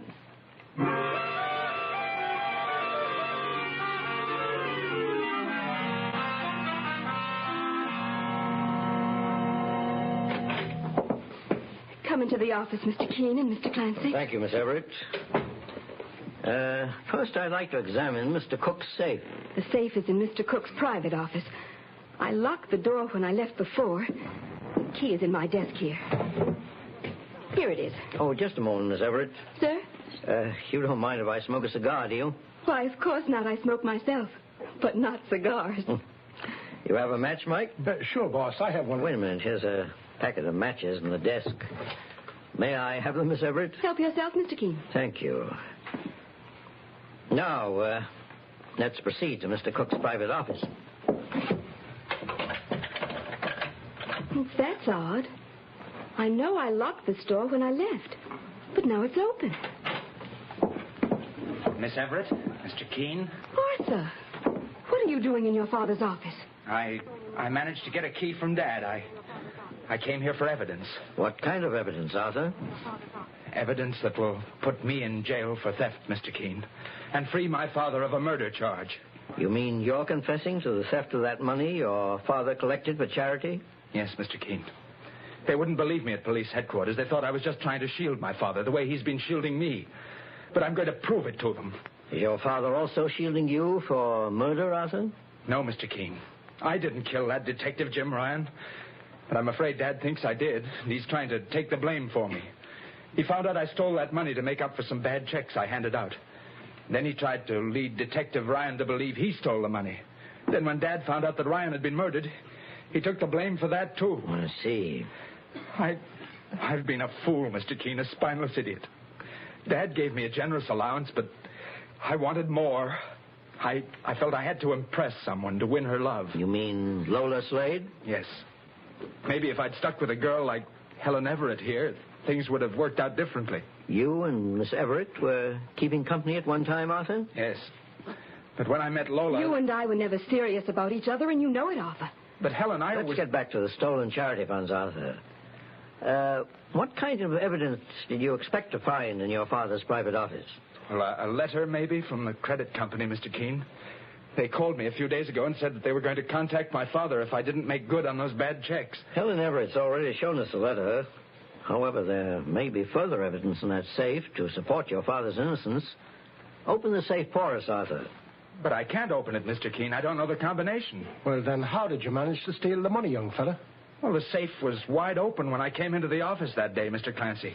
Was anyone else here at the time? No, Mr. Keene.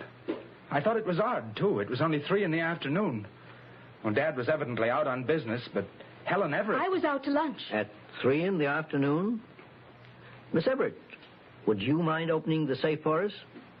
I don't know the combination either, Mr. Keene. One lie is enough to give the lie to many other things, Miss Everett.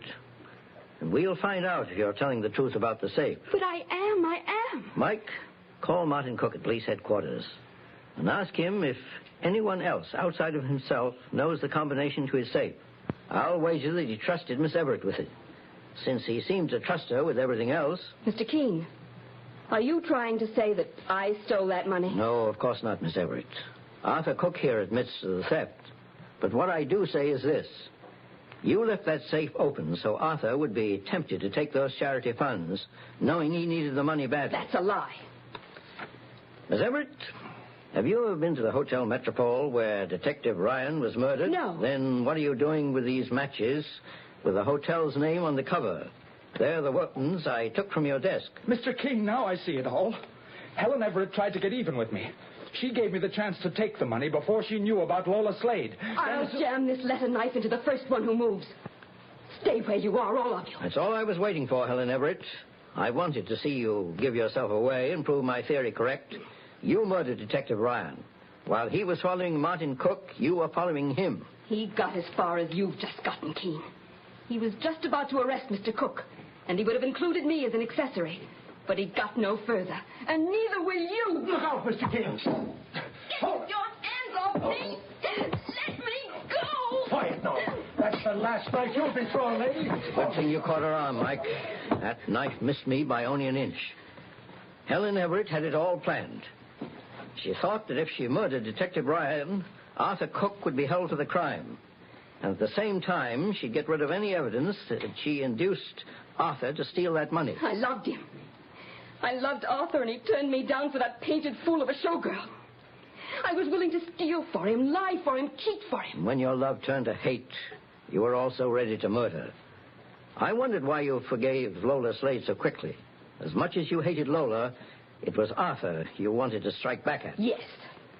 And I'd do it again if I had the chance. You won't get that chance, Miss Everett, I assure you. All you can look forward to now is payment for your crimes in full.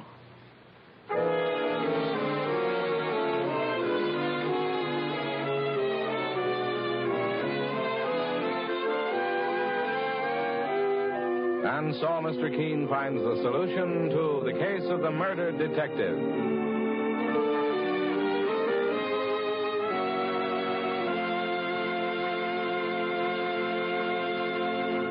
The next time you're suffering from the pains of headache, neuritis, or neuralgia, try Anacin. You'll bless the day you heard of this incredibly fast way to relieve these pains. Now, the reason Anacin is so wonderfully fast-acting and effective is this. Anacin is like a doctor's prescription. That is, Anacin contains not just one, but a combination of medically proven active ingredients in easy-to-take tablet form. Thousands of people have received envelopes containing Anacin tablets from their own dentist or physician. And in this way have discovered the incredibly fast relief Anacin brings from pain of headache, neuritis, or neuralgia. So next time such pains strike, take Anacin. For most effective relief, use only as directed. Your druggist has Anacin, handy boxes of 12 and 30, and economical family-sized bottles of 50 and 100. The name is Anacin, A-N-A-C-I-N.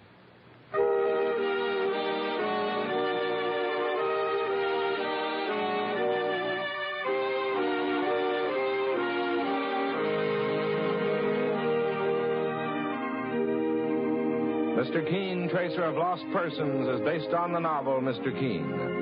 The radio sequel is originated and produced by Frank and Ann Hummert. Dialogue by Lawrence Klee. Bennett Kilpack plays Mr. Keene. It is on the air every Thursday at this time. Don't miss Mr. Keene next Thursday when the kindly old tracer turns to the eccentric millionaire murder case.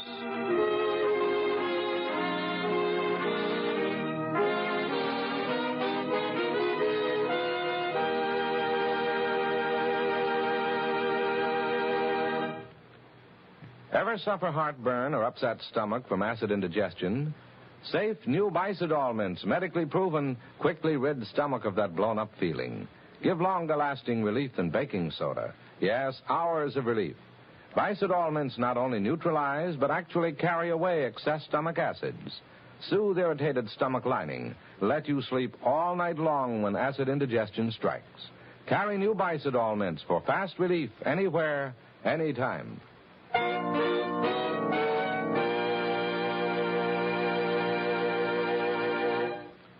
Mr. Keene, Tracer of Lost Persons, will be on the air next Thursday at this same time.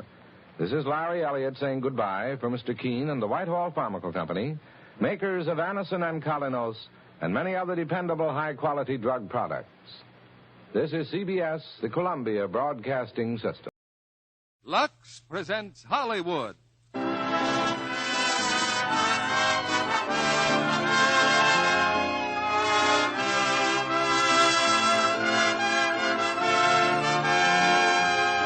The Lux Radio Theater brings you Robert Taylor, Susan Peters, and Van Heflin in Johnny Eager. Ladies and gentlemen, your producer, Mr. William Keeley.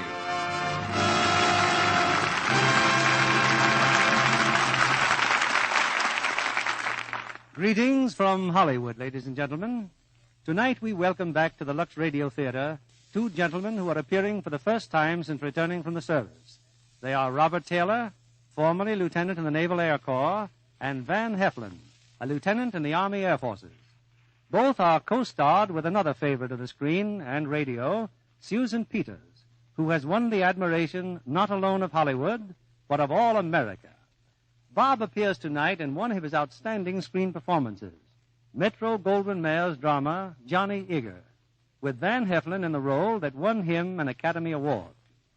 I'm sure you'll agree that having Bob and Van back with us lends a pre-war quality to this exciting drama of suspense, action, love, and sacrifice. And speaking of pre-war days, I have a letter from a friend whom I met some years ago while visiting the celebrated ruins of Angkor in French Indochina. Commenting on a recent statement that I made, she writes, "When you say Lux soap is known around the world, it reminds me of an incident in a small hotel in Java. When I found no soap in the bathroom, I gestured my disappointment to the room boy. He finally understood, and after a long delay, he came back smiling broadly and bearing in his hand, to my great joy, a cake of Lux soap with its friendly label printed entirely in Javanese. Well, From my own experience in the Orient, I can readily appreciate just what a luxury that cake of Lux soap was to Miss Alice McFadden, who so kindly passed the story on to me. It's time now for Act One of Johnny Eager, starring Robert Taylor as Johnny, Susan Peters as Lisbeth, and Van Heflin as Jeff.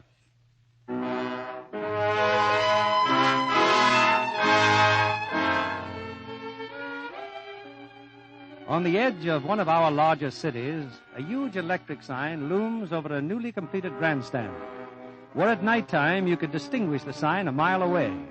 Algonquin Park Dog Track, 11 races every night, grand opening soon. A taxi cab has just pulled up to the main entrance. The driver pauses at the gate, while a swarthy-faced attendant picks up a telephone and dials a luxurious suite on top of the grandstand. Hello?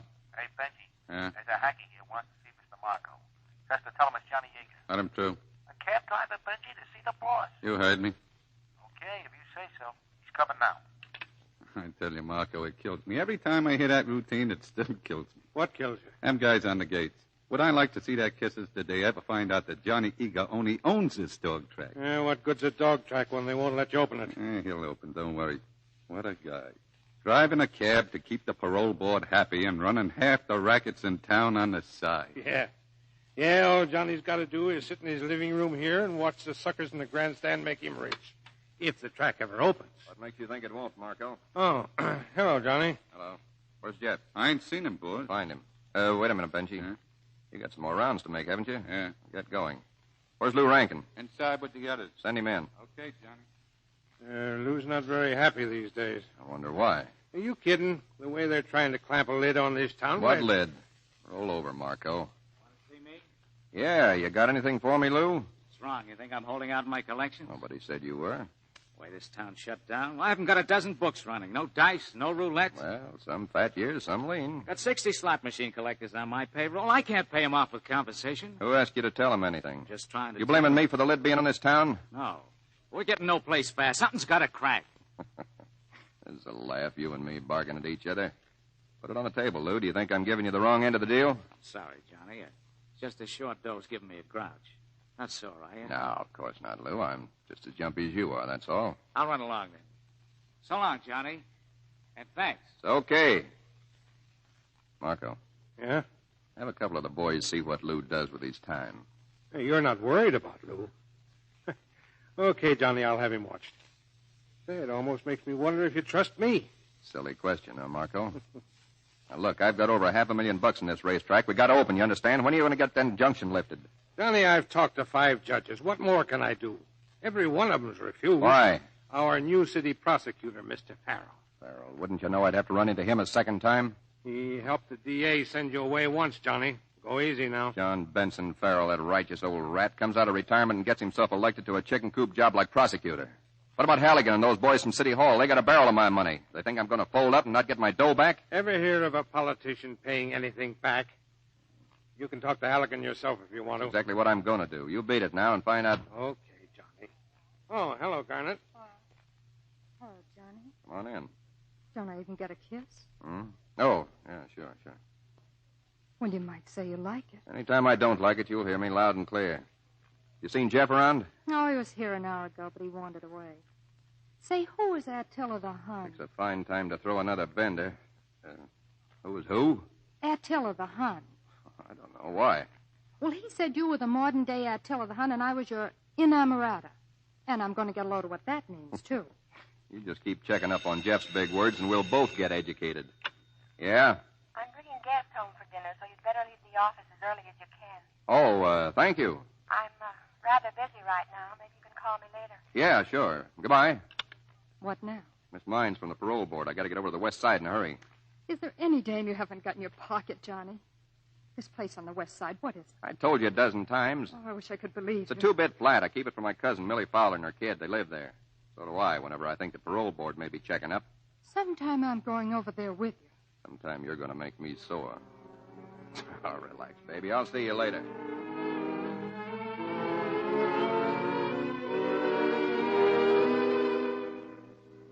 Oh, hello, Hello, Johnny. Somebody's coming? Yeah, from the parole board. Better put some tea on, Millie. Sure. You look good, Johnny. I'm okay. Bertie. Huh? Oh, hello, Uncle Johnny. Hiya. I bet the investigators are due. You wouldn't be coming near this rat trap. Stop being so fresh. If it wasn't for Uncle Johnny, where'd you think we'd be? He gets what he pays for. You ungrateful no. It's okay, Millie. Bertie's a good girl. She's got sense, haven't you, kid? Haven't you? Yeah, sure I have. And wipe that paint off your mouth and grab your school books. We're going to be doing your homework.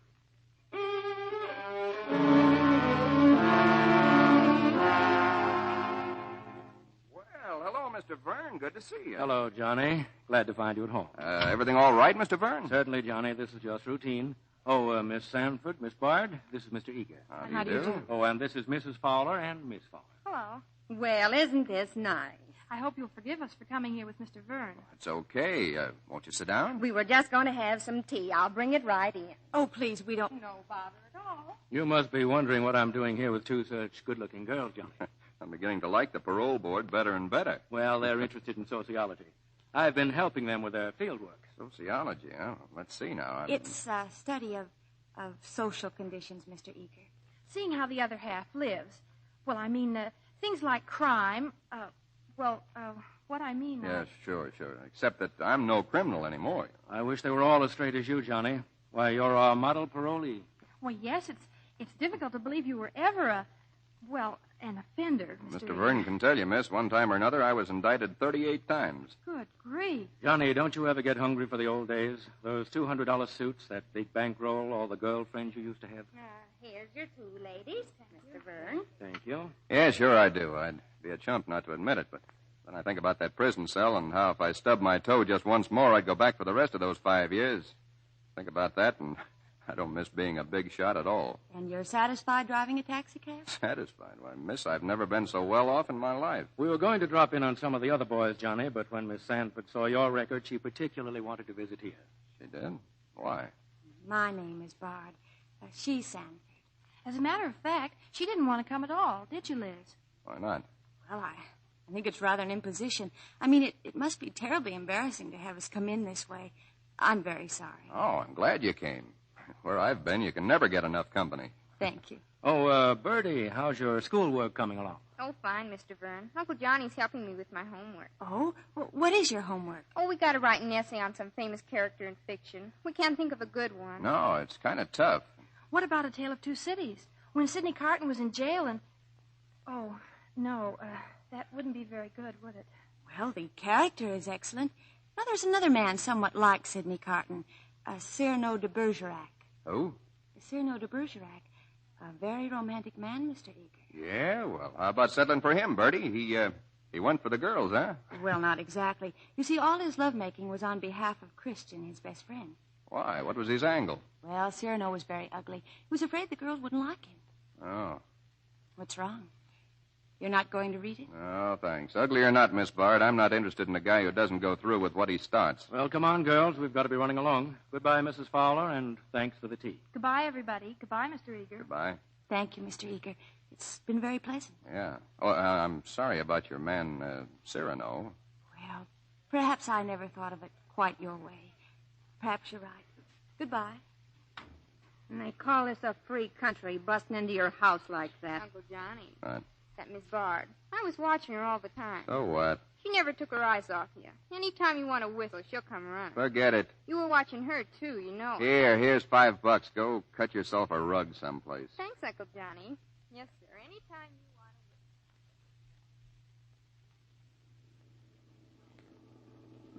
to... Can I take you anywhere, girl? Oh, thanks, Mr. Vern. My car's parked at your office. Oh, fine.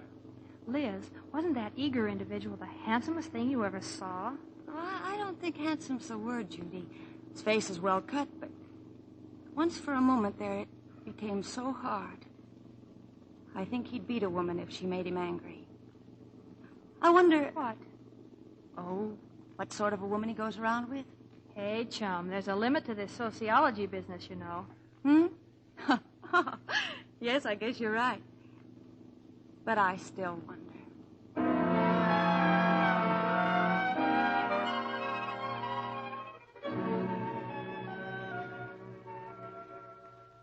Well, that didn't take long, Johnny. Everything okay? Everything's fine. Hey, Benji, remind me to send a little present to Miss Mines at the parole board. The way that dame tips you off, I wish I could get tips like that on the horse. Oh, Julio, come on in. I visited that man on Ended Avenue, Eager. Yeah?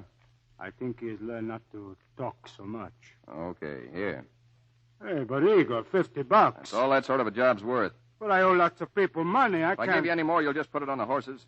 You stop playing sucker, and we'll talk a better deal. Okay, Eager. I'll be around tonight. Yeah, you do that. That Julio, he gives me the creeps. You better watch him, Johnny. Watch Julio? Are you nuts? Has Jeff shown up? Yeah, he's inside. Garnet's with him. Well, tell him to come on in. No, wait a minute. Never mind. I'll go in there. Wait till Johnny hears how you've insulted me. I looked that word up in the dictionary. Empress, I have incurred your displeasure. I shall fall on my sword at the first opportunity. You just wait. Beat it, honey. I want to talk to Jeff. Oh, Johnny. He called me an inamorata. I looked it up, and it says... Go on. It isn't smart to blow your topper that way. You. When I'm mad, I've got to show it. I can't hide it the way you do. Choose between us, Eager. Me or your beloved. You shut up. Either he apologizes or I walk right out of here. Suit yourself, sugar. Goodbye. I seem to have offended Garnet by using a polysyllabic word. You're drunk. Oh, now, Johnny, that's obvious. Don't be obvious. Adroitness is your racket. Hard, clever, and adroit. No, not again. Johnny, you're man, you shouldn't be obvious. Observed, analyzed, and recorded for history because you're unique. Absolutely unique. Stop breaking my heart. You know, a lot of people think that I'm just a stooge for you. They don't know that I'm a modern Boswell recording for posterity the doings of a unique individual. The story of Johnny Eager. The next 40 generations will find that required reading along with Machiavelli. Johnny, what have you got? Something to sober you up? No, Johnny. Am I going to have to hold your nose and pour it down you? It'll make me sick. Go on, drink it. Feel better in a couple of minutes. But during those couple of minutes, I'll die 1,000 deaths. Here. You'd have let me walk right out on you, wouldn't you? That's the way you want it. Oh, Johnny, darling, you win. When what? Were we betting? You're so cold-blooded. Sometimes I think I don't mean anything at all to you. This town's ready to explode on me any minute. I got 4 million things to think about, and you want to talk about love at 4 o'clock in the afternoon. Will I see you later? Well, I got to look around the town a little. I'll phone you or drop up to your place. All right, darling. I'll wait. Goodbye, Johnny. Goodbye. Does that young woman ever do anything besides make exits? You're going to wake up dead one of these days, Jeff. Well, everyone does sooner or later. Johnny, just a little short one? No. Why do you keep lapping up that stuff? I've told you, because every now and then I have to look in a mirror. Johnny? Well, I guess one won't hurt you. Say, Jeff, tell me, what do you hear about Lou Rankin suddenly getting a big head? Yeah, he's got a big head. That's why his brains rattle. You hear anything about Tony Luce running a wheel and 2 tables at the porthole? Yeah. I'm sorry. I forgot to check on that. Johnny, come on, give me that drink, please. Leaf's about to fall. Yeah. Now go and lie down. You got to snap out of this by tonight. We're calling on Mr. Luce. Oh? Say, Jeff. Sir? You know about these things. That guy, Serenota Bergerac or something, does a dame really fall for the type of chatter he dished out? Johnny, are you starting to encounter literate dames? Who said anything about dames? I can quote a few passages of Cyrano if you'd like. And what is a kiss when all is done? A promise given under deal, a vow taken before the shrine. Shut up. Go on to bed.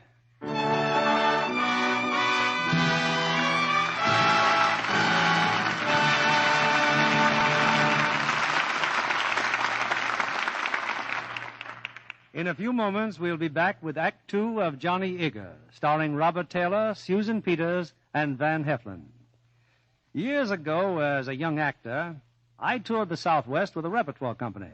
It was often rather rugged going, but we always looked forward to a town where we knew there was a Harvey restaurant. That was insurance of a really good meal, decently served. I still have a sentimental attachment to those eating places. And that's why I especially enjoyed seeing a preview of Metro-Goldwyn-Mayer's Technicolor musical, The Harvey Girls, starring Judy Garland and John Hodiak. Tonight, we have as our guest a hostess from one of these restaurants of the present day, Mrs. Laverne Stifler of Hollywood. As a hostess, Mrs. Stifler, you certainly will want to see what the original Harvey Girls looked like. Well, your picture opened here this week, Mr. Keeley. After waiting in line, I finally managed to squeeze in. I was so interested in what our waitresses were like in frontier days. I guess life was more colorful then, but I'll take the Southwest of today. Living is lots more comfortable, for one thing. Imagine it, Mrs. Stifler. Those girls of the 90s didn't have a single cake of Lux toilet soap. Poor things. I wonder how they managed. But seriously, Mr. Kennedy, I'm very grateful for that particular modern luxury. A restaurant hostess, you know, needs to be as careful of her complexion as a screen star. That's why I depend on Lux soap facials to keep my skin just the way I like it. Thanks, Mrs. Stifler, for that practical comment about Lux toilet soap. And looking at you, I'd say that in their presentation of the Harvey Girls, MGM didn't exaggerate the loveliness of those waitresses a bit.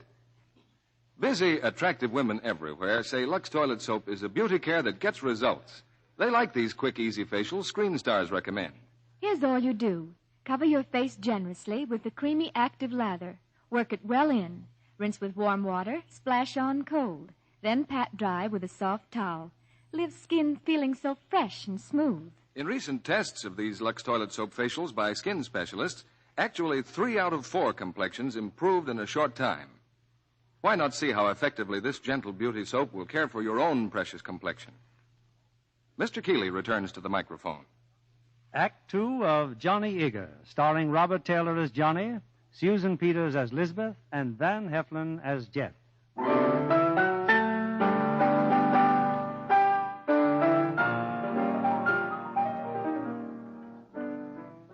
It's later that same night, and in a shabby nightclub called the Porthole, Johnny Eager and Jeff pay an unannounced visit on the proprietor. Hello, Johnny. I didn't know that you were... Michelangelo did some of his best work on his back. Johnny, there's a lady in the other room. Hey, what's the matter with you, Eager? You're my friend and you slugged me. You're not kicking through, Tony. But I did send in. Yesterday I give Lou Rankin $5,000. Rankin, huh? Chase your dame, Tony. Huh? She's not my dame. Why, Mr. Eager, what would Cyrano say? Okay, Tony, go outside with Jeff. Spill it to him. I think the bar might be a good... Get this at all. There's nothing to be frightened of, Miss Bard. I'm not frightened. I'd sort of like to know what you're doing here, though. The gentleman I was with drinks too much. He wandered off and left a bill for $80, and Mr. Luce has been suggesting I leave some of my jewelry as collateral. Now, tell me what you're doing here. Well, I know it may seem funny, but... You mean you'd feel a lot better if I didn't tell Mr. Verne at the parole board? Isn't that it? He might think you'd been lying or something. Well, there's nothing to be frightened of, Mr. Eager. Why not? Because I have no intention of reporting you. I better take you home. All right. Wait a minute, I'll square that beef with Tony. I'm taking the car, Jeff. That lady in your office, Tony, she's leaving. Sure, Johnny, sure.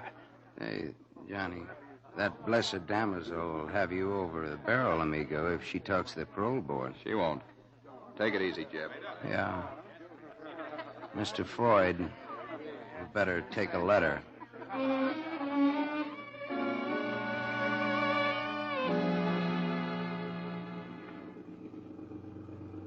Look, we've been driving around for an hour.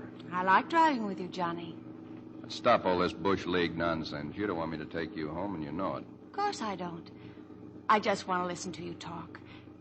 Of course I don't want you to take me home. Johnny. Yeah? Does it bother you if a girl kisses you while you're driving?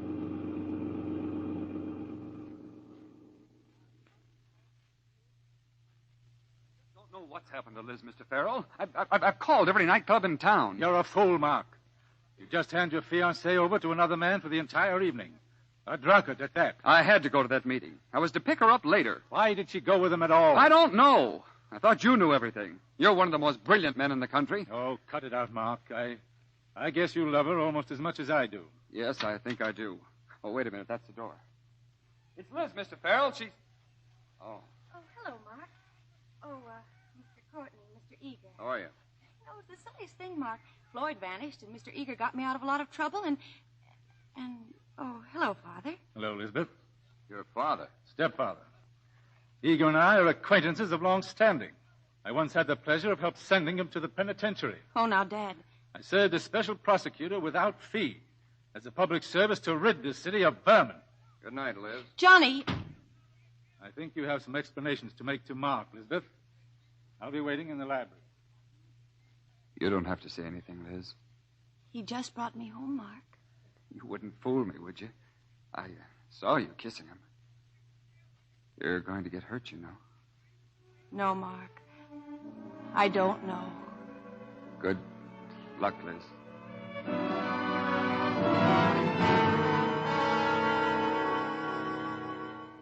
Why did you stop by last night or call like you promised? Johnny, tell me the truth. Is this the blow-off? You want to get rid of me? Get rid of you, Garnet? Oh, now, look, honey, all I want is for you to beat it down to Florida for a while. Then when the town's cooled off, There's another girl, Johnny. I could tell it the minute I looked at you. But you always think the worst of everybody. You figure if you toss me out, I'll run to the parole board. I wouldn't do that, Johnny. I've got 8 million kinds of grief, and now my dame's got to throw a wingding on me. Johnny, you still love me? Sure. Well, say it. I love you. I wouldn't add anything to your troubles. I'll wait for you in Florida. Atta girl. All that nonsense out of your head? I'm okay. Kiss me goodbye. There's a train at noon, sugar. I'll get it. Goodbye, Johnny. And that's that, huh, Johnny? Why do dames always get so messy? Don't blow away the mist of love. Don't dust me from your list, my love. That's poetry, Johnny. I know another quotation. I can smile, and while I smile, cut your heart out with a bloody axe. That's from Shakespeare. I'll use an axe on you one of these days if you don't stop ribbing me. Johnny, why didn't you tell that poor kid the truth? I'm telling you once and for all, stop running me through the strainer. You're always telling me I don't understand something, brother. Well, you're the guy that doesn't understand because you're a sucker, and a sucker never understands a smart guy. You're a guy that has pals. Give a pal your last $50, wouldn't you? Well, he's already a dead ducker. He wouldn't need the 50, and after he spent it, you're both strictly from hunger. Sure, all the suckers give me sour looks, and when the minute they stop, that's when I'll worry, see? Now I know why you keep me around, Johnny. Well, tell me. I'd sure like to know. You keep me around because even Johnny Eager has to have one friend. Johnny, there was just a call for you. Yeah? Oh, you could have knocked me down with a scratch sheet. You wouldn't have guessed who in a million years. Sure I can. John Benson Farrell.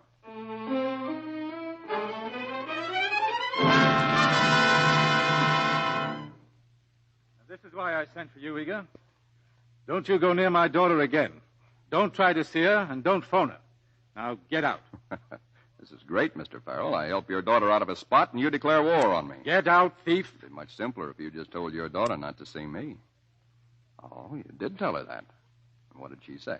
Don't push me too far, Eager. A big shot. John Benson Farrell doesn't like his daughter knowing a cab driver. Your visit upstate didn't teach you much, did My it? parole record's clean. But wouldn't it be odd if you were picked up on suspicion with a gun in your pocket? You'd frame me? I'd resign my job tomorrow to frame you myself. I'd frame you or kill you if it would protect my daughter. Yeah, I guess you would. So long, Farrell.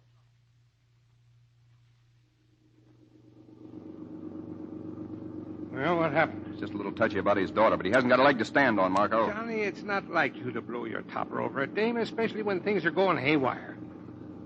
The boy's tailed Rankin. He spent all morning with Halligan. Johnny, there's a big crossaroo on. Right now, I got something more important to think about. Farrell's daughter? That's right. As soon as we get back, find Julio for me. That dame's coming over tonight, and I got a little job for Julio.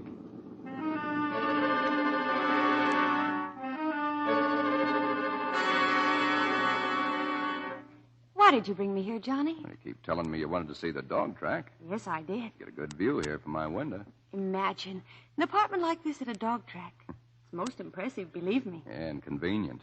Oh, you must love dogs, Johnny, to put all this money into them. Well, I hope to get a lot more out of them. I'll tell you something, Sugar. I don't know anything about dogs. I never even owned one. Johnny, not even when you were a boy? Well, there were a million things I needed a lot worse than a dog. That sort of tells the story of Johnny Eager so completely. He never had a dog when he was a boy. You missed something, Johnny. That's why you're the way you are. Darling. Yeah? Where do we get off? What's to become of it? No, now, don't turn ordinary on me, Liz. I get tired of ordinary dames, and I don't ever want to get tired of you. I didn't mean to turn ordinary.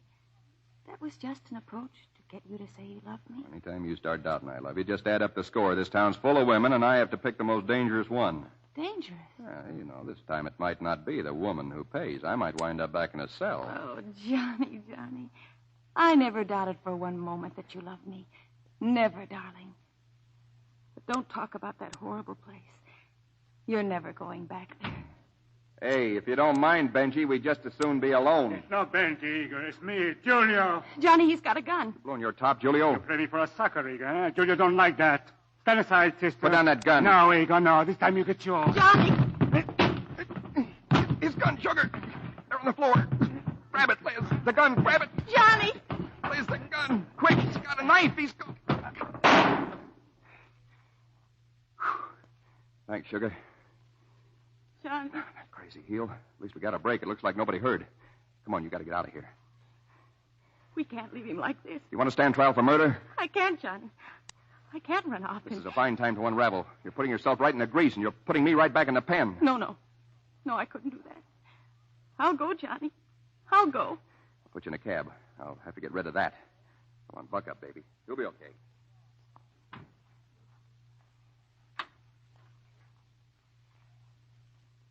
All right, you can get up, Julio. They're gone. Hey, Jeff, I'm a good actor. Huh? I should be on the stage. Well, that's a moot question, on the stage or on the gallows. Hey, look, Igor will not mind if I borrow a shirt, huh? Mine is all over with ketchup. I smell like a hamburger sandwich. Pick out one with stripes. You might as well get accustomed to them. All on, Jeff? Yeah, Julio's changing the shirt. Did you get her off all right? Yeah, she's shaking like a dice box. I feel kind of funny. I can't imagine why. Neither can I. But what the devil? It's always the innocent bystander that gets hurt. Well, this innocent bystander's in love with you. Well, there just wasn't any other way to play the hand. We got to live. Speaking of hands, Marco phoned. I guess the cross is really on. Halligan has a poker party tonight. He invited Lou Rankin. He didn't invite you. I don't have to go without an invitation. Grab your hat. Hey, what are you doing with that bottle of bourbon? Taking it along. For me, Johnny? I'm touched. This one's for me. Between now and the time we reach Halligan's apartment, I'm getting oiled. At least, Halligan's going to think so. At times, Johnny, you've successfully challenged my keenest perception. Get Julio. I'll draw you both a diagram on the way over.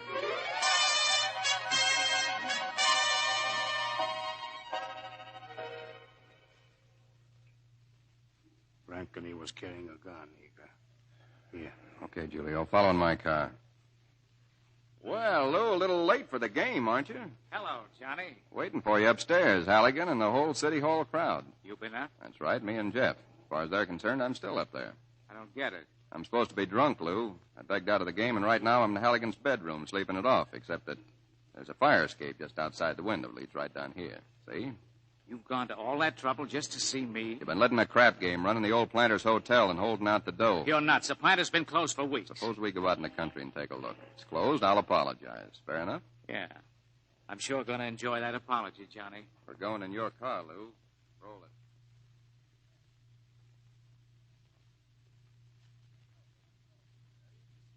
Well, Johnny, you believe me now? Well, anybody can be wrong, Lou. Figuring me for a cross. Yeah. Here's your gun back. Thanks. Well, what are you waiting for? Get in the car. You shouldn't have given me that gun, Johnny. It's nice and quiet here, isn't it? Oh, so I wasn't wrong after all. Why should I take a second cut out of the dough? Well, I found out what I wanted to know. I'm glad you did, Johnny. Now you can die happy. Guess I forgot to give you the cartridges, Lou. You dirty, no good.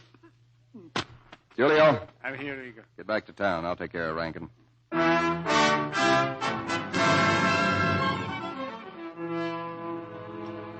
Come on, this game is all night. I'm not going to play. Well, here's our sleeping beauty. How do you feel now, Johnny? Like the wrath, Halligan. Thanks for the use of your bed. Thanks for the use of Jeff. He's been playing for you. Not too successfully, Johnny, I'm afraid. Give me a double stack and get ready to weep, you wolves. Clipping Jeff while I'm gone. Fine bunch of pals. I never knew you were a hand for booze, Johnny. Sure tied one on, didn't I? Well, come on. Come in. Deal the cards. Shuffle them, Harry. I'll be right back. Hello? Yeah, when? Go on. Okay, thanks. Lou Rankin's just been killed. Lou Rankin? Automobile accident. Drove his car right off a viaduct. Was drunk, I guess. Empty bottle in his car. Bottle of whiskey? Yeah. Poor Lou. I kind of had an idea you and Lou had fallen out, Johnny. Yeah. It's good I got this alibi, huh? The time it happened, I was playing poker with the city boss and a flock of the city boss's influential friends. I had no idea it was getting so late. It is getting late. Guess you other fellas didn't know it was getting so late either, huh? Say, look, Johnny, You look, Halligan. I'm opening my track on Saturday. Your cut is now 10% instead of 30%. Maybe you'd like to beef about that, huh? I thought not. Come on, Jeff, let's go. But,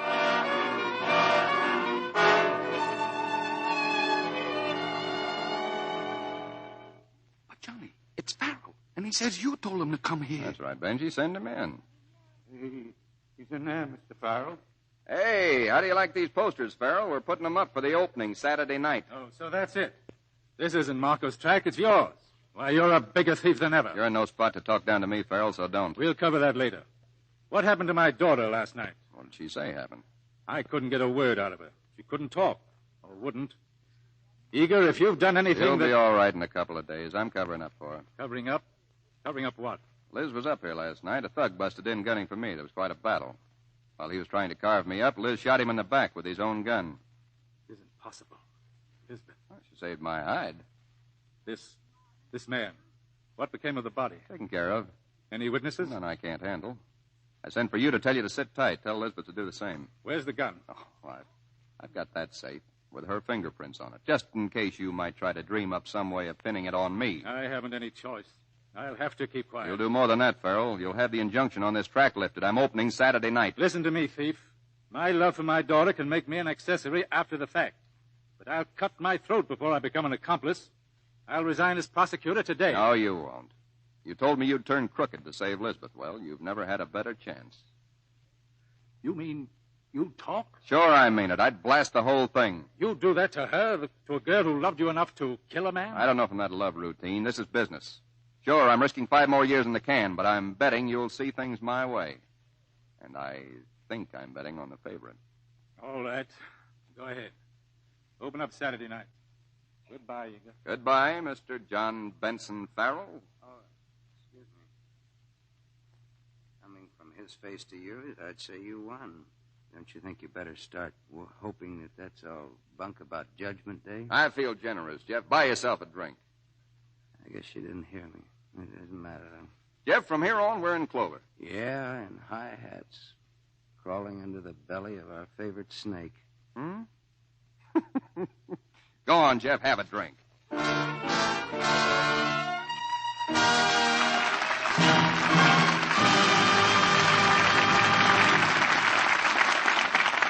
pause now for station identification. This is CBS, the Columbia Broadcasting System.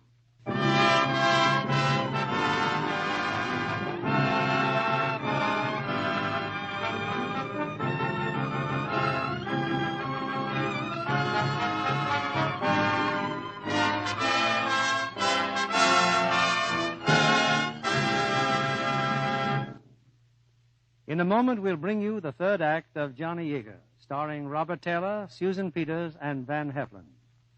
Another of our guests tonight is the heroine of a success story, a story that might be called She Knew What She Wanted. Brown-eyed, auburn-haired Miss Roberta Jonet never had any doubts about what she wanted to do. At least not from the age of 7, Mr. Keeley, when I began my dancing lessons.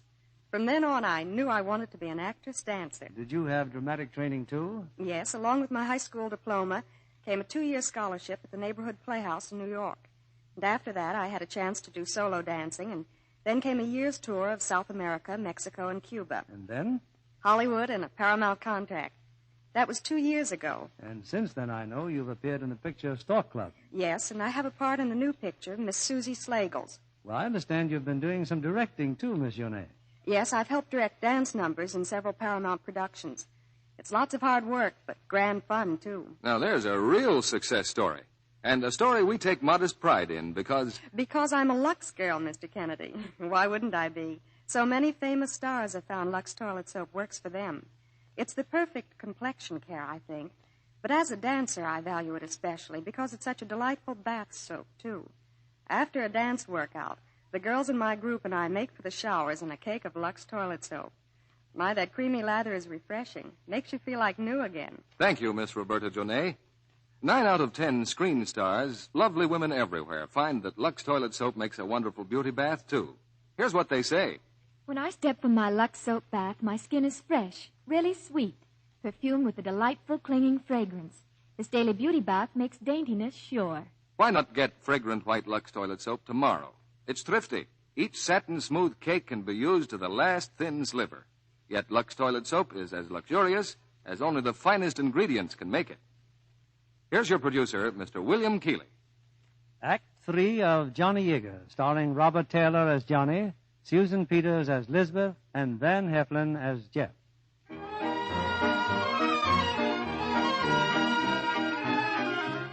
It's opening night at the Algonquin Park Dog Track. Thousands of people are betting on the races, and thousands of dollars are rolling into Johnny Yeager's pocket.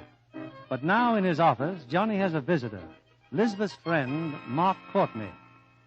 What's your beef, Courtney? Losing too much dough out there? Where can we talk alone? This is about Lisbeth. Oh, don't go, Jeff. This is an uptown character. He likes an audience. What about Lisbeth? Eager, you haven't seen her in 5 days. She's in awful shape. I don't think she's eaten in all that time. I don't think she's even slept.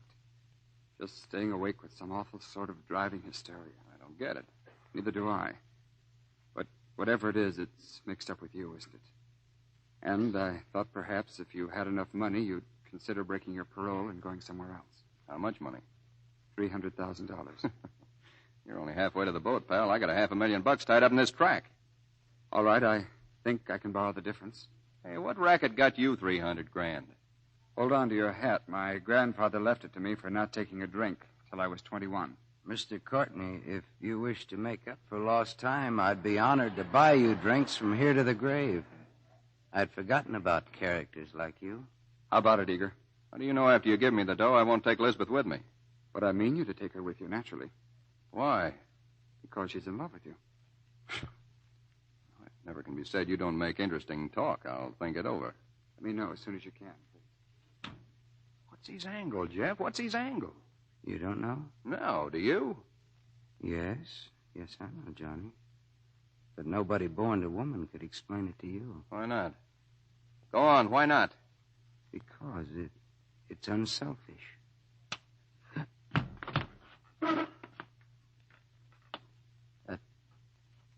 That broke it. So long, Johnny. Hey, Jeff. Jeff, wait a minute. I shouldn't have slugged you, but come on back here.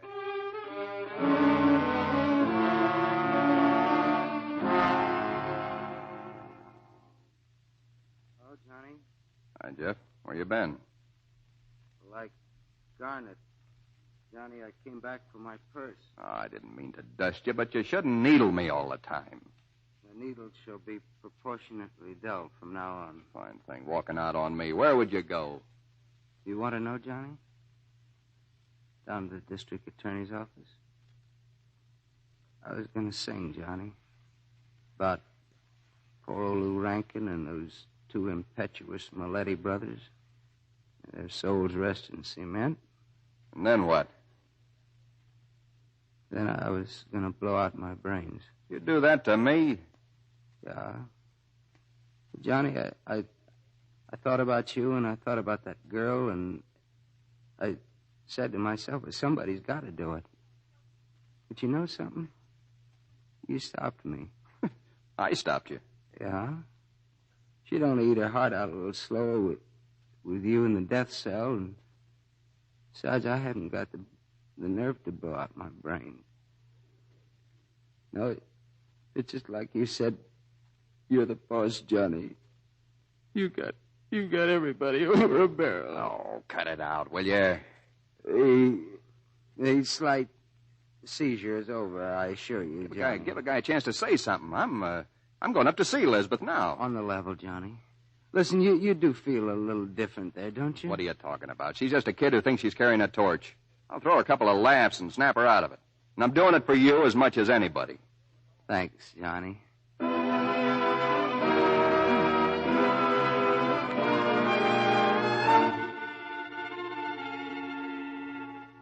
Johnny?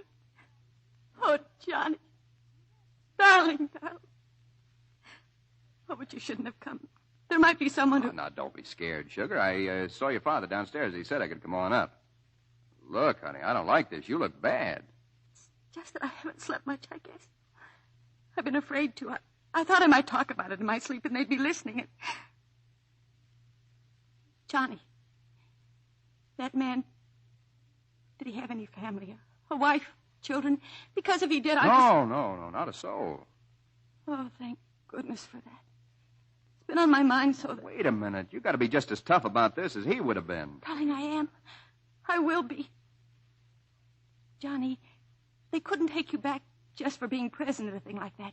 Could they? Could they, Johnny? No, of course not, but... Oh, I can wait. A year isn't so much. What are you getting at? They'll never get a word out of me until then. Oh, Johnny, it'll be such a relief to tell. You'll tell who? The police. Just as soon as it won't get you into any trouble. Oh, Johnny, it's only the thought of them taking you back that gives me the strength to hold out that long. Don't you see? Liz, now, wait a minute. It's all right, darling. It's all right. Now, you listen for a minute.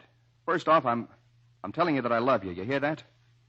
I've known that all the time. Sure, but I've told it to other women, see? Only to you, I mean it, and always. Now you can get yourself set to start hating me. I used you, you understand? You never killed anybody. Johnny... That guy you think you killed works for me. The gun was full of blanks, and I framed the whole deal so you'd think you were in a jam. Liz, I used the whole thing as an angle on your old man. That's why my dog track opened tonight. He's afraid I'd start spilling about you, but that guy's no more dead than we are. Oh, Johnny, my darling. To think of such a lie. Such a wonderful, fantastic lie. Yes, but you've got to believe me. Johnny, you're sweet.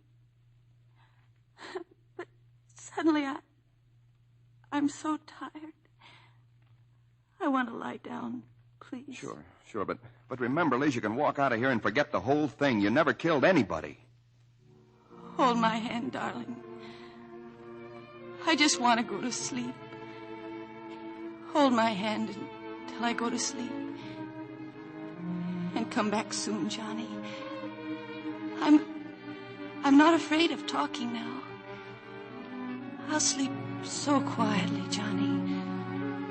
I won't talk. I know I won't.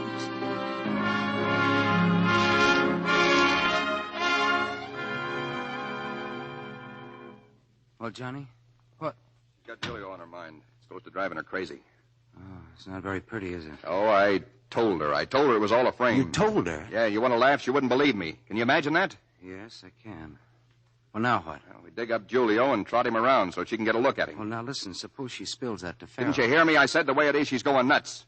I'll write a turn, sucker. What about it? Johnny, I've been looking all over for you. Halligan called. Starting tomorrow, he says he's got a 50% interest in this track. He says he thinks you'll understand because Julio just went to work for him. Well, there's only one thing to do. What's that, Johnny? Go up to Halligan's place and hire Julio back again. Come on, let's go.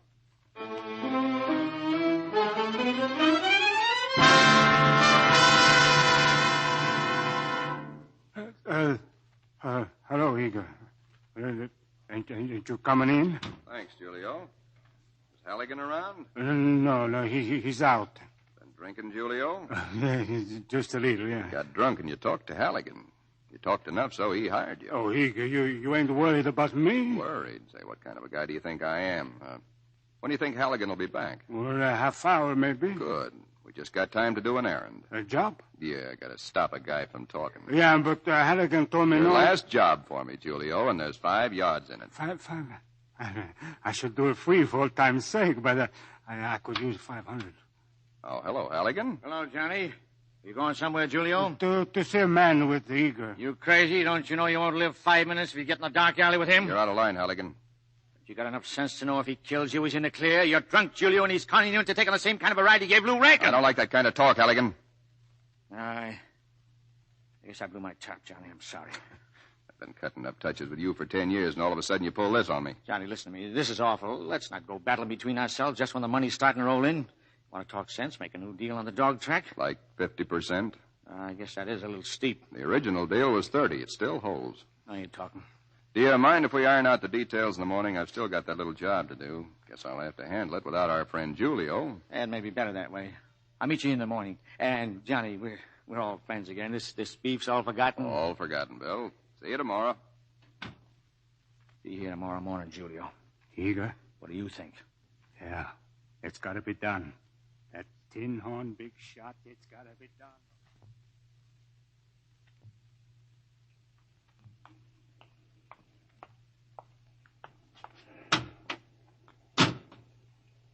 I'd say that you didn't get what you wanted. Not yet.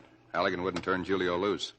What are you looking for? There's a gun in this glove compartment. I may be needing it. Oh, it's going to be like that. As long as I'm a sucker, I might as well go the whole way. Where are we going? Only the corner. I want to make a phone call. You sit tight and keep your eye glued on this building. Watch for Julio.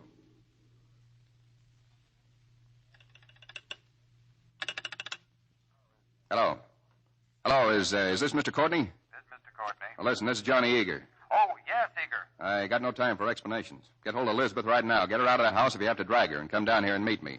I'll be at 5th and Waverly. And hurry.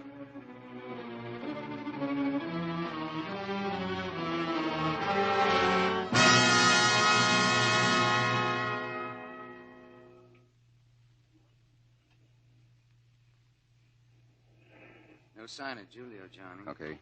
Take the car, Jeff. We're separating. Look, is there anything you want me to do? No, just get going. Yeah, sure. So long, Johnny. Johnny. Yeah?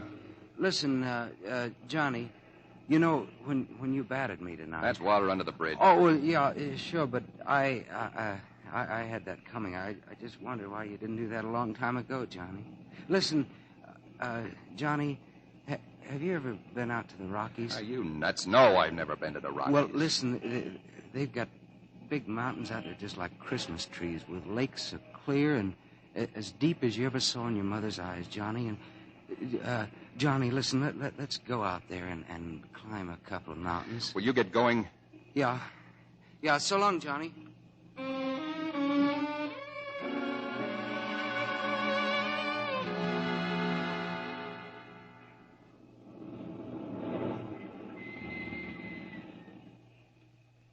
It's about time, Courtney. Turn off your lights. They're off. Johnny, what is all this? Mark said you called Listen to me.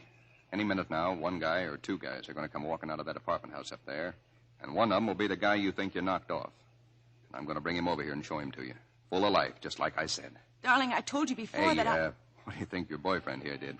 Had himself a big moment.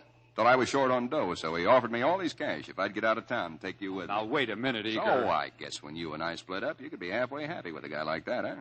Split up, Johnny? Yeah, you know people like you and me. We break as quick as we hit. Johnny, don't joke anymore. You said it tonight. You said I was the only one. Oh, sure, that. Well, you were in a wingding. You got to say a few phony words if it's going to help a pal out of a wingding. You don't mean that, Johnny. You don't. Cut it. Here he comes. Is that your man? Yeah, stay in the car, both of you. I'll duck around and back.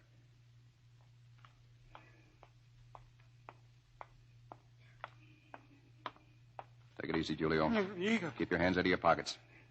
Okay, now walk up to this car. Well, here he is, kid. Take a good look. Alive and kicking. Ugly rat, isn't he? Too bad you didn't bump him off. Well, you see him, don't you? Yes. Yes, but Johnny, what you said a moment ago, you didn't mean it. You can get some sleep now, huh? You don't have to be quiet any longer, see? Johnny, look at me. You didn't mean what you said, did you? Sure, I did. That big pitch tonight was just a gag, just like Julio here was a gag. Now step on that gas and get going. No, Johnny. Listen, kid, get some sense, will you? If it's Eager, going that man, he's getting away. Johnny, don't shoot, no. Liz, why did you grab my hand? Why? It's got to be done. No, Johnny, no, they'll put you back. Going after Halligan. This whole street will cut loose any minute. You got to get out of here. He's right, Liz. I won't go. Not until I know. You got to beat it, Liz. No, Johnny. I'm staying with you because I know you're lying to me. This time I know it because you can't look at me and then... Eager. So what if I am lying? I had to do it, Courtney. I had to slug her. And what I just said about lying to her, don't you ever tell her that, you understand? Come with us, Eager. I got something I got to finish. Take her away. Up in the mountains or something where there's lakes and stuff. Just you two together and talk it out. Only talk her out of my life. Talk her out of my life. So long, Eager.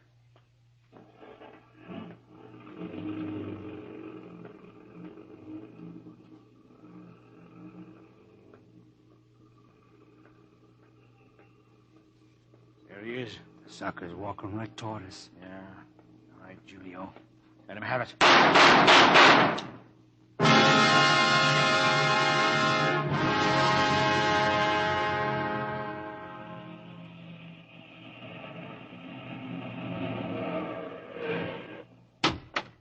Johnny.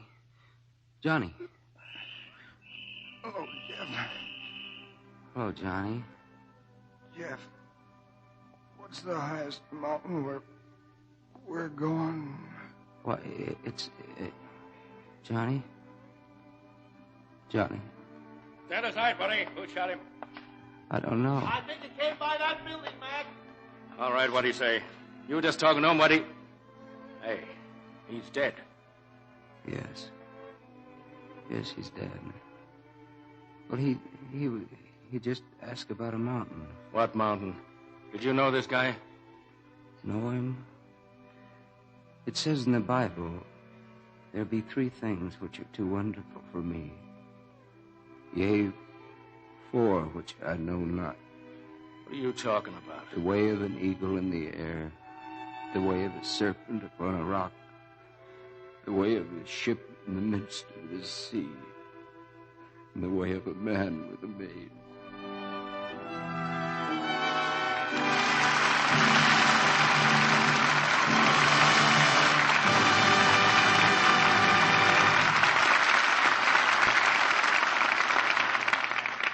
As the curtain falls on Johnny Eager, I'm sure you'll agree it's been a pleasure and a privilege to welcome back to this theater 3 such stars as Robert Taylor, Susan Peters, and Van Heflin. This has been quite a reunion for me. The last picture I made before I joined the Navy was with Susan Peters. That's something I'll never forget. Playing opposite Robert Taylor was a great pleasure. And now that Bob's back, I imagine plenty of other feminine stars are looking forward to the same chance. Weren't you and Colonel Keeley together in the Air Force's van? Well, as close as a lieutenant and a colonel ever get. Actually, this is the first time I've seen Van since he left on his overseas assignment. You did a great job, Van. Well, if you don't mind my saying so, Colonel, I think you did a splendid job on your Army picture target for today. I just wish the public could have seen that. I imagine war experience will be a great help in making pictures for the public. Well, a monumental example of that is Metro-Goldwyn-Mayer's current picture, They Were Expendable. There you have Bob Montgomery back from active duty as the star, and Captain John Ford, also from the Navy, as director. Yes, and as a Navy man, I can say the result is mighty authentic and mighty convincing. Susan, I understand you're taking up a new career in the literary field. Well, so far I've just been writing articles about my friends, the screen stars here in Hollywood, their personal life and habits. And I'm sure you find that one of their habits is Lux toilet soap. You're right, Mr. Keeley, and I can promise you that I use Lux soap regularly. It's a wonderful complexion care. And from a star with your complexion, that's a pretty solid tribute, Susan. Incidentally, we have another lovely star from your home studio appearing here next week. What's the play, Bill? It's one of the season's most appealing love stories. Metro-Goldwyn-Mayer's recent screen success, The Clock, with 2 of Hollywood's best-loved stars, Judy Garland and John Hodiak. Bring a lonely boy and girl together in a big city, give them 48 hours to fall in love with one another, and then see what happens in this tender and romantic drama. Judy and John are great together in the Harvey Girls, too, Bill, and I'm sure they'll be great together in The Clock. Good night. Good night, and come back again soon.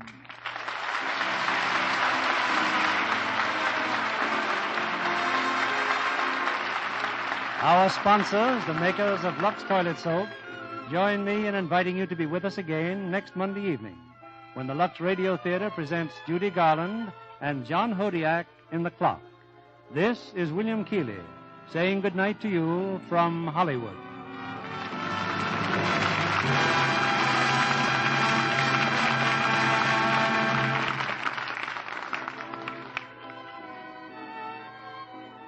Has your grocer said this to you lately? Sorry, madam, no more Lux toilet soap till next week. Yes, your favorite Lux toilet soap is hard to get right now. That's a direct result of the great national shortage of industrial fats and oils. And here's where you and every other American housewife can help prevent a further scarcity in the supply of soap. Continue to save every drop of your used kitchen pads. Take them to your butcher and receive 4 cents for every pound you turn in. Our Secretary of Agriculture says it may be many months before we can obtain adequate supplies of imported fats and oils. That's why your government urges American women to continue the magnificent job of fat salvage they did throughout the war. Keep on saving. Save every drop of used kitchen fats and take them to your butcher. You can help prevent a further shortage of soap. Our thanks for the play of this evening go to Metro-Goldwyn-Mayer, who will soon release the Clark Gable-Greer Garson picture, Adventure. Get your dimes and dollars ready now for the 1946 March of Dimes. Join America's crusade to protect American children from infantile paralysis. The motion picture industry, through over 14,000 theaters, will help collect your contribution between now and January 31st, or send your dimes direct to your local March of Dimes headquarters. This is your one opportunity to join the fight on infantile paralysis. Give generously. Give soon. Join the March of Dimes this week. This program is broadcast to our men and women overseas through cooperation with the Armed Forces Radio Service. Our music was directed by Louis Silvers. And this is your announcer, John Milton Kennedy, reminding you to tune in again next Monday night to hear The Clock with Judy Garland and John Hodiak.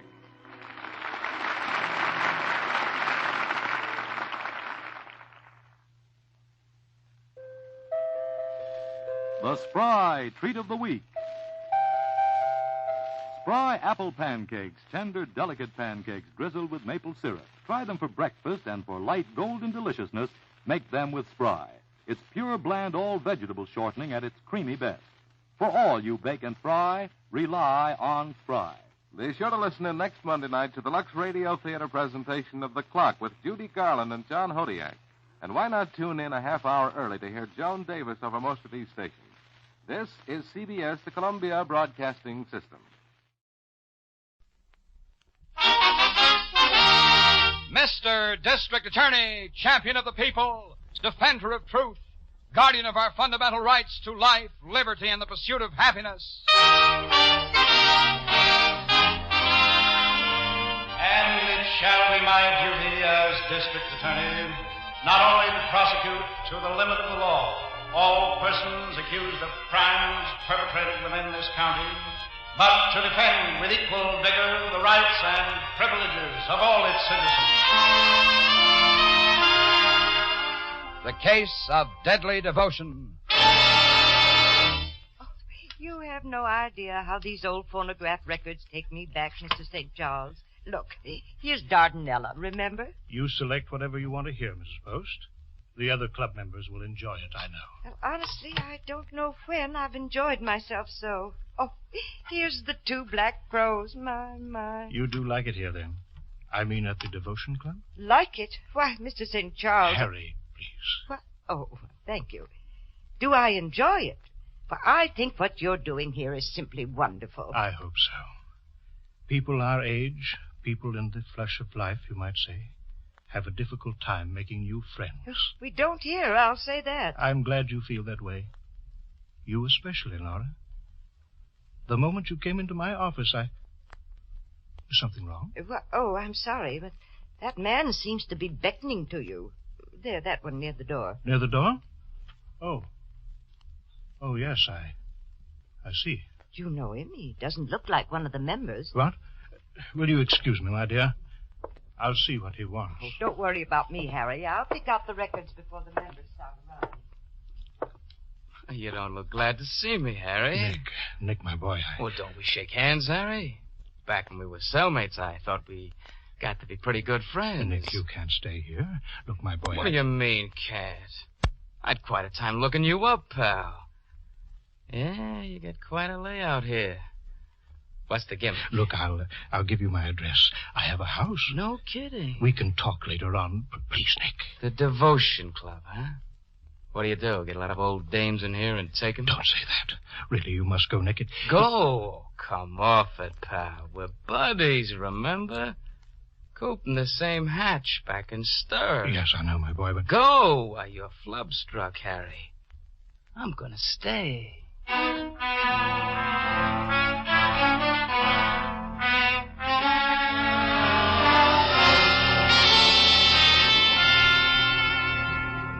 Oh, I picked that information request out of the file, Chief, the one from St. Louis. Oh, which one was that, Harrington? A young punk named Oliver. Oh. Nick Oliver. Oh, I I saw that when it came through. He was released from prison out there, wasn't he? That's right, Miss Miller. And from looking at his record, he's on his way back. St. Louis thinks he's here in town? That's the tip they got, Chief.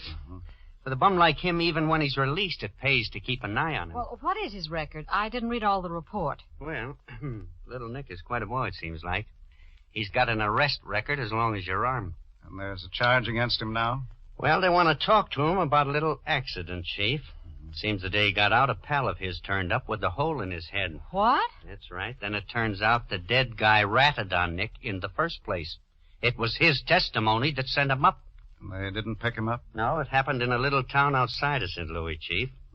By the time the local boys notified the city, Nick was on his way. And they think he's here? Yeah, it looks that way. I've been doing a little checking up on him this morning. Oh, any luck? No, it's a little early, Chief. They're sending us his prison record, personnel report, all that. If he's got some pals in town, chances are he'll look him up. Well, let's hope so. The St. Louis authorities have helped us a great deal in the past. I'd like to return the favor. Oh, I'll find him, Chief. Bums like that always go in a pattern. Well, how do you mean? Well, that's one way you find a guy, Miss Miller. You study his habits. Find out what kind of bars he hung around in, what kind of people. Uh-huh. Get a line on him. You know, what kind of dames he goes for, whether he likes sports, drives a car, his clothes, anything. Yes, the personnel report should contain most of that. Sure, then as soon as we know what kind of a guy he is, we pass the word along to places where he might show up. And then wait for a tip. Tips help. Isn't it strange criminals are so willing to turn each other in? Well, it really isn't strange, Miss Miller. It's part of the criminal nature. Fear. That's right. And when he turns a pal in, he feels safer for a little while. You'd think they'd realize that someday they all get caught. Yes, they do. That's the basis of the fear. Take this man Harrington's trying to find. Nick Oliver? Yes. Wherever he is right now, he's afraid.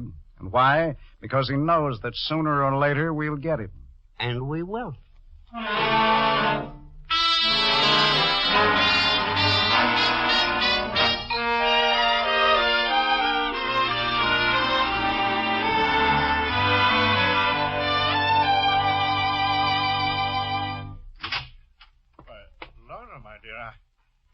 I didn't realize you were here in my office. I thought it better to wait in here, Harry. I'm delighted. Have you been waiting long? There isn't much here to amuse you, I'm afraid. It's quite all right. I was reading an article in this week's Collier's. Oh? It's most entertaining about Mr. District Attorney. You know, the radio program. I'll have to read it. Sit down, my dear. No, thank you. You seem so formal, Laura. Is anything wrong? Yes, Harry. A great deal. I don't understand. I thought the dance last night was most enjoyable. Who is that man, Harry? Man? I think you're evading me. I mean Mr. Oliver. Nick? Why, he's an old friend, Laura. I told you that. He's been here a week, Harry. Have you any idea how much the club has changed in that short time? Changed? In what way? Good heavens, are you blind? Do you realize that man encouraged the members to gamble? Yes, and to drink. Now, Laura. Oh, you needn't put your arm around me, Harry. I'm disgusted. I wrote my sister about it last night. Now, Laura, listen to me. Perhaps you're right. Perhaps. When that nice Mrs. Webster lost $43 playing dice. As I say, Nick is impetuous. I shouldn't have permitted him to stay. Oh, he's a very bad young man, in spite of that smile of his. I tell you, Harry, this has changed my opinion of everything. Including us? Well, to tell you the truth, I haven't made up my mind. There's something wrong here, Harry. Laura, my dear, wait. No, I'm going home now. I've had my say. Home before the dance tonight? I won't be at the dance, Harry. I'm not sure I shall return here at all. But the money, I mean, you decided to do so much. I have my doubts about that, too. Goodbye, Harry. Harry, do you think... Oh, sorry. It's quite all right, Mr. Oliver. I was just leaving. Laura, wait. Thank you, no. Goodbye. What's eating the old bag? You fool, you blundering idiotic. Oh, no, I'm wrong. I'm the fool, not you. What's the trouble, pal? She looked pretty steamed up. I was crazy to let you stay crazy. I'll wait back on that again. I told you, Harry, you ain't got much choice. I was getting along so well. Yeah, well, now you're doing even better. And you can stop yakking about getting rid of me, Harry. Or do I tell these old crows where you and me met? Dice tables, liquor in the punch, shakedowns. In heaven's name, Nick, what are you trying to pull? Oh, I need plenty, pal. This is as good as any joint to get it from. But I don't operate that way. I told you I play it slow. Well, that's too bad. I play it fast. What was her name? What? The dame in the uproar just now. It was Mrs. Post. Nora Post. Yeah, well, she can take the... Wait a minute. Is that the one? The one what? The dame you were building up for the big one. Sure it was. I remember the name. She has $20,000 in convertible bonds. She's got what? I've worked on her for 3 months personally, and now it's all for nothing. She was going to kick in 20 grand? She was, even if I had to marry her. Where'd she go, home? I imagine so. She's washed up, though. You and your quick scheme scared her off. Where does she live, Harry? Never mind, and get it from my membership. You stay away from her. You think you could change her mind, you? Change it? You're why she pulled out. It's a wash-up, I tell you. You know, you convoys give me a pain. 20 grand and you quit like a spoiled kid. I know when a score is cold, Nick. Yeah, well, I know when it's hot. 20 G's, Harry, my boy. That's plenty hot. Now, what are you doing? Calling. What? You heard me. I'm calling on Mrs. Post.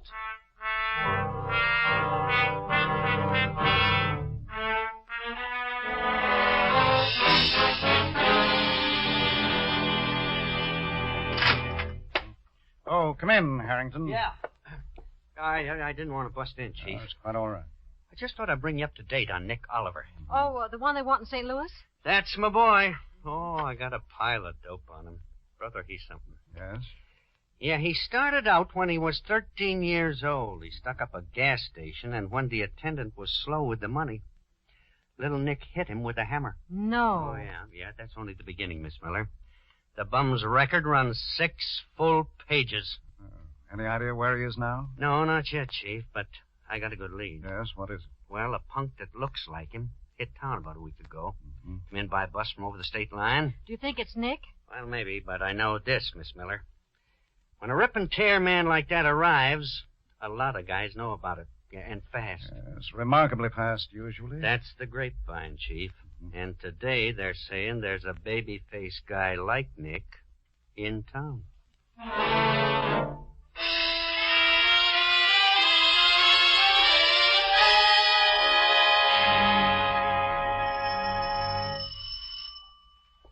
Just a minute, I'm coming. Yes, just a moment. I'll turn on the porch light. No need for that. I could see okay. Now, see here. Just what the... Oh, it's you. I got to talk to you, Mrs. Post. It's about something that happened at the club. The devotion club? Uh-huh. I don't want to hear about it. Let's sit down. How about in here? Now, see here. I've said I don't want to discuss anything. Why, I was getting ready for bed. Now, this is important, Mrs. Post. It's for your own good. For my own good? Whatever do you mean? You and Harry? I beg your pardon? I told you it was important. Go on. Sit right down and relax. Come to the point, please. That's fair enough. Harry tells me you've got $20,000 laying around. What do you want, Mr. Oliver, isn't it? Nick's enough. And I want to tip you off, Mrs. Post. It's just a friendly gesture. I think perhaps you'd better leave. I'm playing straight with you. You take the dough and put it in a big, strong bank. You understand? I'm sorry. I think all this is, well, to say the least, Mr. Oliver, none of your concern. Yeah, sure hard to convince. Look, will you promise me one thing? Hardly. Yeah, well, first thing in the morning, take the dough and put it in a bank. I never heard of anything like this in my life. Is that too much to ask? Put it in a bank? Very well. Suppose I promise you. Now will you go? Be more definite. You'll put it in tomorrow? Yes. Now will you please leave my house? That's funny. And Harry said I wasn't smooth. That's a laugh. Well, what do you mean? Kid, you just told me the one thing I wanted to know. What? I had to be sure that dough's here, didn't I? Now get it up. Get it up? Come on. Let's not waste time. Where do you keep it? You get out of here. Well, you listen to reason. I'm a busy man, baby. Get the dough. I don't believe it. I just don't. Look, I got no time to fool around. If I have to, I'll kick this joint upside down. But... Yeah, I may have to take a few belts at you. Now get smart, will you? Just hand it over, nice and easy. I'll do nothing of the kind. Don't look so greedy at the phone, kid. You reach for that and I'll break your little arm. But do you realize what you're doing, do you? Yeah, I do. But you don't. I'm getting sore, sister, and that ain't good, you know. And I haven't got the money here. You lie in your teeth. You just said so. Get it up fast. Mr. Oliver, listen. Never to me. mind the routine. I got one of my own. You what? How many rooms in this dump? 8? 9? I can go through them in an hour. You wouldn't dare. If I have to look for the scratch, that is. And you know something, baby? I just can't do a good job with you around, Bob. I don't understand. Oh, it's simple. Either you hand over the dough like a good kid, or I'll kill you. Kill me, you. I'd have to, if I have to search for it, at least. You see? You've got a gun. Oh, that's the flash of the week. Okay. Make up your mind. Oh, please. Where's the dough? I don't know. Oh, I'll be. You shot me. Help me, please. Oh, you sure make it tough on yourself, sister. Yeah, and on me, too. Now I gotta tear this joint apart.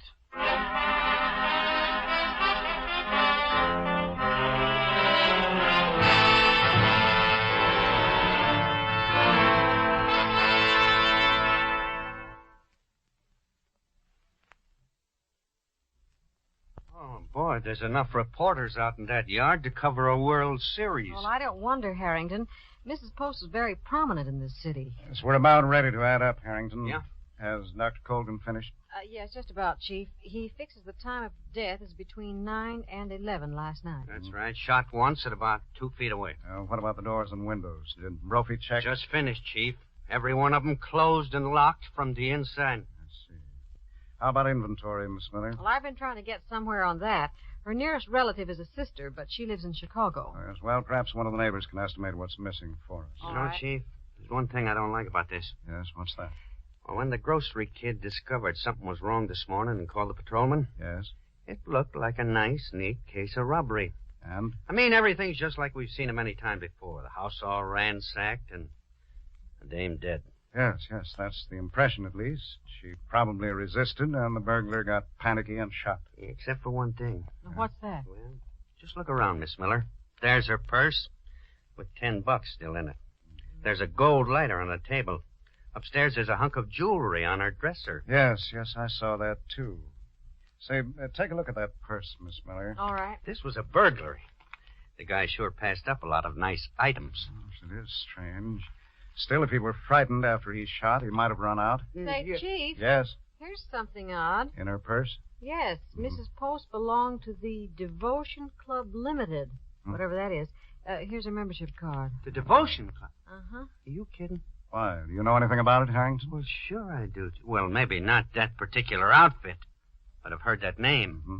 It's one of those agencies that helps people meet other people. Really? Yeah, most of them are on the up and up, but sometimes they're not. Yes, it's strange that a woman like Mrs. Post should belong to one. Put the card in your pocket, Harrington. Right. We may have to check that club. I can drop around and ask a few questions. Yes, do that. No need to arouse suspicion, however. Put a little gray on your temples, and you can drop around as a prospective member. It's a cinch, Chief. Well, let's hope the whole case is a cinch. Now, if you'll call Dr. Colgan, Miss Miller, we'll get to work.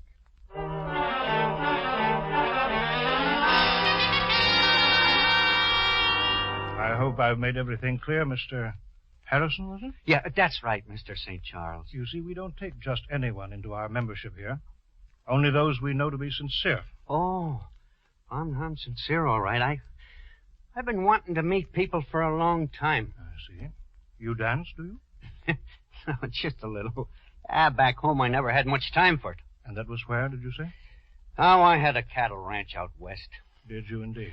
Yeah, I had 7,000 head at one time. Then when I made my pile, well, I just quit. Well, that was sensible, Mr. Harrison. We all work too hard in this life. Wear ourselves out. You can say that again. From now on, Mr. St. Charles, I'm just going to spend my money and enjoy myself. I don't blame you. Yeah, well, could I get into your little club here, do you think? Well, ordinarily, Mr. Harrison, I interview a candidate a number of times before we accept him. Oh, yeah, sure. Then, as I explained, we make every effort to see that you meet people of your own age and interests. Suits me. And you know, sir, you suit us. I do. You do. We'll dispense with the interviews, Mr. Harrison. You can meet the members tonight.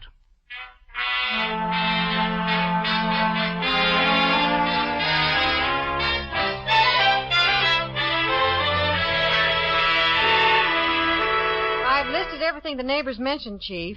You know not one thing's been taken from this house? Well, it's difficult to understand, Miss Miller. Unless, of course, Mrs. Post kept a great deal of money someplace here on the premises. Yes. The neighbors would hardly know if it were missing or not. Well, her sister might. I've got Dorothy back at the office trying to get through to her in Chicago. Yes, that'll help. And perhaps Harrington will have some luck, too. Is he still out? I guess so. He hasn't called back. He was going over to that club to see what he could find. That's the door. Yes, it's the mailman, I think. Do you want me to see? Yes, will you? Okay. Oh, thank you. I was right, Chief. Here's a magazine and one letter. Oh? It's postmarked, let's see, Chicago. It's a woman's handwriting, too, Chief, probably from her sister. Here, may I look at it? Of course. Well, I think I'll open it, Miss Miller. Under the circumstances, I can take the responsibility. Oh, sure, Chief. Anything to help. I'll keep going on this inventory. Right. Well, I'll be... Say, Miss Miller. Yes? This letter is remarkable. It may be just what we need.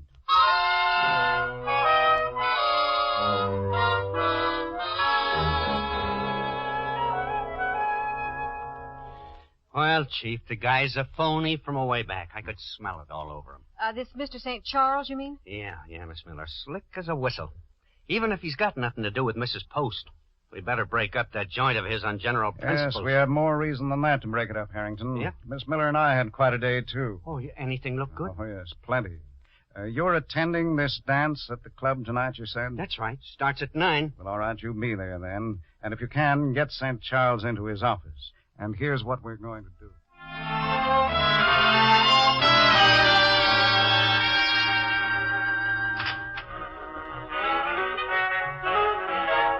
I'm sorry, I'm busy. Nick, I thought I told you to stay away from here. Can an old pal drop in to say goodbye, Harry? I don't want anything to do with you. You know, you con boys operate funny. We don't get mixed up in a murder. Oh, you heard about that, huh? I read the papers. It's funny, I was even thinking of giving you part of the stash. You know, just for old time's sake. You mean you got the money? All of it? I'm leaving, ain't I?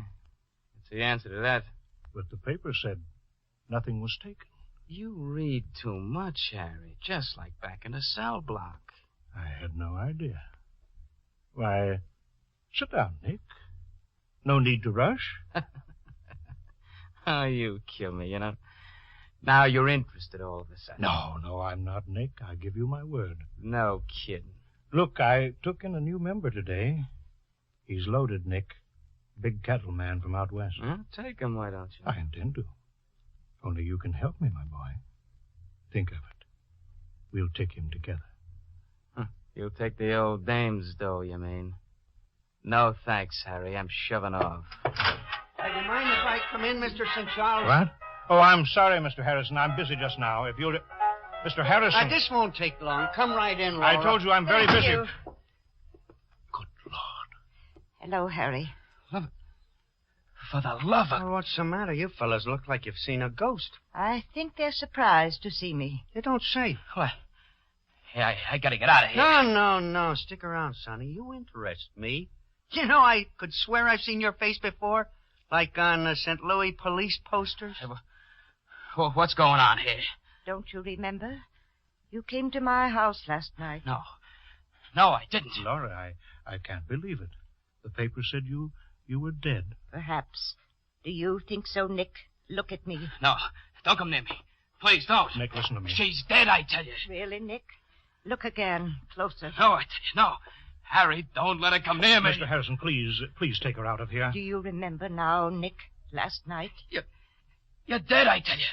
I was there.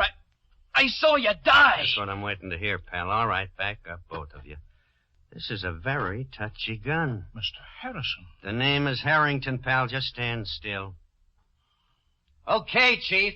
Better stand back, ma'am. Thank you, Mr. Harrington. I do feel a little faint. Are we all set in here, Harrington? Perfect, Chief. Nick just spilled the whole story. Nick? Yeah, and a little added touch, Chief. This is our St. Louis boy. Oh. Looks kind of pale right now. Oh, Chief, the members are all waiting downstairs. Yes, we'll go down and explain things to them in just a moment, Miss Miller. Right.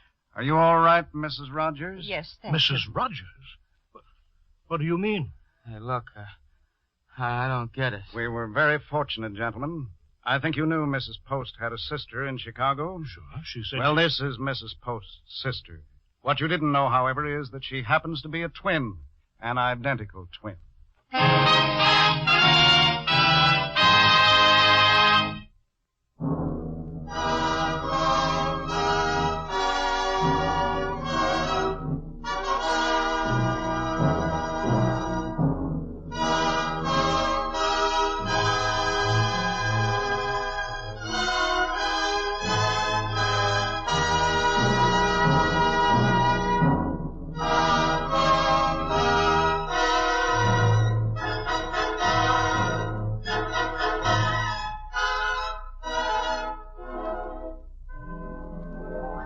Mr. District Attorney comes to you through the worldwide facilities of the United States Armed Forces Radio Service.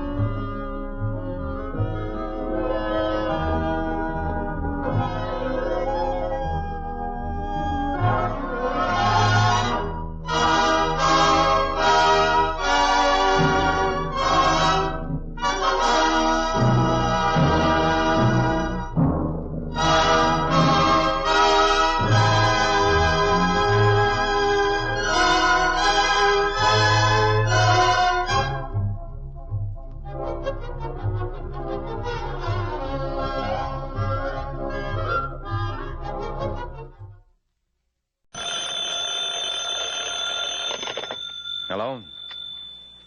Yes, this is the Falcon speaking. Oh, Iris. Oh, you'll have to include me out tonight, Angel. I'm leaving for Vienna. That's right, Vienna. City of wine, women, and song. Now, there's a combination that's bound to be murder.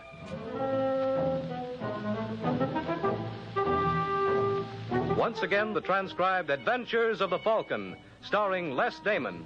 The Adventures of the Falcon, dedicated to private investigators everywhere. Those hard-hitting detectives who, like Mike Waring, risk their lives to aid law enforcement agencies. So join him now when the Falcon solves the case of the vanishing visa.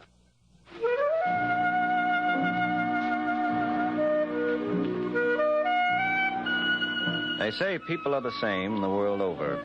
It's only the places that are different. Well, I guess whoever it is that does all this saying has a point there. You take the bar of the Hotel Imperial in Vienna. And the boy behind the mahogany is a citizen named Al Romano. And to prove my original thesis, Al could hold down the same job in New York. Come to think of it, he once did. But you'd never guess it from his approach. All right, honey. What'll it be? I would like a brandy, please. One brandy coming up. How much is it? 15 shillings. 4 cents. Here you are. Tough when a doll like you has to buy her own. Maybe you'd like me to introduce you to a couple of rich tourists. Oh, I would very much. What's in it for me? 100 shillings. I'd rather work on a percentage basis. How about a 50-50 split? Agreed. Yeah, I think we ought to do okay. What do they call you, honey? Trudy. Trudy Brownheim. I don't know you, Trudy. I'm Al Romano. What made you try the Imperial? A friend of mine recommended it. Mr. Stephen Lorimer. You a friend of that bum? You know Stephen? Why, he's practically a fixture around here. He's in the back room now. I must say hello. Oh, you're wasting your time. You'll get nothing out of that lush. Now, wait a minute. I'll be right out. That's you, Al? No. Oh, Trudy. Hello, Stephen. I've been looking all over the Ringstrasse for you. How'd you know I'd be here? Aren't you always? Come to think of it, I am. I wonder what there is about this place that fascinates me. I couldn't possibly guess. You got something for me? Yes. Well, wait till I lock the door. Okay, let's have it. Here you are. Hey, this looks good, Trudy. Real good. Who are your contacts in Romania? You should know better than to ask me that. Sorry, I lost my head. Yeah, I bet the boys in the Kremlin will give plenty to get their hands on this information. Okay, I'll see it gets to the right people. Oh, drink? No, thank you. Tell me something, Stephen. Why are you doing this? Why are you? Austria is my country, but... A man without a country, huh? I didn't mean that. It's all right. You didn't hurt my feelings. It's true. But then why are you doing it? Maybe I'm trying to justify my existence. Maybe this way I can kid myself into believing I'm not a drunken bum. You mustn't say that. Why? Does it frighten you? Why should it? I might give you away. Never. I'm weak, Trudy. Real weak. If the comrades got their hands on me, I'd crack in a minute. I'm not worried. Well, I am. I hear Mr. Vaughan's in town.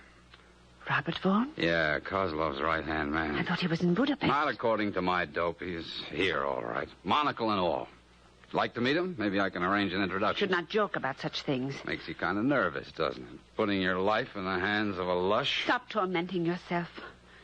You are one of the finest men I have ever known. Let's not kid each other, sweetheart. It's much too late in the day. Are you expecting someone? No. Who's there? Mr. Lorimer? Who wants him? I doubt whether my name would mean anything to you, but it's Robert Vaughan. Stephen. Give me a match. I gotta burn this stuff. Please open up. I should hate to cause a disturbance. Take it easy, fella. You'll last longer. Listen, Trudy, there's a door behind the screen that leads to the kitchen. But what about you? I can take care of myself. Now, hop to it. Oh, really, Mr. Lorimer? I said just a second. Well, what are you waiting for, Trudy? You afraid I'll give you away? No. I'll be in. Steve? Auf Wiedersehen. I said, old man, if you don't open this door within 5 seconds, I shall be compelled. Let him out. Let him out. Who's got a key for this room? I have. I don't argue. Just use it. Oh, no. Well, don't stand there like a bloody fool. Get a doctor. Sure.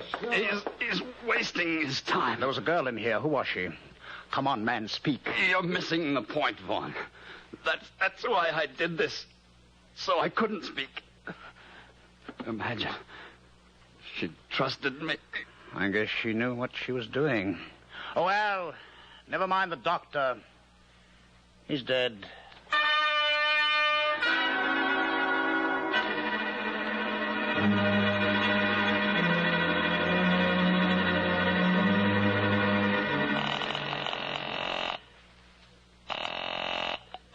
Hello? Is that you, Trudy? Who is this? What is the matter, Liebchen? Don't you recognize the voice? Oh, Eric. I'm so glad you called. Are you going to be home this afternoon? No. As a matter of fact, I was just leaving.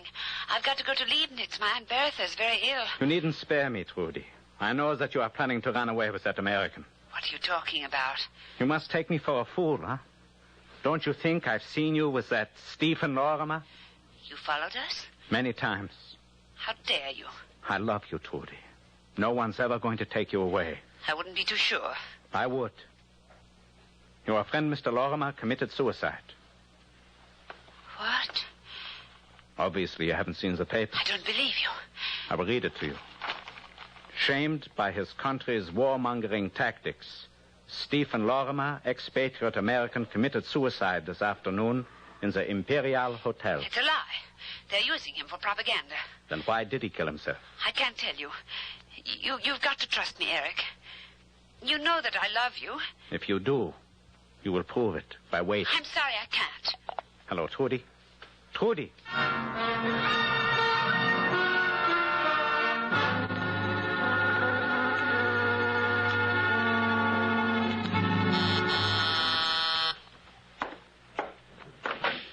Yes?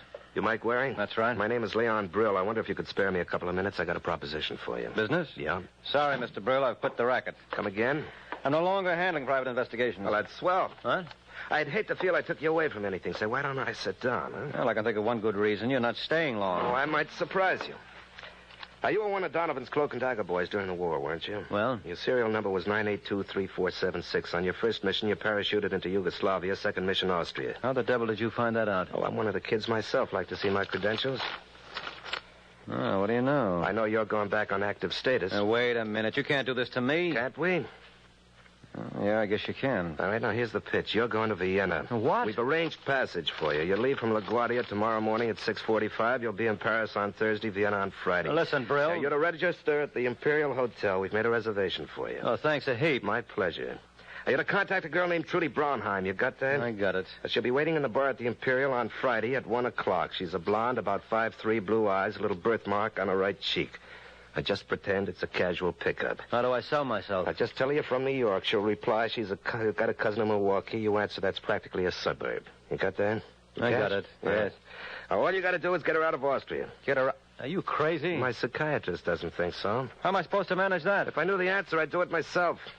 Maybe she could fit in that hole in my head. Well, that's an idea. But we're not fussy. Any way you want to work it is okay with us. Just get her to the embassy in Paris. Mm-hmm. Any other practical hints you care to offer? Yeah, look out for Robert Vaughan. Who's Robert Vaughan? He's the boy the Reds use as a troubleshooter. Sounds English. Now, don't bother to find out. Just keep out of his way. If you get caught, you're on your own. We'll have to disclaim you. I understand. Yeah. We'll have to throw you to the wolves. Thanks a million, Brill. But don't mention it. Have a nice trip, kiddo. We all got to go sometime.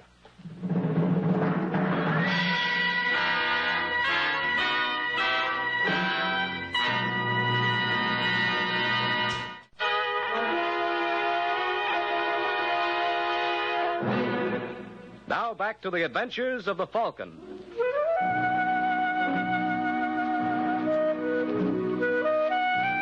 I don't know why people are so good to me. Take Leon Brill. 2 minutes after we met, he was sending me to Vienna. 72 hours later, I was dodging cars and bicycles on the Ringstrasse. Then I glanced at the clock on the corner of Stephansplatz and realized it was time to keep my appointment with Trudy Braunheim, so I hustled over to the Imperial. I parked myself on a stool, made a deal with the bartender. While I bent my elbow, he could bend my ear. I'm telling you, buddy, give me this town any time. You can have New York. Well, right now, I just want to have a Smirnoff martini. Do you know how to make it? You take 4 parts vodka to Look, fella, you're talking to Al Romano, the greatest bartender this side of 42nd Street. Oh, my mistake. You're not around here. Just got off the plane this morning. Then maybe you can tell me something. How are the bums doing? They're out in front. Oh, I knew the Giants would fold. Just don't have it, that's all. How long you been here, Al? Since the war. Ever think of going home? What for? The shilling goes a long way here. Back home, I was just a punk. Here, I'm a big man. You must know Vienna pretty well. Yeah. Interested in meeting a chick? Oh, I don't know. There's a blonde that drops by every once in a while. I could set it up for you. Real doll.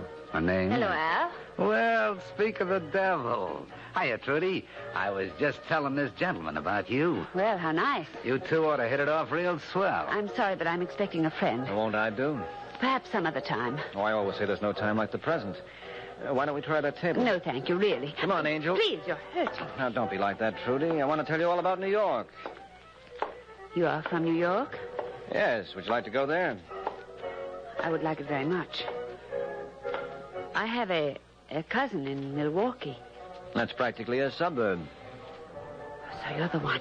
I'm the one. My name is Mike Waring. I'm sorry, Mr. Waring. I did not know. How could you? Hey, Al, how about serving us here? Sure thing. Well, you got any ideas? How about what? How we can get out of the country? I think it would be better if I remained. Look, Angel, that's not for you to decide. The powers that be think it's too dangerous. I suppose I rent a car and we try to bluff it through the border. But I don't have a passport. I got a couple, complete with visas. You're going to be Mrs. Michael Waring. You got a small snapshot? It's no use. They would recognize it as a forgery immediately. You got a better idea? No. Then we're stuck with this. Now, here's what I want you to... What's the matter? Don't look now, but we're being watched. By whom? A boy at the bar. He's wearing a trench coat. Okay, you can take a peek. He's moving off. Oh, Eric. You know him? Yes, it's Eric Hoffman. Who is he? A very dear friend of mine. You think he followed you here? I'm afraid so. Could I tell you? No, absolutely not. Those are orders. Where do you live? Leopoldstadt. Number 6 Vorgartenstrasse. That's across the Danube Canal? Yes, it's right near the left bank. All right, worst comes to worst, I'll swim over. Okay, Angel, get yourself packed. I'll pick you up in an hour.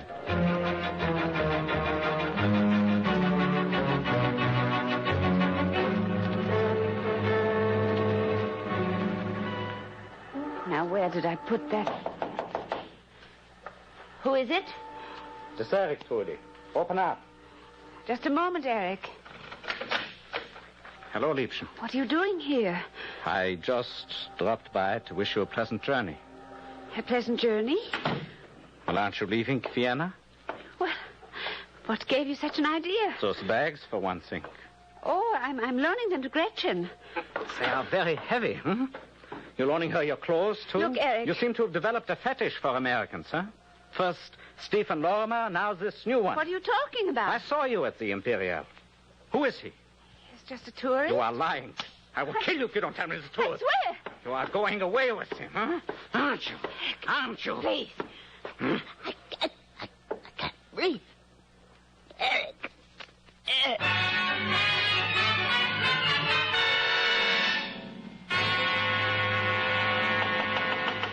Come in. All right, boy, you can take those bags. You mean you'd actually trust me, Mr. Waring? Who the devil are you? Allow me to introduce myself. My name is Robert Vaughn. Well? It means nothing to you? Should it? I'd hope so. I'm in charge of security for the Soviet sector. Now, look, Vaughn, I'm very busy. I can appreciate it, Mr. Waring, but I'm afraid I must take up your time, perhaps a great deal of it. You know a girl named Trudy Brownheim?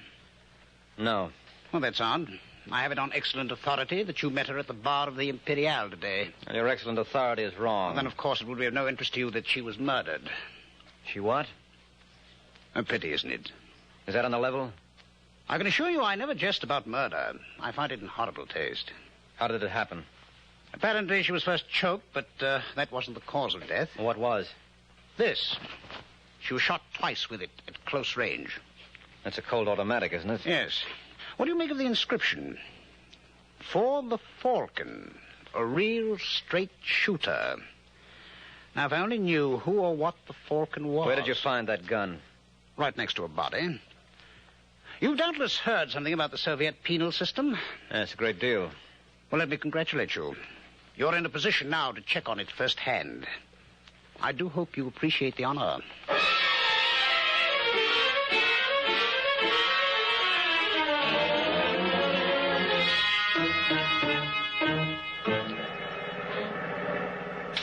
Oh, Willie, please slow down.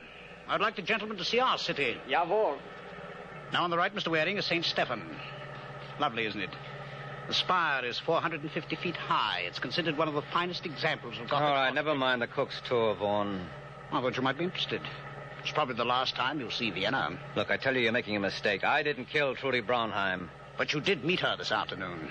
You've been talking to El Romano. Who? The bartender at the Imperial. Isn't that where you got your information? And if it is? And he must have told you it was just a pickup.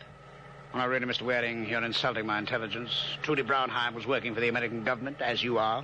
Well, then where's my motive? You were afraid she'd fall into our hands and divulge the names of her associates. Well, that's pretty cute. Talk about killing two birds with one stone. Pardon? You murdered Trudy and framed me for it. Oh, you're not suggesting... Well, why not? I can build as convincing a case against you as you can against me. Aren't you forgetting this gun? No, it's not mine. It's inscribed with the Falcon. Any local engraver could have done that. Let's see it. Now, just a moment. Stop that. All right, Vaughn. Behave yourself. You won't get hurt.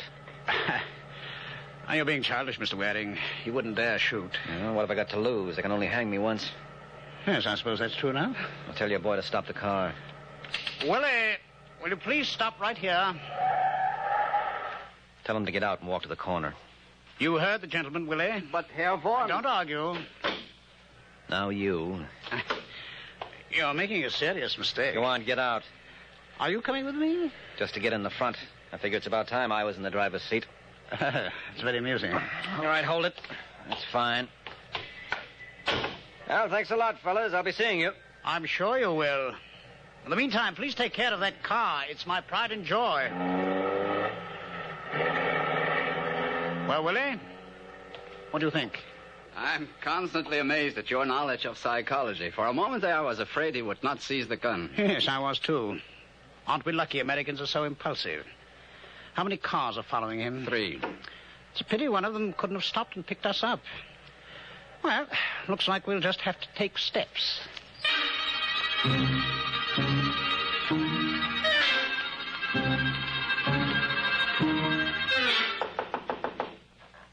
Who is it?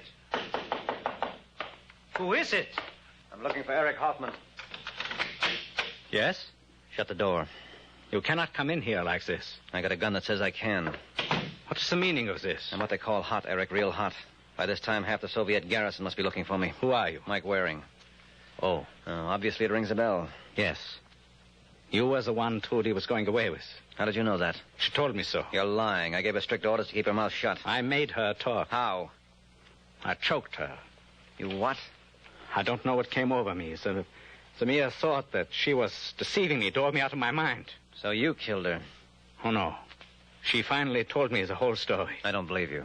Well, how else would I know that an American known as the Falcon was taking her away, huh? Then what happened? Nothing. I apologized and left. And she was all right then? Yes. Well, who do you think killed her? I have no idea. Ever hear of a man named Robert Vaughn? No. He's a big shot among the Ruskies here. He knew about her work with us. I can't believe it.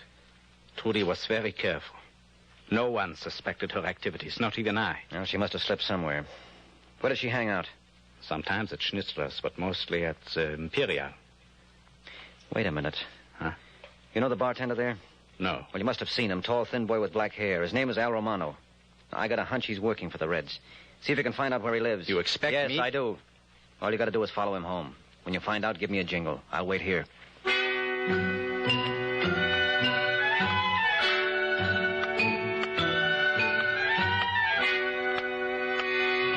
Hey, Buddy. Buddy. Yes? Got a match? I think so. Thanks, Eric. How do you know my name? What are you beefing about? You know mine? No. Come off it, chum. You've been tailing me ever since I left the Imperial. What? And a pretty lousy job you did, too. You know, if you're shadowing a guy, it don't mean you have to breathe down his neck. I don't know what you are talking about. Okay, but just in case you're interested, my name is Al Romano. And I live in Brigitten now, 23 Wallensteinstrasse. But give me a call before you drop by. I'm very seldom home.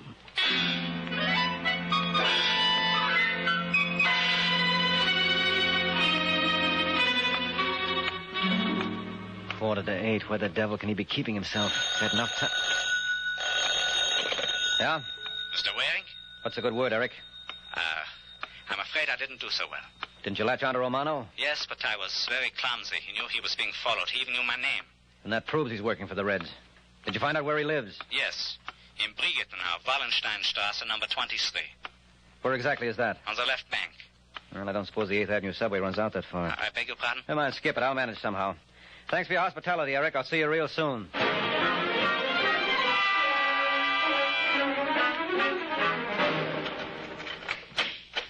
Come on in, Al. The water's fine. But you might be in over your head. Oh, well, if it isn't Comrade Vaughn. Yes. Fancy meeting me here, eh? Just keep your hands where they are. Oh, not really, old man. I think you've milked this bit for all it's worth. I'm not clowning. Neither am I. This building is surrounded by my, shall we say, henchmen. If you just glance out the window. You see what I mean? Yes, but you're in here and I've got the gun. I hate to disillusion you, Mr. Waring, but it's loaded with blanks. What? Well, after all, I couldn't trust you with live ammunition. You might have hurt yourself. Oh, then you let me escape. Of course. I was hoping you'd do exactly as you did. Lead us to all your Confederates in Vienna. Well, that's where you're wrong. I'm not working with anyone. No? What about Eric Hoffman? He was just a guy I bumped into. You seem to bump into a lot of people. Eric Hoffman, Trudy Braunheim, and now Al Romano. Well, I can explain that. I wanted to get a recipe from him. He makes the greatest martini... Yeah, so you dropped in unannounced, eh? Well, I didn't think Al would mind. He's from New York, too. I think I'd better tell you something about Mr. Romano. What, that he killed Trudy? What makes you say that? It figured. I got a hunch he's working for you people. And following my orders, he murdered Miss Braunheim? Yes. It's a very interesting theory, Mr. Waring. A pity you'll never be able to prove it. You see, Mr. Romano has disappeared. Sure, you took care of that. I wish I had. I just learned he was an agent for your government. He what? It's very clever of your Mr. Brill to plant him at the Imperial. But he got away. Yes. But you didn't. I guess we should be grateful for small favors. However, suppose we discuss it on the drive over to my office. I think you like this car even better than the last.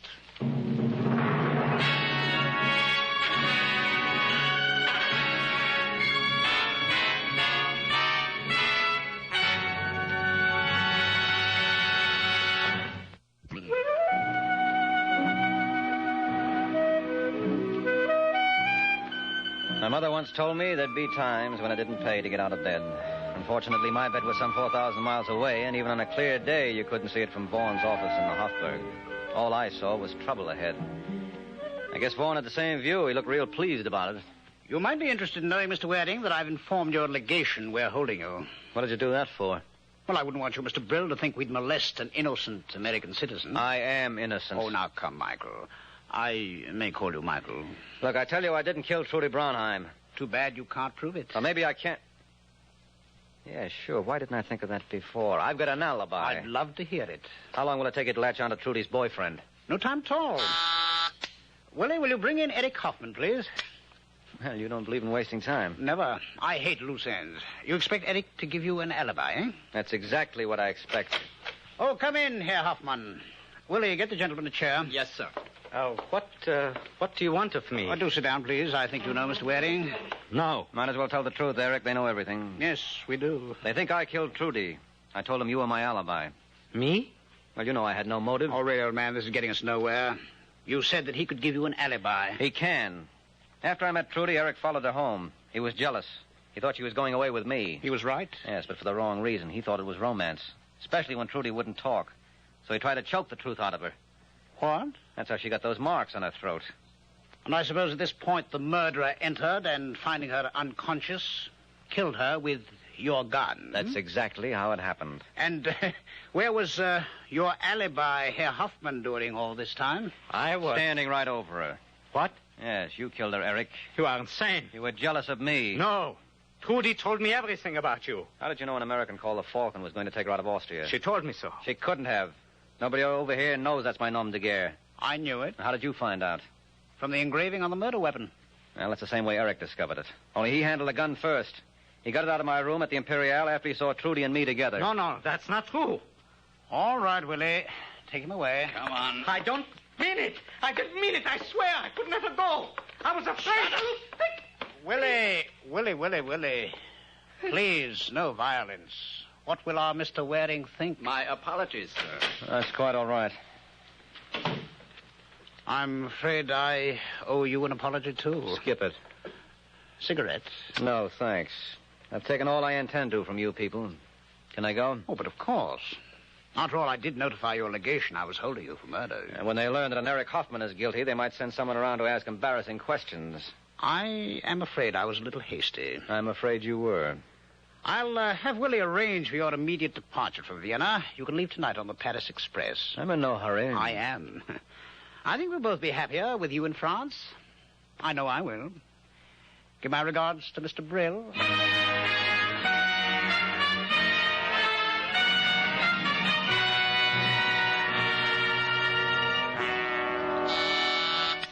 Yeah, what is it? I'm sorry to bother you, Mr. Brill, but there's a long-distance call for you. Collect. Collect? Who from? Mike Waring in Paris. Oh, put him on. All right, operator. We'll accept those charges. Hello, that you, Brill? You got your nerve making a call like this? I just thought you might like to know I got out of Austria all right. Well, you could have dropped me a line. Well, that's so impersonal. Well, I already got the scoop. Well, I'm leaving for New York in the morning. What do you want to do that for? As long as you're in Paris, you might as well make the most of it. I'm sure we can find something for you to do. Now, listen, Brill. I wish I could afford to, but this call is costing the taxpayers money, so just stay close to your phone, huh? You'll hear from me in a week. Have fun, kiddo.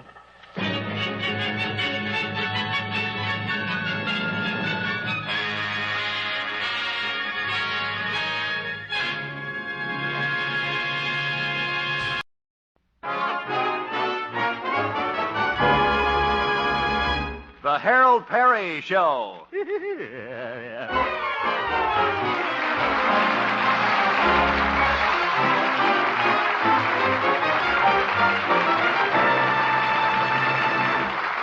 now, Harold Perry as Honest Harold, the homemaker.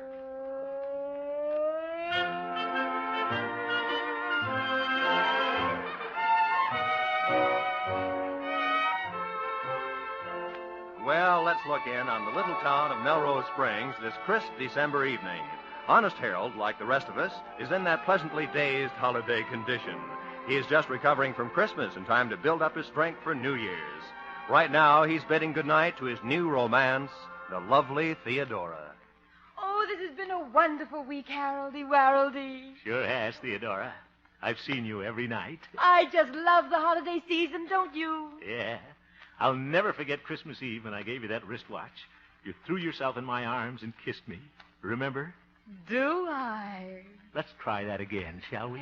But, Harold, how could we ever recapture that special moment? Christmas, the wristwatch. Well, you sing Jingle Bells and I'll start ticking. Yeah. Oh, Harold. Oh, well, I guess I can wait. Tomorrow night's New Year's Eve, and you know what happens at 12 o'clock. All Lang Syne is kissing time. Harold. Yeah.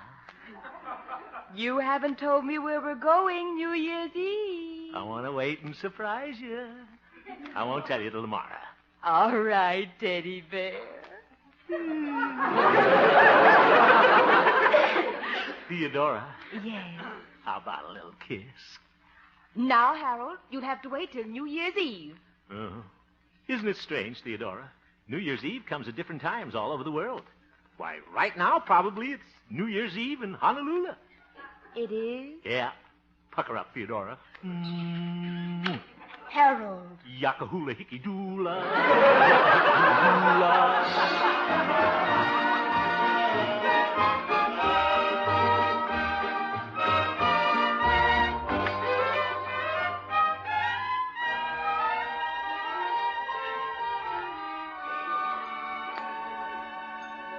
Harold, you're not eating your breakfast. Huh? Well, Mother, I was just thinking about New Year's Eve party tonight and what a good time Theodora and I are going to have. Oh, I think it's nice the way you and your old friends get together and have a party every New Year's Eve. Yeah, they can have their big city swanky affairs.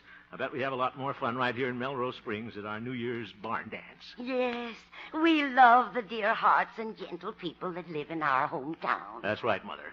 We may have cider instead of champagne and play corny games like pin the tail on the donkey, but it's fun. Oh, yes. Remember last year's party when Dr. Yancey was trying to pin the tail on the donkey and he jabbed the pin in one of the guests? Yeah, that was me. That's when I was bobbing for apples, Mother.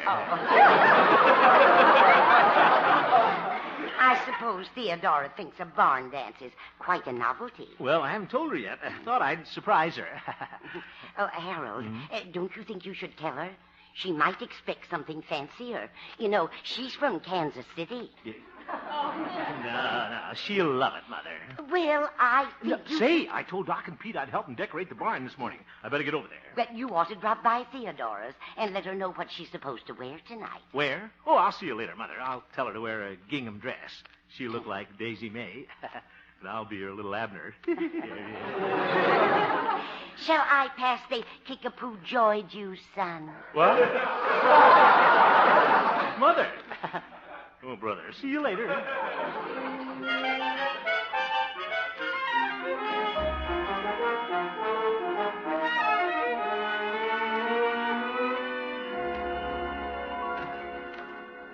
Yeah, Doc and Pete should be out here in the barn. Hello, Doc, old friend. Oh, hello, Harold.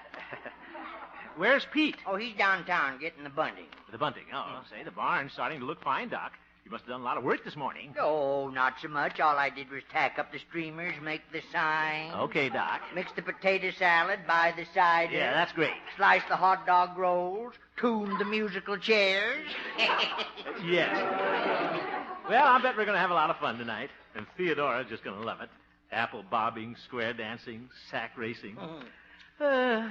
Just think. Maybe the two of us will be in the same sack. I didn't know you cared, Harold. Not you, Doc. Theodora. Oh. Well, happy 1951, boys. Well, hello, Pete, old pal. Did you bring the bunting? Bunting? Oh, Shaw. I knew I forgot something. Oh, Pete. Well, I've been busy, boy. Don't forget, I'm chairman of the Door Prize Committee. Did you get some good prizes, Pete? I sure did. I got the Elks to donate the grand prize. Oh? A free, all-expense-paid 90-day vacation to Charlieville. Yeah. A 90-day vacation? Won't that cost them a lot of money? No, it's just a round-trip bus ticket. You can return any time within 90 days. Very funny, Pete. We've got to get this barn decorated. Why don't you run down now and get that bunting? Huh? All right. Oh, Harold, before I go, maybe you'd like to hear Doc and me rehearse.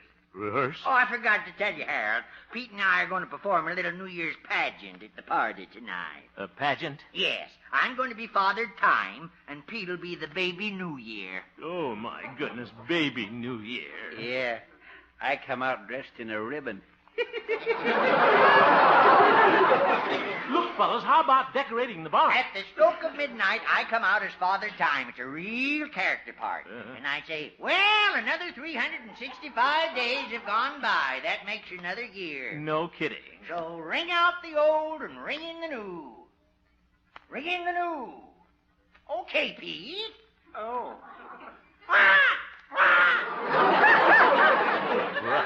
Oh, what was that? Aha! 'Tis baby New Year. Sounds like the noon whistle at the mattress factory. Fellas, how about... Greetings, everyone. I am baby New Year. Oh. I was just born. Goo, goo, goo. Goodbye. I'll see you fellas later.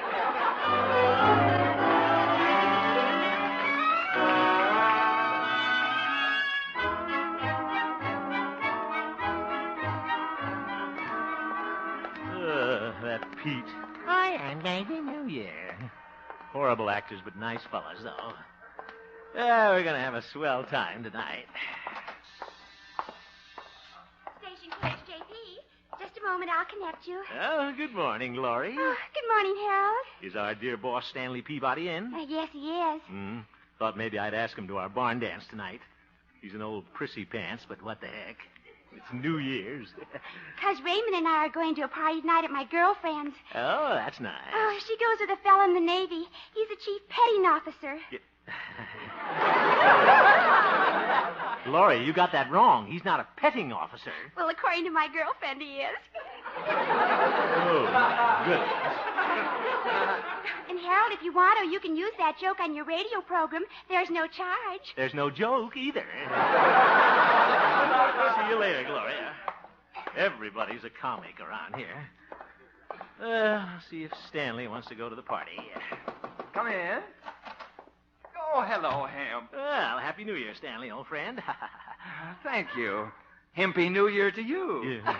Get it? Hey, why don't we have a drink to that? A drink? Well, yes, let me pour you a glass of yogurt. No, thanks, Stanley. I'll skip this round. Stanley, we're having our big New Year's party in Doc Yancey's barn tonight. Thought you might like to join us. In Doc Yancey's barn? Yeah. Thank you, Hemp. But I've already made my plans for tonight. Oh? I'm going to the formal dance at the Antler Hotel in the Moose Room. Yeah. Everyone will be wearing tails. In the Moose Room, I guess so. Yes, it'll be quite swanky. Yeah? I'm taking Miss Abigail Turner. She's one of the Turners, you know. Her family came here over 100 years ago. Yeah, she looks it. Well, sorry you can't make it, Stanley. I know Theodora and I'll have a wonderful time. You mean Theodora consented to go to this barn dance? Well, I haven't told her yet, but I know she'll love it. Oh, Hemp, you fool you. Huh? Theodora's a sophisticated girl. To her, New Year's Eve means formal dress, dinner, imported champagne. Well, our cider's imported from Charlieville. Taking Theodora to that hayseed affair. What? How can you be such a hick? I hate him. Cider imported from Charlieville. You kill me. I better get out of here before I take him up on that.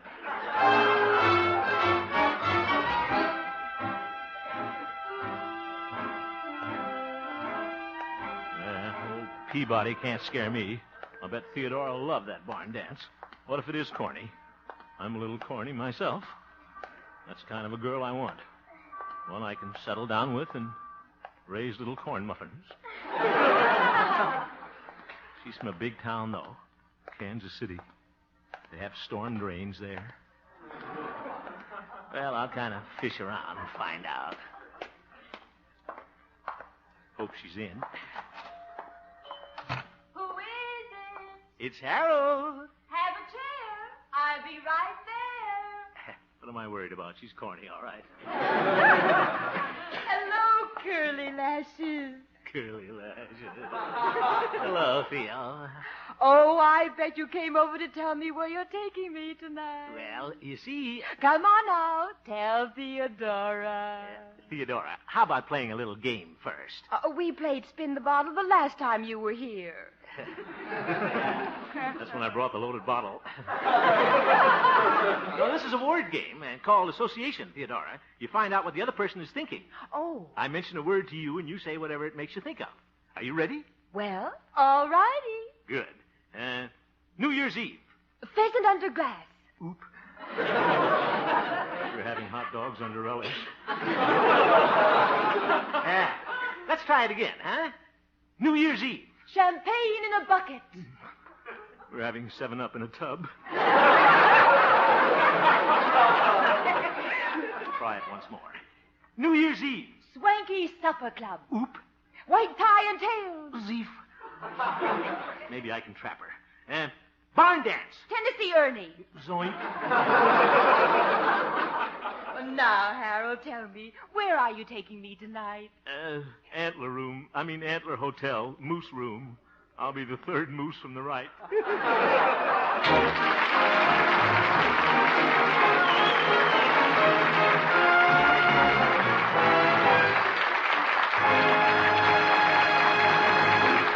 We'll return for the second act of our story, Honest Harold, in just a moment. Have you seen who's joining Bing Crosby on his show tonight? It's Dinah Shore, Louis Armstrong, and Jack Teagarden. That's just a little later this evening over most of these same CBS stations. The Bing Crosby Show. And now, back to Honest Harold, the homemaker.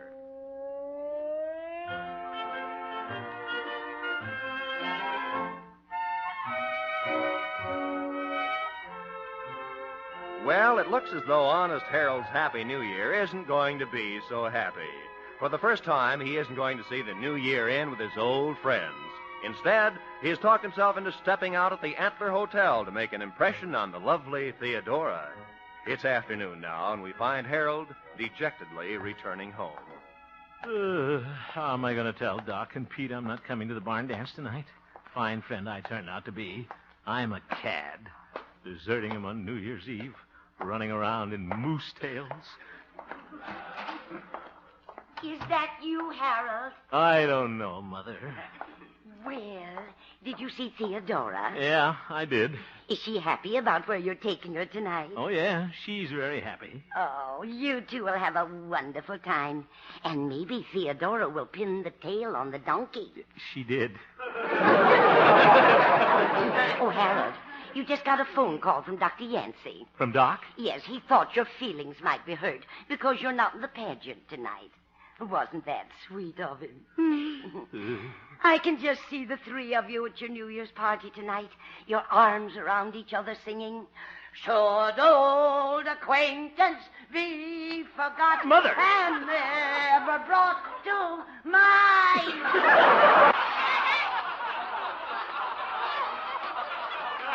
Mother, please, you're flat. Should old acquaintance be forgotten. Oh, Mother!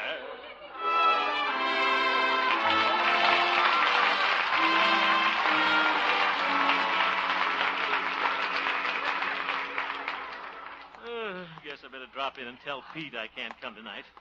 Might as well get it over with. He'll understand, I think. Hello, Pete. Howdy, boy. Yeah, Pete, Harold, if you want to take my part in the pageant tonight, it's okie dokie with me, old friend.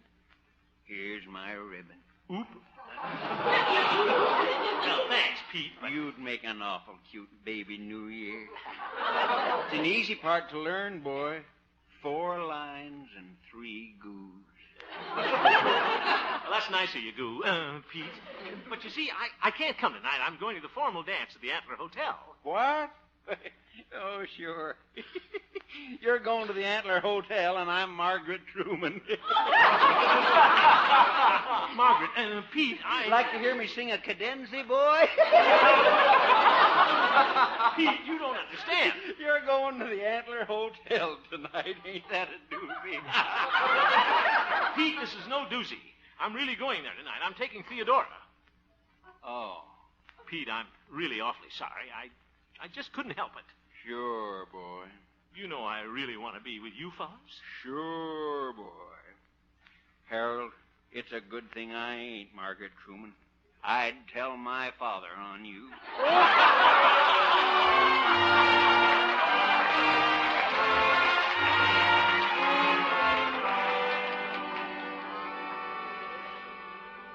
Yeah, I guess Doc's in the barn here. Certainly hate to tell him about tonight. Well, I gotta do it. Well, there he is. Oh, my goodness, he's got his pet goat with him. Wonder if Pete's told him I'm not coming. Hello, Doc. Good afternoon, Mr. Hemp. Oop, Pete told him, all right. Doc, I'd like to How explain. does this bunting look up here? Oh, looks swell, Doc. I was speaking to Arthur, my goat. Oh, excuse me. Arthur, what would you think of a man who deserted his old friends on New Year's Eve?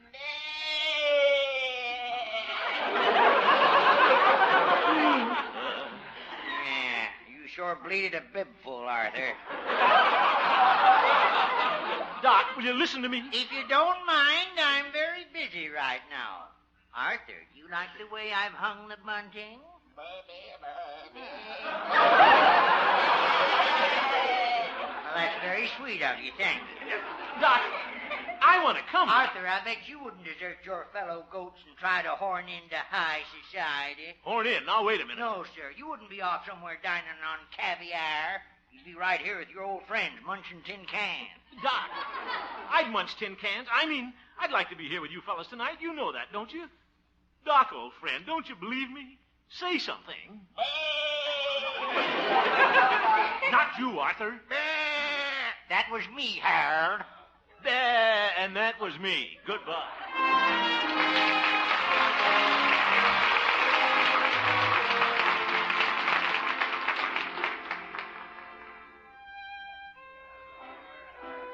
Are you having a good time, Harold? Oh, sure. Moose room is very nice. Wonder what the fellows are doing at the barn dance. You waltz beautifully. Yeah, thank you, Theodora. It's a good thing. Guess it's all that orchestra knows. They played 3 o'clock in the morning 3 times, and it's only 9:15.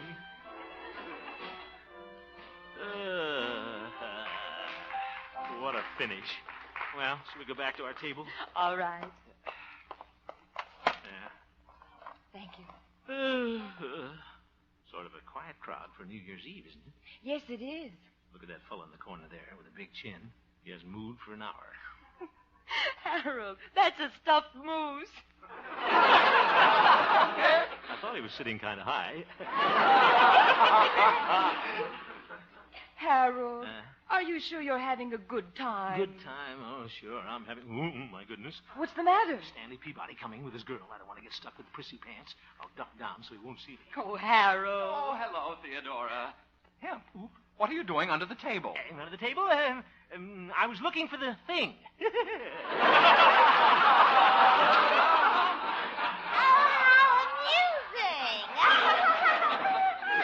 Looks like Stanley brought the thing with him. May I present Miss Abigail Turner, Miss Theodora, and Mr. Harold Hemp. How do you do? How do you do? Oh, I have a wonderful idea. Why don't Abigail and I sit at your table? Well, Yes, you sit here. Happy Dabby. Happy Dabby. Sounds like a candy bar. Thank you. And I'll sit here. Just think, the 4 of us will spend the whole evening together. Yeah, I am thinking. Well, shall we get into the festive mood? I think I'll blow my horn. Whoopee! Come on, Theodora. Hemp, laugh and be gay. Oh, brother. Are you feeling merry, Abigail? Oh, yes, I feel so New Year's Eve-y. I feel like singing that new popular song. Oh? Oh, the music goes round and round. Oh, ho, ho, ho, ho, ho, ho, ho, ho.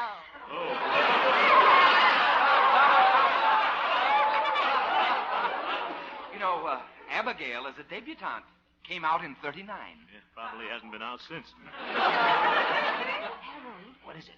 Don't look so glum. Say something to our guest. Oh, yeah. Having a good time, Abigail? I said, are you having a good time, Abigail? The music goes round and round. Oh, ho, ho, ho, ho, ho, ho, ho, ho, ho. Whoopee! Oh, I feel so exhilarated.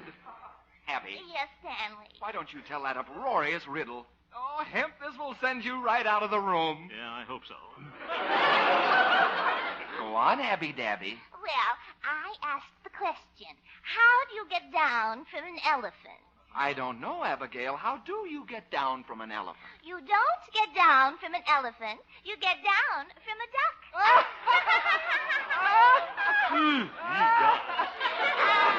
The music goes round and round.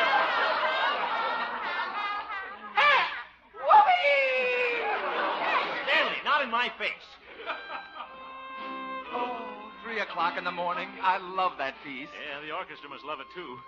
Well, Theodora, should we dance? Hemp, suppose I have this dance with Theodora and you and Abigail can get better acquainted. But, come on, Theodora. Well, all right.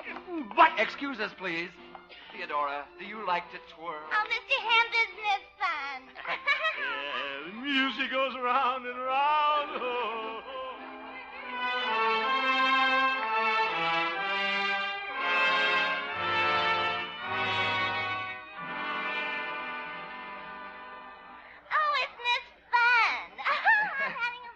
Well, it's almost midnight. Shall we unfold our paper hats? I ate mine. It was better than the chicken.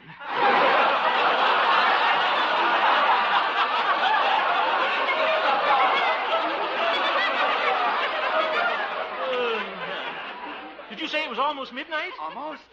Wonder what the fellows are doing at the barn dance. Oh, the orchestra is getting ready to play, Stanley. Oh, good. Oh, good. Abigail, shall we dance this one? Oh, I'd love to. Excuse us, please. Certainly. Harold, Yes, Theodora. you don't seem very happy tonight. Happy? Oh, sure, I'm very happy. Music goes round and round. Oh, Harold, will you excuse me for a moment? I want to speak to a friend over there. Of course, go right ahead, Theodora. I'll be right back. Gee, what a clam bake. What a way to spend New Year's Eve. With Stanley Peabody instead of my old friends. Should have told Theodora about the barn dance. Let's face it, honest Harold, you're a weakling.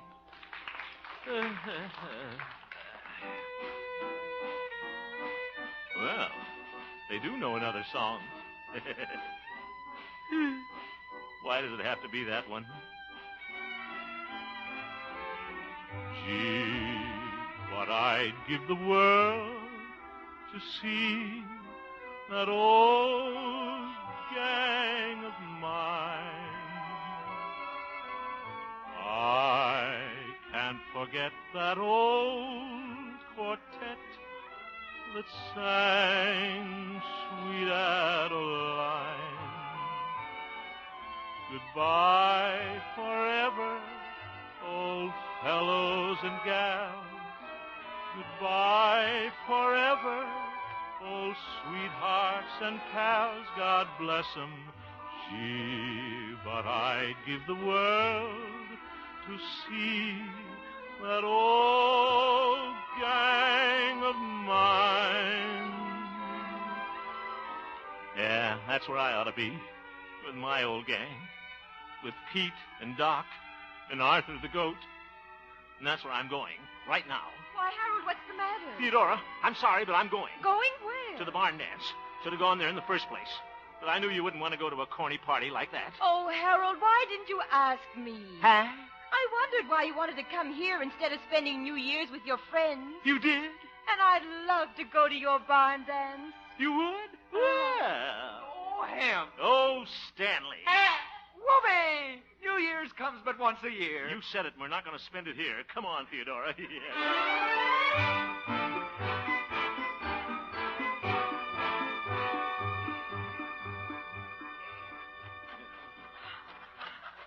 Hope we're in time, Theodora. Must be almost 12 o'clock. Yes. Here's the barn. Sounds kind of quiet in there. Oh, they're doing the pageant. Come on. Ah, what was that? 'Tis Baby New Year. Good old Doc. 'Tis Baby New Year. Pete! Oh, yeah.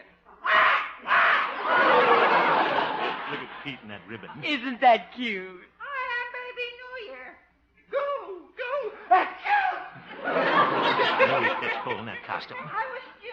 Hi, Harold. Hi, Pete, old friend. My hair. Hello, Doc. Oh, I'm glad to see you. Why, it wouldn't have been New Year's without you, would it, Pete? It sure wouldn't, boy. Thanks. I really missed you, fellas. Say. Oh, it's 12 o'clock, everybody. Happy New Year. Happy New Year, Harry. Happy New Year, boy. Happy New Year, fellas. Happy New Year, Theodora. Oop. Happy New Year to you, Arthur, but I'm not going to kiss you. Well, it's time for Old Lang Syne. Okay, come on, fellas. You take the tenor part, Arthur. Should old acquaintance be forgot and never brought to mind? Should old acquaintance be forgot and days of Auld Lang Syne?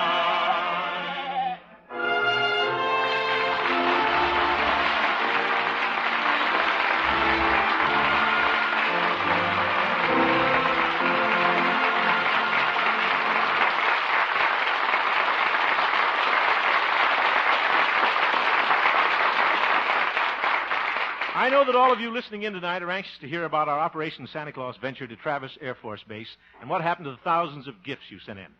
I have a wire from Colonel Kelly, commanding officer, that I'd like to read to you. Quote, your recent gratifying personal appearance at Travis Air Force Base will long be remembered by all who saw you. Your bright laughter and good cheer to the men who needed it most, wounded Korean veterans in the base hospital, and combat-ready servicemen bound overseas. Your huge store of gaily wrapped gifts which you personally distributed to the war-wounded and the outbound troops was especially appreciated and will not soon be forgotten. As commanding officer, I wish to take this opportunity of expressing through you my heartfelt gratitude to all the kindly people, your radio listeners, who made those thousands of gifts possible. Again, thanks to you and your troop, Harold Perry, for an appearance that brought the true spirit of Christmas to Travis Air Force Base. Joe W. Kelly, Colonel, United States Air Force, commanding. Unquote. I wish it were possible to thank all you personally for your gifts to the boys. Being able to make them a bit happier on Christmas was the most wonderful experience of my life. Thanks again from the bottom of my heart, and a Happy New Year to you all.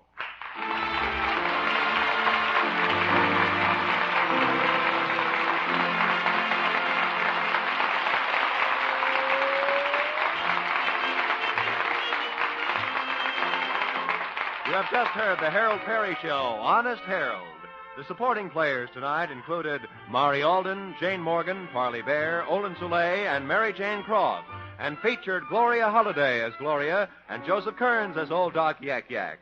Norman MacDonald directed, and the music was composed and conducted by Jack Meakin. Pretty, too, wasn't it? Honest Harold, created by Harold Perry, was written by Gene Stone, Jack Robinson, and Dick Powell. Good writers. Yes, and remember, the Rose Bowl game between Michigan and California will be broadcast next Monday, New Year's Day, exclusively over most of these same CBS stations. Stay tuned now for the Bing Crosby Show, which follows immediately on most of these same CBS stations. This is Roy Rowan speaking.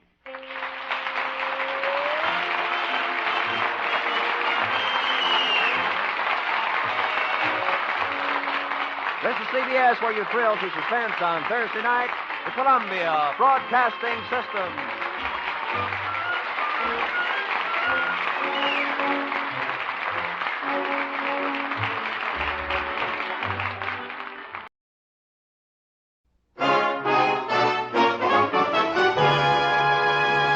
The Harold Perry Show.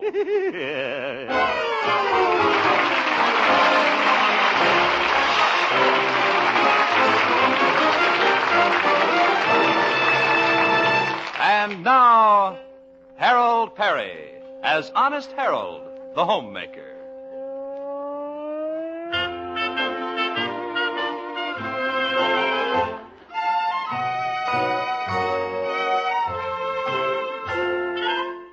Well, let's look in on that little town of Melrose Springs, home of that popular radio entertainer, Honest Harold, the homemaker.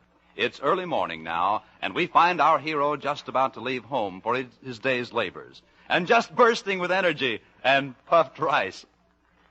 Well, Mother, I'm off to work. My, you're going early this morning, Harold. Yeah, I want to get a flying start. I'm going to do a lot of thinking today. You are? You bet. Mother, I've made up my mind I'm going to win this year's Civic Achievement Award. Achievement Award? Mm-hmm. It's given to the person who thinks of the best idea for improving Melrose Springs. The winner gets a statuette Just like that Hollywood Oscar, Mother. Only we call ours an Oswald. Oh? It was named after our first mayor, Oswald Boomer. Oh, yes. Well, I'm sure you'll think of something, son. You bet I will. Of course, my boss, Stanley Peabody, thinks he's going to win it. I've just got to beat old Prissy Pants. Oh, now, Harold. When are they going to make the award? Oh, tomorrow night, I think. The lieutenant governor's coming down to present it. They're going to have a swanky banquet at the Antler Hotel. Very classy. You get a demi-tassy. Oh, Harold, I'd be so proud if you brought home the Oswald. We could put it on the mantel, right between Grandpa and the stuffed owl. Yeah. Just think, Mother, an Oswald on our mantel. I'll feel just like Betty Davis. Peter, Peter, Peter. Give me the letter, Peter. What's that, son? Or, Mr. Christian, if there's another mutiny on the Bounty, I'll have you hanging from the highest yard arm in His Majesty's Navy. Oh, I just love James Cagney. Better get started, Mother. Goodbye, son. Oh, I'd love to be an actor. Farewell, Mother. I go to smell the calla lilies. Farewell. Sometimes I wonder about Harold. Honest boy, though.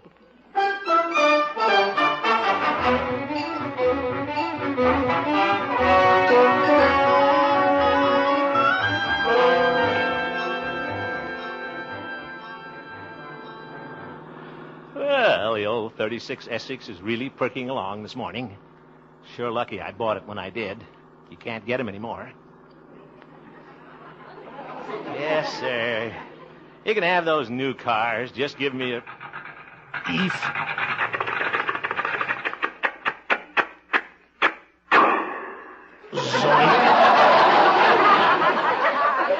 Darn car. What's the matter now? Wonder if that rubber band slipped off the carburetor again. Come on, Essie.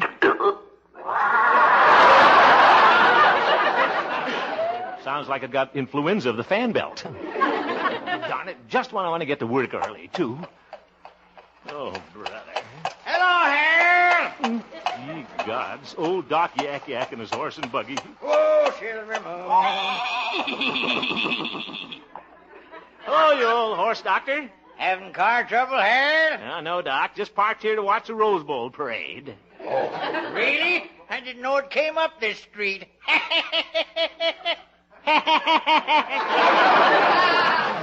glad to give you a lift, Harold. No, thanks, Doc.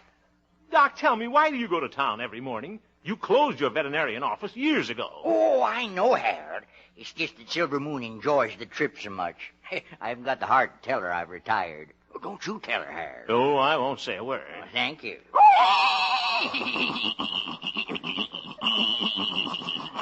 What's that, Silver Moon? Oh, all right, dear. She's impatient to get started, Harold. Oh? She likes to go down to the depot and see the 9 o'clock express come in.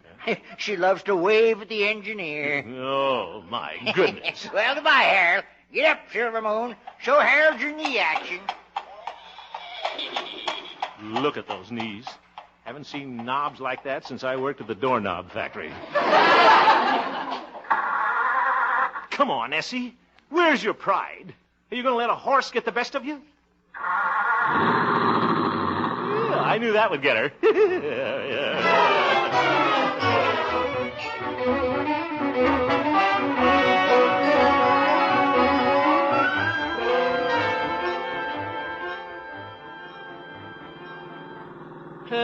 Good old Essie, plowing through the snow just like a snowplow.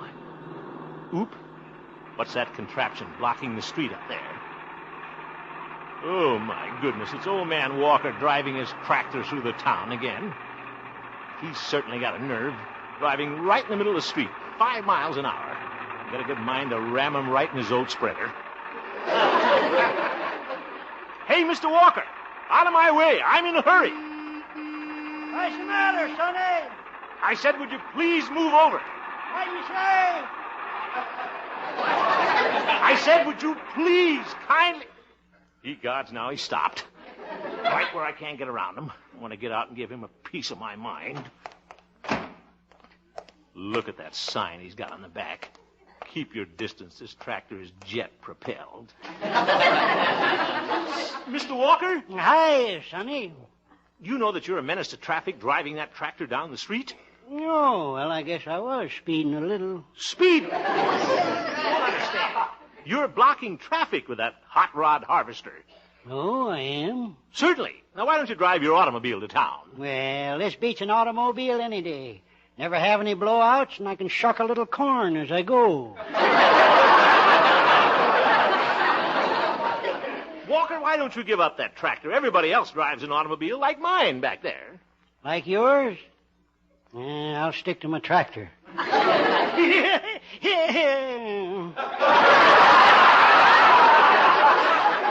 Hey, where'd you get that heap? Army surplus? Hey. Look, Mr. Walker, I've got to get to work. I'm in a bit of a hurry. What do you stand here talking to me for? It's kind of silly. Will you please get moving and speed it up a little bit? Okay, I'll rev her up to 6 miles an hour. Well, I put on my Barney Oldfield cap and my goggles. Ye gods, he's got 'em. Have I got a clear track ahead? Yes. Okay, stand back. I'm off. You sure are. Darn the torpedoes! Full speed ahead!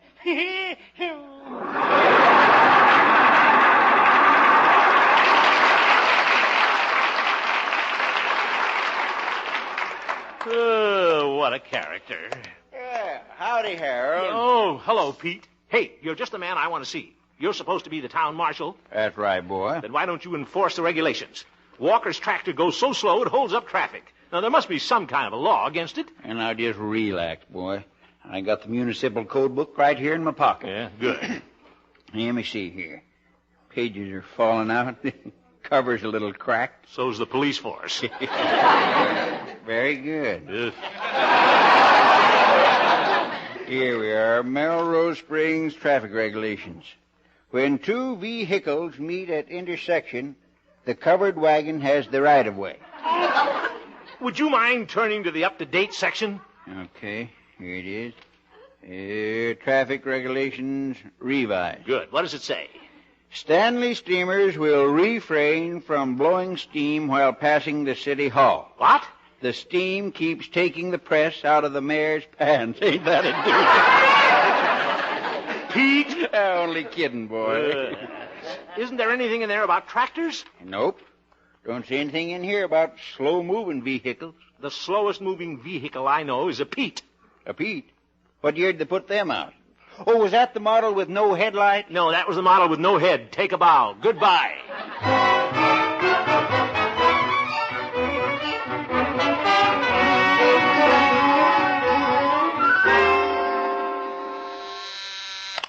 Good morning, Station KHJP. I'll connect you.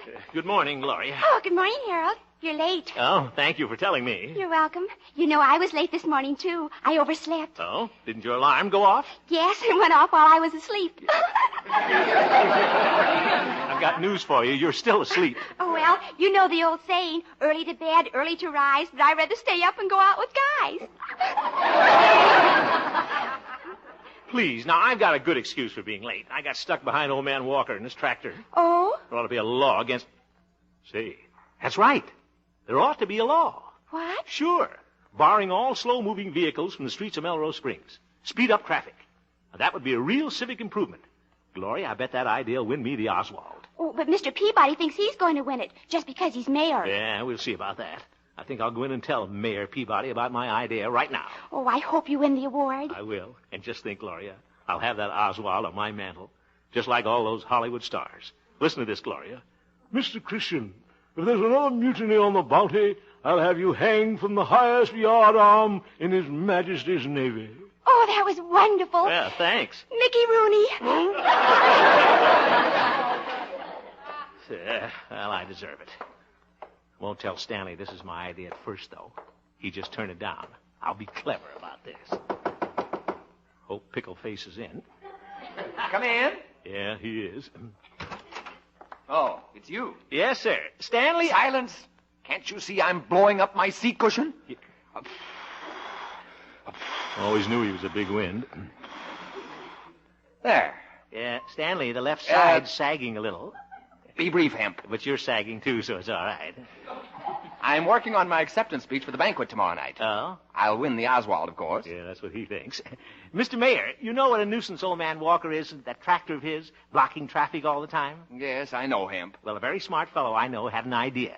He thinks you ought to pass a law barring all vehicles that can't go 15 miles an hour. Hemp, that's an excellent idea. Yeah, I got him. Will it take long for you to pass the law, Mr. Mayor? Of course not. As mayor, I move the law be passed. I second the motion. All those in favor say aye. Aye, the law's passed. Well, that's one way to beat a filibuster. Now, Hemp, who was the intelligent man who thought of that law? Me? Yeah. What?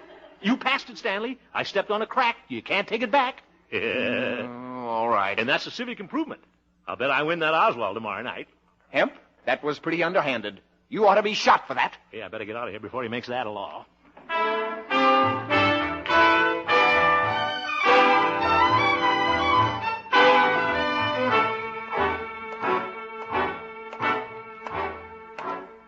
Well, I sure put one over in Stanley this morning.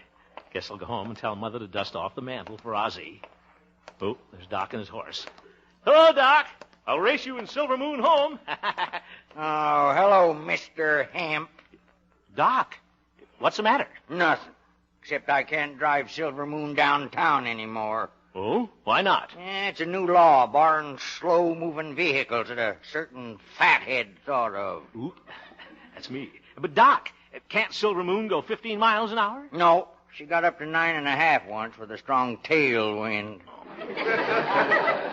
Gee, Doc, I didn't Her think... pride is hurt. Why, they got her classified as a tractor.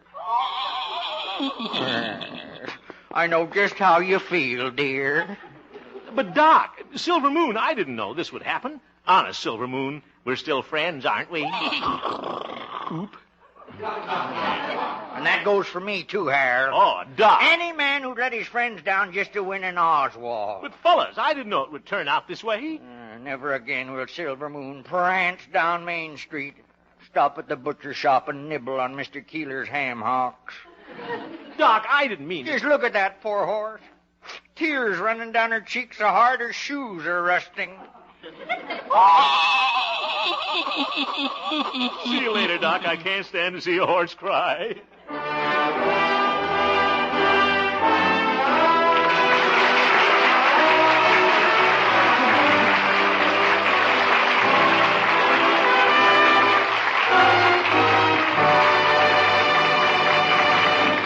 We will return for the second act of our story, Honest Harold, in just a moment. On CBS this evening, Bing Crosby will play host to Tony Arden and the Firehouse 5+2. Bob Hope will drop in and tune up with Bing for It Happened in Monterey. The Bing Crosby Show will come your way just a little later on most of these same CBS stations. And now, back to Harold Perry as Honest Harold, the homemaker.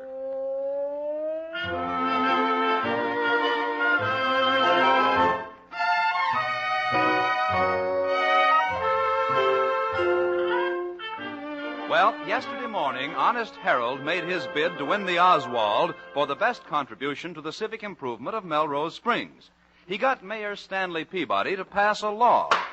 Oop. But Honest Harold didn't realize that his law would ground Doc's horse, Silver Moon. I certainly didn't. Doc will never forgive me. Neither will Silver Moon.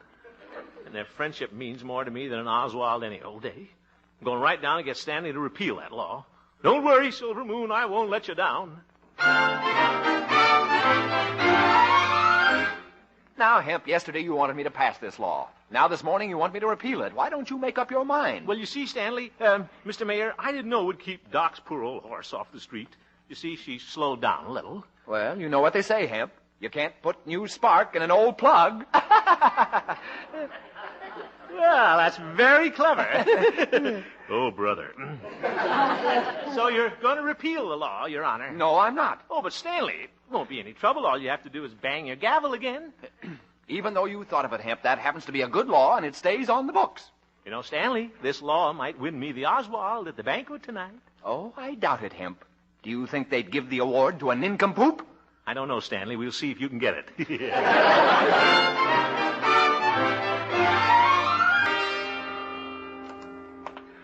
Gosh, it's going to be awfully hard to face Doc and Silver Moon. I hope he'll speak to me. Come in. Hello, Doc, old pal. Oh, hello, Harold. Doc, I just tried to get Stanley to change that speed law, but he wouldn't do it. Oh. I'm really sorry about all this. You know I wouldn't hurt you and Silver Moon for all the world. Oh, sure, Harold. I know you didn't mean to do it. How is Silver Moon? She's out in the barn taking a nap. She didn't sleep a wink last night. Oh. Now, I was up with her all night, holding her hoof. Gosh. Barred from the streets like a common tractor. To think she was once a racehorse. Yeah. Silver Moon was a racehorse? Oh, yes, until she had to give it up. Well, I didn't know that. Why, her mother was that famous racehorse Melba Toast. Yeah. And her father was Graham Cracker. You... They were both related to Seabiscuit. Say, Doc, maybe we could put Silver Moon in training again. What? We ought to be able to get her to speed up to 15 miles an hour. An old an old racehorse like her. Yeah, I don't know, Harold. It's worth a try, Doc.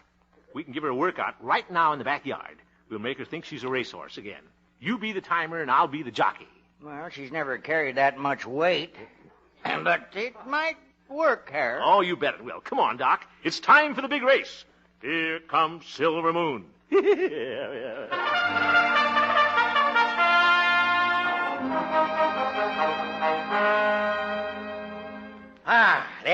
I got the saddle on her, Harold. Now, are you all ready? You bet. This race will be once around the barn. All right. Just look at Silver Moon wearing her racing colors again. Yeah. Turquoise and shocking pink. Well, you're pretty excited, aren't you, girl? Harold, she's got her confidence back already. What? Yeah, she just told me to bet $2 on her. To show. Oh, my goodness. Come on, Doc. Let's get started. All right, Harold. You're the jockey. Now you go on and get on her. Okay. Brother, look at that sway back. This looks like a Hudson. When you get on, you step down. Only kidding, Silver Moon. Well, here goes. Hold still. There. Oop, my feet are dragging. Now you time us, huh, Doc? Yeah, okay. All right. Are you ready with the starting bell? Yeah, I got the alarm clock all set here. Now, wait a minute. Hold on. It's time, Harold. Good. Ring the bell, Doc. Okay. The horse is at the post. She's off. For heaven's sake, Silver Moon, get a move on. Silver Moon is approaching the first turn. Certainly taking your time about it. Come on, Silver Moon. Silver Moon, what are you stopping for? Doc, what's the matter with this horse? She's running the wrong way. Well, she always did that, Harold. That's why she had to give up racing. Oh! Silver Moon, turn back. Hi-ho, Silver Moon.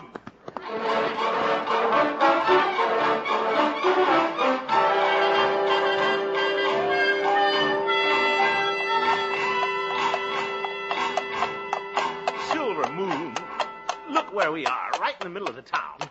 Come on, let's turn around and go home before somebody sees us. Oop, she stopped. Right in front of the police station. Come on, Silver. Hemp?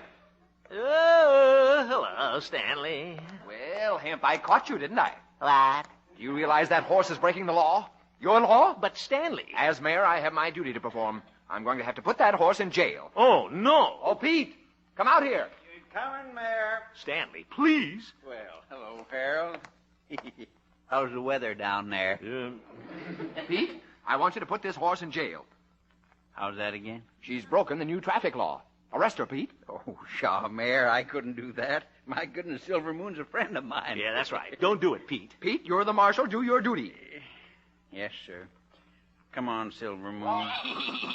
Don't worry, Silver Moon. I'll get you out of jail. Look in your bale of hay tonight. There'll be a saw in it.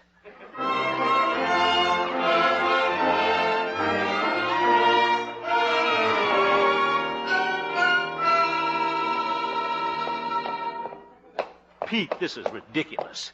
You can't do this. A horse in a police station? I'm sorry, Harold. It's the law. I got a booker.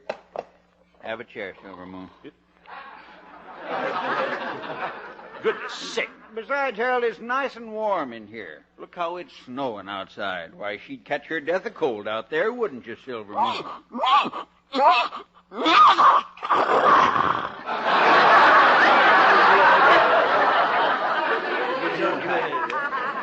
Well, Pete, whatever you're going to do, will you please get a move on? Now, just a minute, boy. I got to fill out a form. Yeah, now let's see here. Name of prisoner. You know her name, Pete. Silver Moon. Silver Moon. Let me write that down. Oh, for heaven's sake. Age of prisoner. Sweet 16 and never been kissed. Never been kissed. Let me write that down. Pete. Sex of prisoner. Let me see you write that down. Pete, if you aren't the most exasperating... Hemp, I want to talk to you. Well, I don't want to talk to you, Stanley. Well, perhaps I was a bit hasty having the horse arrested, but we all make mistakes, Harold. Harold? The fact of the matter is, Harold, we're having a blizzard outside. There are piles of snow all over the street. Why don't you go stick your head in one? No, you don't understand. The lieutenant governor is coming to give the Oswald Award at the banquet tonight.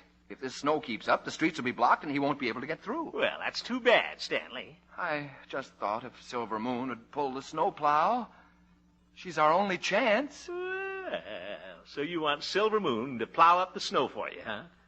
Well, she refuses. Don't you, Silver Moon? Good. Well, she's going to, if I have to take her out there myself. What? Now, hold on there, Mayor. My goodness, that'd be helping a prisoner to escape. And that's pretty serious. I might even have to shoot you. Yeah. Good old Pete.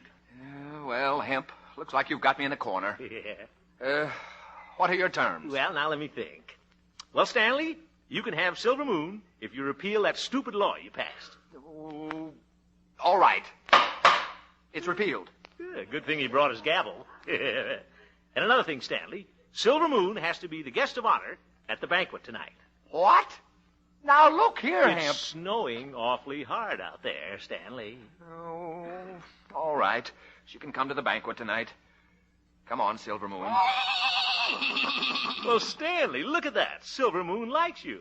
Oh, she does? Yeah. She says you have a face just like her father's. Yeah.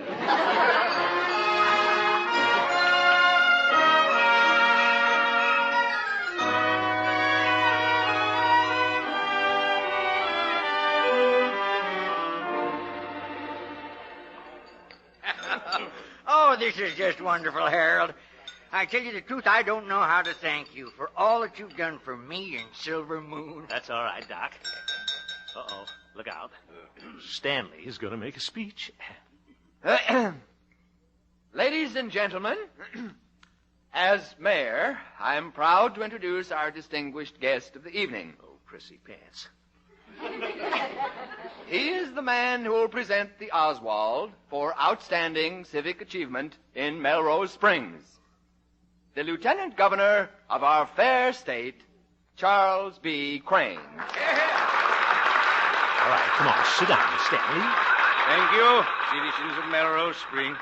Hemp, what is it, Stanley? Silver Moon is eating my dinner. Well, that's what you get for putting the a la carte before the horse. Friend, on arriving in Melrose Springs this blustery evening, I was told the story of how the streets of your city were kept open by the prompt and decisive action of your wonderful mayor, Stanley Peabody. And believe me, this was a real civic achievement. Now, you hear that, Hemp? He's getting ready to give me the Oswald. Well, whoopee for you. And so I thought Mayor Peabody certainly deserved the award. Yes, I suppose I do deserve it. Yes, I suppose I do deserve it. And then I thought of the one who was really responsible for accomplishing this task. What? And I came to the decision that the Oswald for civic achievement should go to your friend and to my friend, Silver Moon. Oh, dear. Yippee, Silver Moon! Why, you won the Oswald! Congratulations, Doc.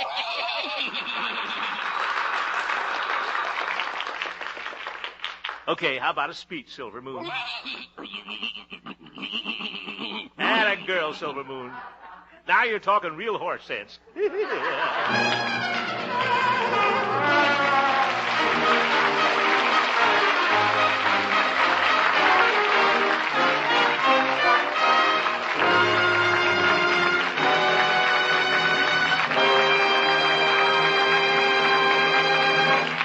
Say, Harold, here's a telegram that just came for you. Oh, a telegram. Wait, let me see that. Here, I'll read it to you. Yeah, I can read, but you go ahead. That's what it says here.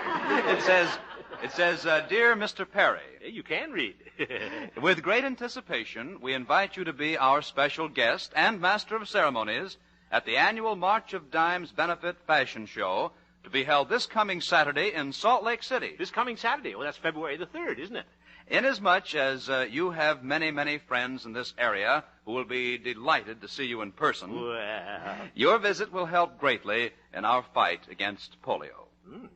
P.S. Bring Honest Harold with you. He's a great guy. Let me see. Can I do that? Oh, yeah, I guess I'll have to. And it's signed by Alvin G. Pack, Campaign Chairman, Salt Lake County, March of Dimes. Well, I'll be happy to be there, Bob. See you later, folks. It's really a great cause. So long, and good night.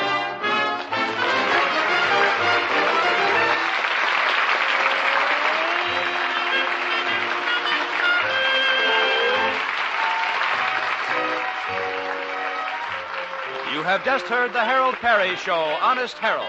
The supporting players tonight included Jane Morgan, Parley Bayer, Cliff Arquette, David Light, Olin Soleil, and Jack Moyles, and featured Gloria Holliday as Gloria and Joseph Kearns as Old Doc Yak Yak. Norman McDonald directed, and the music was composed and conducted by Jack Meakin. Honest Harold, created by Harold Perry, was written by Gene Stone, Jack Robinson, and Dick Powell. Who? Oh, yes, that's right. Deborah Carr and Paul Douglas come to CBS tomorrow evening to star in the Hallmark Playhouse and Suspense, respectively. In the Playhouse, Miss Carr will be heard in a new adaptation of James Hilton's celebrated novel, Goodbye, Mr. Chips. On Suspense, Paul Douglas will star as a postmaster who receives a tip that a time bomb filled with high explosive has been sent through the mails. CBS cordially invites you to hear Paul Douglas on Suspense and Deborah Carr on the Playhouse on most of these same stations tomorrow evening. Stay tuned now for the Bing Crosby Show, which follows immediately on most of these same CBS stations. Good night. Bob Lamont speaking.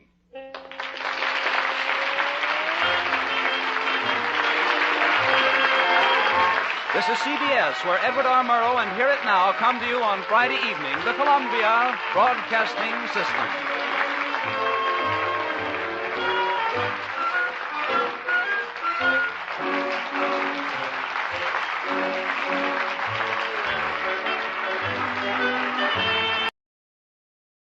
The Kraft Foods Company, makers of Kraft Quality Foods, presents Harold Perry as the Great Gildersleeve.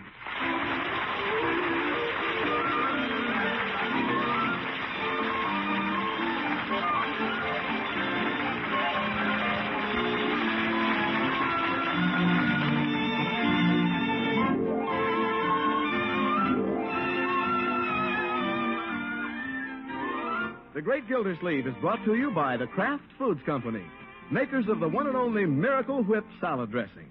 Miracle Whip is a different kind of salad dressing with a really different flavor. Lively and teasing, it's not too sharp and yet not too bland. Millions of folks call it just exactly right. Try Miracle Whip on your salads. Just one taste, and you'll know why it's the most popular salad dressing ever created. Delightful and different Miracle Whip.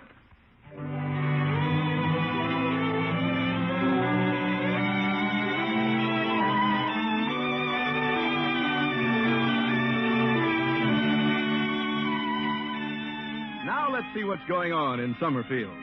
It's early on a summer evening as we find the Great Gildersleeve in the parlor, comfortably settled in his favorite chair with a good cigar and the evening paper. Wonder if there's good news tonight. President Truman spends weekend on his yacht. Well, good. Hope you had a nice breeze. What you doing, Unc? Glancing through the paper, Leroy. Hey, who lawsuit. What? Who? It says that her name is Miss Quick Drying Glue of 1950. Oh, my goodness. Is that a real name, Unc? Hardly, my boy. And please don't breathe down the back of my neck. You're getting your bubble gum in my back hair. Uncle Mort! Uncle Mort! There's Marjorie. I'm in the parlor. Oh, I've got the most wonderful news, Unky. I just came home with Bronco. That's wonderful news. Sit down, my dear. Calm down and tell me all about it.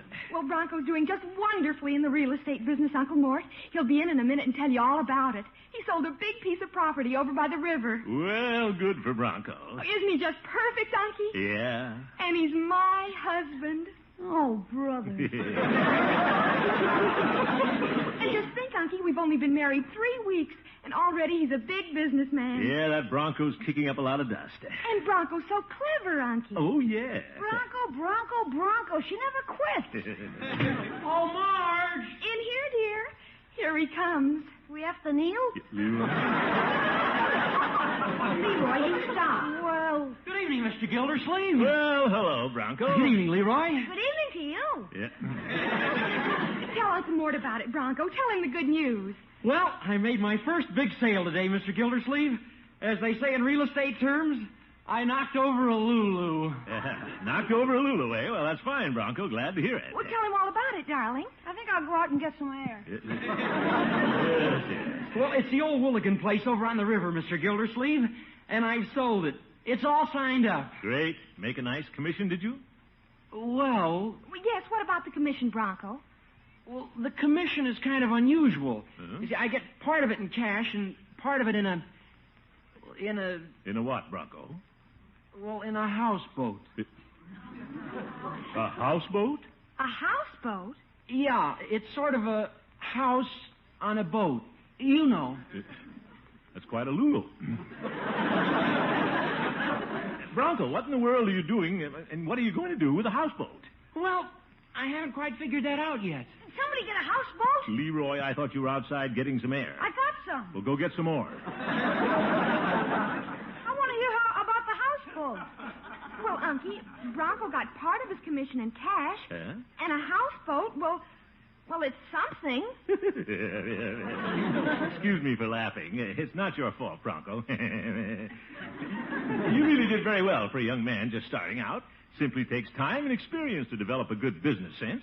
And as you say, you did get some cash. Did you get a houseboat? Well, I guess I should have talked to you before I made the deal, Mr. Gildersleeve. Did you get a houseboat? Well, I'd have been happy to help you, Bronco, but don't you worry about it. You can't expect to become a shrewd businessman overnight. Did you get a houseboat? Well, I think it's wonderful, Bronco. Did you get a houseboat? Yeah, you're a good boy, Bronco. And believe me, I'm not laughing at you, but it strikes me so funny. A houseboat. Yeah. Oh, for corn's sake. Fire! What? Who got the houseboat? Oh, Bronco did, Leroy. No kidding? Yeah, no kidding. My own brother-in-law. Now, I guess I could sell it for something, couldn't I, Mr. Gildersleeve? Well, there's not much of a market for houseboats, my boy. If I were you, I'd simply charge it up to experience. Think of the fun you'll have telling your grandchildren about it. Yeah. Live and learn, Bronco. Well, I've got to go up and dress now. Houseboat. I'm running over to Miss Milford's for a while this evening. Well, next time I have a problem, I'll talk it over with you, Mr. Gildersleeve. Sure. What a fine boy.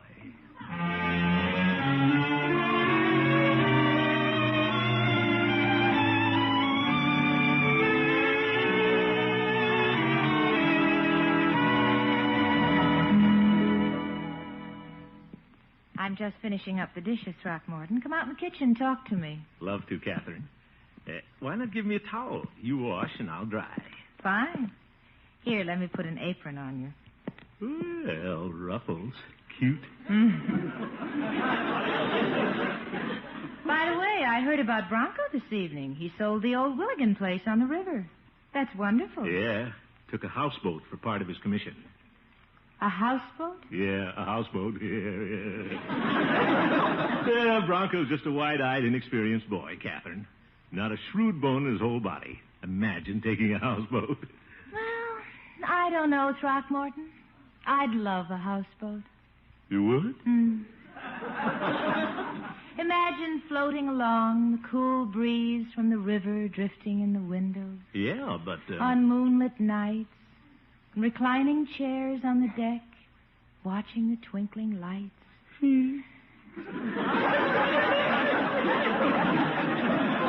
would be like having a little world all of your own. A lovely island in a sea of stars. Soft music, little waves whispering under the bow. Fireflies weaving magic patterns in the night. Our little chairs side by side. Your little pink hand in mine. Drifting down a silver path of moonlight. And you're so beautiful, Catherine. Here's a dish towel.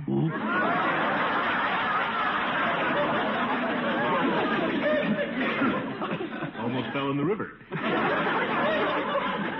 Well, we better dry the glasses first, Throckmorton. Yes, yes. By George, the more I think of it, Catherine, the more I'm convinced that a houseboat is a great idea. Oh, just a dream, Throckmorton. Dream nothing. I could have Broncos. The boy doesn't want it. He'd sell it for a song. He'd give it to me. Oh, now, Throckmorton. He would. Simple, big-hearted Bronco. Why, he'd let me have it in a minute. Say, a houseboat with my name on it. S.S. Throckmorton P. Gildersleeve. What an idea. Excuse me, Captain. I'll see you tomorrow night. Tomorrow night? We'll go down and sit on the deck of my houseboat. Where are you going? Got to go home and see Bronco and find a couple of reclining chairs.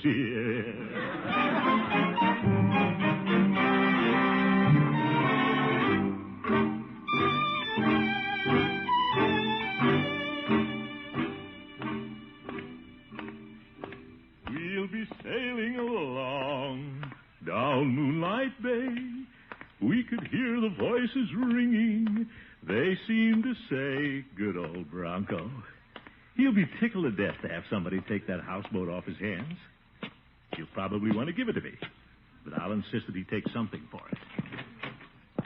Well, there's little Marjorie and Bronco sitting on the couch now. Hello, children. You back already, Unky? Wasn't Miss Milford home? Oh, yes, she was home, but I have some important things to attend to. Have you thought any more about your houseboat, Bronco? Oh, not much, Mr. Gildersleeve. I'm afraid I have a white elephant. White elephant, eh? Too bad. Well... I'm going upstairs and do some sewing, darling. All right, dear. You're so handsome. And you're so pretty. See you later, Marjorie. Your tie is the exact color of your eyes. It is? Polka-dotted eyes. I'll stay down here with you if you want me to, darling. Oh, no, you don't have to stay down here. Well, I will if you want me to. Oh, my goodness. You do whatever you want to do, dear. Well, I want to do whatever you want me to do, darling. Why don't we all go upstairs? All right, I'll go. Bye-bye, honey. Bye-bye, dear. Be sure to drop him a postcard when you get there. Now, where were we, Mr. Gildersleeve? Huh? Oh, yes, we were on your white elephant. Oh, yeah, the houseboat. Oh, I'm not very smart, Mr. Gildersleeve. Oh, yes, you are too, Bronco. You just haven't learned the ropes about business yet, that's all. Now, I was thinking, if you wanted to, I could probably take the boat off your hands, just to help you get rid of it. Oh, no, it's very kind of you, Mr. Gildersleeve, but I couldn't let you do that. But, Bronco, I'm not doing you a favor. I'd like to have the houseboat. I might be able to use it sometime, somehow. Well... Of course, I don't expect you to give it to me, no, indeed. Well... No, I insist on paying you something for it, my boy. Oh, I don't want to take money from Marjorie's uncle. But this is business, my boy. Now, you're the seller and I'm the buyer. You have to take something for it. You name the price. Whatever you say. Gee, I don't know if I want to sell it, Mr. Gildersleeve. Oop. Now, wait, you have to. I mean, what'll you do with it? Well, I guess I could keep it. Keep it? Bronco, on what you're making, you can't support a wife in a houseboat. But I don't want to take money from you. Bronco, stop saying you don't want to take money from me. I want to buy your houseboat. You name the price and I'll buy it. Well, if you insist, Mr. Gildersleeve, I'll sell it to you for just what I have in it. Just what you have in it, eh? Fine. Is that fair, Mr. Gildersleeve? Fair? Well, of course. How much do you have in it? $235. 230 Zeke? Is that fair, Mr. Gildersleeve? Well, it's...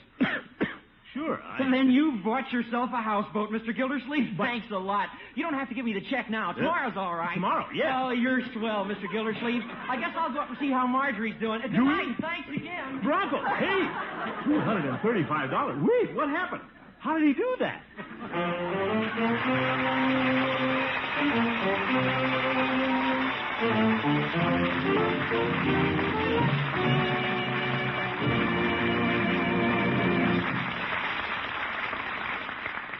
We'll return to the great Gildersleeve in just a moment. Now, it's been said that you just can't please everybody. For example, take salads. Some like colorful fruit combinations, and some like fresh mixed garden vegetables. Some folks like a shimmering gelatin mold, and others won't have anything but the hearty meat or seafood kind. But when it comes to salad dressing, well, there most everyone is pleased with Miracle Whip. Yes, it's true. Millions actually prefer Miracle Whip. And no wonder. Miracle Whip has a delightfully different taste. That's because it's a different kind of salad dressing that combines for you the very best qualities of zesty boiled dressing and fine mayonnaise. And the recipe for this unique combination is a craft secret. So Miracle Whip's wonderful distinctive flavor simply can't be copied. Peppy, yet not a bit too sharp, Miracle Whip has a really appealing taste most folks agree is perfect. And perfect is the word for Miracle Whip's texture, too. Smooth as silk. It's made possible by a special craft beater. So when you want your salads to please everyone, make them with America's favorite salad dressing. Delicious and smooth Miracle Whip, made by Kraft.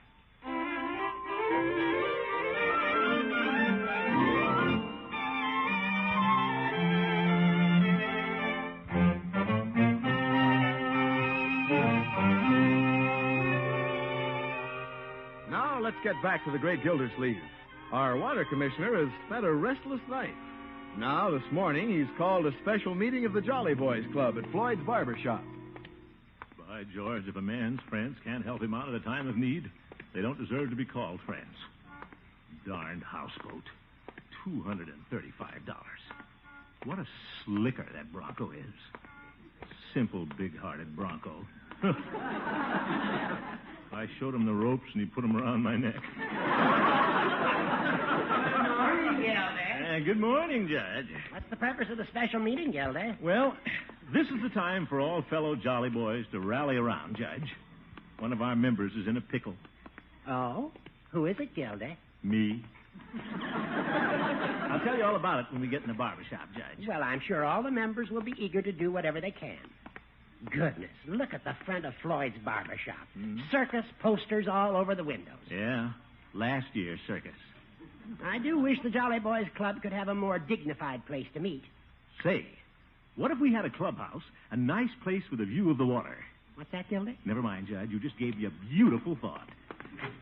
Step inside, old man. Thank you, Gildy. Well, here's the judge and the water commissioner. Greetings, Floyd. Hello, Floyd, and here's Peavy. Well, hello, Mr. Gildersleeve. Good. Peavy? Ain't enough chairs for the wall. One of you gents like to take the barber chair? Get it trimmed while the meeting's on. Kill two birds with one stone. No, thank you, Floyd. Where's the chief? Oh, he couldn't make it, Commish.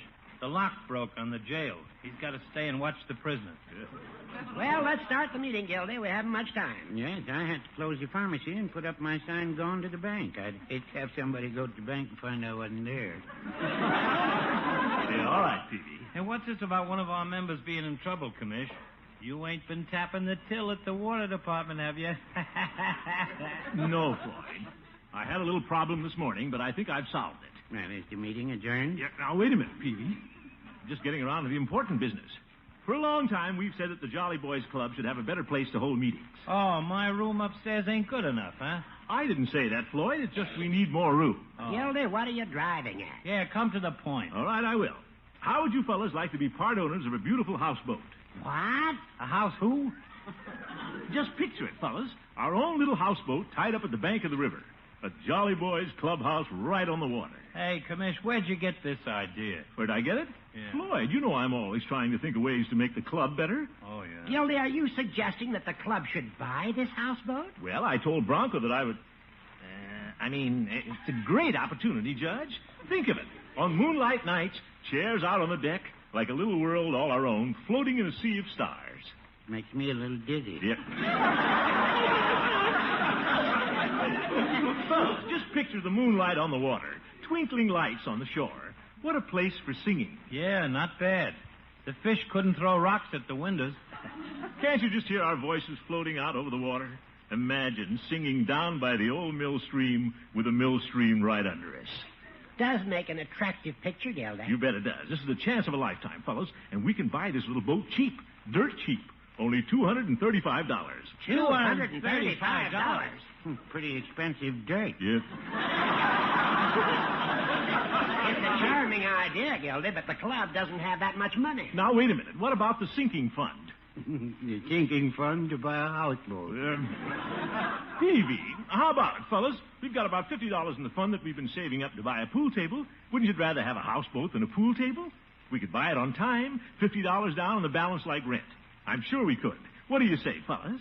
Well, I'll agree if I can be the skipper. Now, wait, Judge. This was my idea. Well, how about drawing straws? Good. I'll make the straw. I'll handle the straws. I'll take care of the straws. It was my idea. Well, why don't we all go over to the soda fountain and I'll furnish the straws? Good idea, Peavy. Come on, fellas. By George, I did it. Gildersleeve, you're clever.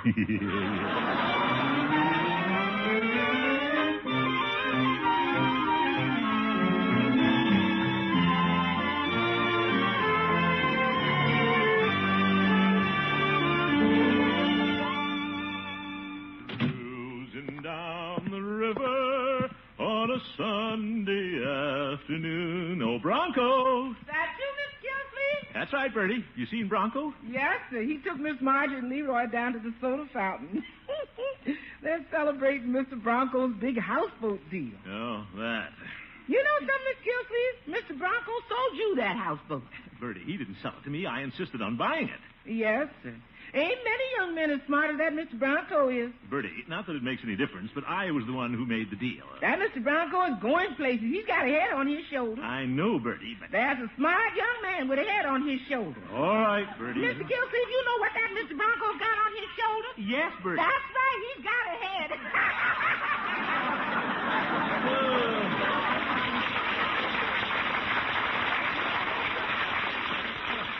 Oh, what a family. Hey, Unc, look, I got a cone. What? Strawberry. It's on Bronco. Well, look it up on the edges. It'll be on you. Hello, Marjorie. Bronco's been telling us about the wonderful deal on the houseboat. Yeah, I'm mighty glad he sold it to you. Now, just a minute. What a businessman. Isn't he wonderful, Unky? Yes. Well, hello, Mr. Gildersleeve. Hello, Bronco. I've been waiting for you. Well, here I am, Mr. Gildersleeve. Yeah. Well, I wanted to ask you, Bronco, you don't mind if I buy the houseboat on the installment plan, do you? $50 down, so much a month? Oh, no, that's all right. Whatever you say. I'm happy about the whole thing. Smiling businessman. Really, though, Unky, don't you think Bronco handled this very cleverly? Oh, Marge. Well, as I said before, Bronco did extremely well for a beginner. But now let me explain to you how I handled my side of this deal, Bronco. This is how a really smart businessman operates. I'm listening, Mr. Gildersleeve. I'm eager to learn. Yeah, good boy. Now, here's what I did. I wanted the houseboat, you see, but I didn't want to invest my own capital. Pretty smart move right there. Absolutely. So I went to the Jolly Boys and convinced them to buy the houseboat for the club. You see how simple it is? I'm the president of the club, so naturally I have the use of the houseboat. And it doesn't cost me a cent. Say, you are clever, Mr. Gildersleeve. What an operator. In fact, I'm taking Miss Milford down there this very evening. I thought we'd sit on the deck a while, take my ukulele, and watch the moon come out. But the moon doesn't come up until after 11 o'clock. We'll wait.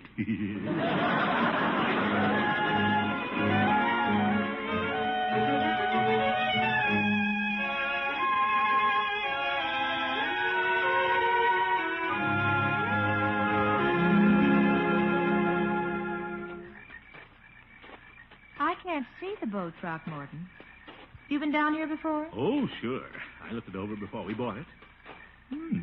It is pretty dark. Don't you have any lights on it? Oh, yeah. Two kinds of lights. Sunlight and moonlight. Throckmorton. That must be it.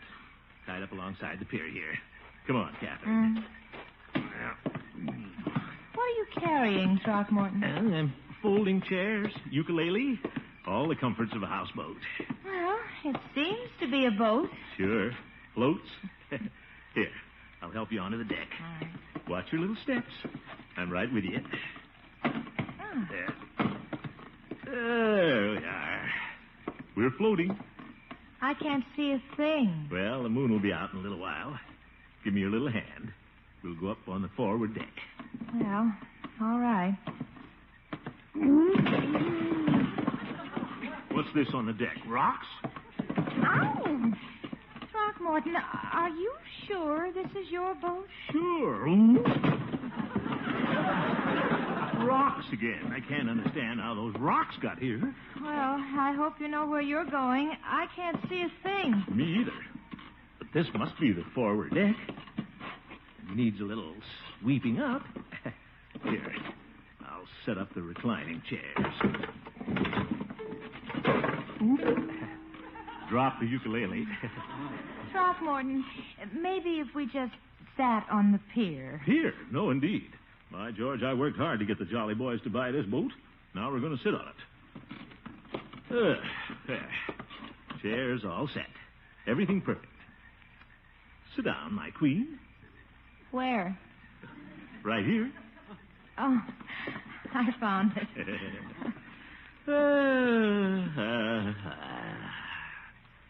This is the life, Catherine. Out on the deck of a lovely houseboat. Stars overhead. Rocks under my feet. Yeah, well, I'll sweep them off tomorrow. Let's just think of how beautiful it is. The night sky, sparkling like the inside of a hat full of diamonds. It is lovely. Catherine, listen. I'm listening. I'd love to live in Loveland with a girl like you. And every day a holiday with skies of baby blue, where roses bloom forever and sweethearts are always true. I'd love to live in Loveland with a girl like you.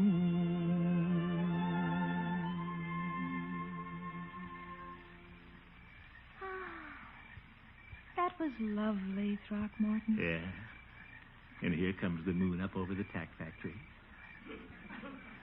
Catherine, Yes, Throckmorton. this is the moment we've been waiting for. Ahoy, Hoffman! Somebody's coming up the pier. Take it easy, Judge. That water's wet. I can see, Floyd. I have the flashlight. For goodness sake, the Jolly Boys. Yeah, but they aren't coming here, Throckmorton. Now watch your step, Floyd. Okay. Careful, Peter. You watch your own step, Judge. I'll watch mine. Deliberately coming down here to ruin our evening. Yeah, but Throckmorton, they're going over there. Good, they're lost, getting on the wrong boat. Hey, that sounded like the commit. Oop, he heard me. Shh. Certainly did. Shine your light on that other boat, Judge. Oop, confound it all. Judge, turn off that flashlight. Why, Gildy, it's you. Yes, it's me. What are you fellows doing poking around down here? We came down for a Frankfurter roast. Frankfurter roast? Judge, you don't even know where the boat is. Yes, we do, Gildy. We're standing on it. You're standing on it. Then where are we? You're sitting on a coal barge.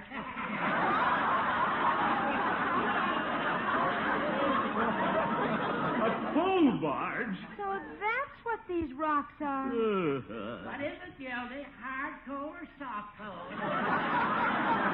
That did it. Give me a piece of that coal. What are you going to do, Throckmorton? I'm going to put a lump on an old goat.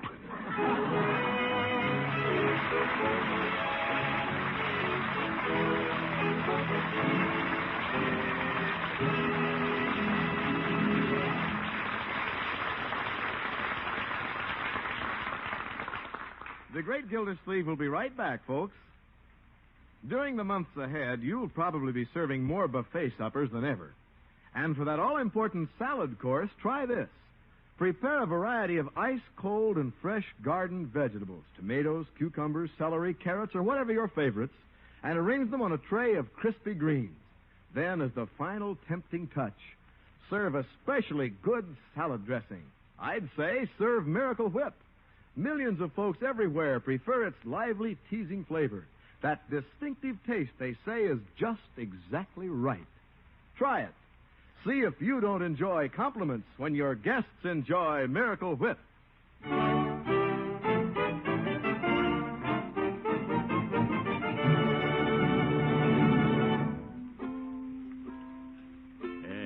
Comfortable now, Catherine? Yes, since you've kicked some of the coal in the water. Gildy, won't you and Miss Milford join us Dolly boys here on the houseboat? No, thanks, Horace.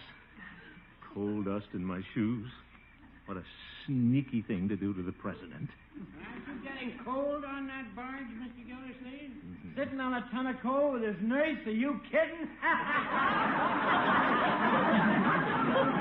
Wise crackers. Perhaps we should go over Throckmorton. Wouldn't you enjoy it more on the SS Throckmorton P. Gildersleeve? Nah. I like it better here with you on the SS John L. Lewis.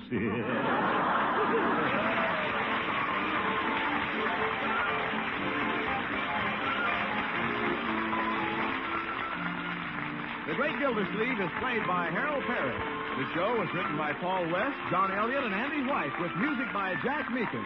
Included in the cast are Walter Tetley, Mary Lee Robb, Lillian Randolph, Kathy Lewis, Dick Crenna, Arthur Q. Bryan, Earl Ross, and Dick LeGrand. This is Jay Stewart saying goodnight for the Kraft Foods Company, makers of the famous line of Kraft quality food products. Be sure to listen in next Wednesday and every Wednesday for the further adventures of the Great Gildersleeve. Good night.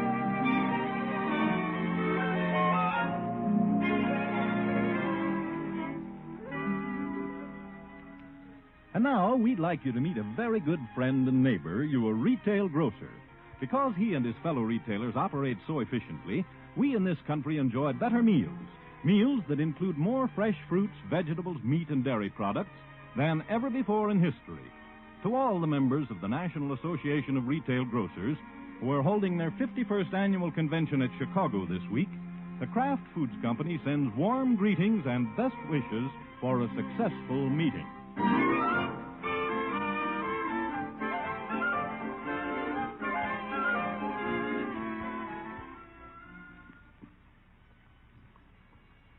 Now join the excitement of Break the Bank on NBC.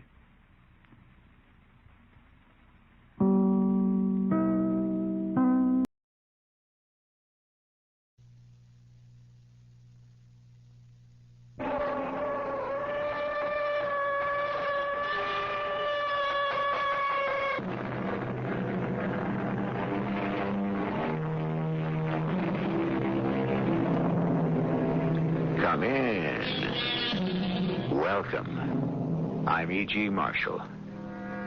Imagination, fantasy, daydream. How often we chide others and ourselves for wasting valuable time, for building castles in the air, when we should be concerned with the so-called practical things in life. Perhaps. But this pursuit of the will-o'-the-wisp is truly a safety valve. After all, how long would we endure if we had to live in the real world all of the time? Hello, Tom. What are you doing back in town? Visiting old friends? Well, as an old friend, I want to give you a piece of advice, George. Confess. To what? Murder. Why should I? It'll be good for your soul. Well, now, you ask the average person, and they'll tell you I don't have a soul.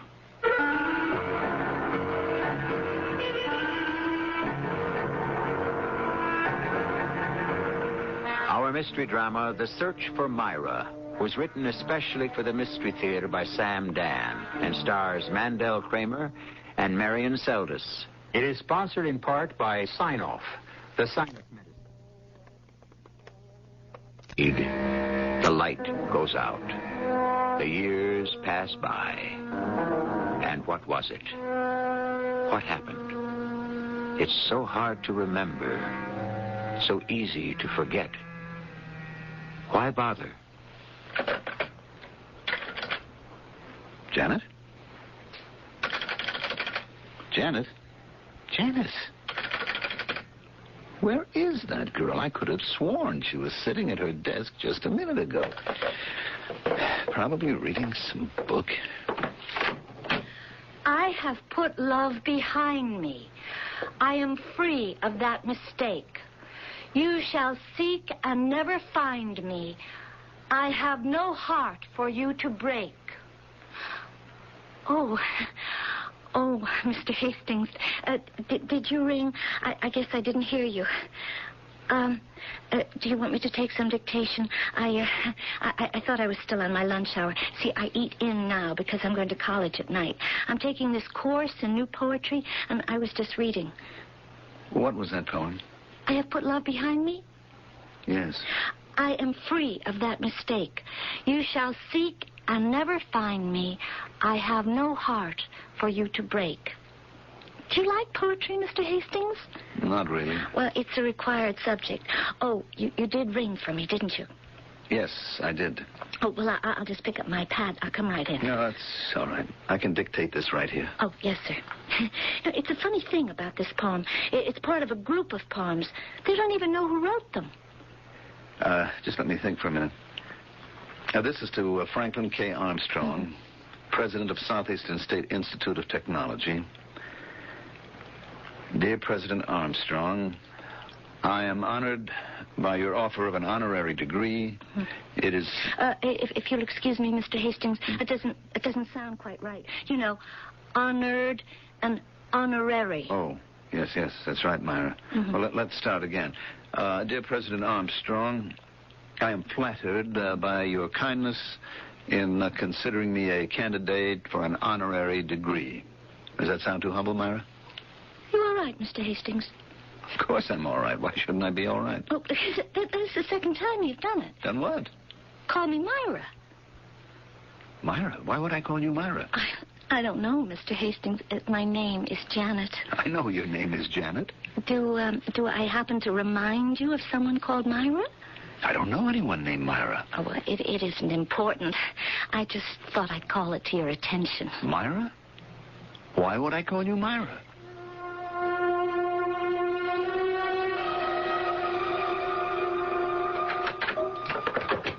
George? Yes. Dinner ready? We're dining out. Have you forgotten? Oh, I always forget. That's because basically you're an old stick-in-the-mud stay-at-home. Only because, my dear Myra, you make my home a place of rare delight. What'd you call me? You just wait till you hear what I have to tell you, Myra. You're doing it again? The most fantastic... Why are you suddenly calling me Myra? Who's Myra? Myra? We've only been married 25 years. I should think you'd know my name by now. What are you talking about? What's my name? Ruth. Right. Now, let's go one step further. Who is Myra? I haven't the faintest idea. That isn't true. When a man calls his wife by another woman's name, the reason is usually quite obvious. Now, just hold on. Suppose I were to call you Tom or Percy or Lancelot or anything but George. Ruth. What would your reaction be? Truthfully. So who is Myra? I don't know. I think you do. Darling, what are you building this into? Have you met any attractive ladies named Myra lately? No.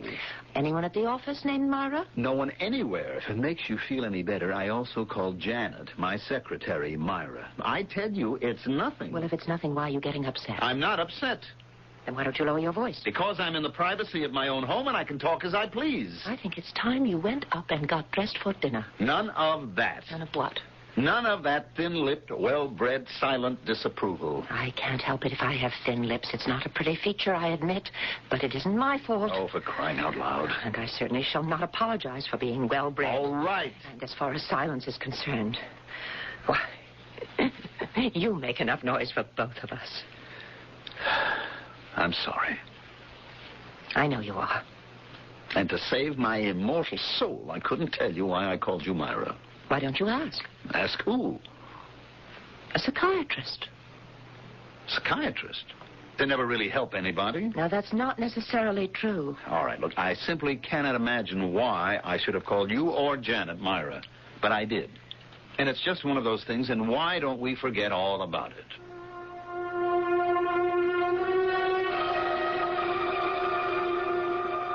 Actually, Doctor, it's a very minor thing. Is it? So small, so unimportant, I even hesitated to make an issue of it. Well, big or small, the fact that you've come to see me demonstrates you are making an issue of it. All right, I'll tell you why. It's a foreign body. A foreign body? Yes. You see, I'm a chemist. I deal basically with formulations. Now, every ingredient, each element has its place and its function. You understand? I think so. Inside me, there is a foreign body, something that I don't understand. Who is Myra? You insist you don't know anyone by that name? No one at all. Now, why should I call my wife Myra? And my secretary? Tell me, am I making too much of this? Only you could know that. If my wife ever found out that I want to see a psychiatrist. Do you keep many things from your wife? No. Just hold on, Doctor. That's not why I'm here. No? No. I'm here to find out about someone called Myra. Now, what does this have to do with the things that I tell my wife? Well, what? I mean, what's your answer? I don't have any answers. You don't? No. Well, this is great. Why do you think I came here? To find the answers that seem so important to you. But you just said you don't have any. I don't. But you do. Me? Inside. Somewhere inside your mind, your heart, your psyche. The answers are waiting. They exist. But only you can discover them. How long will this take? A week, a month, a year, or perhaps never. It all depends on how deeply you buried them, or how truly you wish to find them. Shall we begin? Begin what? The search for Myra. Where do we start? Anywhere. Well, what do you want me to do?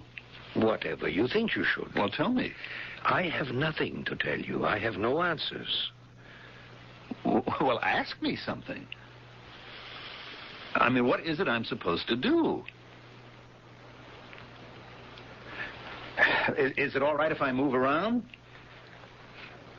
Doctor, just start me off somewhere.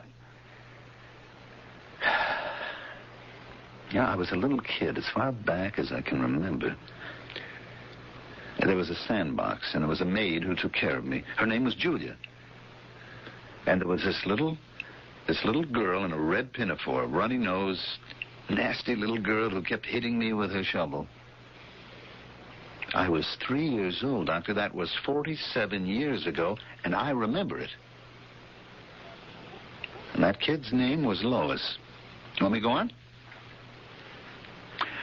Okay. Kindergarten names. Let's see, there was Harriet, Jenny, Mary Lee, Eleanor, and Rachel. All the names through school. Melissa, Bertha, Alice, Beatrice, Eunice.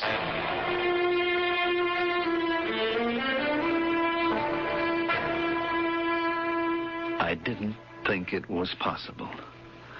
But I have listed as closely as I can remember the name of every woman I have known in my life. Every woman? Every name I can remember. Casual acquaintance, a clerk in a store, a waitress, a girlfriend, anyone, everyone. Those I may have met casually, those I knew intimately, those who were important, those I met just in passing, everyone. Except Myra. There is no Myra. I've racked my brain. She must come from somewhere. I've cut through the years. Names, faces, they come at me like a montage in a movie. 20 years ago, I shared a taxi in Dayton, Ohio, with a woman named Corinne Davis. Ask me what's so remarkable about that. Go ahead, ask me. I'll tell you. We were strangers coming in from the airport. We never even spoke a single word.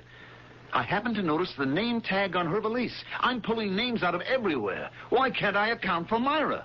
Why can't I remember Myra? Why don't you stop trying? Stop trying to remember? Evidently, it isn't working. Well, how will I remember if I don't try? Instead of trying to remember who she is, why don't we try to discover why you should have thought about her today? Why? Suddenly you found yourself calling your secretary Myra.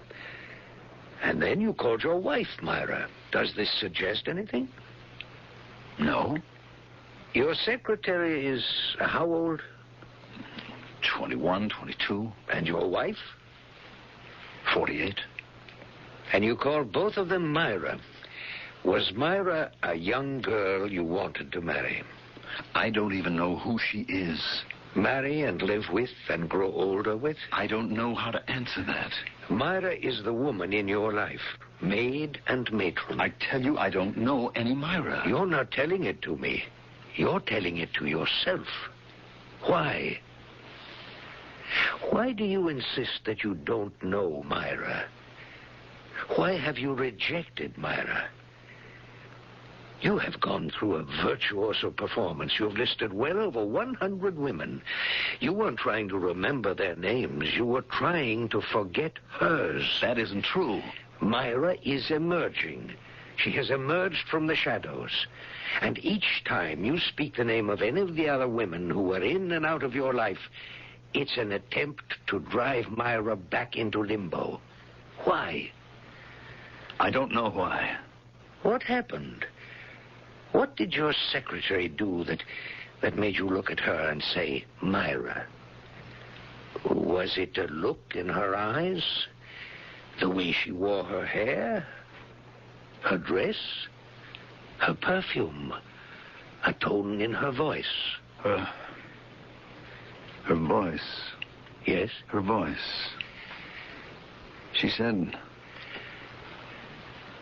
I remember Myra said, I have put love behind me. I am free of that mistake. You shall seek and never find me. I have no heart for you to break.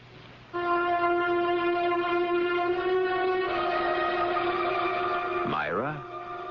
These were supposed to be the lines of an unknown poet.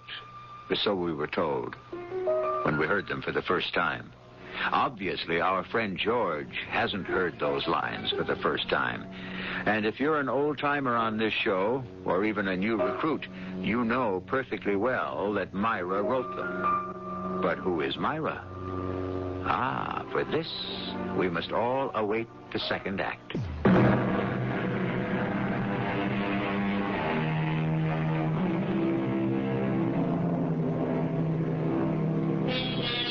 The romantic poets of the long ago were enamored of the name Sylvia. She was indeed a paragon of virtue and beauty.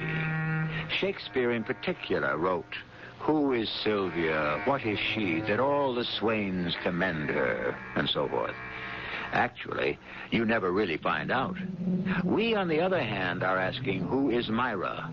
And with 2 acts to go, we have a pretty good chance to find out. A poem of love, Mr. Hastings. And you still say you don't know who Myra is. Myra. You shall seek and never find me. I have no heart for you to break. What does that mean? I don't remember, Doctor. But it did have a meaning once. A very personal, even a poignant meaning. I don't remember. What a superb effort of will. How you fought to blot that woman from your memory, and you did, until someone, quite by accident, brought her to mind. And then all your defenses were swept away. You remember her now, don't you? Now you know who she is. Yes. She was always there, hidden just beneath the surface.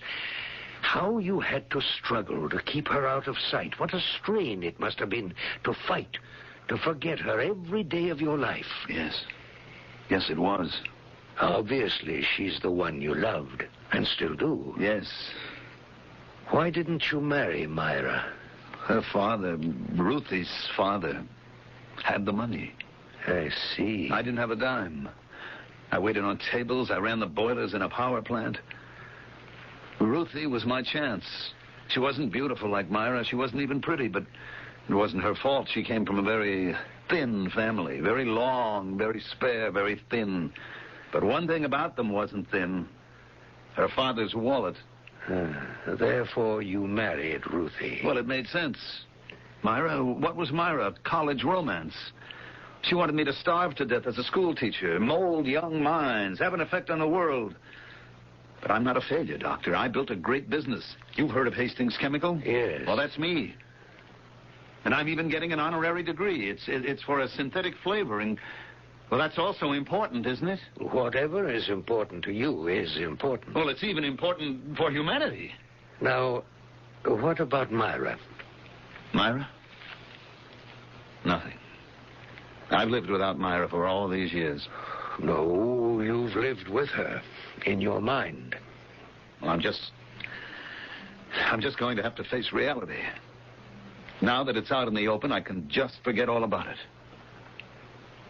Thank you very much, Doctor.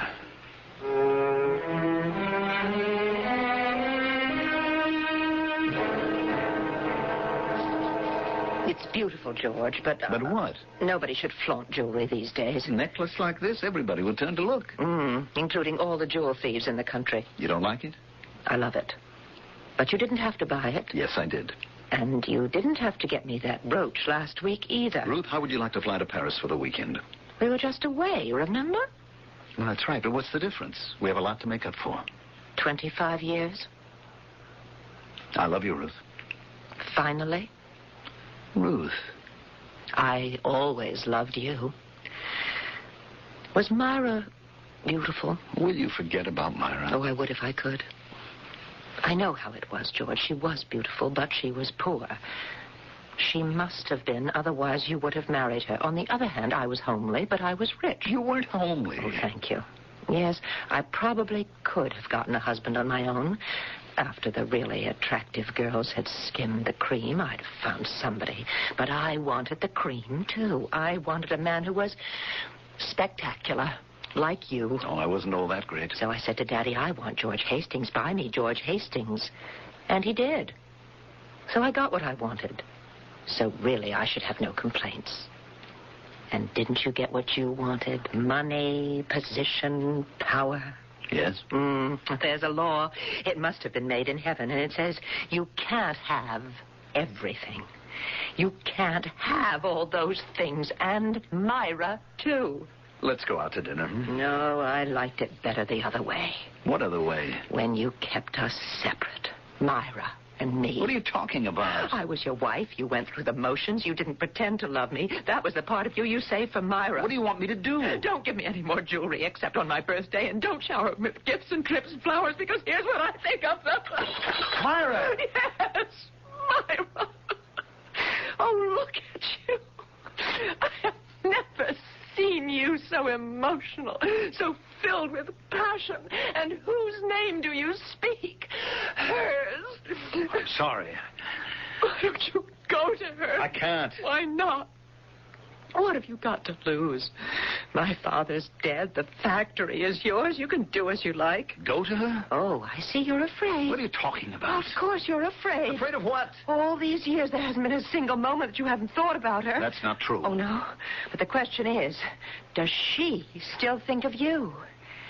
You're afraid to face that possibility. What if she's happy without you? What if you're only a dim and distant occasional memory, or perhaps nothing at all? Go back and see. No. All right? It's up to you. But I can tell you this. You won't have me anymore. Ruth. I say you won't have me. You never had me. You could have, but you never wanted me. I want you now. Oh, no, you don't. You're willing to make believe I'm Myra. And you'll give me everything. Oh, it's very tempting. But I'm somebody, too. Don't leave me. How can I leave you? I was never with you. There was never any room for me. You were always with Myra. Go back to her, George. I can't. You've been married for 25 years. 26, yes. Your marriage goes on. Your life goes on. The days come and go by the hundreds, by the thousands. So many days. And then one day, you just say no. I don't want this anymore. My husband never loved me. Please, Ruthie. I'm almost 50 years old. I'm not a beauty, but I'm a person of substance. Maybe I can find someone to love me. I'm going to try. So you just go back to your Myra. Ruthie, listen. Goodbye, George. I loved you, but it's over. You never loved me, and it's too late to try.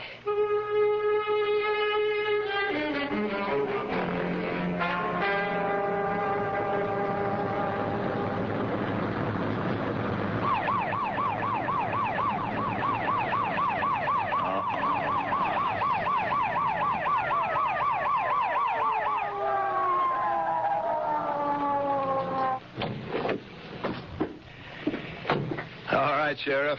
I guess I was pushing it a bit. I don't give a lot of tickets, but when I see somebody doing 80... It's Tom. Tom Calder's. George Hastings. Well, you might tear up that ticket for old time's sake. For old time's sake, I should give you 2 of them. Why, you still sore at me, Tom? May I see your license, please? Oh, come on. And your registration. All right. You know, Tom, it was almost 30 years ago. Well, I'll let you go this time with just a warning. Is that all you have to say to me? So you've come back. I wonder why. Maybe it's to make a statement. What kind of a statement? You and I both know what kind, George. Look, you had your chance, Tom, and she had her choice. She chose me, that's all. I can't understand why you'd come back here. I can't imagine who'd be glad to see you. Now, why don't you turn right, just up ahead? It's a new road. It's built since your time. A shortcut to the interstate. Go back where you belong, George. Look, this is also my hometown. Just don't expect anybody to kill the fatted calf.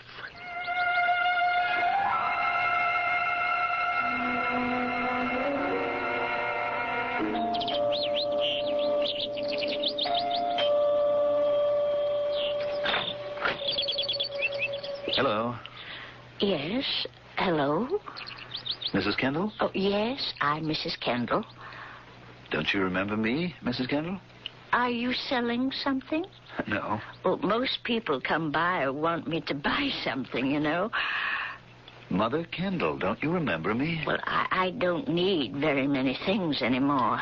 It's George. George? Yes, George Hastings. Oh, well, Tom Calder's will stop by and say hello. Maybe once a month, Harry Jones will cut the grass, trim things. I used to be able to do it myself, but I can't anymore. And I don't like to ask Myra. Myra? Oh, poor thing. She works so hard. She still lives here? Oh, yes, yes. She isn't married or anything? Oh, no. She's taking care of her old mother. And you don't remember me? George Hastings? George Hastings? Oh, it's so hard to remember. Sometimes it's as if you're reading and suddenly the light goes out. You're in the dark. You can't see. George Hastings. I was going to marry Myra. Were you? Don't you remember? Oh, sometimes I remember everything, and sometimes I can't remember anything. And most things get so mixed up. Is Myra at home? Oh, yes. Would you ask her if she'd like to see George Hastings? George Hastings. George? Yes. Ask her if she'll see me. Well, why wouldn't she see you? After the way I treated her? George. Oh, a man like you can get away with anything. And you know why? Because you're so handsome. You know what I always say to Myra? It's a good thing you're my daughter because he's so good-looking. I'd try to steal him for myself. Do you really think she'd see me? Oh, George. After what I did to her? But it was only a silly lover's quarrel. But I left her. And you're back. You're here now. Does anything else matter? Come on inside. Why are we standing here? Now walk right into the parlor. And here's your favorite chair. Please, sit down. Thank you. And after a while, we'll have a glass of your favorite lemonade. Myra, will you come down? Myra? Did she answer, George? I'm so hard of hearing now.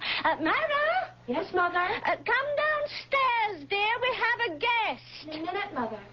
Yes, I think I heard her. How is she? How is she? Why? How do you expect it to be? Well, it's been a long time. Yes. When you're in love, every separation seems to last forever, even if it's only overnight. Is she still beautiful? Well, why shouldn't she be beautiful? Hello? Hello, dear. You have a guest. Hello, George.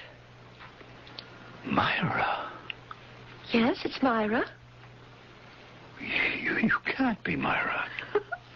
Who else could I be? Well, you should be her daughter. Her daughter? Why do you say that? Well, you can't be Myra. You can't be a day over 21. But I am Myra. What happened to you? What happened? Or what didn't happen?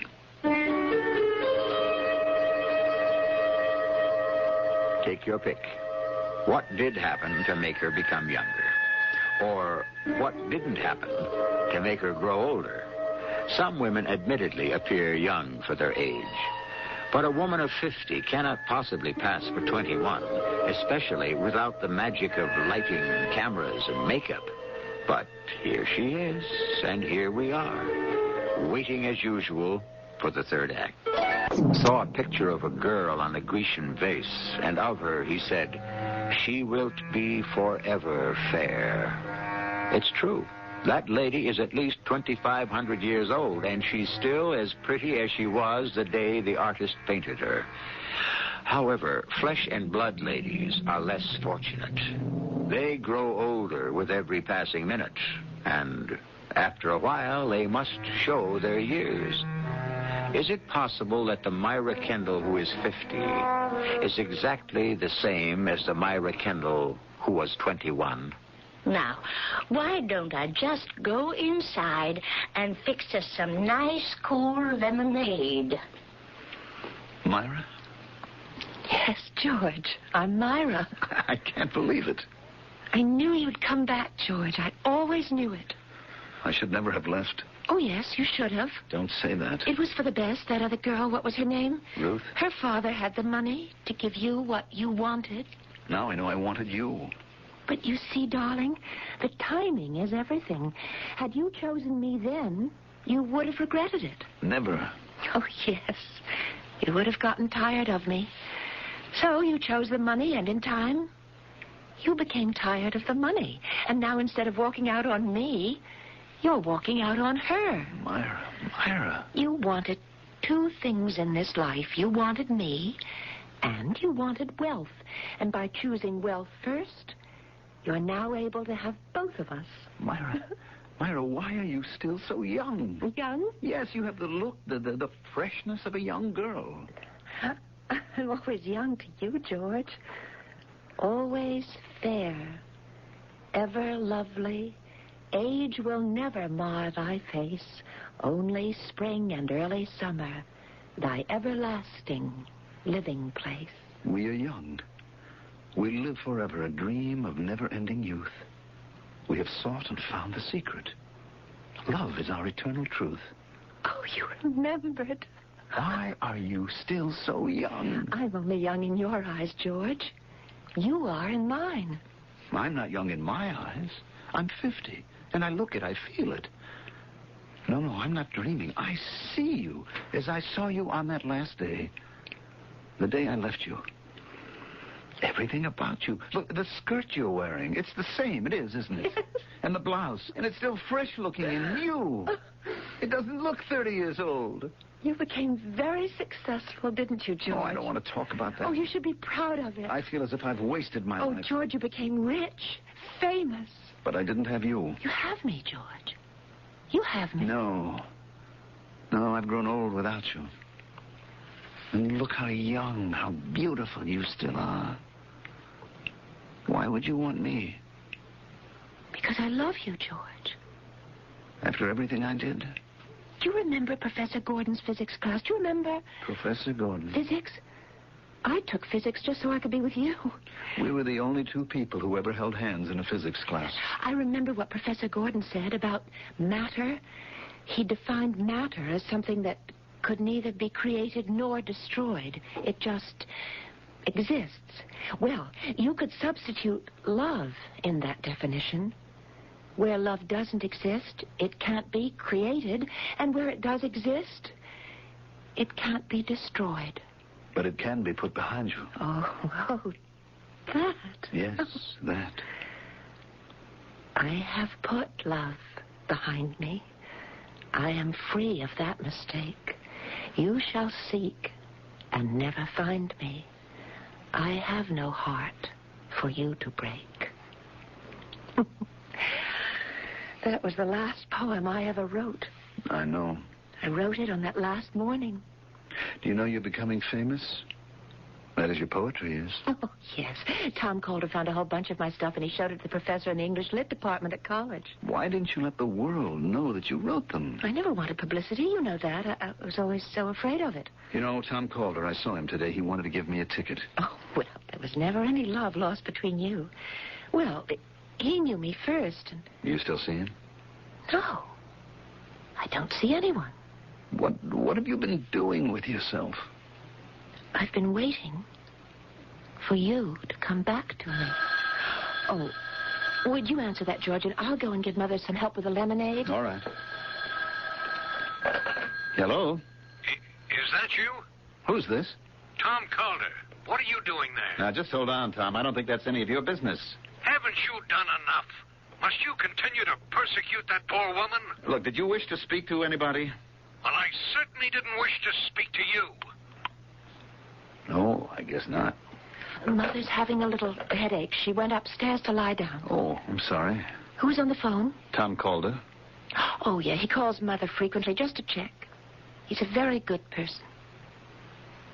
George, why are you holding my hand like that? Do you mind? No. Why are you staring at it? Why are you so young? I just look young. No, there's a difference. George, do you remember the last day? Yes. I'm glad. No, I'm not. I've never gone on a boat ride since. Oh, let's go now. Now? Yeah, why not?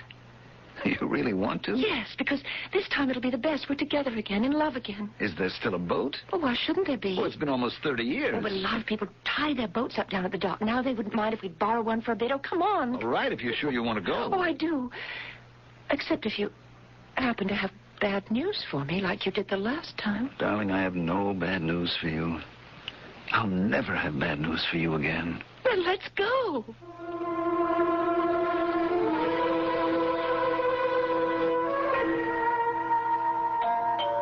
Mrs. Kendall? Mrs. Kendall? Yes? Who are you? Mrs. Kendall, it's me, Tom. Oh, yes, Tom. I just stopped by to see if everything's okay. Oh, yeah, things are just fine. It's just that he's in town. He? George Hastings. Oh, George, of course. And I know he's been out here to see you. Oh, yes, he's been here. Well, that took considerable nerve on his part. Nobody could blame you if you just threw him out of the house. Oh, no, they were getting along so beautifully. Who's they? They? Myra and George. Myra? Well, certainly, Myra. But Myra... Well, what about Myra? Nothing. You were going to say something about Myra? No, I wasn't. Don't say that to me, Tommy Calder. I was your kindergarten teacher. I know you well enough. Now, what were you going to say about Myra? Don't make me say it again. Say what again, Tommy? What I had to say to you 30 years ago. Your hair turned white. You never got over it. What were you going to say about Myra? She's dead. Oh, she's dead, is she? Yes, Mrs. Kendall. She's dead. You may be a sheriff and wear a shiny silver badge and sport a gleaming nickel-plated revolver, but you don't know everything. I'm sorry, Mrs. Kendall. She died 30 years ago. Is that a fact? She went with George, and she fell out of the boat and drowned. It was quite a story. All these years, you just couldn't accept it. I'm sorry you forced me to say it again because I'll never be able to prove it, but I know George killed her. He threw her out of the boat. Oh, poor Tommy. You say Myra's dead. She's dead for you because you could never have her. And you have to tell yourself that the man who took her away is the man who had to kill her. It's the truth. Yes, for you it's the truth. But if you want the real truth, Tommy, if you can face it, go up to the lake. The lake? I heard them say they were going there. Up to the lake. Go there and face the truth.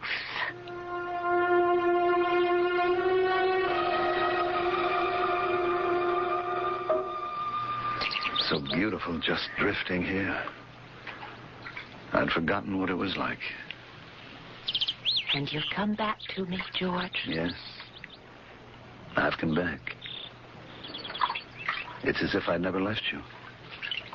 You're the same. You're exactly the same. Have you really come back to me? I'm here. What is it you want to tell me? I want to tell you I love you. What else? What else? Yes, the last time we were in a boat on this lake, you told me you were leaving me. I know. But that was long ago. I never believed you'd stay with me. I was too happy. No human being has the right to so much happiness. I knew you'd leave me. That's why I wrote the poem. I didn't write it that last morning. I wrote it the first night. Even then, at the beginning, I knew that it would end. Myra, I didn't mean to. What chance did I have? I was a town girl given a scholarship, tolerated at a wealthy college. I had no chance against her. All that money. And that's what you wanted. That's what I thought I wanted. Oh, you still want it? I've come back here. Have you? Oh, Myra.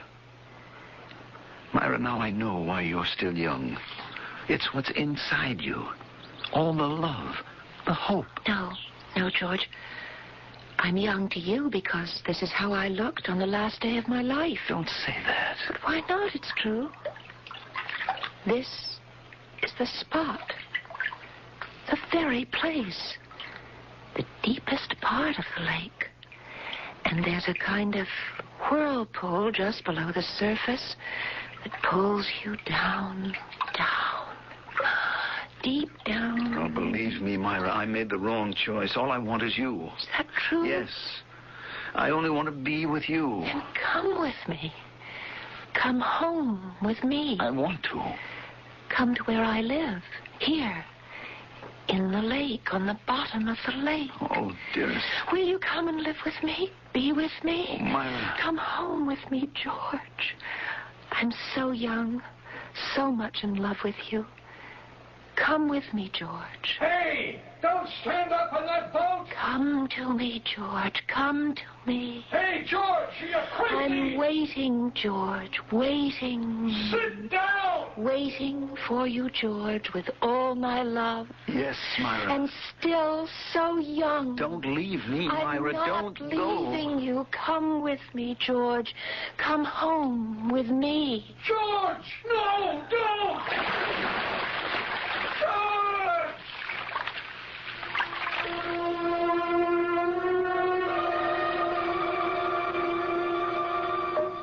And so he found Myra, finally, and just where he had left her. Because we are romantics at heart, we will let the story end here, at the last reunion of two lovers. For as the poet said, in the end, those who love will be together. Love is the only immortality. I shall return shortly.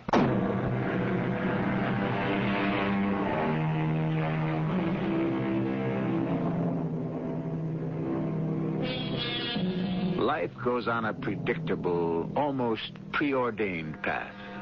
Routine is the common lot of mankind. Every day, the same thing. And then, suddenly, someone says a single word, and the world is turned upside down. And in this case, the word is a name. And the name was MYRA. Our cast included Mandel Kramer, Marion Seldes, Carol Teitel, and Court Benson. The entire production was under the direction of Hyman Brown. For another adventure in the macabre. Pleasant dreams. The entire production was under the direction of Hyman Brown. This is E.G. Marshall inviting you to return to our Mystery Theater. From our New York studios, Mutual presents Bill Cunningham, whose writings are syndicated from coast to coast. In just a moment, Bill Cunningham brings his column to Mutual listeners. But first, an important reminder. Remember that old proverb, it's later than you think? Now's the time to plan for, to build for a secure tomorrow. Yes, take the time now to make your future secure, the savings bond way. The easiest, safest way to save for the future is to buy United States Savings Bond through the Part Payment Payroll Savings Plan where you work. Join the Payroll Savings Plan. It's the automatic, systematic way to save for the future. If you're self-employed, join the Bond-a-Month plan at your bank. Remember, United States Savings Bonds return $4 for every 3 saved in just 10 years, and they're absolutely guaranteed by the United States government. If they're lost, stolen, or destroyed, your government will replace them without charge. So don't delay. Your country's future won't wait. Buy United States Savings Bonds. And now, Bill Cunningham. This is Bill Cunningham speaking today from New York City, where the 4 foreign ministers have been meeting in an effort again to find the start toward a peace for Austria, where the atomic delegates have been in fruitless session, their 8th fruitless session. The United Nations General Assembly reconvened with a formidable agenda out on Long Island. But it's a New York City which is wild at the moment with baseball fever, as the 2 tightest major league pennant races since 1908 came to this final day of the scheduled season with the issue still in doubt.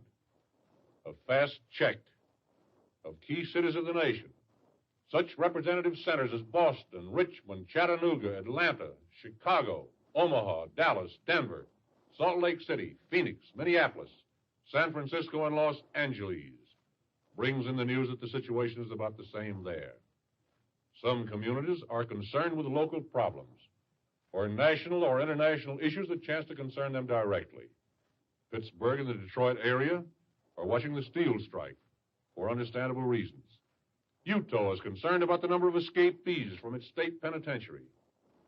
The Upper South, worrying over the recent administration approval of a $14.3 billion rural electrification bill to set up 11 miniature TVAs in Virginia.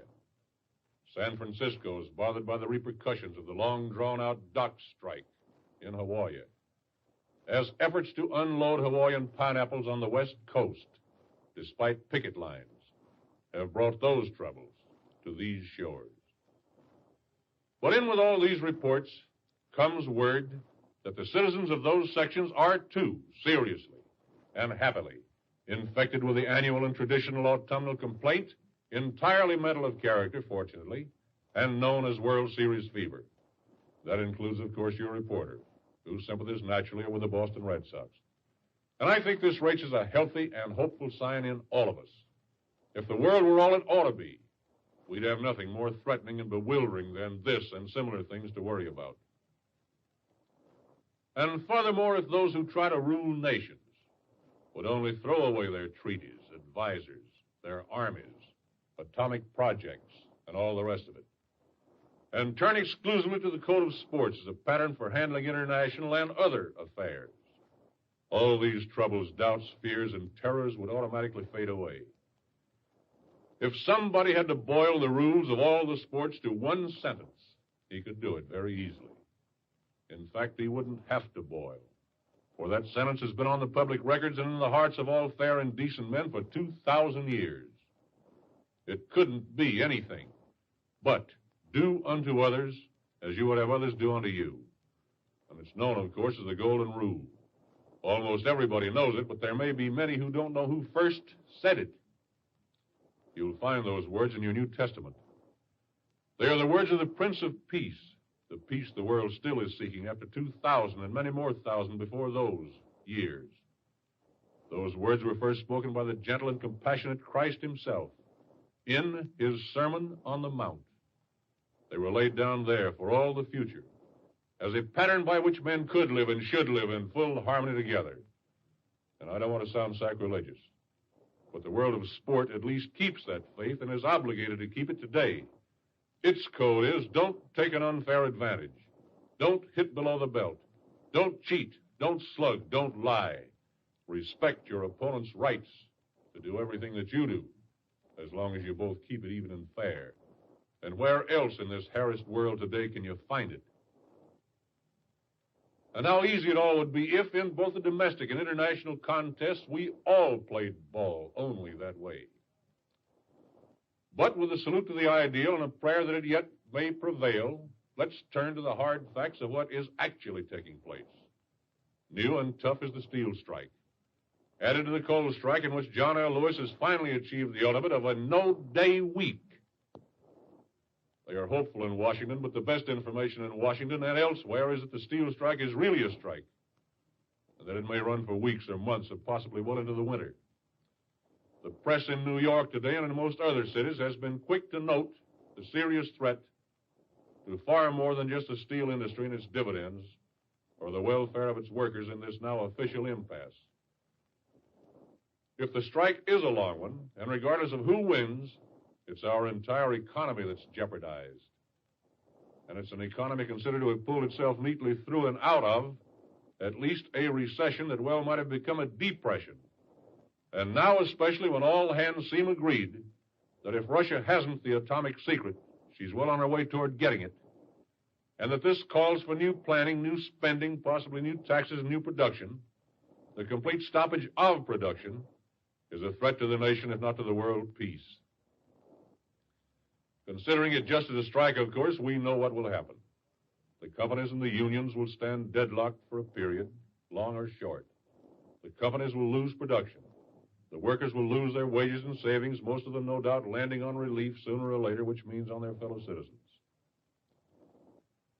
And finally, there'll be a compromise, meaning a new contract of long or short tenure. And any and all costs the companies are handed will be passed on to the public. It really seems that some new sort of process for handling these things will have to be worked out. The present form of the strike is as outmoded as the horse and buggy. Originally, the strike was a fight to the death between the union and the company. One or the other generally died as a result, and it was usually the union.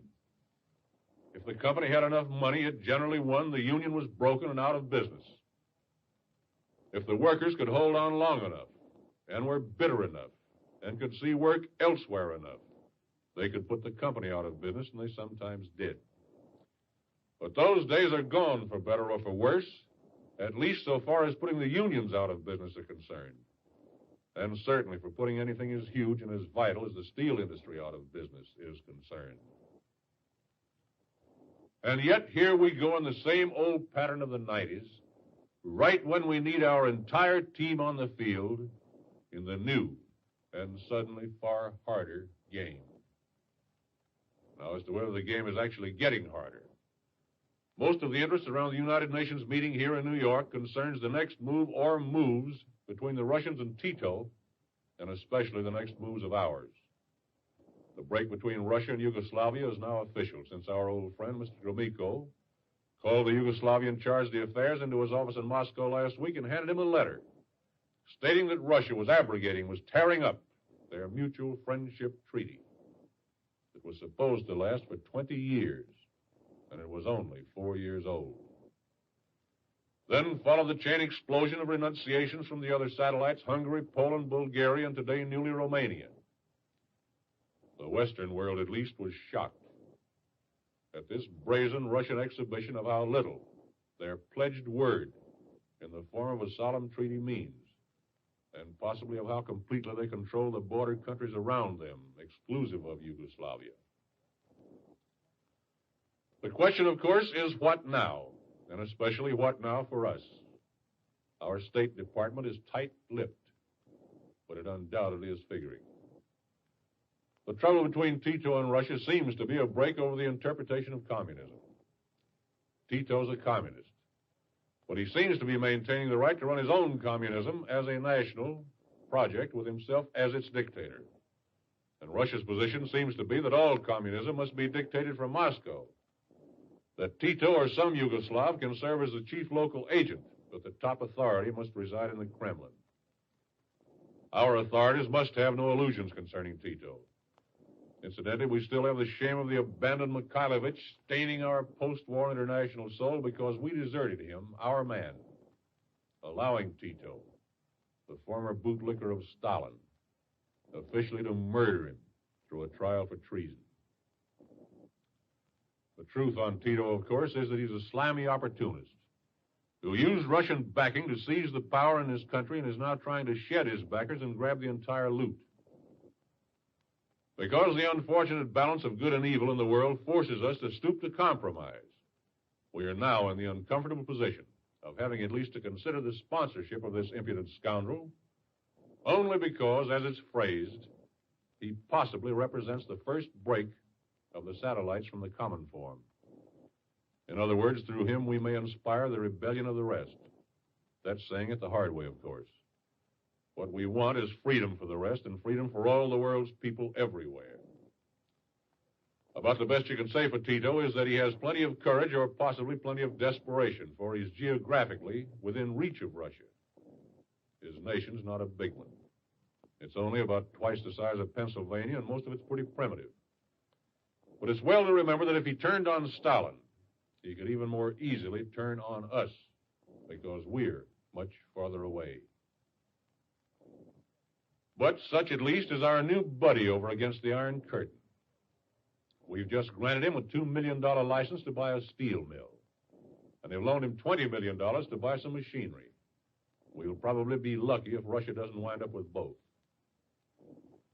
There's been no confirmation out of Russia about the atomic bomb, but there's plenty of wild claim and plain conjecture from almost everybody else. That was forecast here a week ago, and it promptly proceeded to come to pass.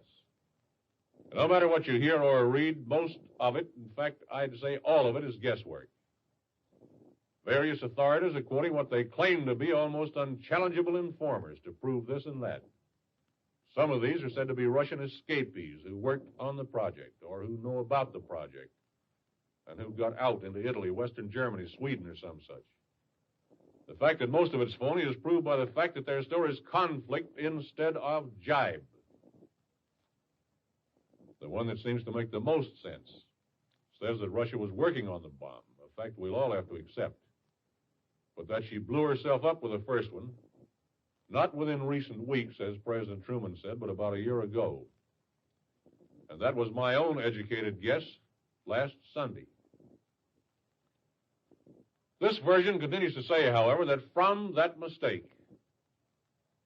the mistake of overcharging the thing because they didn't know how much to put in it, the surviving Russian scientists learned much, and that they learned probably enough. But I said last week here that I hoped Russia does have this, at least the secret of the bomb and possibly the bomb itself.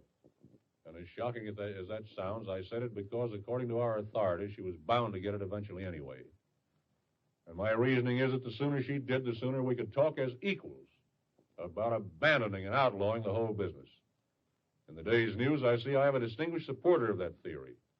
None less than Prime Minister Nehru of India, speaking from New Delhi, as he left yesterday for the United States. Not to try to bracket myself with this distinguished successor to Mahatma Gandhi at all, he nonetheless said the news didn't shock him because the news was inevitable, and that he, too, now hopes for peace. A peace achieved not through love but fear, but a peace, nonetheless, through which possibly love or at least understanding may be found. This is Bill Cunningham of the Boston Herald speaking from New York City and saying thank you very much. Have you ever received a summons to serve on a jury? Why, quite possibly then you may have wondered how your name was chosen. Well, in some states, the names of prospective jurors are taken from the local assessment rolls, and in others from the voting registration ballots. Jurors are chosen by lot according to the sequence of names on the lists. The whole procedure is marked with the strictest honesty and impartiality. Both plaintiff and defendant are assured of a jury of open-minded, unbiased citizens who are concerned only with the true facts in each case. This is democracy in action. Trial by jury is a right guaranteed by the Constitution to every American. And while you probably will never face a court as defendant, that right to trial by jury still protects you. It protects all Americans against injustice and intolerance. So when you're called to serve on a jury, answer that call gladly, willingly, and with a full sense of responsibility. You'll be helping to carry out the just administration of our laws. You'll be safeguarding freedom, and freedom is everybody's job. Bill Cunningham spoke to you today from New York City. This is the World Series Network, the Mutual Broadcasting System. Insert statement by President Plaza of Ecuador on the earthquake. This will delay smoke rings 4.5 minutes. That's President Plaza of Ecuador tonight at 8:30 p.m. New York time. That's all for now.